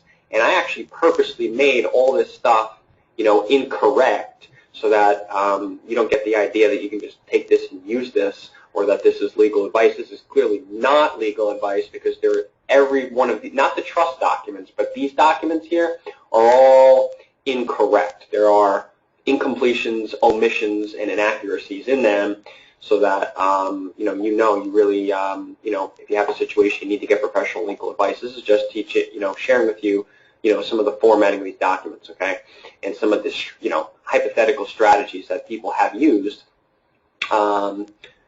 But it's not in any ways comprehensive and complete. So anyways, you've got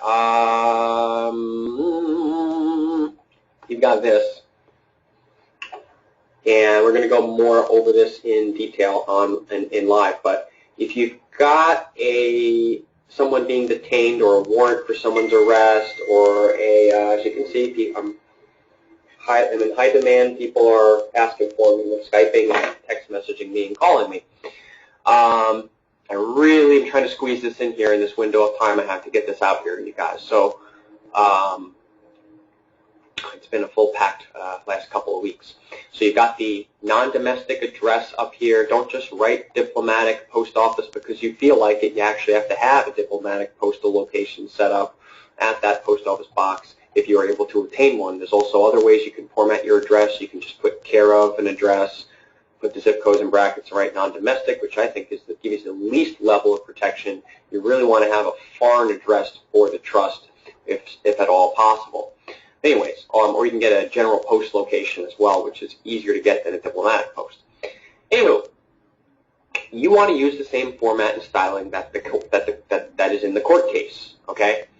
And again, see if you can go here, learn enough. If you watch that Secrets of the Legal Profession, if you've gone through Graves's Jurisdictionary, How to Win in Court package, and you've studied some of the the statutory court or the common law court or the the court styling, you want to have a caption on here. Sometimes they put parentheses in the middle, and you're either going to deal with petitioner, respondent, or defendant, plaintiff. This is not a comprehensive course on that, but you've got these documents, you've got these editing to build up on it. You've got your index number, your order to show cause. Now, order to show cause, to vacate judgments, order to restitution. I'm just going to plow through this and filed concurrently with whatever you filed it with.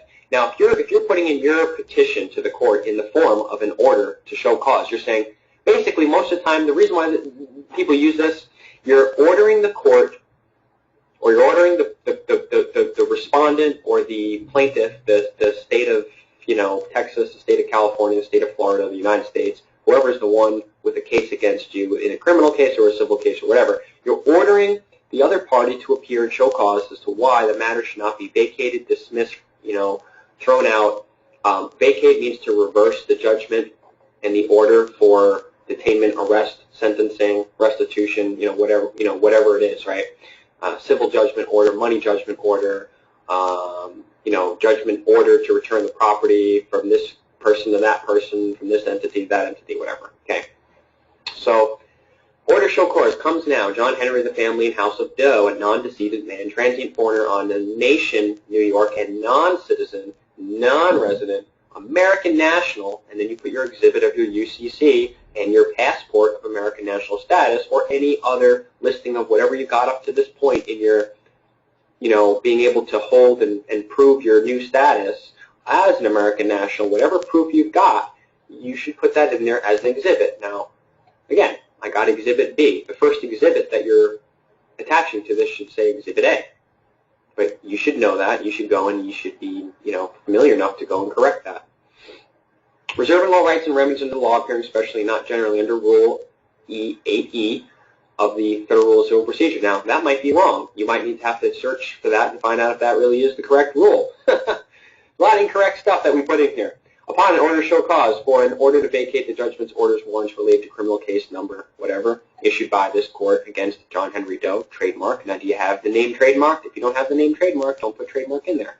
Estate, doing business as John Henry Doe, trademark. Now, do you have it doing business as John Henry Doe? Do you have that DBA set up?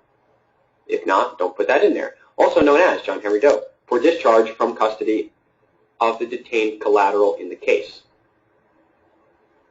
Okay?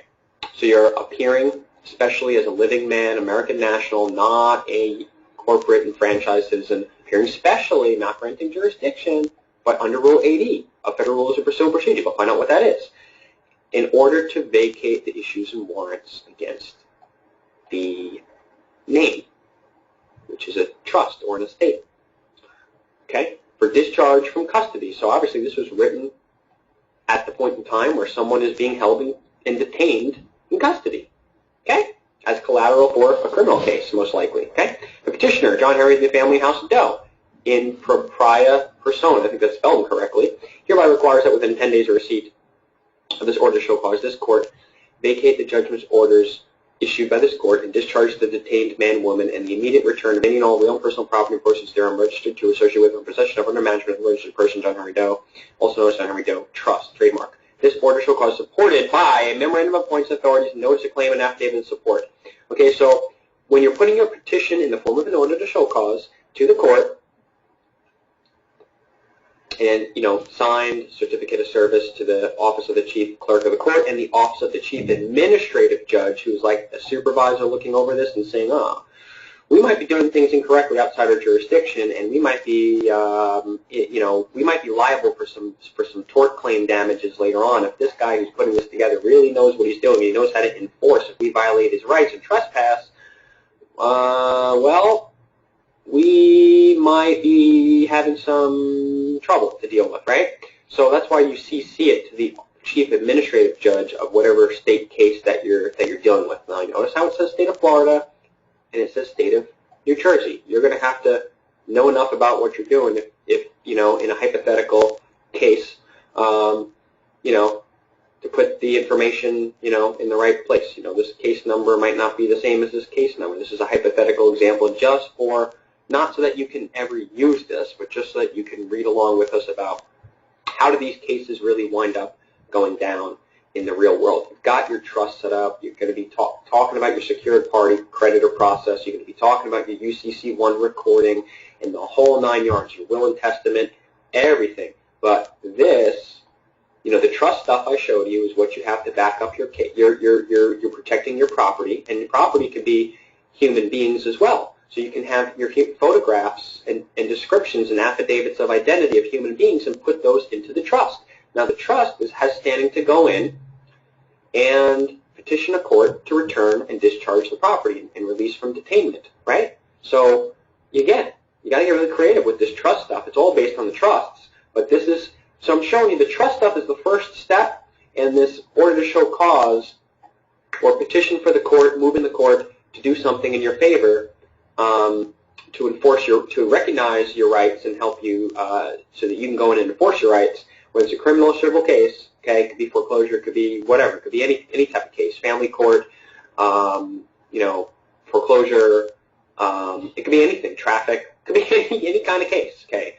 Usually the traffic cases, it's not really worth going through all this nonsense because you just pay a $100 ticket and you get out of there. But, in a hypothetical world, this is one of the last steps in enforcing your process when you get screwed with, when you get trespassed, when you need to get some enforcement, okay? So if you've got, $500,000 judgment, if you've got, someone in prison, this is the last step. But all the other stuff has to be done first. This is the last step. So I feel like it makes sense to show you the first step and the last step, and then we'll work all the, the 2 pieces of bread in between the sandwich, right? It's all based on the first piece of bread and the last piece of bread. If you don't have the first piece of bread and the last piece of bread, you don't even know what you're creating. So I just wanted to show you that we are creating a sandwich here, okay? You can't just throw a bunch of food down. This is going to be a nice organized sandwich that's going to be, cut and served properly, and it's going to taste good, okay? So that's why I'm jumping here to the last step. So anytime you've got a petition in the form of an order to show cause, or it might be something else, it's going to be supported by a memorandum of points and authorities or something similar and an affidavit in support. In this instance, we wrote notice of claim and affidavit in support. It could also be a declaration. It could also be a certification, okay? But in substance, they're the same thing. Declaration, certification, affidavit in support, notice of claim, it's the same thing.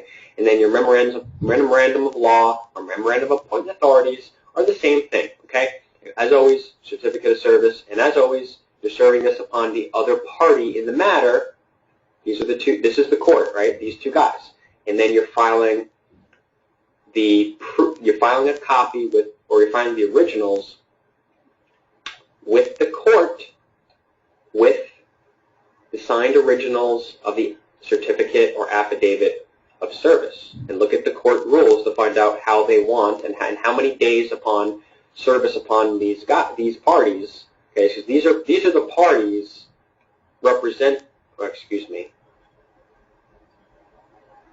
Office of the Chief Clerk. Found copies were sent. Okay, so again, not everything is correct here.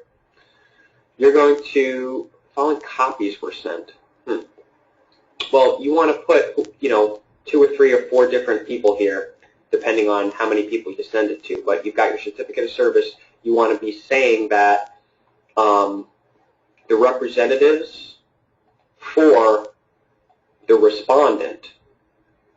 Okay, so I guess in this case, they're petitioning the court. So this is a direct case against the court. Okay, let me give you a little bit better example here. If this was, state of Texas, or what are we doing here, Florida?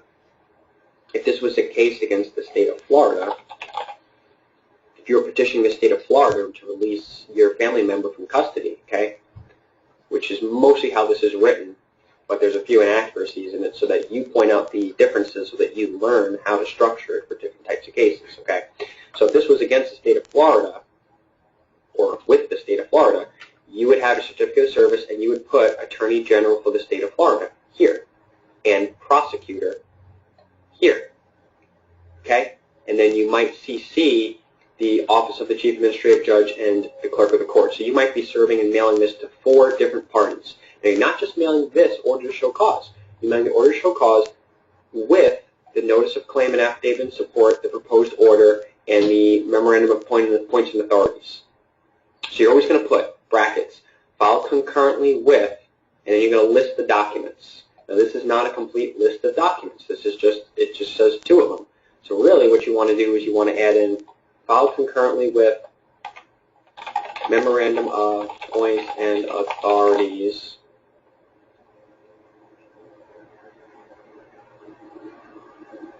oh my God, it's going so slow, comma, notice of claim and affidavit in support, comma, and a proposed order. Okay, you're going to list the first document that you put on top here, that's your main petition. You're going to list everything else that you're including with it to support it. In other words, you have to tell the court, here's why, here's all the law and a proof of my claim and affidavits showing you why I'm petitioning you to do this. If you don't show the court why they must do it, they won't do it. And if you don't include the order, they won't sign the order. They're not going to type up one themselves, usually. Okay? So that's the whole structure here. And you've got to listen to that. Secrets of the Legal Industry. Go to YouTube and type in Secrets of the Legal Industry and watch that. It's 4.5 hours. It's really the meat and potatoes of enforcement. Okay? So, again, this is the Memorandum of Points and Authority. And again, whoever the respondent is, you're going to put them in here. It could be anyone. And that's the petitioner. Okay? In support. Memorandums of Appointed Authorities in support of the order to show cause and support of the order to show cause. Okay. Memorandums of Appointed Authorities. Step 4. The issue in question is one of the most fundamental importance of the case because the issue is a fair, partial presentation to the grand jury. Because the issue relates to the fairness of the whatever state constitution, the matter is one of positive ruling from the Supreme Court where jurisdiction of the court is required. It is the responsibility of the state to announce on and for the record what jurisdiction does the court have over the registered persons and filed trust over Jillian Diane Smith, where John Henry the family house of Doe and non-decedent man is the holder in due course of all matters. Okay? Or you could put John Henry Doe as trustee for all caps John Henry Doe Trust is the holder in due course of all matters. Now, why would you be citing that? Well, first you'd have to have the birth certificate and all liens and claims captured and put into that private trust that we talked about before, so that the other trust can be the holder in due course of this person's trust. Thank you. Does that make sense? Okay, so you're talking about holder in due course, and then you've got all this case law. You've got to ensure that the above matter is adequately resolved. The petitioner, John Henry, the family Doe, respectively moves the court for order to show cause to vacate the judgment or restitution related to criminal case number, whatever. The ability of the court to vacate the judgment is firmly established on Texas law, California law, Florida law, whatever state it's in. United States law, whatever, if it's a federal case. On motion or sua sponte, CPLR, whatever code, 5015A, in whatever jurisdiction this is in, state or federal, authorizes the court rendering judgment to relieve a party from its terms for reasons including newly discovered evidence, fraud, or lack of jurisdiction. These grounds, however, are not exclusive.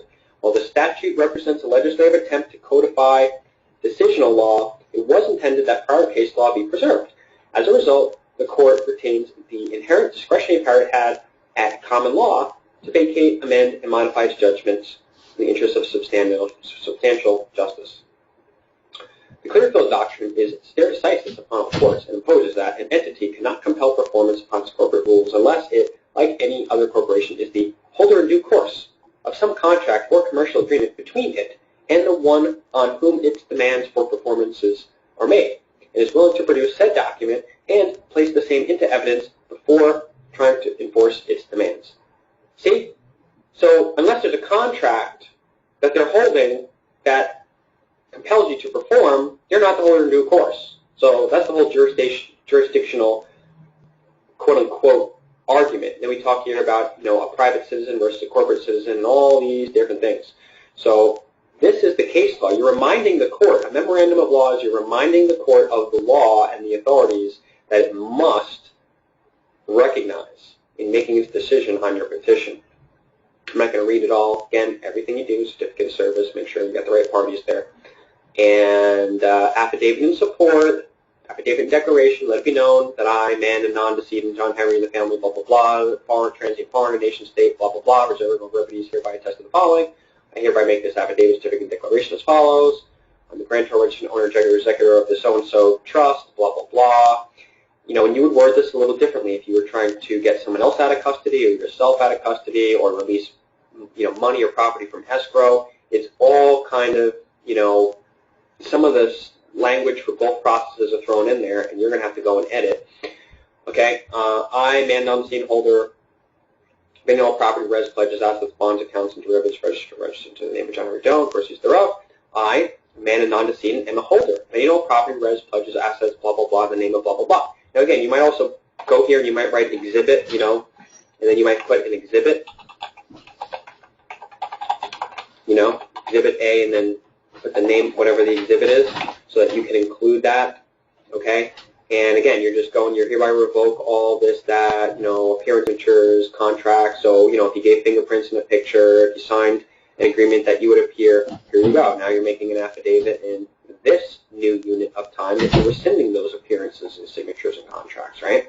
So you're going on, you're waiving all benefits and privileges, and you can't actually take any benefits or privileges after you sign this, okay? So you have to really be operating in the private and if you're going to be waiving all benefits and privileges, don't, a second after you mail this out, start taking benefits and privileges, okay? So just something to consider. I, man, non-decedent, revoke, terminate, make void from the beginning, and all adhesion, power of attorney, blah, blah, blah, blah, blah. Again, I don't have the time to read all this right now. This is what our class course, goes over and what you, can study on your own. So blah, blah, blah, blah, blah, blah, blah, blah, blah, okay? Grant warrants of the capacity to buy me and my property, let them come forth with a verifiable claim and deny said notice or forever hold their peace, okay? So that's your memorandum of law, notary, and then you've got the proposed order, which is basically, it is hereby ordered that,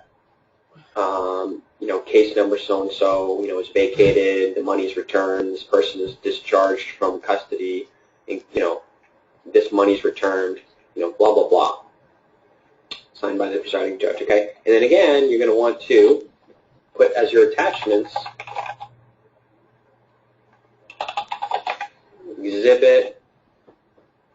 Exhibit A, whatever, UCC filing, or just put description of what you're including. If you're including, any records or evidence to show, you're just gonna put that there. Okay, so you might include a bunch of exhibits in order to show the court what you're claiming in your affidavit, or to put a copy, right? Federal Rule 8E. You can put a copy of all those laws. You can put a copy of the cases, okay? So you would go for each little piece of evidence that you're including in here, you want to put exhibits, and you want to put the annotated statutes. Smith Railroad Company, v. United States, and you could put a copy of the whole case in there, but again, everything that you're using, all the authorities and the laws that you're using, you put as exhibits. I mean, you don't have to, but I recommend considering that, okay? And any of the other, some of the private trust records that can prove that you are the holder in due course, you want an authenticated, right? You got an authenticated copy of the birth certificate for your son, daughter, or friend, or whoever else is property of the trust, right? If you got your 5-year-old kid that's been kidnapped by CPS or detained, and they are property of the trust, hopefully you've captured the birth certificate and put that into the trust, okay? And that's a whole other, 3-hour presentation on, that entire process and how to authenticate apostille the birth certificate, right? Put that in your Schedule A into the trust, okay? You got a private security agreement to back that up. You've got a exchanger and a trustee signing a document like we showed in those original trust documents, and it's put into the 3-ring binder in the trust. It's added onto the Schedule A, and you got that little property sticker, and you're not going to put a sticker on a human being, but you could take their photo, you can take their thumbprint. Thumbprints in a picture, my friend, that's when you get booked, what they do to get jurisdiction over you. So you want to do thumbprints in the picture. So you might put Exhibit C, the trust, whatever it is, the John Henry Doe trust records, showing that, I think the example we used here was Jillian Diane Smith, showing that Jillian Diane Smith is property of the trust.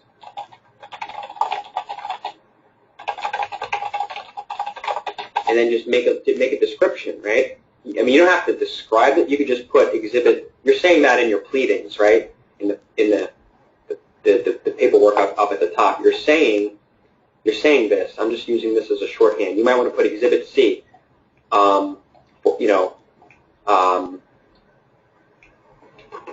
Let's see. You could put a copy of that security agreement where the living person put their thumbprints and photographs and sign a security agreement saying that they're property of the trust.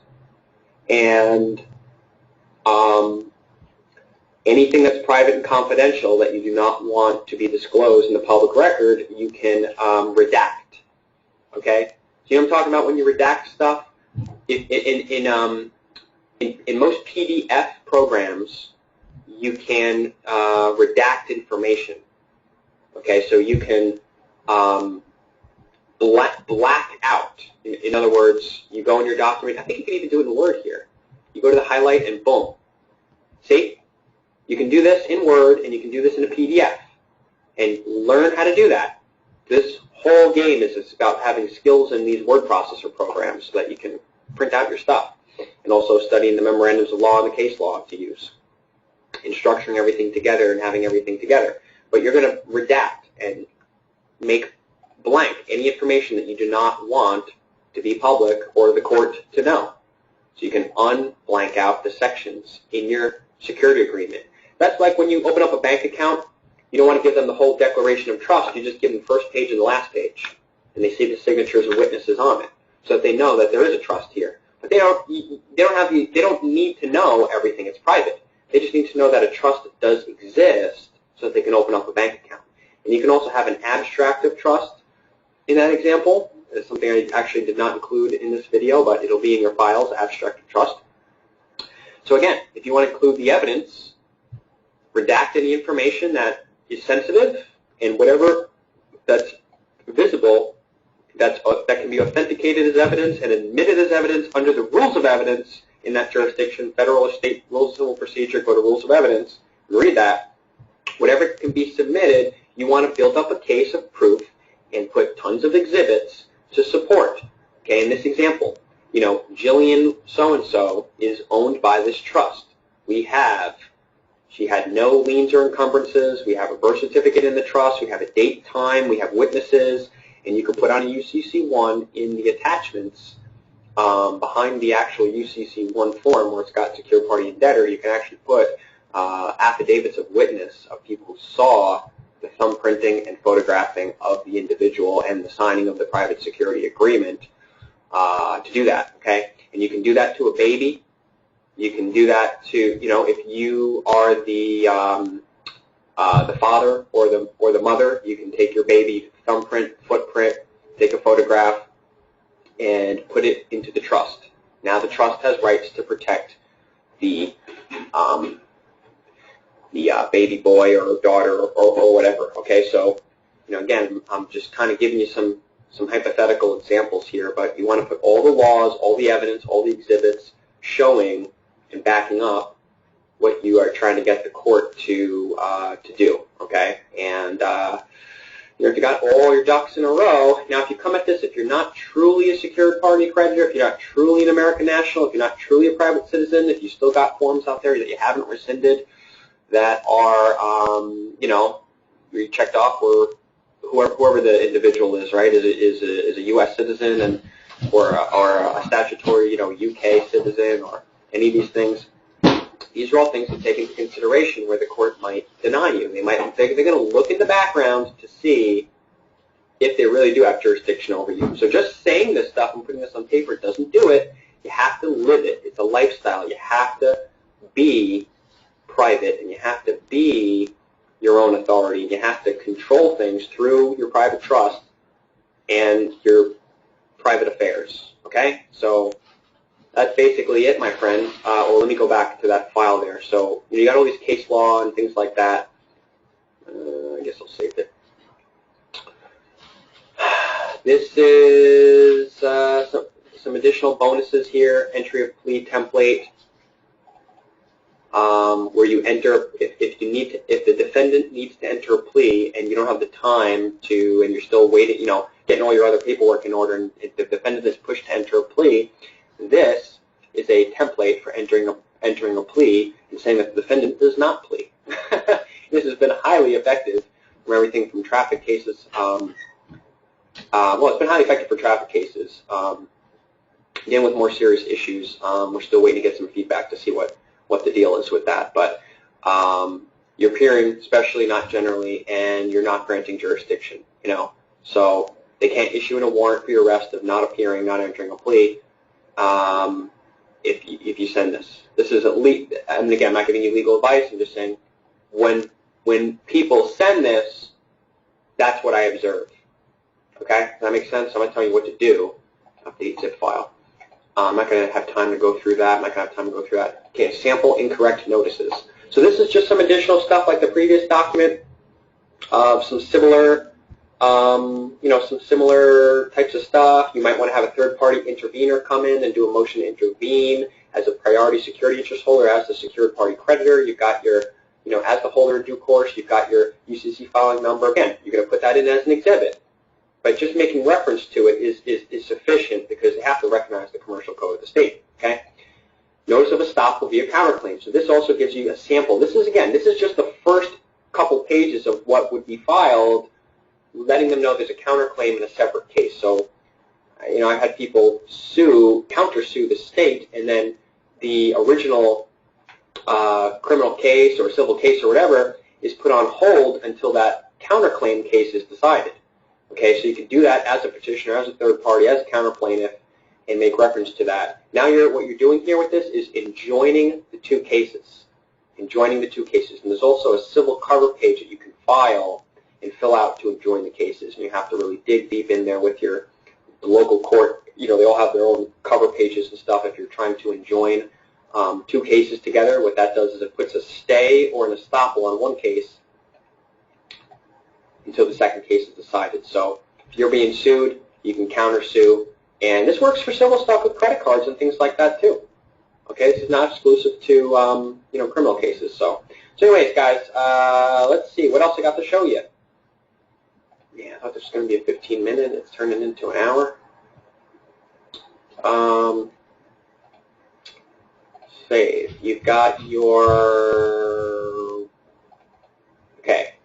If you go in the secured party creditor route, this is the sample of the private security agreement. I'm sure you guys have all heard about this or seen this before and gotten a hold of something like this before, but this is one that is powerful that we use there, and it's got the signatures between the trust and the trustee, and it's notarized, and it's got the notice of lien, and it's got the hold harmless indemnity agreement and the common law copyright notice. Okay, so boom, I'm just plowing over that. A lot of people have seen that before. You can take your time and read that and ask questions about that.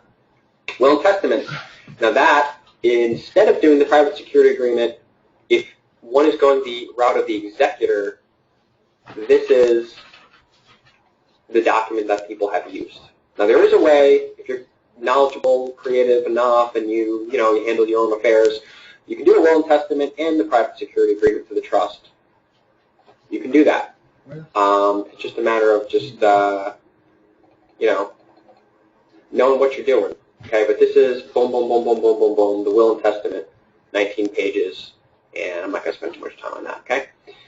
Then you've got all these other forms: request for withdrawal from the Social Security system, update of your status with the IRS, certificate of foreign. I'm just going to pop up a couple of these: certificate of foreign beneficial status owner. Yada yada yada. You got to have all your stuff in order. Certification. I mean, you're signing this stuff under penalty of perjury. Okay, so really, this is just for entertainment purposes. I'm not telling you that you're competent to do this or not, but this is just stuff that's publicly available that I'm using my free speech to share with you. Request for withdrawal, Social Security Administration, change of address, Form 56, fiduciary, power of attorney declaration, and entity classification election. Again,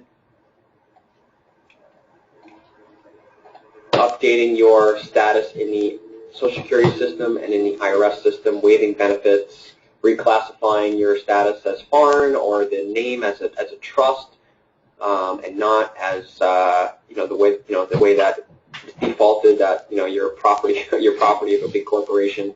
So you're updating all that. Okay, so these are just some forms that go along with a lot of this stuff. So I'm just going to delete them from the desktop, clean up the desktop a little. Oh, did we cover everything? All right, cool. 57 minutes, under an hour. Okay, so in under an hour we covered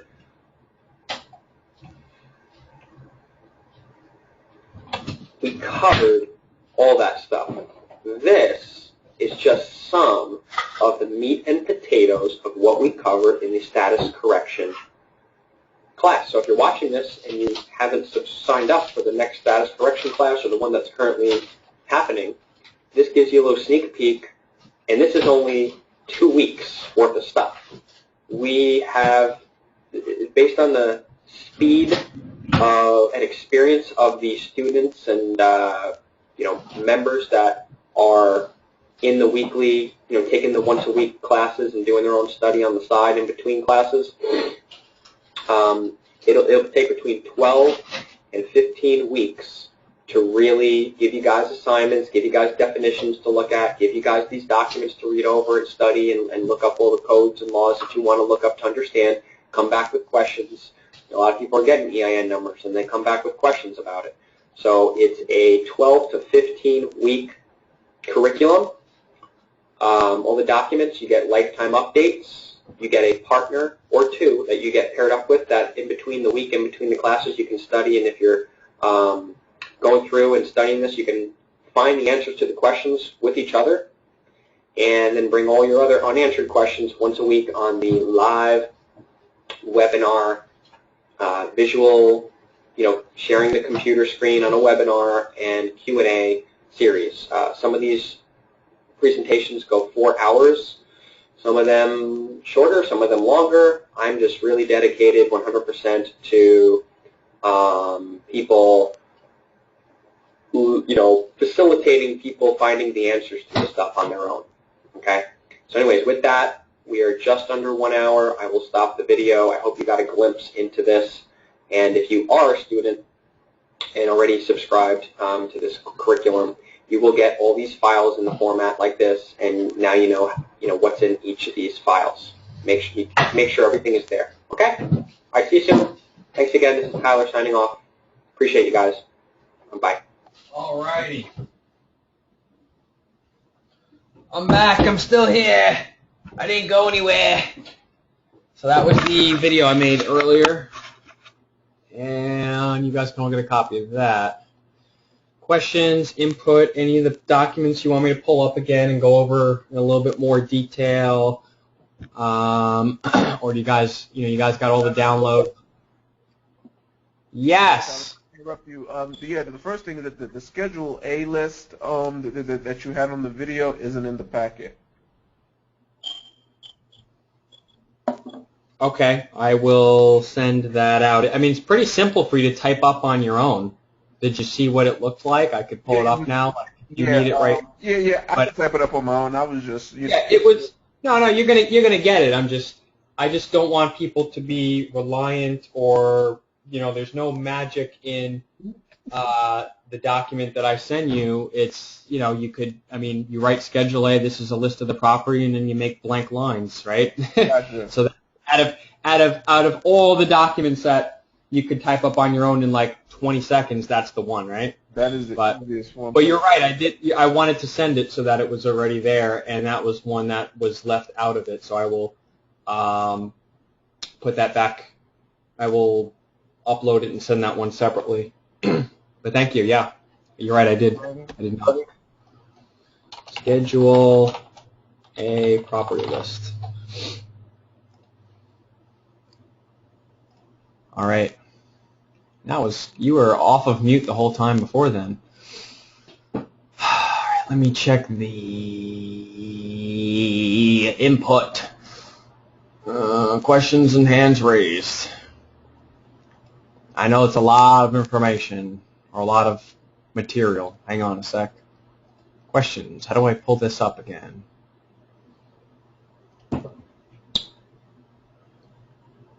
Maybe it's already pulled up. How do I pull up the questions? The little chat section. You're going to do like that, go like this. Questions. It's not coming up. Hands raised, questions. Here, we'll pull like that. For some reason it's not coming up. Chat. I get to see.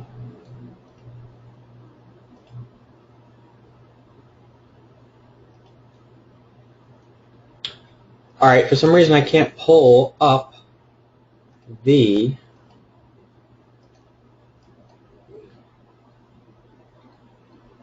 oh, there you go. It's already pulled up. That's why. I found the answer. Okay, Schedule A. Get the dollar first webinar. All right, I understand that. All right. So I kind of went through that a lot, and I think that if I read every single word in every single one of those documents, it would be kind of monotonous and boring. You guys can print it out and read it and skim through it, and I mean, while you're reading stuff, you got to obviously understand the definition of the words.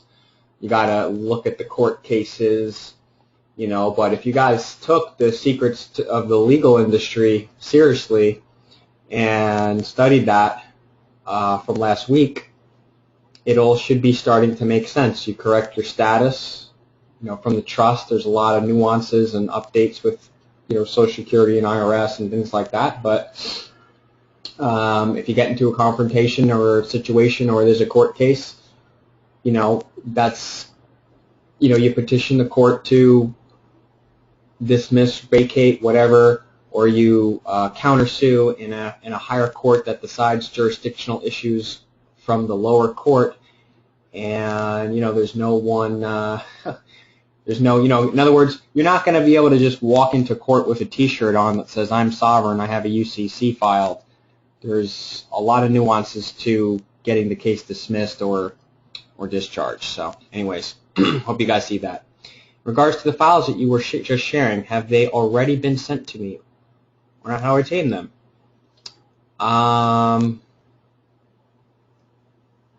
Yeah, I thought we covered that. Here's the link again.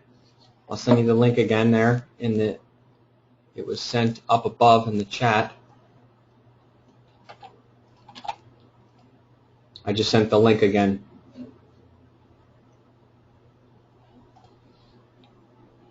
Understand contract law, newin.sharefile.com/D/S977806136C641B7B. So just click that link in the chat section on the webinar thing. I guess is anyone on the phone and not on the webinar? If so, maybe if there's a way to unmute. Not sure. And next week we're going to have a different webinar system, actually. So, got them, thanks. Oh, okay, cool. Yeah, so it's just these files. Get your trust stuff. There's the EIN instructions. You got your, once you get that set up, the trust signs a security agreement with the living person, and you can sign security agreements with many people regarding different things. But it may or may not be the same as that security agreement. What else? What was in this packet again? Let me just jump back in here. The sample court process, if there's an ongoing court situation. The will and testament, which just take your time, read through. So, questions? Feedback?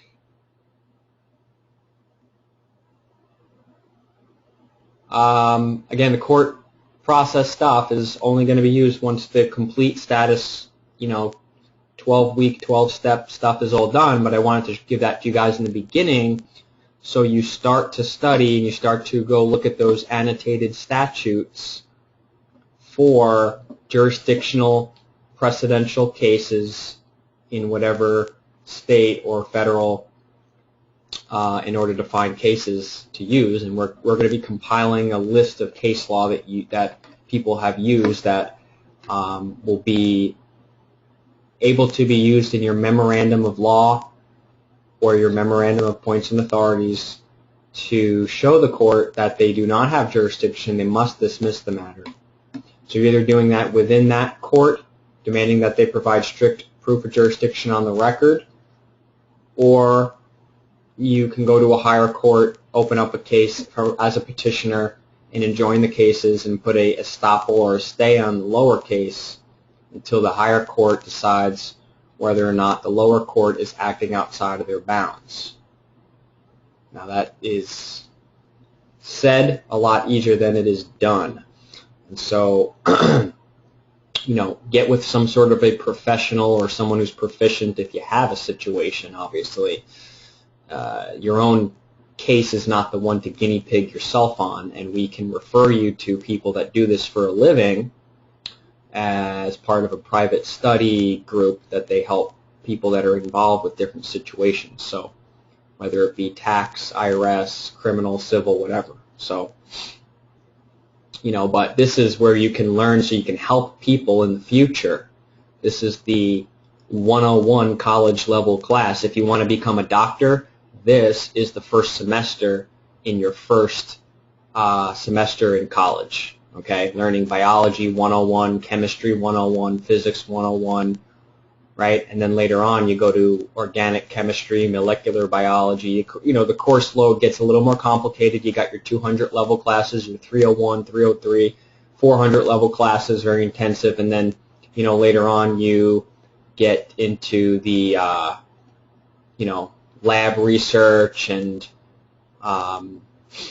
operating on patients with the supervision of professional doctors, making sure you do it correctly, right? Working on dogs and animals before you work on humans, right? So this is the first semester of college. Doesn't mean that you're an expert at helping people to get their cases dismissed yet.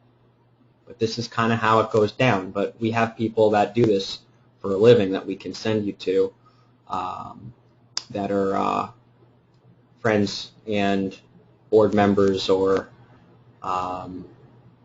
you know, myself included. So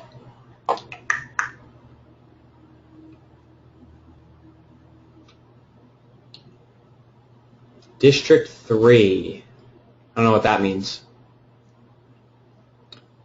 Let's see if anyone is unmuted again. Again, guys, this is an intimate group. This is an opportunity for you guys to get any personal questions answered.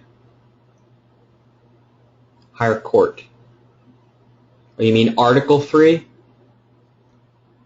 Yeah, sometimes you can take your case to an Article 3 higher court, or an Article 3 court based on the common law, and you know, they have the ability to say that the lower court does not have jurisdiction because of these issues, because you're a private citizen, because you're a secured party creditor, because you're a living man, and there's no jurisdiction granted. But you got to revoke and rescind all the jurisdiction. So the moment you go in and you volunteer and sign something, give fingerprints, this, that, or whatever, you are back to giving jurisdiction, and you'd have to go and revoke and rescind that, or say it was due to coercion, or say it was done under duress, and put that in an affidavit and file it into the court case, and so on and so forth. So yeah, so some people know what's going on here. We'll get further into that as we get further along. If we don't have any questions, I'm going to go. I took a break. I was cleaning my office space, and I was feeling very productive about it because I was finding some things and sorting some things out. So unless anybody has any questions, please raise your hand. Please type it into the chat bar. If not, I will let you guys sit on all these documents. They're all editable.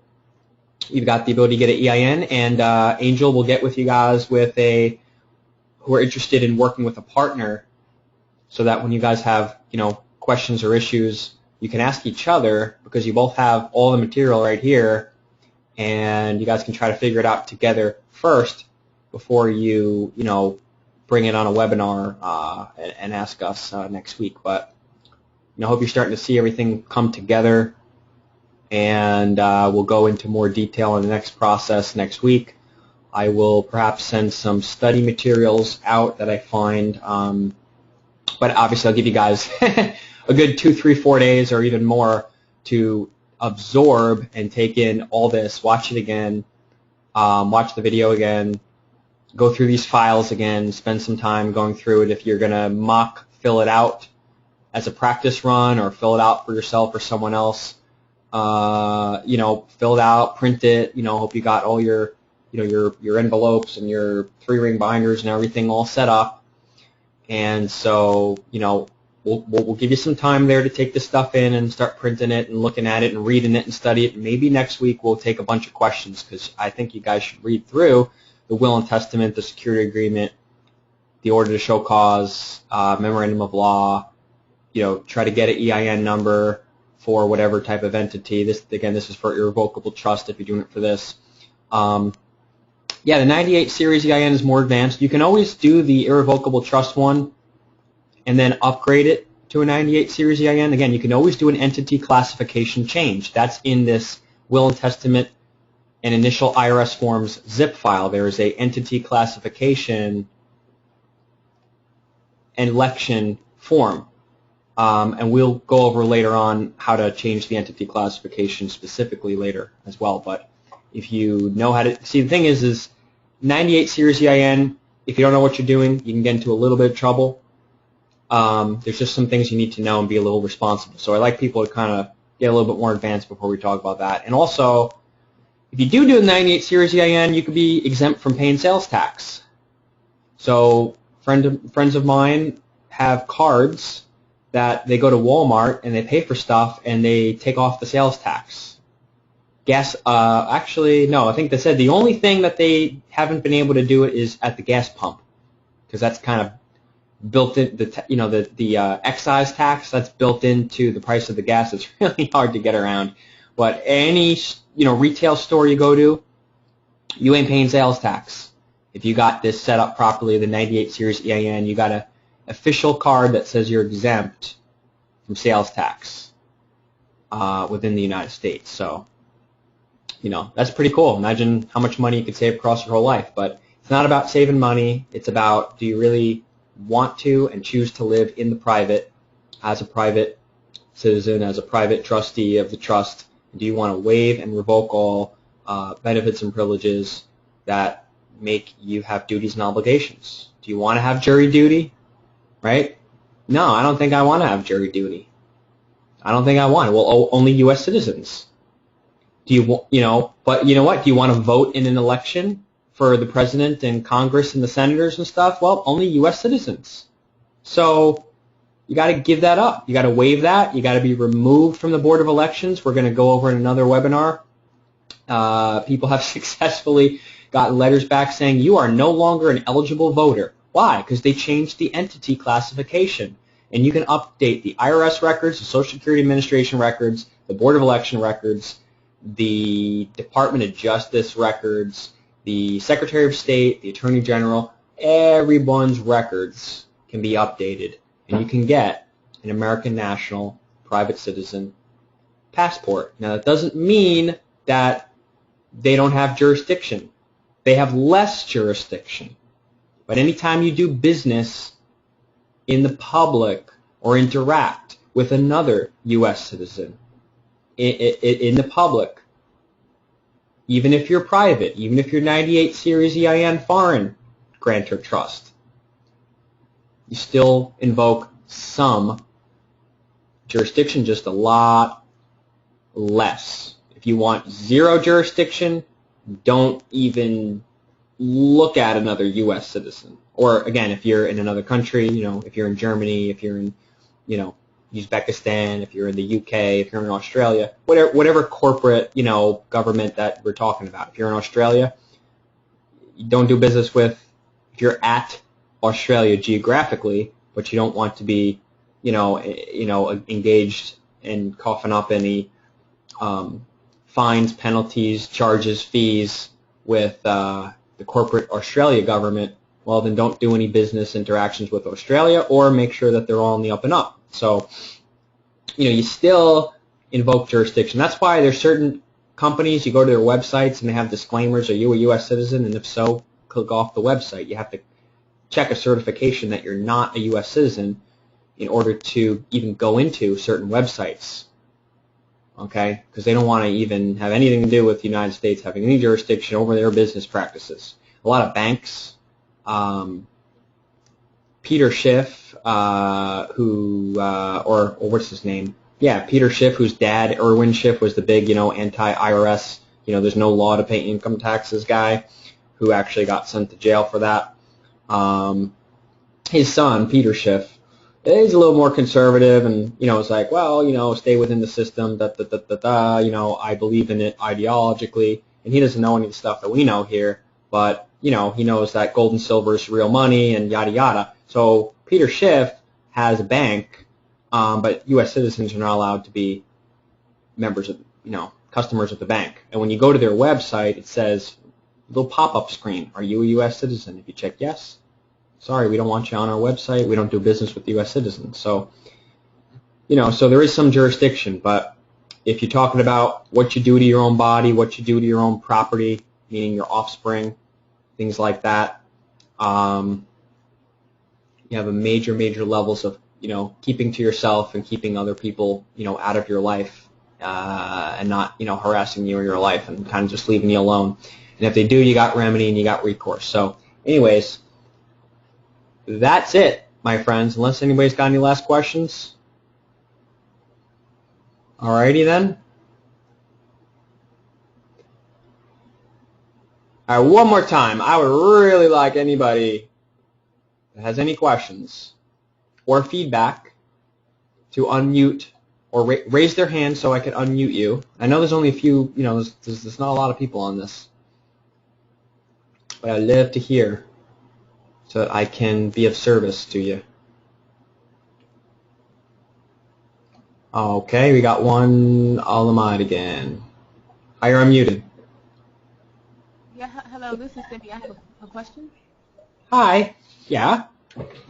So my question is, at the end of this course, the end of the 3 or 4 months of this course, we should be able to put this whole status correction process into work and file correctly, or are we going to be able to do that, or are we just learning the process of doing that, or are you guys going to be able to guide us to doing it, like personal phone calls and things like that, or? Okay.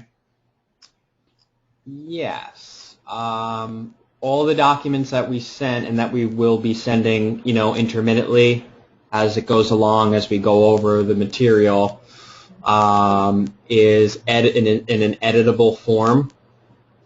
And the responsibility is on you to feel like you know enough if you choose to use any of the stuff in editable form, whether if you were really a novice and you had no situations going on, you might use the material just as a dummy and kind of like print up and print out the information and just read it over and study it for a while. It's a big jump for people to no longer be a U.S. citizen. I mean, what if you want to vote in an election? What if you want to serve on jury duty? I mean, I don't want anything to do with any of that stuff.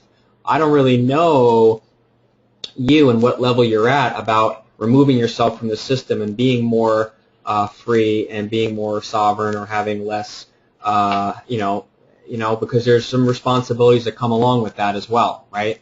So, most of the people on here are pretty, on board with my same ideology. So, to answer your question in short, aside from that little disclaimer, all the process is going to have editable documents and instructions, and it's for your entertainment and for your own slow study and seeing the procedure that other peoples have done. What you choose to do with that is fine. If you choose to get help with that after the class because you feel it's a lot of documents and stuff to fill out, again, you can attend the second series of classes, or you can get with us and we can talk privately about, if you need any assistance with any document preparing, because we have some programs that can, easily throw your name and account information into all the documents and, print them all out for you already. And we also are coming down with a service where you can sign a power of attorney and have someone else sign your name as a power of attorney to all the documents based on, like, you tell us what kind of a process you want to do. Do you want to become a secured party creditor and a private citizen, whatever? And if you want to do a power of attorney to someone on our team and have us sign everything, run to the notary, have everything signed, scan it in, make copies for you, put it in the envelopes, mail it out for you, printing out the labels and the documents and doing the UCC1 recording and getting it back and we are going to have a full service process available. We've been working on that in the background because we know that there's a real big need for that, because sometimes people, they just want to get their stuff in order if they have a scenario or a situation. Yeah. So that is, you can get with us privately and ask. There will be something on the website soon about different rates for that based on, moderate service or full service to do everything. So yeah, but we know that that's a need as well. That people are looking for. Some people are looking for the stuff getting done timely without having to. I mean, a lot of the people that didn't want to take the class but knew that it was good information said, well, I don't want to take 3 or 4 months in order to get my status. And I really believe that people should get the most information and study themselves if they're going to engage in anything. But sometimes you get your paperwork filed and you have someone help you with that, and then over the course of time you learn. So the fact that you have this, you can always go back to this, and you can always review it, and you can always make sense of it even after you have the stuff filed. So you can definitely have someone sign power of attorney for a reasonable rate, and get something like that done when you need it. Just contact us. Yeah. Yeah. Okay. And if you're part of this course, then it's even more, and it's an introductory. It's much more reasonable. It won't be the standard price to people who are not part of this course, because you already signed up for the course and contributed. So we'll acknowledge that most definitely. Okay. And obviously, I probably already know the answer to this question, obviously, but once you are in proper status, you're no longer operating in the system. Obviously, you can't have a government job. Sure you could. If you want to work as a contractor or an employee of the Postal Service, or the CIA, or whatever it is. I mean, I don't see any reason. You would just fill out fill out the form for an application as an American, as an American national, not a U.S. citizen. But I asked because they usually ask for your Social Security number, and I know we wouldn't be using that. We'll be using EIN, right? Well, when you fill out a W-2 or a W-4, you're electing to be considered a taxpayer. You're not obligated to fill that out in any way whatsoever, unless you are a taxpayer. Voluntarily. Correct, according to my understanding of it, right? So, I mean, I had a job before I ever was on the books. I had a job off the books, and I deposited checks for years into the strawman's bank account, and the IRS never asked about it before. But once I filled out a W-2 and a W-4 and started filing 1040s, then I was electing I'm construing and electing myself to be a taxpayer, or electing the trust, which, I'm standing in the shoes as, to be the taxpayer. So once you start to fill out a W-2, a W-4, and a 1040 throughout your life, now you're obligated to pay taxes every year that there is income of more than $8,250. If you earn, if the strawman earns less than $8,000, there's no income taxes owed. But according to the IRS code, if you're a taxpayer and you earn income of over $8,000, you start to owe some small amount of taxes on everything above $8,000. So, but if you've never filled out a W-2 or a W-4 or 1040, and you can trace people down and find out. Like I said, I remember having an off-the-books job as my first job, and it's 15 years later. They never asked about those years.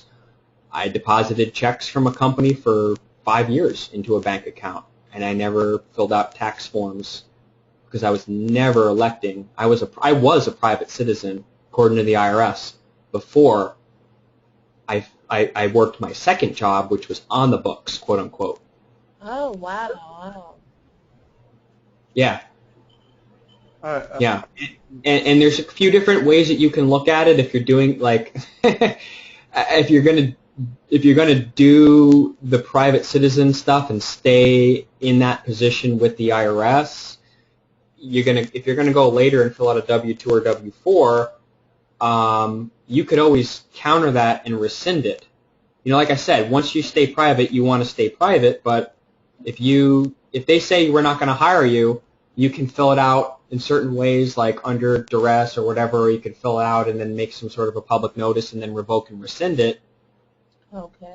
Just to get the job, and once you're in there with the job, it's very unlikely that the employer is going to notice that and then fire you based on that. I mean, if they do, they got a big situation on their hands. But, I mean, I recommend that, and I prefer the lifestyle of not even having the opportunity to, like, in other words, there's other careers and other ways to make money that you have more control over your life than passing out resumes and begging and pleading with people and then having them have you sign an affidavit that you're a taxpayer filling out a W-2. You know what I mean? So I'm against it altogether, and I also teach people how to make money on the internet. There's a lot of things that you can do as an independent contractor or your own business, you know, online, or a lot of different things. So, you know, if anyone has an interest in other career opportunities where you don't have to be dependent upon a boss firing you or laying off people, in other words, you create your own.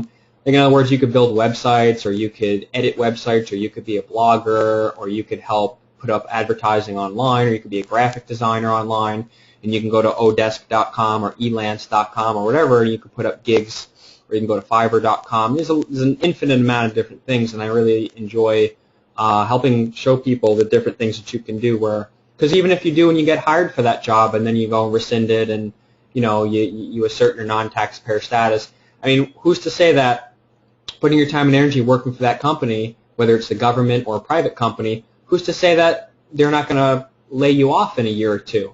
And then you want to be able to build, in my opinion, I like empowering people to create their own earnings and their own income and their own, you know, lifestyle whenever possible. And I know it doesn't fit the mode for everybody, because maybe not everybody's as self-starter as I am. So, you know, if you have a situation with an employer, I'd be happy to talk about it like more, or on another webinar, or in a private conversation or whatever. Because I know people that do work those jobs because they have a lot of benefits and they work there for years, and they come to me, and there are things that you can do to let the IRS know that you are coerced into filling that out and that you are rescinding it. Okay, thank you. Yeah. All right, Tyler, I have another question. This goes back to trust law, and how entities like the IRS will try to pierce the veil of your trust by trying to say that you're doing things in the public. Can you just discuss a little bit about ways to keep your trust private, so that you keep your private status?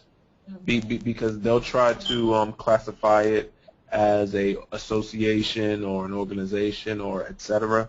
So, you know, is there, you know, just any? Well, that's why looking, you know, the stuff that, I forgot that guy's name, in the Secrets of the Legal Industry 3-part YouTube series I sent you guys. Oh yeah. Oh, we said his name before. Let me just pull it up. Yeah, whatever it is, whatever his name is. But his presentation was on the ball. Where, okay, so the bottom line is, if you look up the annotated statute, so you don't have to read the whole cases and be bored out of your mind and not even understand what's going on. If you just read the annotated statutes and find case law that they're bound by, because it's their own decisions, that they say, okay, we do have jurisdiction in these cases, we don't have jurisdiction over the trust in these cases, and then find how you need to run and structure your trust in order to have what you're looking for, which is, you know, like you said, where they're not able to pierce it. Could you give me some information on some websites where I could read case law? Because I heard that's a really, really good way to learn, you know, from other people's mistakes. Yeah, well, you can go to pacer.gov and you can see every single federal case. Caser, C-A-S-E-R? Pacer, P-A-C-E-R. Oh, Pacer, okay. And you can actually look. You can sort cases based on category. You can sort cases. You could find only foreclosure cases, only student loan cases, only trust cases involving trusts, only maritime cases, you know, contracts, everything. And it's any federal case, civil, criminal, appellate, bankruptcy, Supreme Court, etc. Okay, cool. I'm actually on it now, exploring. Yeah, you have to create an account, and they give you a username and password.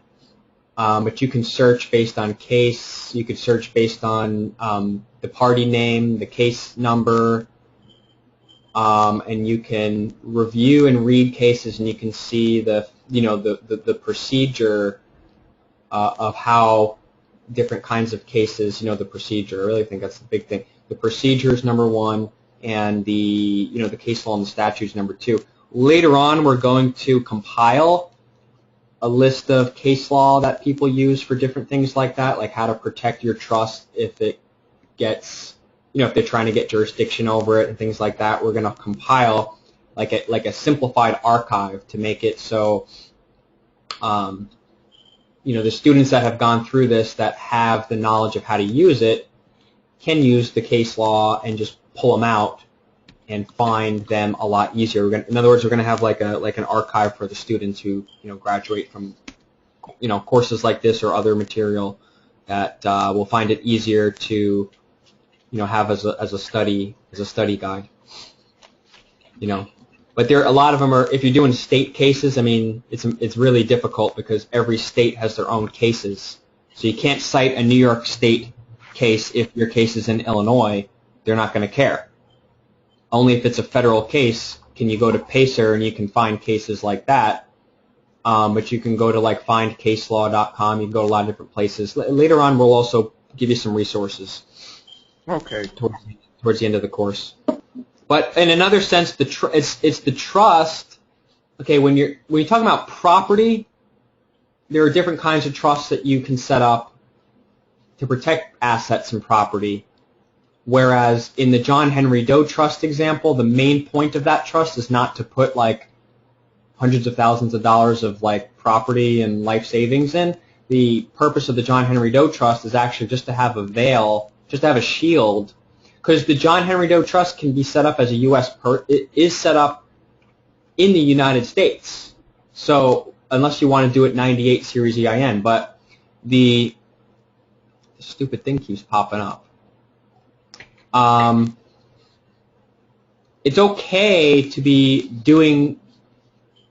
dabbling in through the United States through the veil of a U.S. public trust shield, as long as you, the living man or woman, that's doing business through it, is distinctly separate entity from it.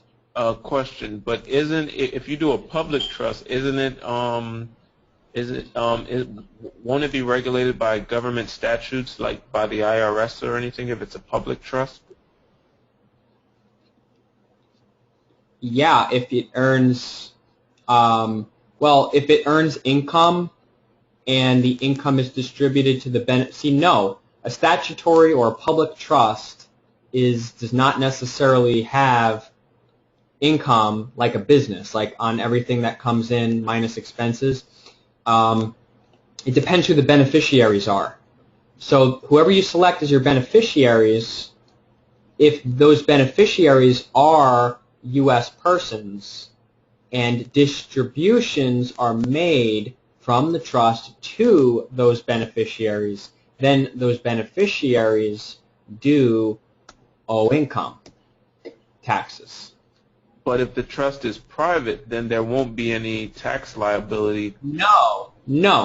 The trust can be private, and still the beneficiaries are liable for income taxes if they're U.S. persons. If they're distributed disbursements or distributions. In other words, the trust can be private or public. The trust in and of itself doesn't owe taxes. The trust or the trustee will not owe taxes, ever. The trustee can for reasonable compensation to run and manage the affairs of the trustee can accept trustee fees, whatever's in the declaration of trust that the grantor and the trustee have signed. You can say, well, the trustee is allowed business, travel, anything that the Board of Trustees votes and is hereby granted under this and this and this terms, to say that the trustee can, the trustee for their living expenses, for etc., can have $10,000 of expenditures a month that it can use the debit card or whatever reserves or whatever way that you're handling the money from the trust every month. You can have up to $10,000 or whatever it is, plus travel, plus this, plus that, and these. If the trustee's gonna have expenses on this and this kind of activity, then it needs to bring it to the Board of Trustees as a vote.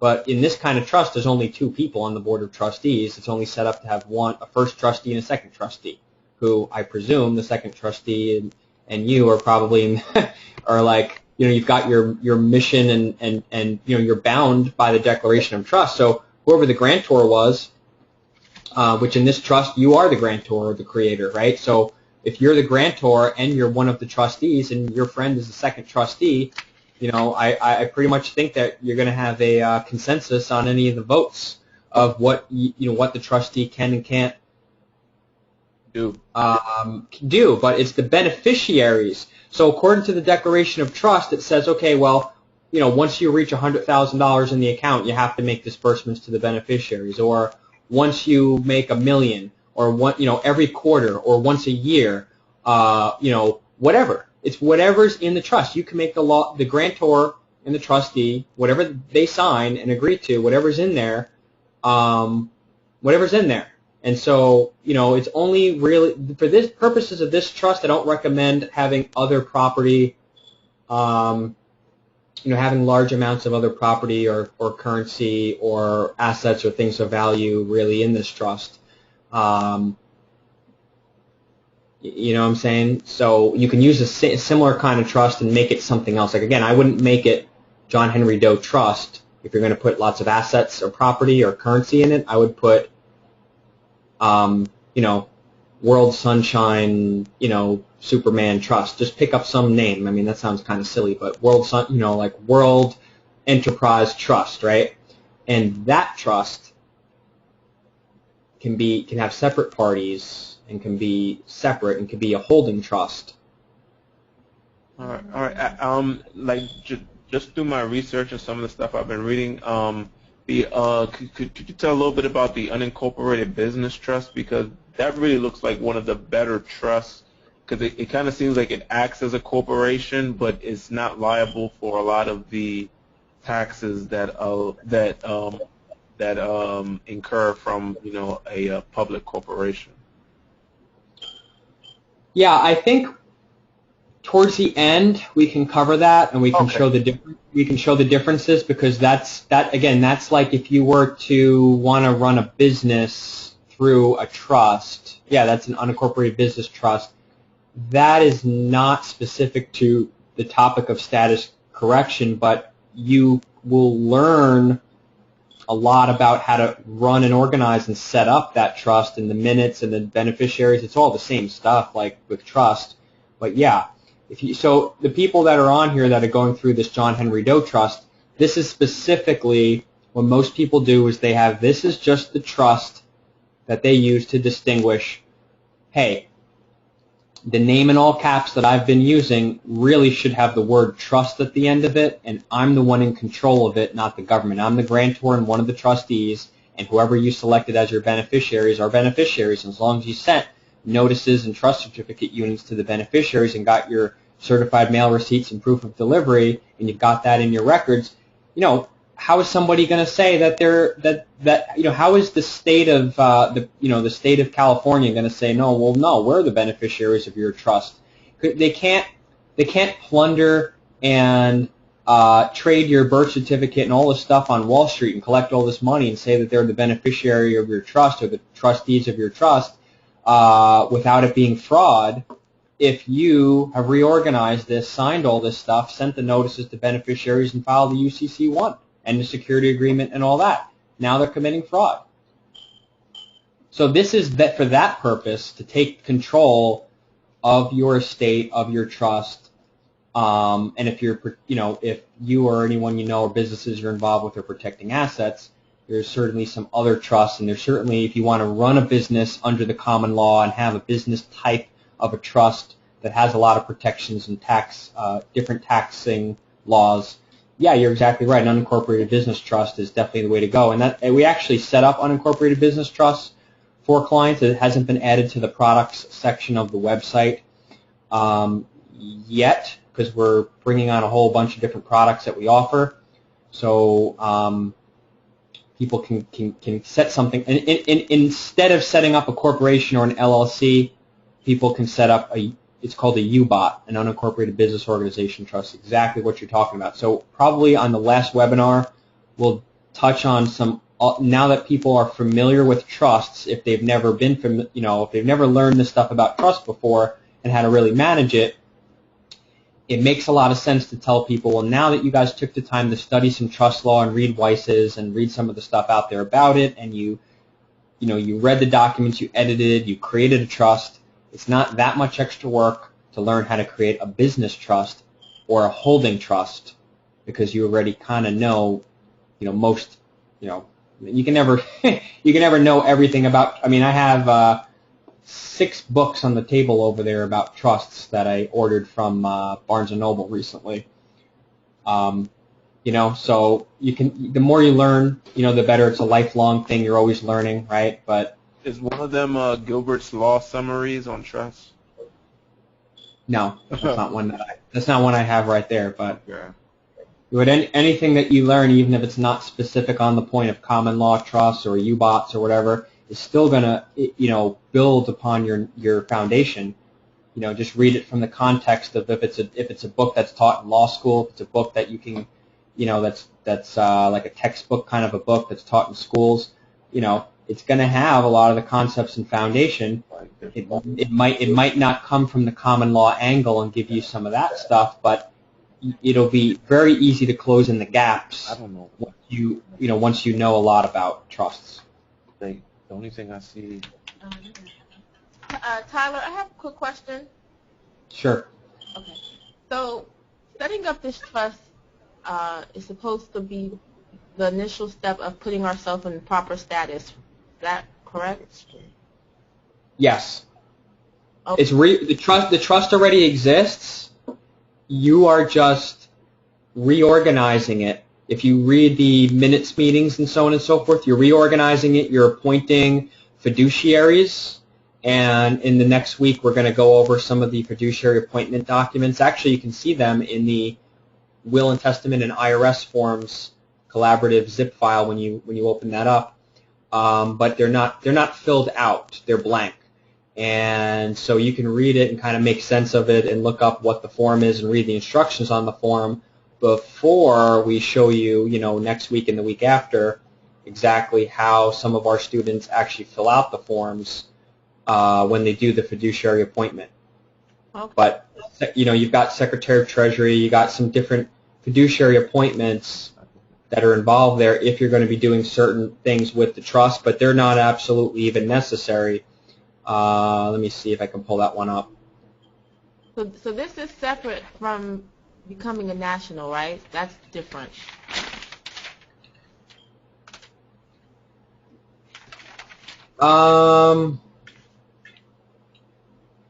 Like this is still part of that. I would, and again, you could take pieces and do just some pieces. So I'm sure that there are some people that have American national status that have not done some of the steps that I'm going to go over, but to be as comprehensive as possible to make it make the most sense. So in other words, if you're trying to get from one end of the pond to the other end of the pond, and there's 15 stones in a sequence, and you're going to run and jump and put your left foot on the first stone, and then propel yourself and jump and put your right foot on the right stone, and you're trying not to fall in the water, right?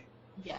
Is it possible to skip over one of the stones and go from stepping stone 1 to 3 and not fall in the water. Now, you might lose your balance a little, but if you don't fall in the water, you make it, and then you jump to the 4th, 5th, 6th, 7th, and you make it all the way across the pond without falling in the water, you've still made it there successfully, and you didn't put your foot on one of the stones. Is that okay? Yeah, it's okay. Gotcha. It doesn't hurt. It doesn't hurt, and you make it there more safely if you just go left foot on every odd stone, right foot on every even stone, and you don't miss one. Okay. The reason why I was bringing that up is because you talk about sovereign and things like that, and I'm thinking if we're just correcting our trust and putting us in it, then and then at the same time it's like we're sovereign, and I guess I want to know how I mean, I know we are sovereign, by law, but legally, I guess, like when we're doing court stuff and things like that, we can't, say that if we haven't had the paperwork, like I guess the national and things like that.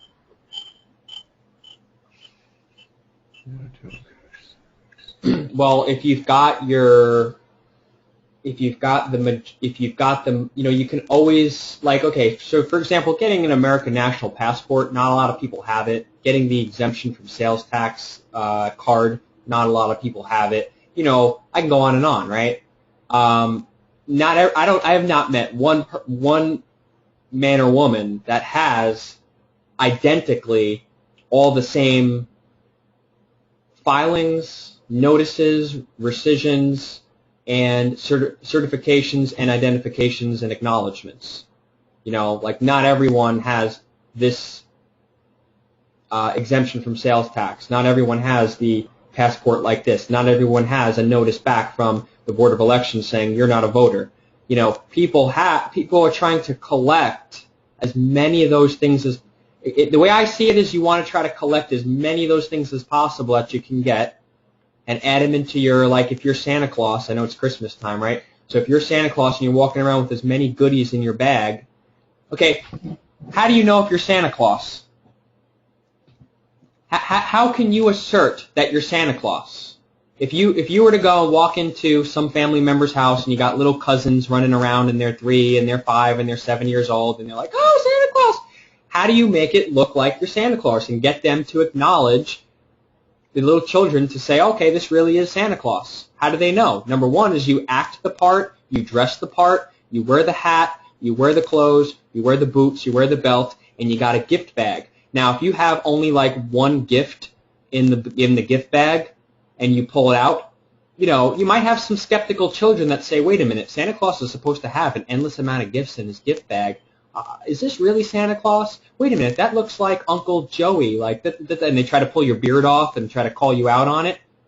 That's what the legal system and the court system and the attorneys and the prosecutors and wherever can do if you don't have a lot of gifts in your gift bag. But if you've got a gift bag that's plentiful and you've got 6, 7, 8 things in there, and you go in on Christmas morning and you go to your relative's house and you say, oh, ho, ho, ho, I'm Santa Claus, and you look like it, you dress like it, you smell like it, you taste like it, and you got a whole ton of gifts in your goodie bag, ain't nobody going to try to pull your beard off and be skeptical that you're Santa Claus, and you're going to walk out of there without anybody knowing that you were the uncle or aunt going over there in disguise as Santa Claus. So if you pull your beard off, or you take your costume off and say, oh, I'm just kidding, I'm not really Santa, the real Santa came and left you presents under the tree over there, I'm just, I just wore the uniform.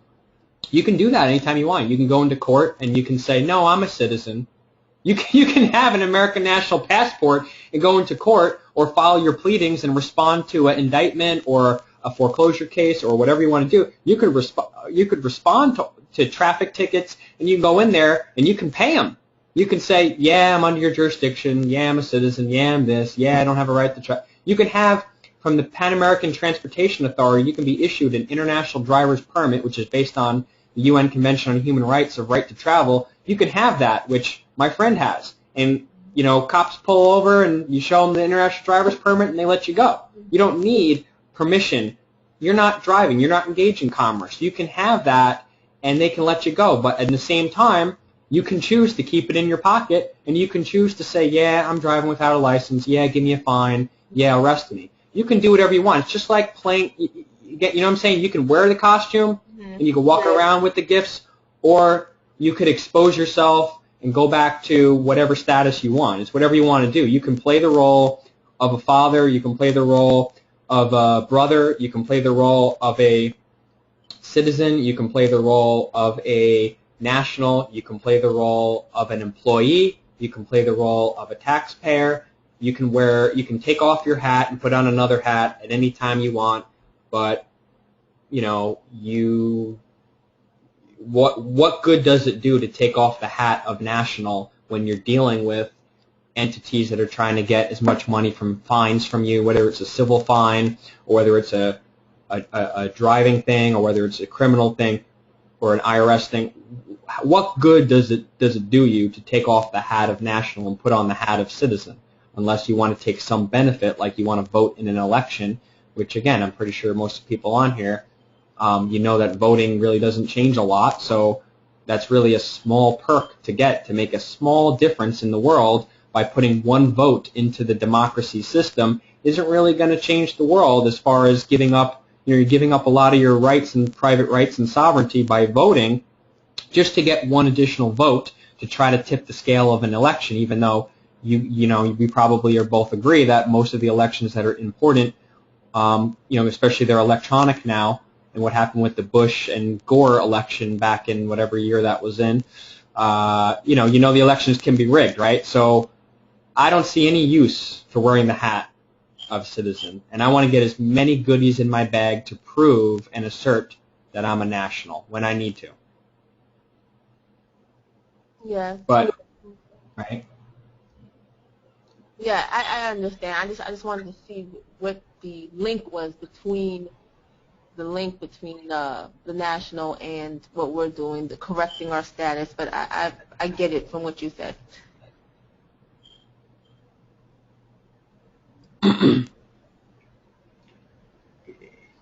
Yeah, it's if you've got everything in order when you fill out the application for the passport or whatever, you can get an American national passport. But if they look in the system and they look up on you and you haven't sent certain notices or got certain acknowledgments back, they might not give it to you. So, and then once you apply for something and then they have you in the system, oh, this person's trying to get a passport that they're not entitled to, and you try it the second, third, and fourth time, it's going to be less likely that you're going to get it. In other words, the first time you apply for something or try to get something or correct something and get an acknowledgement back, the first time you do that, is the best chance that you have of getting back what you want. Because if you get denied the first time, they're probably going to deny you the second or third time, but maybe not. Maybe you go back and you fix some of those things up. Okay. You already are an American national, but you are also a 14th Amendment corporate property citizen as well, because you are a native, and maybe not, because I don't know, right? But most of the people on here, if you're a native, if your first breath was taken on this continent of America below Canada and north of Mexico, geographically, in America, United States of America, the geography, you are an American national. But when you filled out an application, if anybody has a passport, and some people don't have passports yet, right? The first time you fill out a passport, what do? You fill it out as a citizen and you're requesting a U.S. citizen passport. You want to fill it out as to get that it's for a national. And a similar thing with all the other, requests and identifications, and same thing, driver's license. The way you filled out the driver's license makes it appear like you're a 14th Amendment citizen. You didn't fill out the application. So on these forms, later on when you go to correct these forms, if you do, you can fill out an amendment or correction of the form. So as opposed to filling it out for the first time, you want to look for an amendment. I already have applied for a passport before. I'm filling out an amended form to get a corrected passport. Mm-hmm.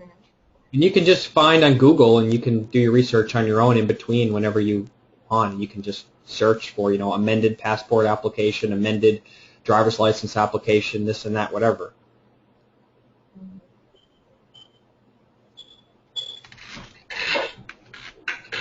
All right. Well, thank you, Tyler. Okay, welcome.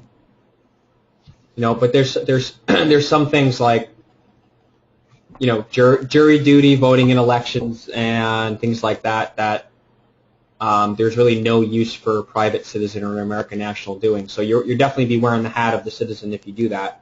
And then, you gotta be double-minded, but, some people operate double-minded. Some people operate double-minded.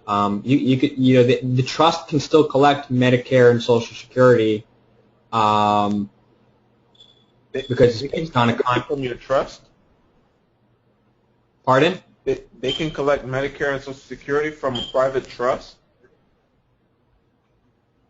There's nowhere in if you do an amendment of the application for it, sure. I mean, I don't want to dabble in that because it could assert some jurisdiction, but if you paid into Social Security your whole life and you're expecting to collect it, if you change the classification of the entity with the IRS and the Secretary of State and the whole 9 yards, again, you're saying that the trust is collecting Social Security. Oh, okay. And you can, because if you paid into it, and that's a contract that you have, they would have to show, you'd have to say, okay, where on this form does it say that I've given up, that I have to be a 14th Amendment citizen, in order to do this. And, if you look at the form, you might find that answer. Maybe you can, maybe you can't. Do your research and look at the form if that's important to you. Now, it's not important to me because I don't care about collecting Medicare and all that. So I don't even look at the form for myself. I don't really need to look at the form to make that decision. But if someone's making that decision, they can look at the form and find out, is there a way for me to do an amendment? In other words, if you checked off U.S. citizen and you want to assert and be an American national, you might want to do an amendment and correction of the form. But they might write back and say, oh, well, you can only apply for Social Security if you're a U.S. citizen. You got to look at their laws and stuff, or look at their instructions on the form and what who's allowed to collect it or not.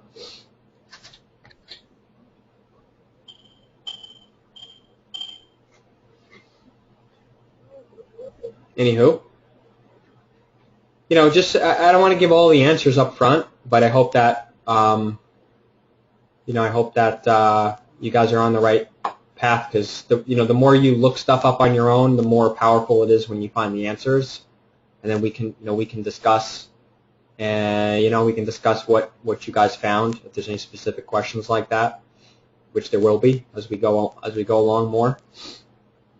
But I would say, yeah, definitely to answer your question, the trust is the first step, definitely.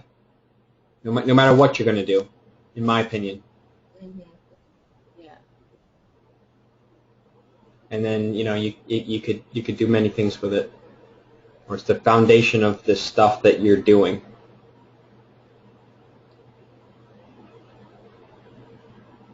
And you also will see later on with the other webinars and stuff that's all based on that step. So you've got all the different docs here. Can you talk a little bit about minimum contact? If you're asking the question about minimum contact, you probably already know what it is. Yeah. So you probably are ahead of some of the people who fell asleep on the webinar. I'm just kidding. I know, it really seems like it's just me, you, and my sister. Yeah. Well, I was just keeping it going because What do you want to share with the group about it? Because from the way that I understand minimum contact, it's a vital part of keeping your trust in the private, and the public and private don't mix. And whenever you're doing any of these processes, if you're doing some parts in public and some parts in private, it's going to screw your entire process up. And from what I understand about minimum contact is that you need to.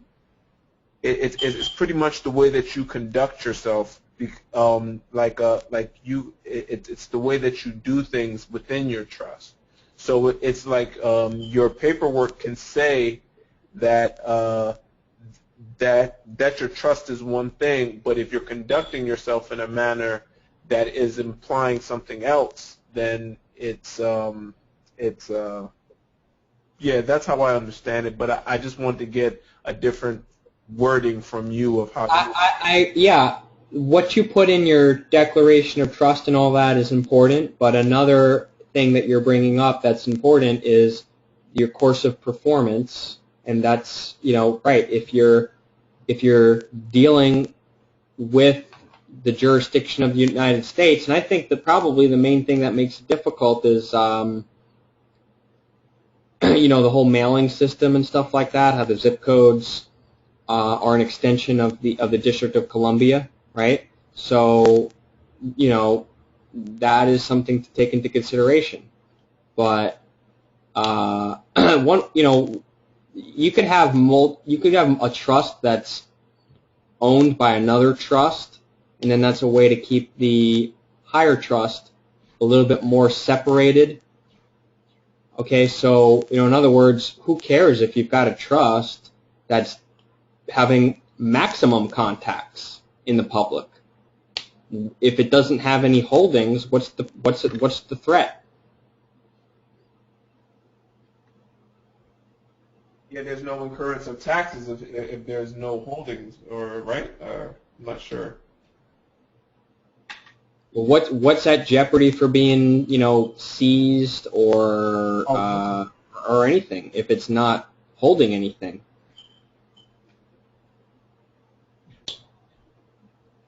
That's true. But it's a vessel, it's a shield that you can use, and you can transfer property and assets and things like that up the line to trusts that are, hidden a little bit more in the background that don't have any contact in the public.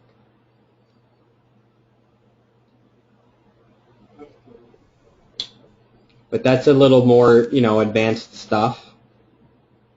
You're asking some good, more higher advanced, stuff, which is good. You're on a good track. When you read more and if you really want to get like a really comprehensive class on trusts, contact us privately and we can refer you to a group that holds like a 7-month class just on where focuses like primarily on trusts. And you can meet lots of cool people that are studying it and so on and so forth. Yeah. Or you can just... I've been very studious with the reading on the trust law, and I kind of, after I read Weiss's Concise, I felt like I had a good grasp on it, I started reading, just anything I could get my hands on trust. Just to expand the knowledge on it because, I really want to get this information. Yeah, you can never stop reading, and it takes time to read and digest everything depending on people's schedules and stuff. So I recommend, number one is I wanted to just put these documents that are editable so that people can play around with them and print them and, create a trust for their own, because I think the best way to learn is to actually do. For the first involvement that they're doing with it, they may not be comfortable, confident, or competent to do a lot with it, but just in this is the basic documents of establishing what they need to do to establish it. And I don't think that it's that complicated. Establishing the declaration, having some minutes and appointing someone as the managing director, someone comes in as an exchanger and trades some form of property for and exchanges that into the trust, and then you send the trust certificate units and a notice to the beneficiaries. You get an EIN number, you open a bank account. I mean, that's pretty much it. have minutes whenever, have board meetings whenever you need to, and come up with resolutions to decide whatever needs to be decided that the trustee already doesn't have the authority to do, that needs to be decided by the board. And that's it in a nutshell, but the more you read, the more you take in, the more you understand. It's kind of like, I don't know. Yeah. It becomes second nature, but seeing the stuff and doing it and printing it and putting it in the binder and having a meeting with your other trustee and signing stuff and putting it there, and while you're reading it, makes it all practical for you. And going and setting up the bank account and then having an account, that makes it practical and tangible for the student to say, well, now I'm retaining what I'm reading about trust because I'm actually doing part here. So when you do it and you put it together while you're reading stuff, I think it helps people to learn like 10 times faster. And when you talk with people and have groups where you can discuss these things, that helps a lot too. Yeah, you're right. And there's a lot of MP3s and stuff too. You can get Weiss's and some of the other material on MP3, I believe. Okay. I think so. Is there anything you would recommend for me to read right now? Just, or just stick with what I got right now and just go with it? Well, Weiss, cooperative federalism, it's free on the internet in a PDF. Cooperative federalism. Gotcha. Weiss's Concise Trustee Handbook. The art of passing the buck. Although that's a little deep, that's a little thick, that's a lot. But that's more about protecting assets in common law trusts. That's not necessarily necessary for just what we're looking at right here with this trust. But and then just anything about trusts or anything about estates or anything about it's good to get books on planning your estate. This book's How to Avoid Probate. What's the other one? Living trusts. Make your own living trust. There's stuff like that you can get on Amazon or Barnes & Noble and get some knowledge about trust and estates. Okay. But just basic understanding is enough to move forward. I don't want anyone to think they have to read like 10 books about it in order to be, again, you learn more by actually putting some paperwork together and just printing it out, whether you're making it official or you have a dummy version or you create a simple trust that you do like this. Just moving forward and putting stuff together and just, read at a leisurely rate that you can. But turn the freaking TV off, stop playing video games, and just, read like once or twice a week, or whatever, right? You're right. I mean, I absorb a lot of my information just on MP3 when I'm doing my laundry or washing my dishes or driving in the car, just miscellaneous stuff. So that's how I spend most of the time absorbing and learning concepts, procedures, and information. It doesn't take much extra time in my day to do that. Taking time out and reading, you can't be driving and reading at the same time. But you could be on a subway, you could be in a taxi cab, you could be waiting online somewhere for a train, and you could pull out your book and read as opposed to pull out your iPhone and play like, what are some of those games people play on Facebook? And Angry Birds and all that junk. Yeah, what are you going to do? What's that game with the... Candy Crush? Exactly. You read my mind. Why play Candy Crush and all this nonsense and then say, oh my God, I didn't know I was going to have to read books about trust? Well, you know what? I guess you don't care. I mean, if you learn about this, you can save your family and your estate hundreds of thousands and millions of dollars in probate fees and not needing attorney's fees. Go get the book, How to Avoid Probate. This guy, by Dacey, D-A-C-E-Y, is the author, How to Avoid Probate. It's kind of hard to get a copy of this book. He wrote this book, and then the legal system went after him for practicing law without a license. All he did was write a book. And so the courts found that because he wrote a book, he's exercising free speech, and it was not construed as practicing law without a license. But, I mean, that's just so silly that they could go, but the legal system is really threatened by his book that became very popular. And when you learn about trusts and estates, and you can do a will and testament, and you can avoid, okay, so when somebody dies and the estate goes into probate, you can avoid it going into probate through the court system, and you can have all the assets, and that's why the 3-ring binder and all that stuff, you go and you find out, okay, so-and-so is dead, let's read their will, let's find out what property they have and who they want to give their property to. And we don't need to pay an attorney $100,000, and we don't need the court system, and we don't need the probate fees that go to the court, because there are hundreds of thousands of dollars that get absorbed through that.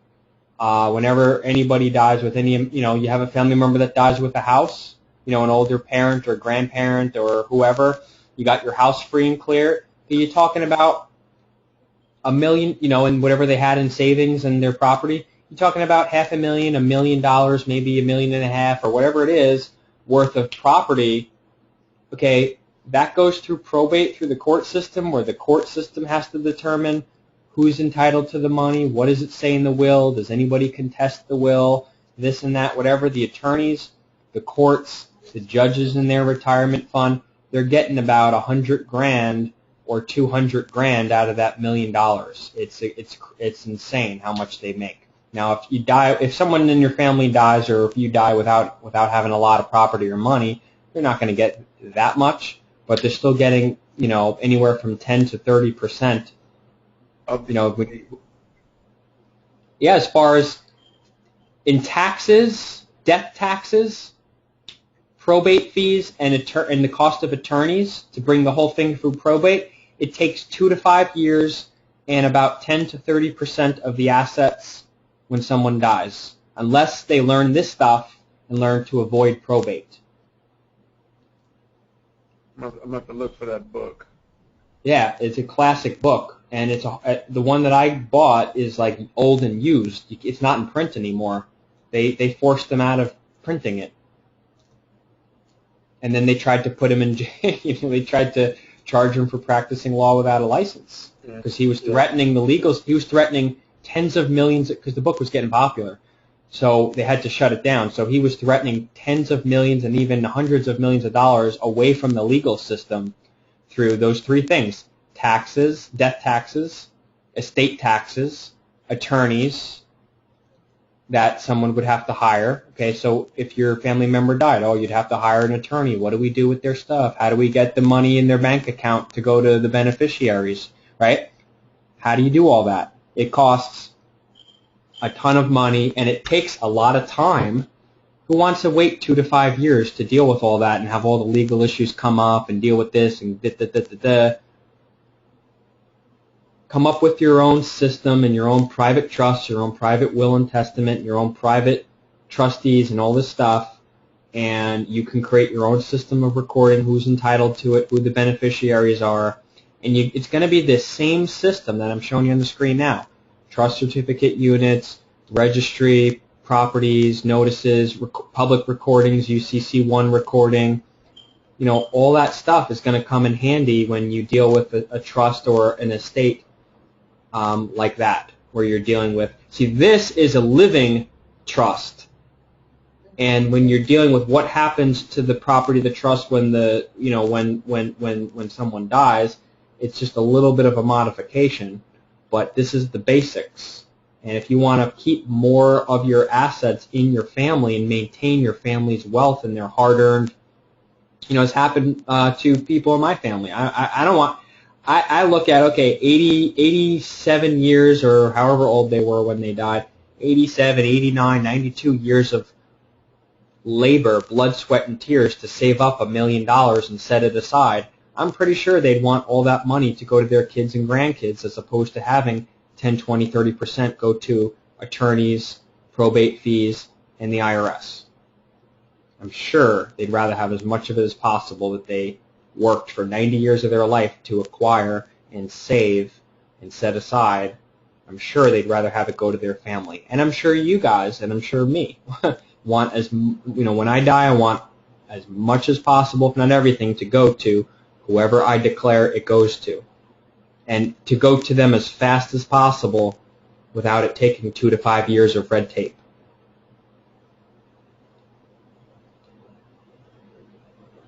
So that's why reading books on trusts and estates and stuff, it'll come in handy. Eventually you'll be competent, enough to handle things like that fluidly. And step up and be a responsible party for your family and start to let your family know, hey, I've been reading about trusts and estates and this and that, and show them what you learned, show them what you've been studying, and they might put you as executor of their estate when they die. And you could be the one responsible for distributing the assets to the right parties, and you can actually get paid an executor fee, which could be, 5 figures. Could be like $50,000 that you can get or more, depending on, it's a percentage of what's in the estate. But you could have a second source of income when any of your family, tell everyone in your family, hey, I've been studying trusts and estates or whatever, and I wouldn't mind being your executor when you die, because I know what it is. Look at all these books I have on my bookshelf, and I got this certificate of completion from this, and I've been reading this, and da-da-da-da-da. And instead of paying so much money for an attorney, pay me and let me be the executor, and just let me know where, give me some way of finding out where your will is and this and that, or give me a copy of it or whatever. But that's when the unfortunate situation where a family member or a friend dies, at least they need to pay, their estate needs to pay somebody to pay off the creditors and distribute the money to their heirs. And it might as well be you if you're the best friend, if you're a knowledgeable, competent, and honorable, cousin, child, grandchild, relative, second cousin, whatever. You might as well be the one getting paid to handle all that legal paperwork and do everything, rather than have a court-appointed attorney or whoever, right? Or whoever the court determines, you know what I'm saying? So this could be, eventually by the time you live your life, you're going to have family members that die and stuff. You might as well make $10, $30, $50, or $70 or $100,000 per time that you have to deal with this. It's a lot of money that you can earn.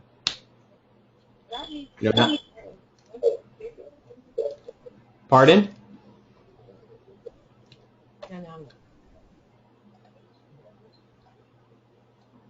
Did you have something? Have any questions? No. Well, okay. I mean, I kind of cut to the meat and potatoes in that one crammed hour of material, and so I'm sure people are going to want to watch it again or dabble with the documents or look up some of the stuff, but we'll go along and we'll just keep moving on, and we'll take some questions next week about this week, and we'll jump into the UCCs and some of the forms and just keep going. Okay. All right? All right, sir. All right, thanks, guys, for chiming in and asking some very intelligent, very advanced questions. Thank you, sir. All right, you're welcome. Have a good night. You too. All right, bye-bye. All right, well, good night to you all. I will stop the recording, and we'll see you guys. Check your email. We'll send you guys some downloads and stuff, and we'll keep moving along. Appreciate you guys. Thanks. Bye.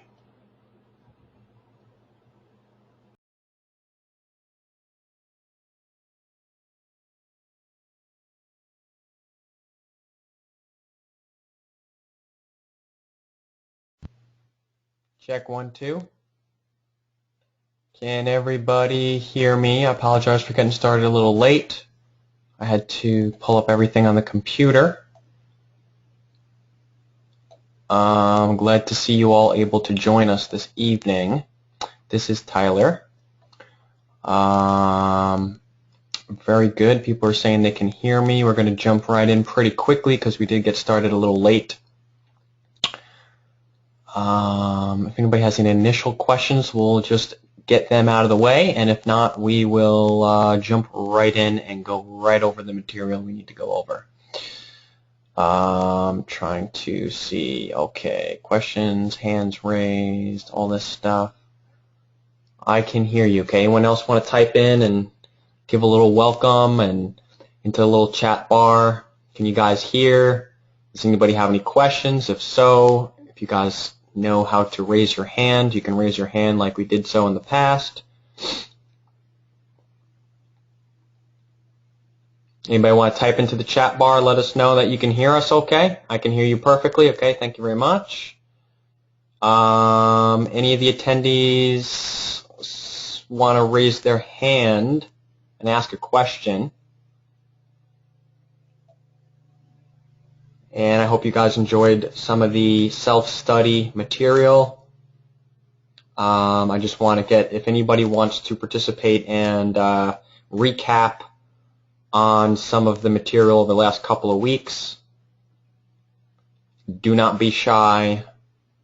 There will be additional brownie points in the terms of free consultations in the future if you guys have any other issues over the next year, if you raise your hand and participate. I don't like the webinars being just me talking. I get bored. Oh, there we go. See, give people little brownie point incentives. Brandon, you're unmuted. Can you? Hey, Brandon. Hey, my friend. How's it going, guy? Good. Hey, I wrote down some questions from the last webinar, the last two webinars, and just over some of my reading. And absolutely. Some of it's probably pretty basic, but I did want to just kind of touch base with these questions. Absolutely, yeah. Let's do that first. And then, because when I jump in, I'm just going to go pretty quickly, squeeze everything into like a good hour, and then send you guys all the documents to do your double research on it. But go right ahead. What are you thinking? My little pad. First of all, my little pad here that I have my questions on it. You know, I kind of scribbled down, so just bear with me. I wrote trust indenture to protect people, all property, even me and my children. Trust through registration is property of the U.S. Reconstructing our trust is relieving them of control, yes or no?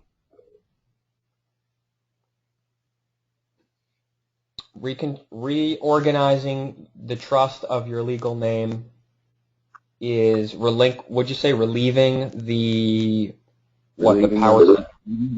I just said relieving them of control. Yeah, any other corporate officers of any other private corporation based out of the District of Columbia or your state capital or any other company on the stock exchange or not on the stock exchange, I don't think any other officers or any other private parties or any other men and women, unless they've been expressly authorized by contract in writing, appointed as a position as a trustee or as a manager or as a secretary or any role with your trust whatsoever. I don't think they have any role whatsoever. But you know, you may have people or individuals or corporations, you know, from powers that be or private individuals or otherwise over the course of your life attempt to try to control your trust and regulate and tell you what fines and fees and penalties and this and that you are obliged to.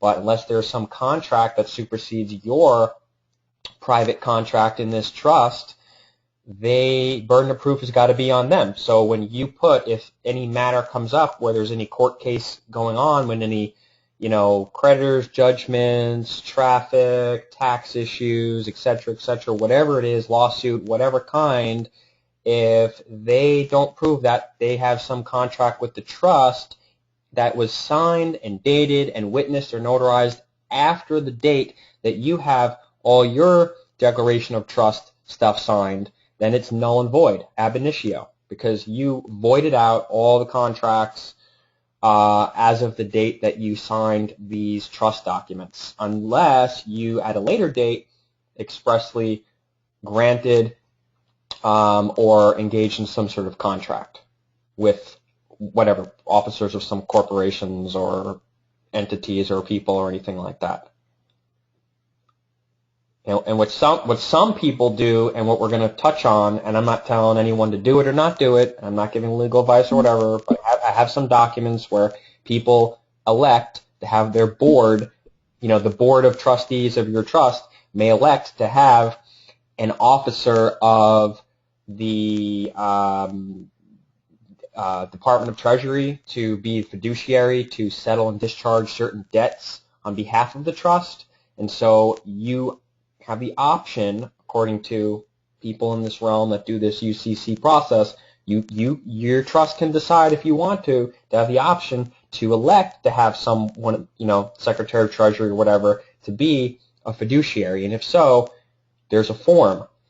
If there's a form to use something and your failure to use the form is detrimental to your appointment. So if there is a fiduciary appointment form, which is a Form 56, and you appoint them without using the form, again, it's kind of like, why are you not using, the form? Because they're going to recognize, the form. But there's different debates on that. Some people say, well, if you use their form, then you're submitting to their jurisdiction, because who says you have to use the form?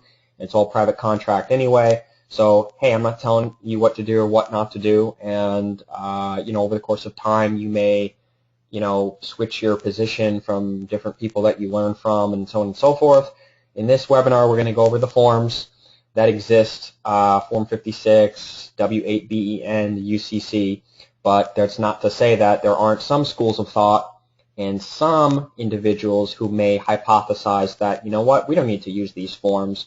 We can just create our own notices on, without their boxes on their forms and stuff. And if we want to create a private contract with someone and appoint them to do this, or invite them to participate and have some role in our trust and the affairs of this trust, then you can just do that. You can write it out on, you could hand write it out on a piece of paper, and you can make your own form. Because remember, you are your own government in your own trust, are you not? So why do you have to go and use someone else's form? So it's just something to kind of kick around, do a little research on, see if there's people that have different schools of thought related to it. I personally haven't seen any issues with people using the forms as far as granting jurisdiction and having their cases not work out or anything like that. So as far as I'm concerned, I have no problems with people using the forms. So in this webinar with the examples, we're going to show you guys how some people fill out the forms using the forms, the UCC 1, Form 56, and W8. Does that answer your question? Yeah. Did you have another question kind of related on top of that? There was two more, but you answered one within that question. I'll read it just so you know. Once we have our trust set up, we are the executor, or however you want to name it. In the trustee. first trust, say again? First, you're the first trustee. The way that not necessarily the executor. See, there's different schools of thought, but in this example, you're the executive, right? It can be a different title. I get that. Yeah, but in this example, it's not executor. It's your trustee of John Henry Doe Trust, and there's also a second trustee. So that it's not. In other words, if you only have one trustee, then it's considered in persona conjuncta, which means that you are the trust, which is another. I'll put that on in persona conjuncta. So you need to have more than one trustee if you do not want to be in other words, if the trust is charged with a crime or a civil fine or whatever, do you want to be the one personally responsible for it? And if the answer is no, then you need to create this separation, and you need to have two trustees so that the trust is the one that is liable or accused, right, or alleged, right, in the beginning. And if you're the only trustee, then you're the one that's responsible. The executor is kind of like that route is kind of, it's a new school of thought. It's only been around for the last couple years. I'm sure you guys know, David Clarence is one of the people that has some talk shoes and some recordings out there. You guys can Google and find his information. but I haven't seen that the executor taking the role of the executor of the estate is it's a different school of thought. It's a little new, and in my research and travels and interviewing people that do this stuff over the last few years, it's kind of experimental in the grand scheme of things, whereas the stuff that I'm teaching here or that I'm facilitating an overview of and we're discussing in this session, we're going to go over some executor stuff at the end, like as an addendum, as like a second thought, like some other things to think about some other strategies and some different things. But what I'm going over is something that's proven to stood the test of time for over 10, 15 years, has been amended and adopted over time and changed over time and adapted as the results were reported back to, you know, certain people who created it or who formulated it or who put the information out there and saw how people got a certain place with it.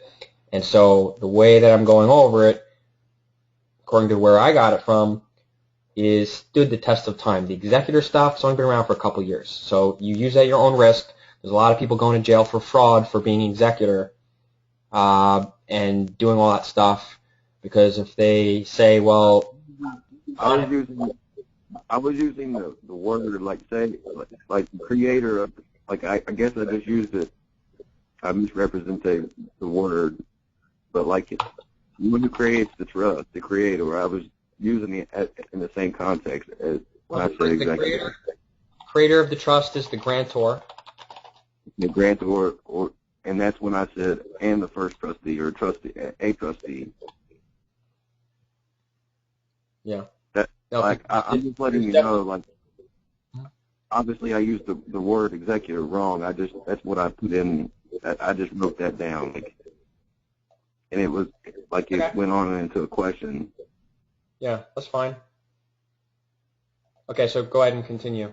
But I just want to get out that the executor, if you don't do it right, and you don't know what you're doing, and then you start signing your name and opening up bank accounts like a bozo with your name without any, you know, like conditions, you know, on your if you don't qualify your signature and spell your signature correctly and put comma, you know, as trustee or as executor or whatever, I mean, you can get arrested for fraud and be serving a long time in jail for fraud.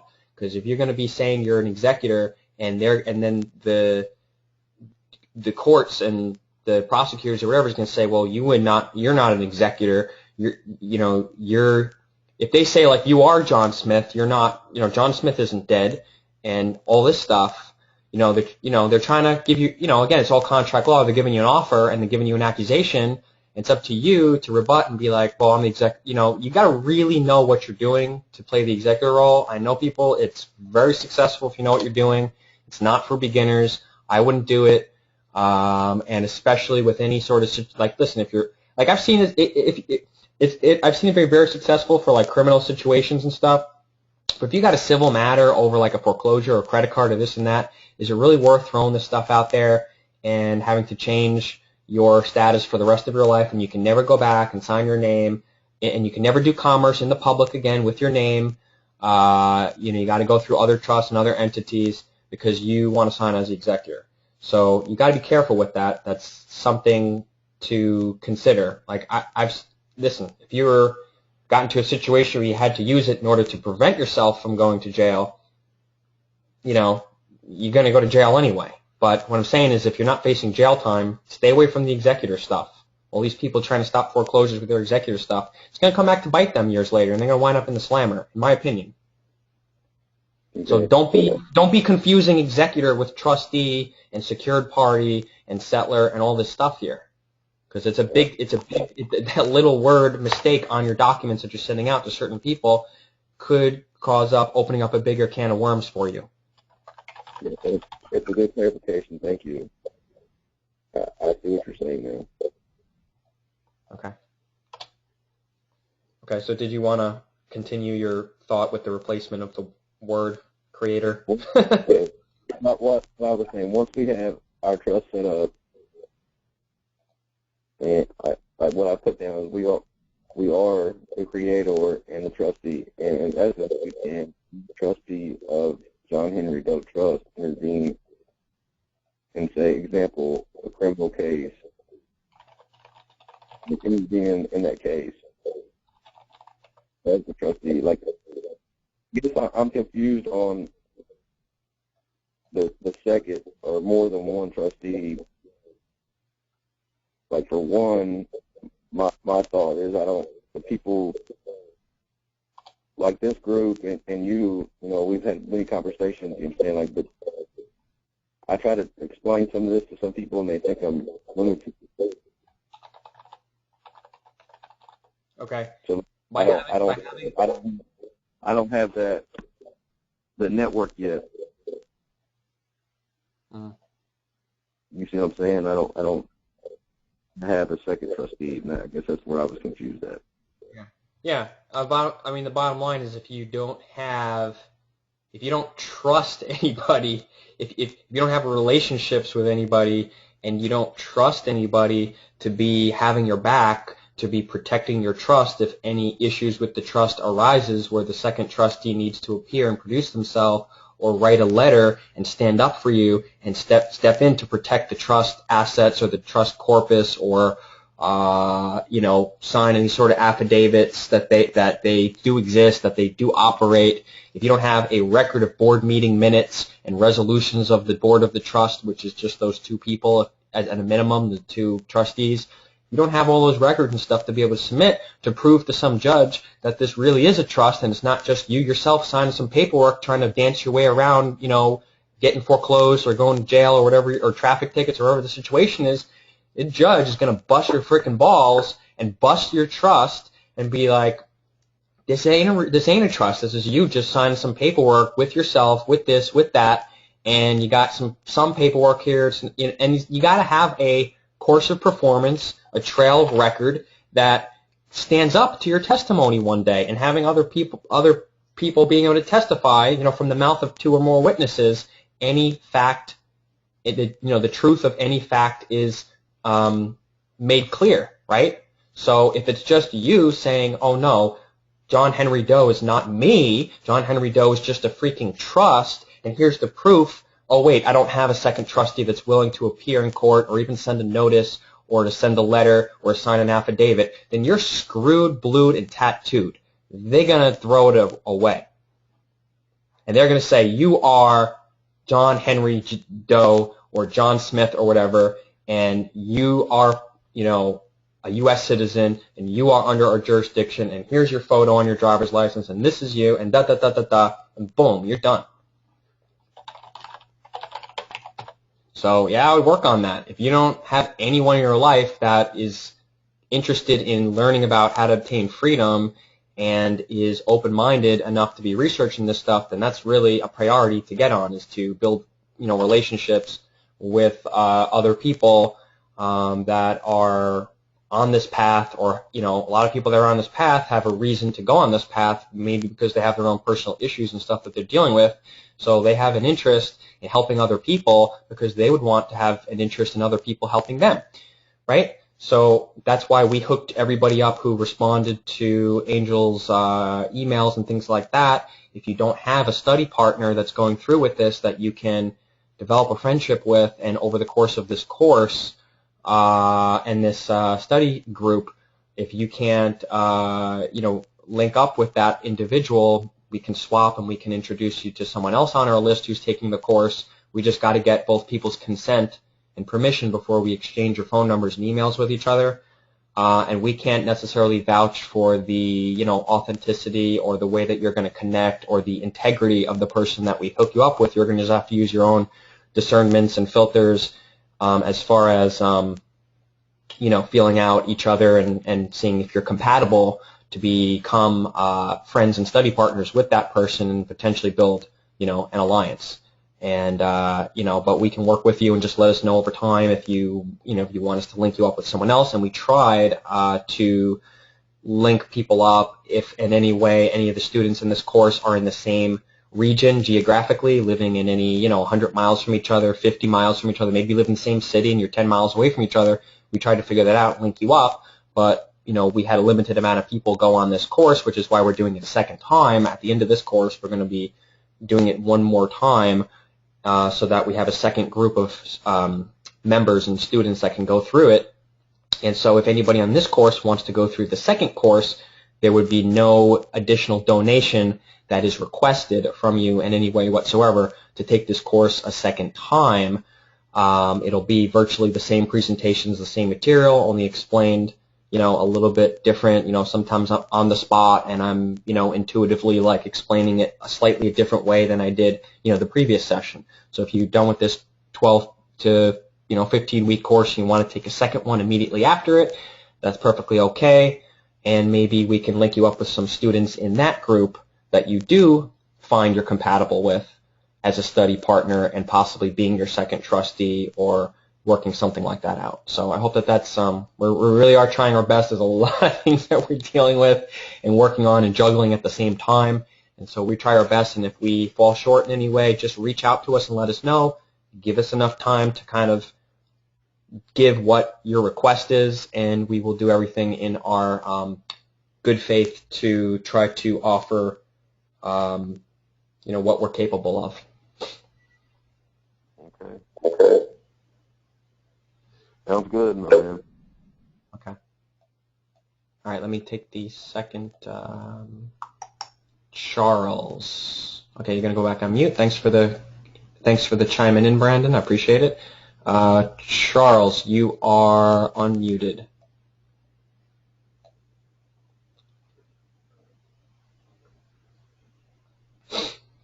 Charles, you're unmuted if you have a microphone set up or something like that, if you could try to ask your question. Or if you don't have a microphone or a speaker or something on the phone or something that you can chime in, you can type your question in, because maybe you came on without a microphone on your phone and you can't really ask. Okay.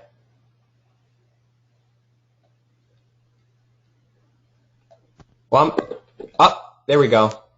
Are you there? Okay, we're going to be patient with you. We're going to let you hook that up. It sounds like you're just hooking up a mic. It's starting to work, but it's just get your thing settled there. Hello? There you go. Perfect. Y'all can hear me? Oh, I can hear you great. Charles, right? Yes. Okay, great. Yes, I was saying that you was talking about the 56 form 56. Yes. And I used that before to let I sent that to the IRS to let them know that I was a fiduciary of the all cap name. Was that proper? That you were the fiduciary of the all caps name. Is that correct? Right. Okay. In my opinion, again, none of this is to be construed as legal advice, yada yada yada. See the disclaimers in the in all the other places that it's at. Most definitely. But in my opinion, I wouldn't do that. But you got to look at what the Form 56 is, a notice of fiduciary appointment. The way that I was learned, or that I've observed from the people that I mentored with that use the form, don't do what you did. And it's more like it's a notice of it's like a fiduciary for a certain role. In other words, okay, like trustee and fiduciary are kind of similar. Like the fiduciary has a trustee. Let me type this down on this. You guys can see my screen, right? Yes. Yeah, right? Okay, good. Type all this stuff in. Fiduciary has a trustee capacity, but they're not necessarily the trustee of the trust. They have a special trustee capacity to fulfill a specific, precise duty. But that doesn't mean that they have control over your trust. And that's in the way that we, in this example, because again, there's people who do a variety of different things, and if anyone is hypothecating how they might formulate their trust, of course, there's a million and one different ways to formulate the trust documents, the forms, the UCC, what to put on it, what to not put on it. And I have to just pick one method as an example here. It's not, anyone's free to obviously reformulate your own examples and any way that you think, so on and so forth. But I'm trying to put, what I feel has stood the test of time based on the stuff that the people that I've mentored with.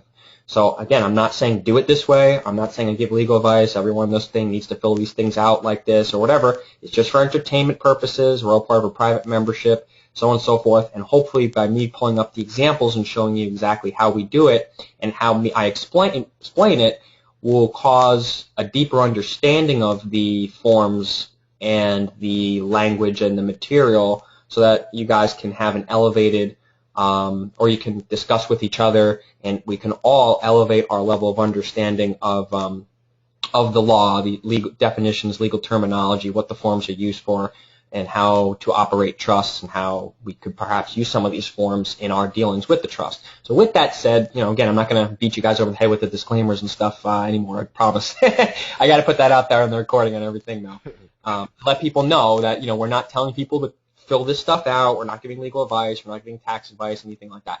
However, the fiduciary in this example, like maybe we could look up the definition of fiduciary and read it, but it basically is a specific, it doesn't give someone the control of your trust. Fiduciary. Involving trust, especially with regard to relationship between a trustee and a beneficiary. And then here we go. It's not fiduciary is synonymous. They're saying it's synonymous with trustee. Fiduciary is a legal or ethical relationship of trust between two or more parties. Typically, a fiduciary prudently takes care of money for another person.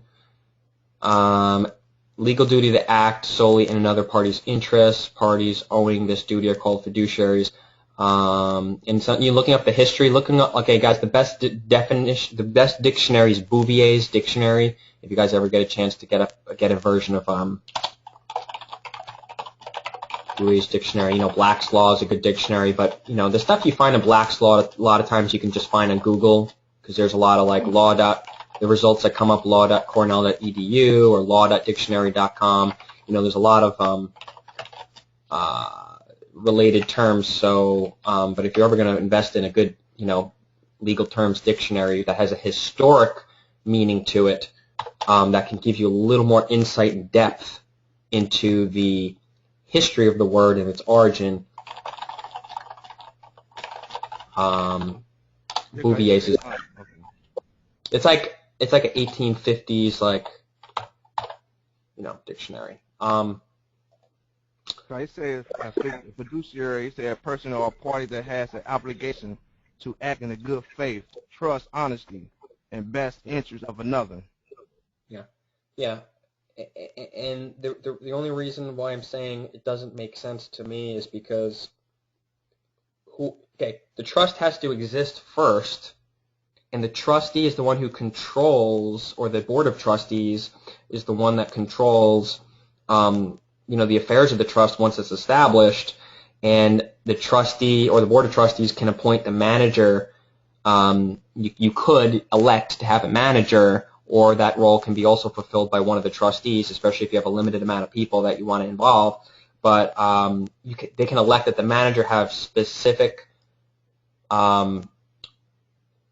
duties and specific things that they're authorized to do and not authorized to do.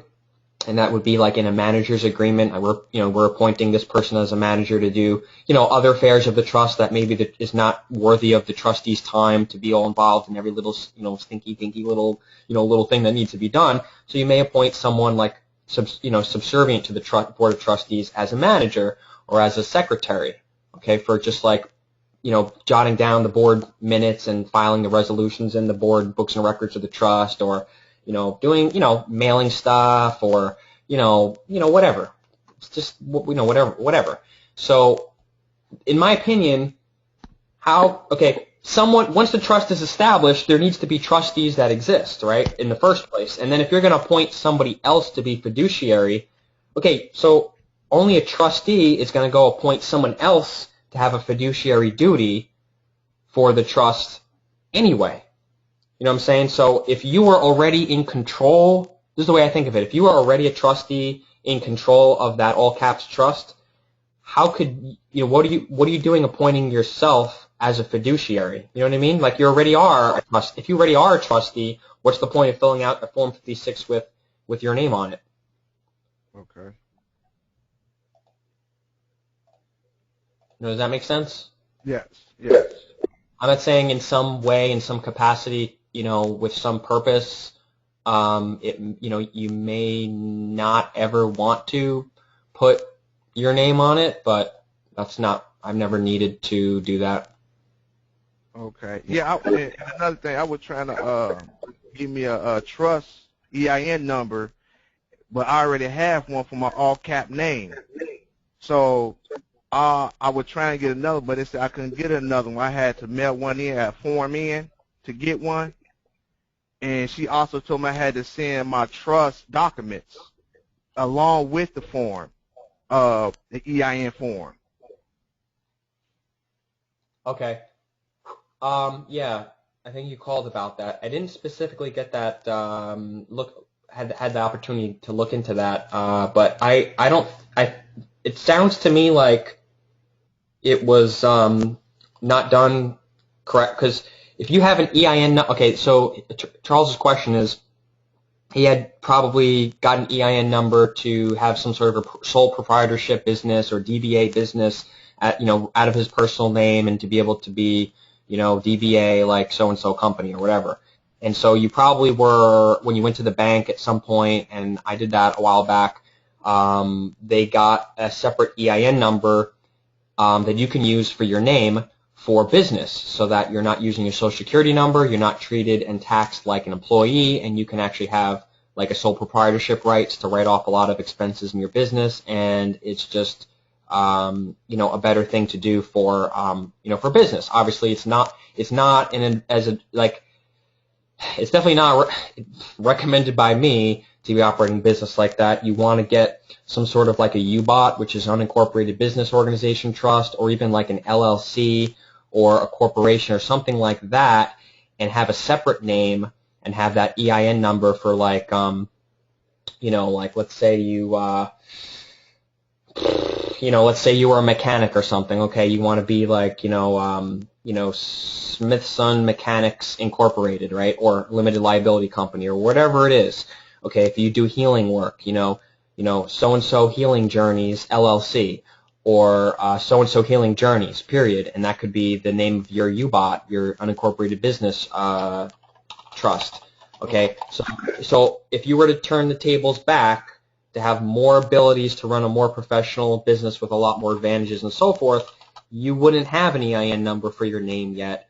You would have, you would go and start a company or a business trust, and you'd have an EIN number for that. What you're saying is you got an EIN number for the John Henry Doe name, so that you can do John Henry Doe and do business through that name and not be treated by the banking and the IRS as an employee, and all the money that goes into your bank account wouldn't be treated as income and be treated as revenue. So that's why the banker probably had you, at some point when you were doing business through your name,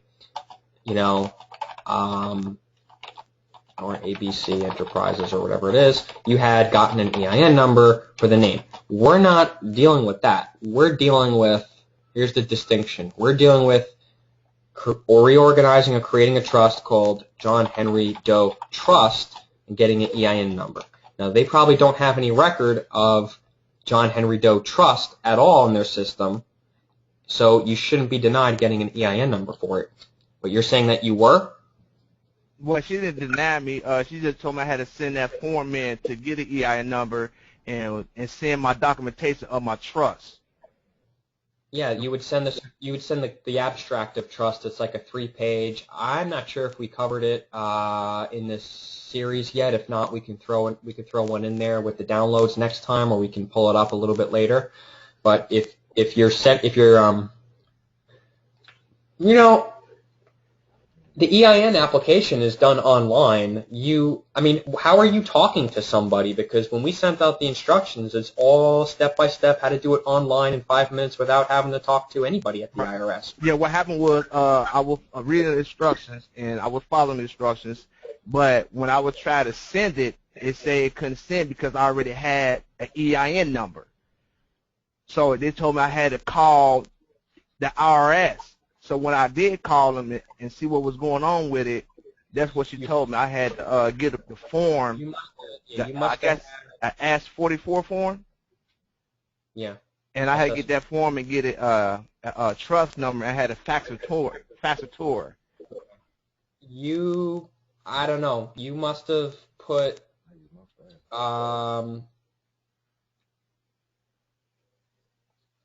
you mustn't. I don't know. You must have. Because you're not getting an EIN number for John Henry Doe. You're getting an EIN number for John Henry Doe Trust. So that doesn't make sense to me why it wouldn't have gone through. Oh, okay. So they shouldn't have denied me no EIN number then, regardless if I had another one. John Henry Doe Trust never had. I got you. Okay, right, most definitely. Okay. So did you make an error, or did it just not go through that way? I don't know. He didn't go through that way. I don't know if I made an error or not, but I followed the instructions. Yeah. And listen, I don't know. Maybe I'll try it again. If Collegiate Enterprises LLC applies for an EIN number, it's not going to be denied an EIN number because John Smith already has been given an EIN number. They're completely separate names. They're separate entities. They're separate legal entities. So how could an entity be denied an EIN number because it's already have one if it never was issued one? Right. I don't know. Okay, so we'll have to re-explore that off in between the weeks, and I told you that we could look into that because it's a particular issue in case other people have the issue in the future, and so we can help figure that out. But just get with us in a couple days, and we'll look into that again. Okay. Okay. Thanks. All right, you're welcome. Anybody else have a question? Otherwise, we'll jump into the real core material. Okay. Brandon, you have your hand raised again? You want something else, or is that from before? Let me just find out. Just in case I unmuted you, do you have something else to chime in, or was that Brandon? Was your hand raised from before? Yeah. Yes. I guess it looks like it's raised now, but. Okay. Okay. No? So you don't have another question or something to add right now? No, sir. Okay. Okay, cool. All right, you're on mute again. So I'm gonna save this file and send it to you guys. So we're just gonna pull up and just kind of plow through stuff because it's Friday night, and I know you guys probably don't want to be staying up too crazy late. So we're gonna pull up a UCC. You can just go to Google and you can type in UCC form. Now they're always updating. Let me throw this off to the side. They're always updating their forms. And if you look on the bottom, UCC financing statement revised April 20th, 2011. And they had this international UCC thing a while back. There's some international uniform UCC form thing that all these countries signed on to and so forth. So there's some UCC form things that are being phased out in different states and Secretary of States. Some of them are using the old forms and the new forms. Some of them are using just the new ones. Some of them are using just the old ones. So, if you just go to Google and type in, UCC form, revised form, I don't know, maybe we'll do it. I don't really want to do it and get off topic because I just want to go in and kind of cover the material with the trust. But just some things to be aware of that some people are not getting their stuff recorded and filed and stuff because they're using the old form or whatever. So, you can, they tell you that you are not to call the Department of, the Secretary of State, UCC division and ask questions because they don't really answer questions. You can try, certain places might, but they, I think on the website and stuff it says, well, just, if you want legal advice on how to fill out the forms and how to submit the forms, contact an attorney. Because the Secretary of State's office doesn't, that's not what they do. They don't just sit around all day and, answer people's questions about how to fill the forms out. That's just, we can't expect them to do that. That's not what they do. They're just processing the forms, and they got a lot of other shit to do. Think about the Secretary of State. They got a lot of shit to take care of and so on and so forth. And if you don't know how to fill the forms out or whatever, figure it out. Figure it out, read the instructions, get with a lawyer, get with someone who's filled the forms out before, and just stay appraised of it. And if you're in the legal industry, legal business, you're going to know that there's updates to the forms because you're going to be in the know. So if you're just coming to this and there's all these people who call us, oh, I had trouble filing UCC and they sent it back and blah, blah, blah, blah, blah. Don't be bitching and whining and complaining. It's just part of life, my friend. Okay? So anyways, if you need to get with us about filing any UCCs and how to make it go through the first time, just let us know what state that you're going to be recording it in and so on and so forth, and we can discuss privately with your private membership to UCL. We can discuss privately if you have an emergency that needs to be filed and you don't have like weeks and weeks to wait to do refiling and trying to re-record it. There's just some issues that come up that you should be aware of if you have time-sensitive issues. But if you get with a UCC, secured party UCC filing professional, which we can link you up to some people on our team or some other private members in our group that that do this in all 50 states every single week, and they know all the rejections and all the ways that they want it to be filed. In general, they don't want any cover pages and things like that. So if you fill this out, you go to mail it to your Division of Corporations at your Secretary of State, and you go and you put a little typed up personalized, letter with a few sentences on it.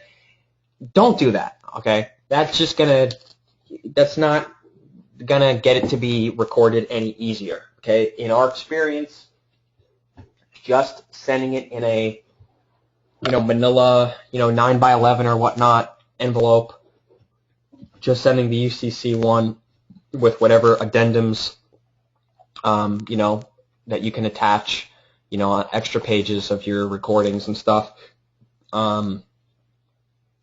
is the best way to get it to be recorded and delivered and sent and have the original sent back to you. Okay, so another thing I just want to mention here is you got to know the difference between recording and filing.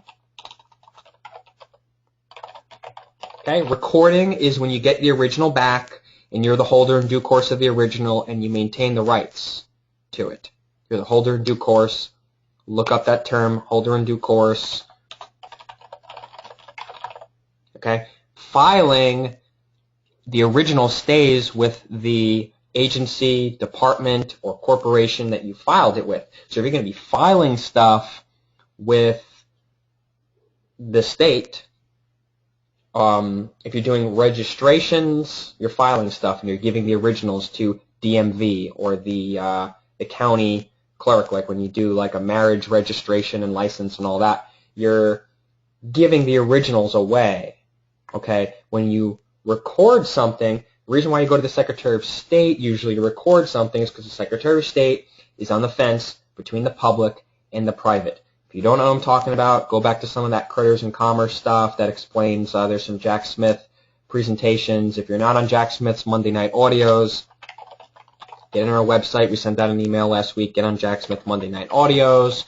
Go check out some of the Critters in Commerce, free audios about the whole private versus public, and a really great audio is if you go to YouTube and type in public trust versus private trust. There's a about 45-minute audio that we did explaining the public trust, private trust distinctions. So anyways, you're going to know that there are certain departments that are on the fence.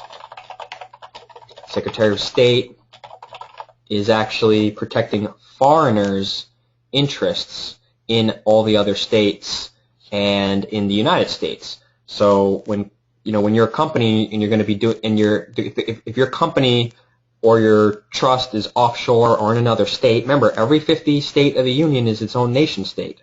There's actually 100 states in the union. There's the incorporated franchises or subsidiaries of the United States District of Columbia, and then there's the 50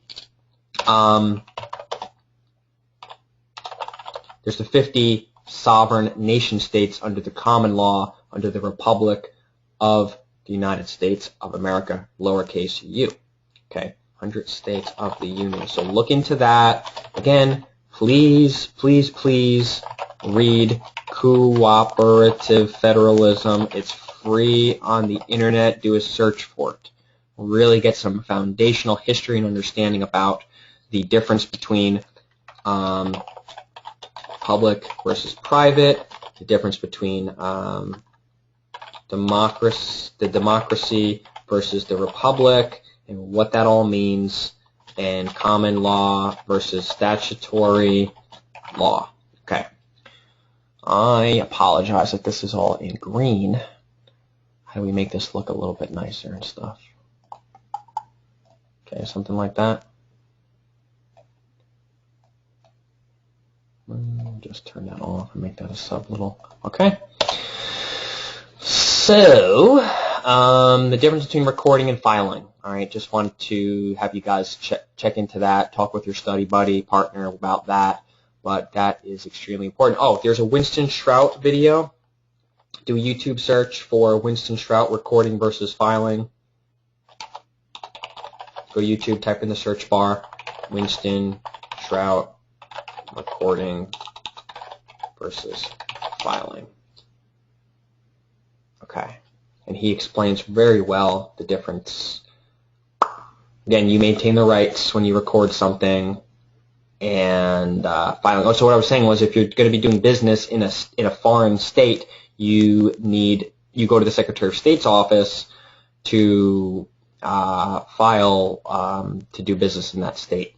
And a lot of companies don't even do that, but I'm just saying what you're supposed to do. And on that note, you can actually win a court case by proving that the other party is not registered to do business in that state. And you can win foreclosures. It's very effective. You can win a lot of different things. So there's a lot of once you learn a lot of this stuff, these things overlap. And I know this is a course on status and not beating foreclosures or credit card suits. But if you find that debt collector, whether it's a foreclosure, credit card, student loan, whatever, whoever's collecting on you, if they're not registered, or the law firm, if they're not registered to do business in the state that you're in, and they're trying to collect on you, or whoever they're trying to collect on, they're not registered to do business there. They're not allowed to defend themselves in a lawsuit or use those courts to do any lawsuits. They're also not allowed, if they're behind on their taxes in that state. So if you check with the Revenue Department, and if there's a tax warrant for that company because they haven't paid their state taxes in that state, they're not allowed to use the court system, and there are statutes that you can use to get their case dismissed and thrown out, and they ain't allowed to sue you, and they ain't allowed to defend themselves. If you open up a lawsuit against them, you're going to win by default because they ain't allowed to respond or reply until they pay their back tax debt, until they file and get registered to do business in that state. So just the little things that you can learn to fight debt collectors or in any lawsuit against any corporation. Okay? Not an individual, because John Smith, the individual, doesn't have to be registered to do business in a certain state necessarily in order to respond, defend a lawsuit or file a complaint against someone else. But a corporation needs to be registered and have all their tax stuff in order. Otherwise, you can use that.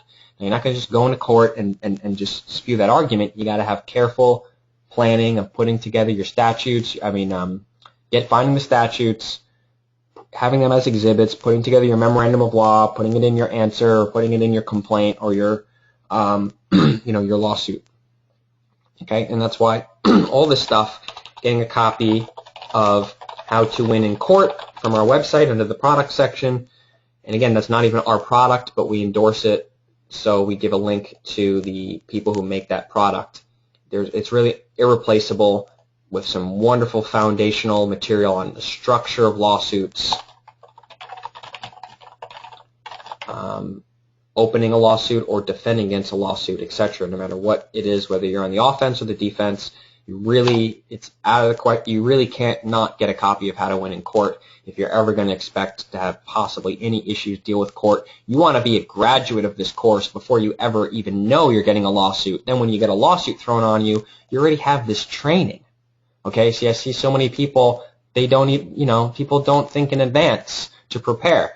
You're going to get lawsuits over the course of your life probably. So, and most of you on this probably have some. Wouldn't it have been cool if 5 years ago or 10 years ago, instead of going to stupid college and learning and memorizing stuff that you didn't need, what if you just took like 30 to 60 days out, paid $250 for this course, and just really went through it and mastered the information? You'd be so powerful, and you'd be able to have a skill and a tool to help other people, and you can start your own business helping people. Anyways. So let's do the UCC. Okay, so this is going to be recorded. In this upper right space is where the Secretary of State will record it. Now, different states, there's a different wait time. If you want to check with us about the wait time, we have our own personal feedback about, from people, lots of people doing this that we deal with. So we'll let you know what the wait time is. You can send it express mail if you're concerned. You can send it priority mail. You can send it in regular mail. All those things. Well, but actually, sending it certified mail, although it might take 1 day, longer than sending it express or priority mail, that certified mail label and record is going to be a permanent record of the postal system for the next 5 years. Registered mail forever, but registered mail is also a little pricey. So just think about, using certified or registered mail, unless you're in a really crazy time frame and you want to send it express mail. But you just got to look at, what the certified mail numbers and the registered mail numbers mean, that's going to be there for a really long time. Certified mail, 5 years. Registered mail, it's always a record in the United States postal system. So this is where it's going to be recorded and sent back to you. I've seen people do these things where they went to this course and they were taught, you got to get the actual forms and the actual legal size forms, and you got to type all this out on a typewriter so you can have, forensic evidence that yada, yada, yada. You didn't type it on a computer. I don't really buy the necessity for any of that stuff. But, when you get to some of these, private courses and stuff that are happening all around the country and so on and so forth, people will say this and they'll say that and they'll say all these different things. And I just really want to ask the people, well, how much success have you had in preventing people from, A, B, and C happening to them? If they can't produce people and so on and so forth, but they're having to go through all this extra trouble of using a typewriter, it's hard to do backspace and erase stuff on a typewriter and how to have this fit using your eyes and having it fit into these little forms. So you know what? The guy that was teaching that, I don't think really gets any, actually I know for a fact he's never really helped people dismiss and discharge any cases that they were dealing with that were serious or anything like that, but he's teaching this class on, you got to go and you got to type this up with a typewriter so you have forensic evidence, and you got to, I don't buy any of that nonsense. So I just think it's complete nonsense, because people are teaching that, again, where's the results that you actually help people with their different scenarios and stuff? Where are the results where you use this stuff, you change people's status, and then you had people go and collect money on their private judgments or have common law tort claims and get settlements or get cases dismissed or open up cases and win? Where's the records? Where's the results? Where's the stuff? So I found out that individual really wasn't even helping people on that level, so it's all theory. So I'm sick of this theory stuff, and that's why we sent people all around the country over the last year. Our company suffered because we didn't really make any profits or make any money over the last 12 months. But you know what? It was all worth it because we really got our shit together and we really learned from who's who in the zoo and who's just talking theory and making you do all this extra work for theory. So I'm sure you guys appreciate that, and we appreciate your donations to support what we do so that we can, continue to have the expenses of going out there and, seeing who's who in the zoo. So anyways, you don't need to type this out on a typewriter is the bottom line. But I'm going to give you an example of someone filling this out as after they filled out their secured party creditor, security agreement and hold harmless and copyright notice, which we kind of went over in the last session. And so you don't need to fill this or anything out if you don't want to. But in here is going to be, just going to fill it out the way that I think is proper. You could put, I'm going to assume, remember we went over the addresses and stuff, and it's recommended to get an offshore address here, but I'm going to fill this out. I'm just going to put, 123 Main Street, whatever. And again, we don't abbreviate on the secured party's address. You want to send the acknowledgement to the secured party, because the secured party, the living man, is the one who is filling this form out, because it's the secured party who's filling the form out. You ain't ever seen no debtor fill out a commercial lien against themselves and file that. That's not their role. That's not usually what happens, right? You take out a, it doesn't make sense. You take out a commercial loan for a business or whatever. The debtor, the borrower, the one who owes the money is not the one filling out the UCC1 notice of lien. Remember, this is just a notice of a lien. The security agreement, the private contract signed by two parties, creates the lien, okay? And if you read that whole document, you will understand it. We do not have the time really in this course unless you guys really want, and later on at the end we can go through and we can read the whole thing, but it's meticulous. So what is it, like, 12, 15, 20 pages? I don't even know. I don't even know, but I got it here. I can count if you guys want, but if anybody wants to count, what is it? Let's see. Security agreement. Yeah, it's like, what is it, 13 or 14, 15 pages or so, and at the last section of it says notice of lien, and it tells you. So just refer to that's the notice of lien. And I'm just going to plow through so we can go through this a little quicker. But this is the notice of lien. The lien is created by the contract, the private security agreement. So read that, understand that, study that with your partner, learn inside and out, and so on and so forth. But this can be, whatever, the city, the province, and again, I recommend an offshore country here so that you have a true foreign address, right?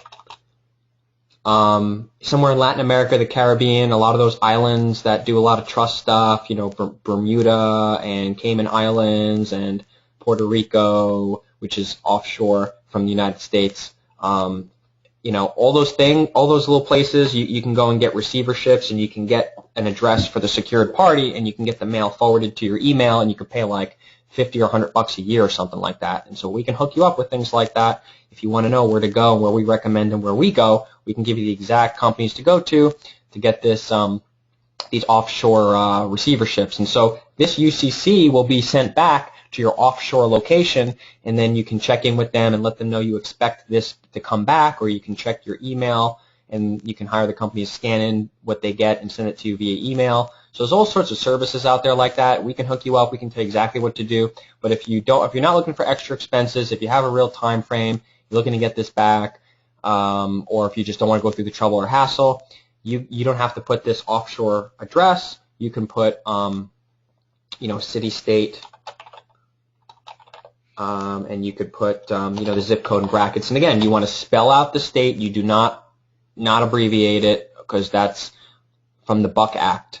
That puts you in a federal Washington, D.C. corporation, the big corporation, military occupied zone. Okay, and then putting, just for clarification purpose here, non-domestic, non-assumpsit. By the way, I'm just trying to go through this a little bit faster because I know I'm taking a really long time because I like to really cover every crevice. But if someone wants to look that up and then bring to the group the definition, well, you know what?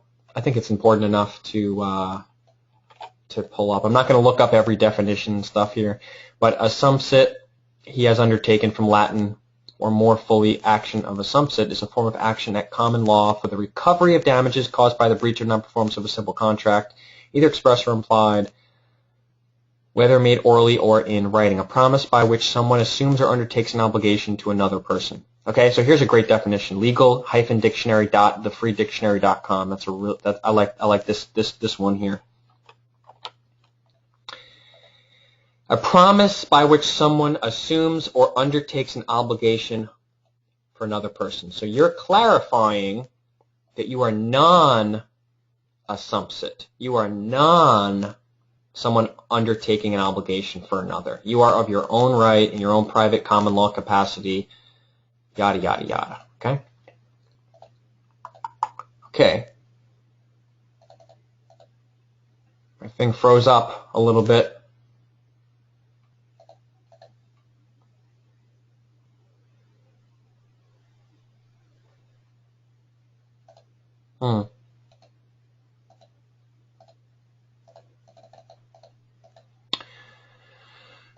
My form here froze up a little, guys. So I apologize.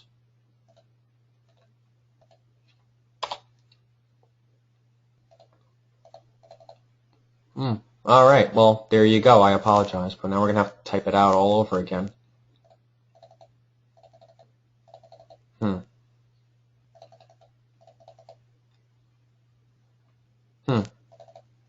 Not allowing me to go in here anymore.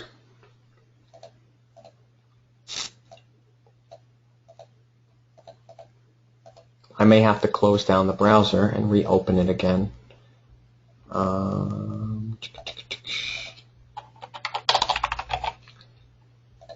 Sorry for the technical difficulties.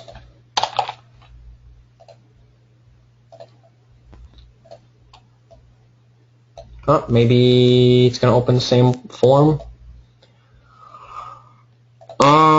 All right.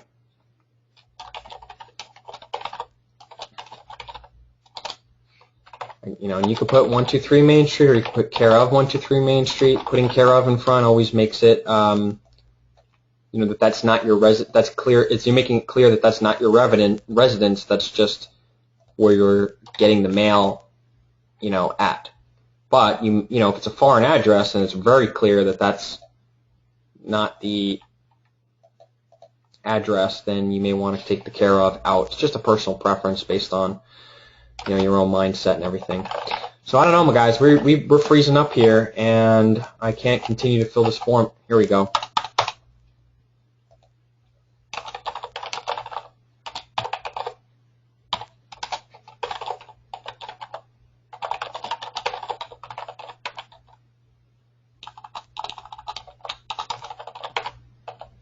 Some sense. Is that how you spell it? Okay.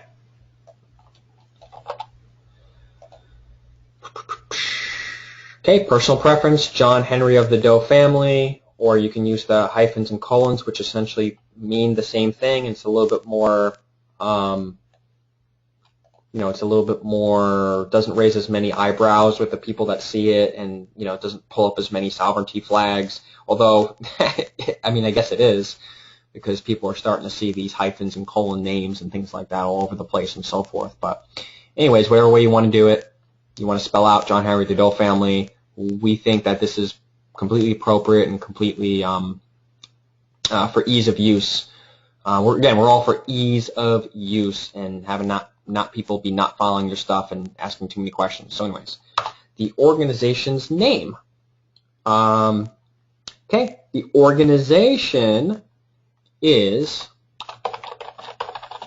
whatever the name, John Henry Doe Trust, and you could put a little copyright thing here after this, because if you copyrighted it, you might want to put a little copyright thing there. And if you copyright symbol, if you Google copyright symbol, or if you go into your Microsoft Word, you can like just copy this symbol here. There you go. And now it's causing me a hard time when I bounce back and forth. Okay, I'm going to paste that in there so I have that.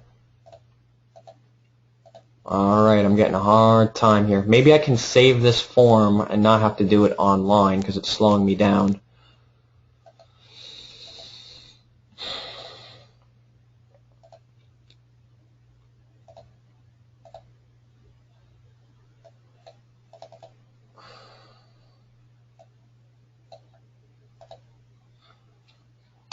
I think this will work much better.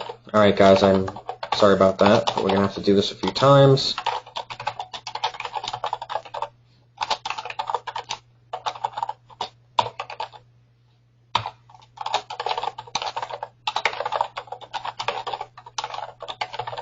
Alright. Debtor. Henry Doe Trust. copyright. And if there's any way to get that to be smaller, that would be great. So maybe in the sanitized version that we send you guys after the webinar, we will fix that. Give us a couple days and we'll send you where the copyright is a little bit smaller. In the debtor option here, it says provide only one debtor name, 1A or 1B. Use exact full name. Do not omit, modify, or abbreviate any part of the debtor's name. If any part of the individual debtor's name will not fit in the box 1B, leave all of the item 1 blank. Check here and provide the individual debtor information in item 10 of the financing statement addendum, form 1AD.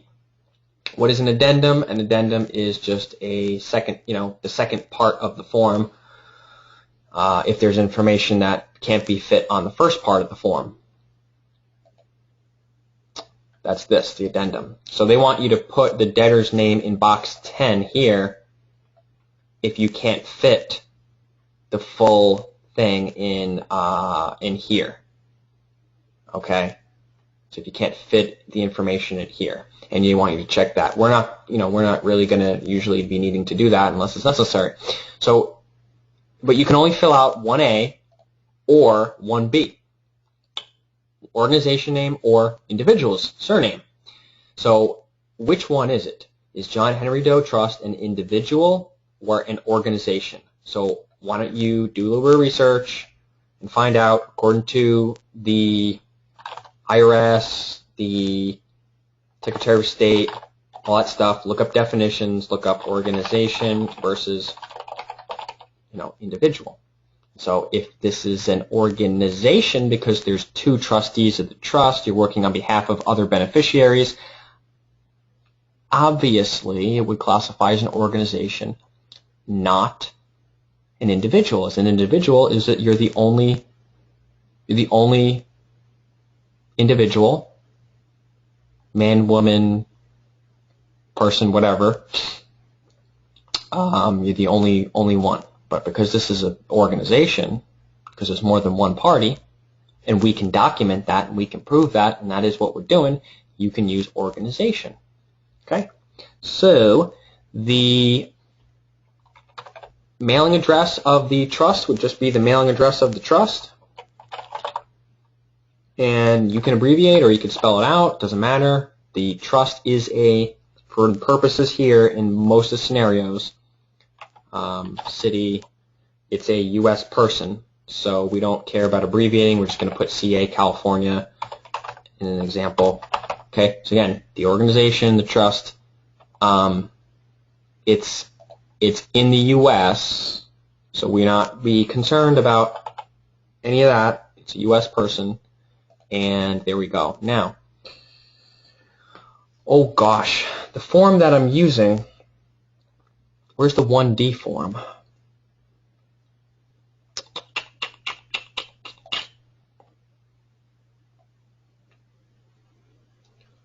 See instructions, type of organization, 1E. Alright, so I'm using the wrong form. There's supposed to be another line underneath 1C. Let me try to pull it up online for you guys, because this is an important part.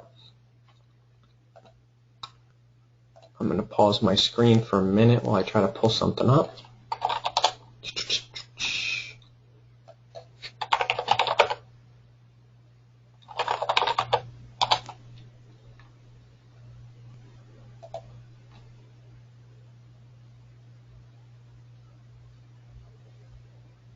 There you go.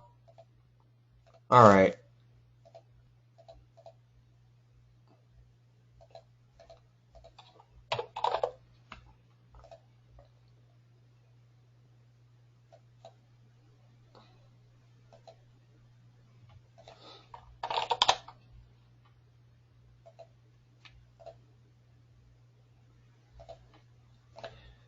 All right. All right, so I apologize, guys, again, but we've got I wonder if we can copy the material in here.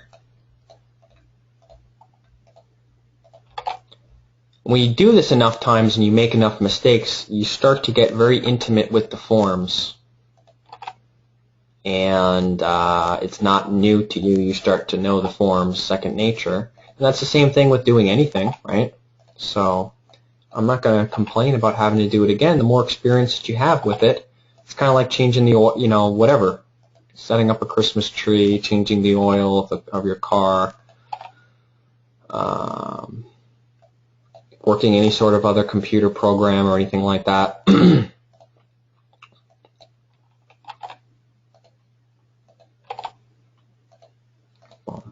No. All right, so now we're on here. Okay, so this section here, which wasn't on the other form, is what we need for most states to accept this. And we want to put some things on here to clarify what we're doing here so that the weight of the filing, of what our intent and purpose is with the filing, is fully known and recorded on public notice. So that previous form did not have this 1D, 1E, 1F, and 1G form here. And so that is not good. All right, so what we're going to do is we're going to additional info reorganization debtor. We want this. We want the form with the additional info. Type of organization, trust. Jurisdiction of organization, private. Okay, what did I just do there? What did I just do there? Does anybody want to chime in a little chat or raise your hand just for a quick second? We're going to plow through the rest of this form. But what did I just do by typing in trust in the type of organization and private in the jurisdiction of the organization? I mean, it may seem a little obvious, but if anybody wants to kind of elucidate so that we get a really deep understanding of what that does, if you just fill out the other form that doesn't have this line here and you didn't clarify that, anybody can say that the John Henry Doe Trust, they might be able to classify it as something else that it's not. So you want to be able to have this form that clarifies that it is private and it is a trust. Okay, if nobody wants to chime in, that's great. It doesn't matter. It's pretty self-explanatory. But if you had a question about it and you don't understand it, please raise your hand at any time. Okay. Organizational ID number, if any, and this is where you would put the birth certificate. Oh, someone raised their hand. Hang on a second. Let me just show you. This is where you put the birth certificate number, right? So whatever that is, birth certificate number / California driver's license number, whatever. And then you just leave that blank. So what that does is says that, okay, that's actually the most important part, tying all these three things together and with this street. And by this street address being the same address that John Henry Doe has been getting legal mail from, for the last several years or your whole life or whatever, is also key in connecting the dots here. Because what you're trying to do is overlap that trust and make it a private trust. And if you have these identifying numbers of the trust, they're not going to be able to say, well, this is the identifying number of your birth certificate. Of you isn't your name John Henry Doe, or that this is the driver's license for you, John Henry Doe. No, you're putting on this record here that these are the identifying numbers for the trust, not for a man or woman. I'm going to unmute you, Charles, because you had your hand for a quick question. Did you want to chime in and comment on that or ask something about that? No, I'm going to keep on listening, but I have a question, but I'll keep on listening. Okay. Okay, no problem.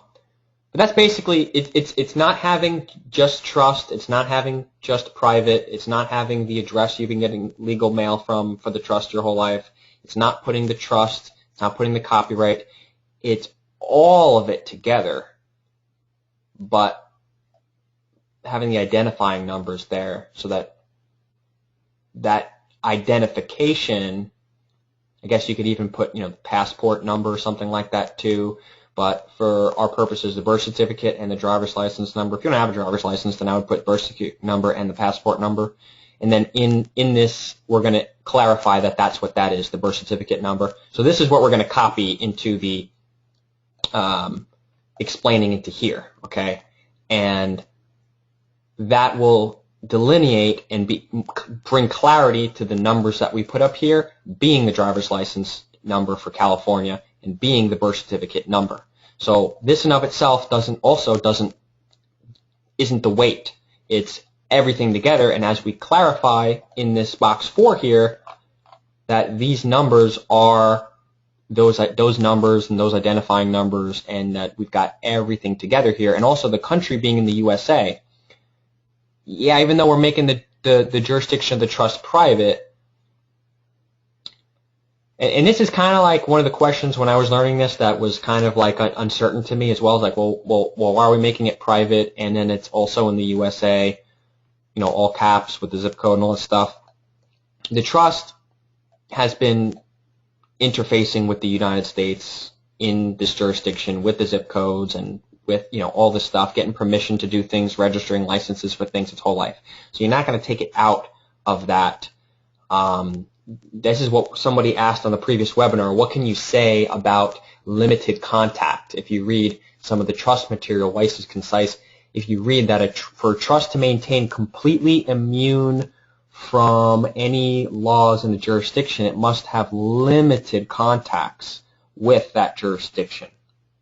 Limited meaning very, very scarce contacts. So since you've been getting mail with zip codes on it, thousands of pieces of mail your whole life, and filing registrations, driver's licenses, all these things, that's way beyond the scope of limited contacts. So you know what? It's actually going to benefit you by making the trust in the USA. That's not to say that it's still private, because there are no officers of the USA, corporate officers or whatever, as trustees anymore. And that'll be in a future webinar where you actually send them the notices and say you're not trustees anymore. This trust is taking control, and these are the trustees, okay? So it benefits you by creating that buffer by having this John Henry Doe Trust or another trust that is a U.S. person to be the buffer between you, the living man or woman who's not a U.S. person, and you, the living man or woman, does have that limited contact, and you're as far separated from that jurisdiction as possible. So I hope that makes sense. It's kind of hard to explain. You really need to read about trusts constantly in order to the more you read about trusts and the more that you read these documents, you read the security agreement document, you read the hold harmless document, you read the language that we're going to copy and paste into this financing statement, it's just going to come clear to you, and that's why we put you guys together with a study partner, because you're going to be the more you talk about it, the more you read about it, the more you listen to stuff on YouTube about it. That's good. There's a lot of junk out there on YouTube. Then the better you're going to to come along in your understanding of it. It just takes time sometimes to really comprehend and really deep down understand it. Let me just pull something up for a minute here. There's a really good piece of material on trusts that I want to recommend. All right, here we are. We're on, just a little side note. If you go on YouTube and you type in common law trusts, this one that comes up, common law trusts and asset protection, this is definitely something you should check out. There you go, okay? So I'm just going to leave that up on the screen for a minute. The Art of Passing the Buck, Common Law Trust and Asset Protection.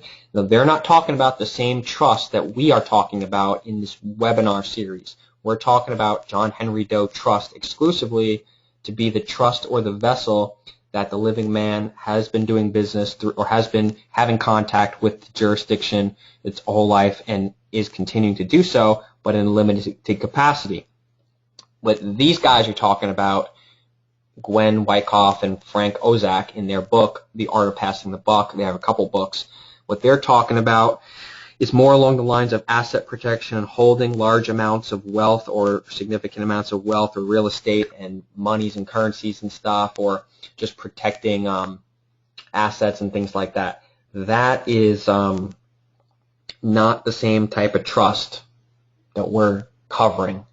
So that's going to be for like more advanced people after you get all your status and stuff in order, or you want to just go and explore the world of asset protection trusts. This common law trust stuff is very powerful. So make sure that you check this out if you're at all interested in this.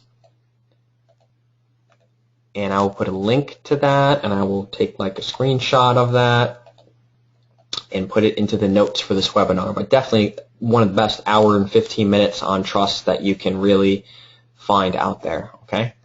So we're going to go to here. We're going to say the art of passing the buck, common law trusts. There you go. I pasted the image. That was pretty convenient. And then I'm going to paste the URL as well. So you guys will all get an email with these little notes on it, okay? Know what you'll need to study. Okay. All right, so back to the form. Sometimes people do something similar to this. Again, this is just an example. Additional debtor's name, John Henry Doe. Okay? So now you're saying that John Henry Doe, which is the name that you're probably going to be getting mail, you're probably going to be getting tickets in the name of John, like in other words, the powers that be, you're not going to immediately see this and recognize and start sending you mail in John Henry Doe Trust or giving you tickets or other lawsuits and things with John Henry Doe Trust. They're probably going to still try to stick you with John Henry Doe because they're just, I mean, it's a big corporation. They're not going to update their books and records and systems, and they want to recognize this, right? So you're probably going to have people try to contact your trust or you and say that you're John Henry Doe. But you want to say, no, that is a trust that's actually properly called John Henry Doe Trust. Copyright, right? And so anyone try to stick anything on you, the man, you, the woman, you're putting this notice that, hey, you're actually contracting with the trust, or you're actually attempting to contract or send a civil fine or notice of this or, you know, any notice. You're trying to send that to the trust because this is going on public record. This is being recorded at the Secretary of State for public record. So from the moment that's done, anyone send you anything with the name John Henry Doe, period, they're actually sending it to John Henry Doe Trust copyright, whether they know it or not. Pretty powerful, huh? But you have to put that additional debtor's exact full name. So that's the same thing. And then sometimes people also, they go and they write non-adverse, non-belligerent, non-combatant private foundation. So that you let everyone know you're not at war with the government, you're not at war with anybody, you're at peace. You know what I'm saying? Okay? Because if you do that, then you know, you let people know that you're not at war with anybody. You're not trying to go after the government or anything like that, and I hope that none of you guys are. Just let them be, and we hope that they let us be. Let them go and tax and fine and give tickets to as many people as they want. I don't care. You know what I'm saying? I may or may not agree with some of their policies, but let's opt out of as many of the policies as we don't need as possible and just live in our own private world and create private contracts between each other and create business between each other and just let me be. Let me be my own way. Okay, so, but I ain't at war with you. I ain't trying to like I ain't trying to convert 100 million people to become sovereigns. I don't care. I ain't trying to bring back the common law republic and have everybody take up arms and militias and all that stuff. Listen, guys, all those people wind up going to jail. Okay, so I hope you're not trying to follow with that. So just be your own private. You're not at war. Look up the definition of adverse, belligerent, combatant. You're not any of that. Okay, I hope you're not any of that. Okay, and private foundation. Look up what a private foundation is according to the IRS. I don't know if we have the time to really go into that right now, but it's a private foundation.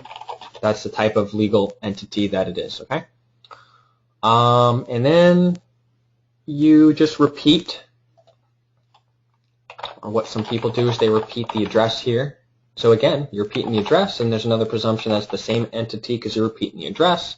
However, I must let you guys know that just because the address here is the same, and the address could be the same on the secured party, only you're going to have the, again, if you don't have a foreign address or a general post location, common law, general post, not general delivery, not a post office box, but a general post location, which is under the common law. If you don't have that or a foreign address for the secured party, yes, you can use the same address for the debtor.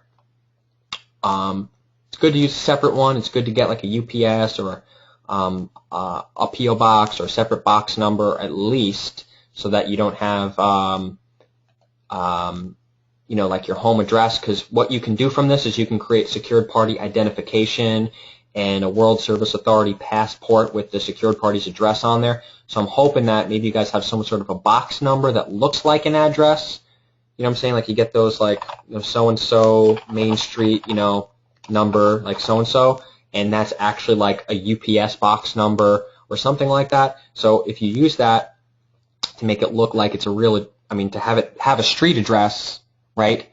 Because like applying for driver's licenses and things like that, I mean, they can give you a hard time, you know, passport, they're going to give you a hard time if you have a P.O. box on your identification. So try to get a P.O. box that's really disguised as a street address, okay? And there's lots of creative ways to do that. So put that down on your homework, P.O., you know, if at all, whoops,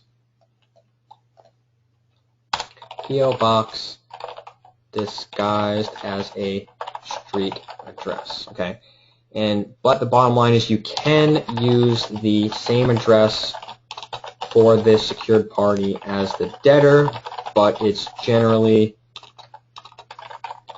recommended to create it separate, and especially for the purposes of not giving where you live or sleep on your identification. So again, that debtor address, they already have the debtor address or whatever, but you can be creating separate identifications and passports and stuff with the secured party address. So think in advance. Now you can always go back and do an amendment and change this, but if you are looking to do other things with the secured party's address, you got to use whatever address you put on here.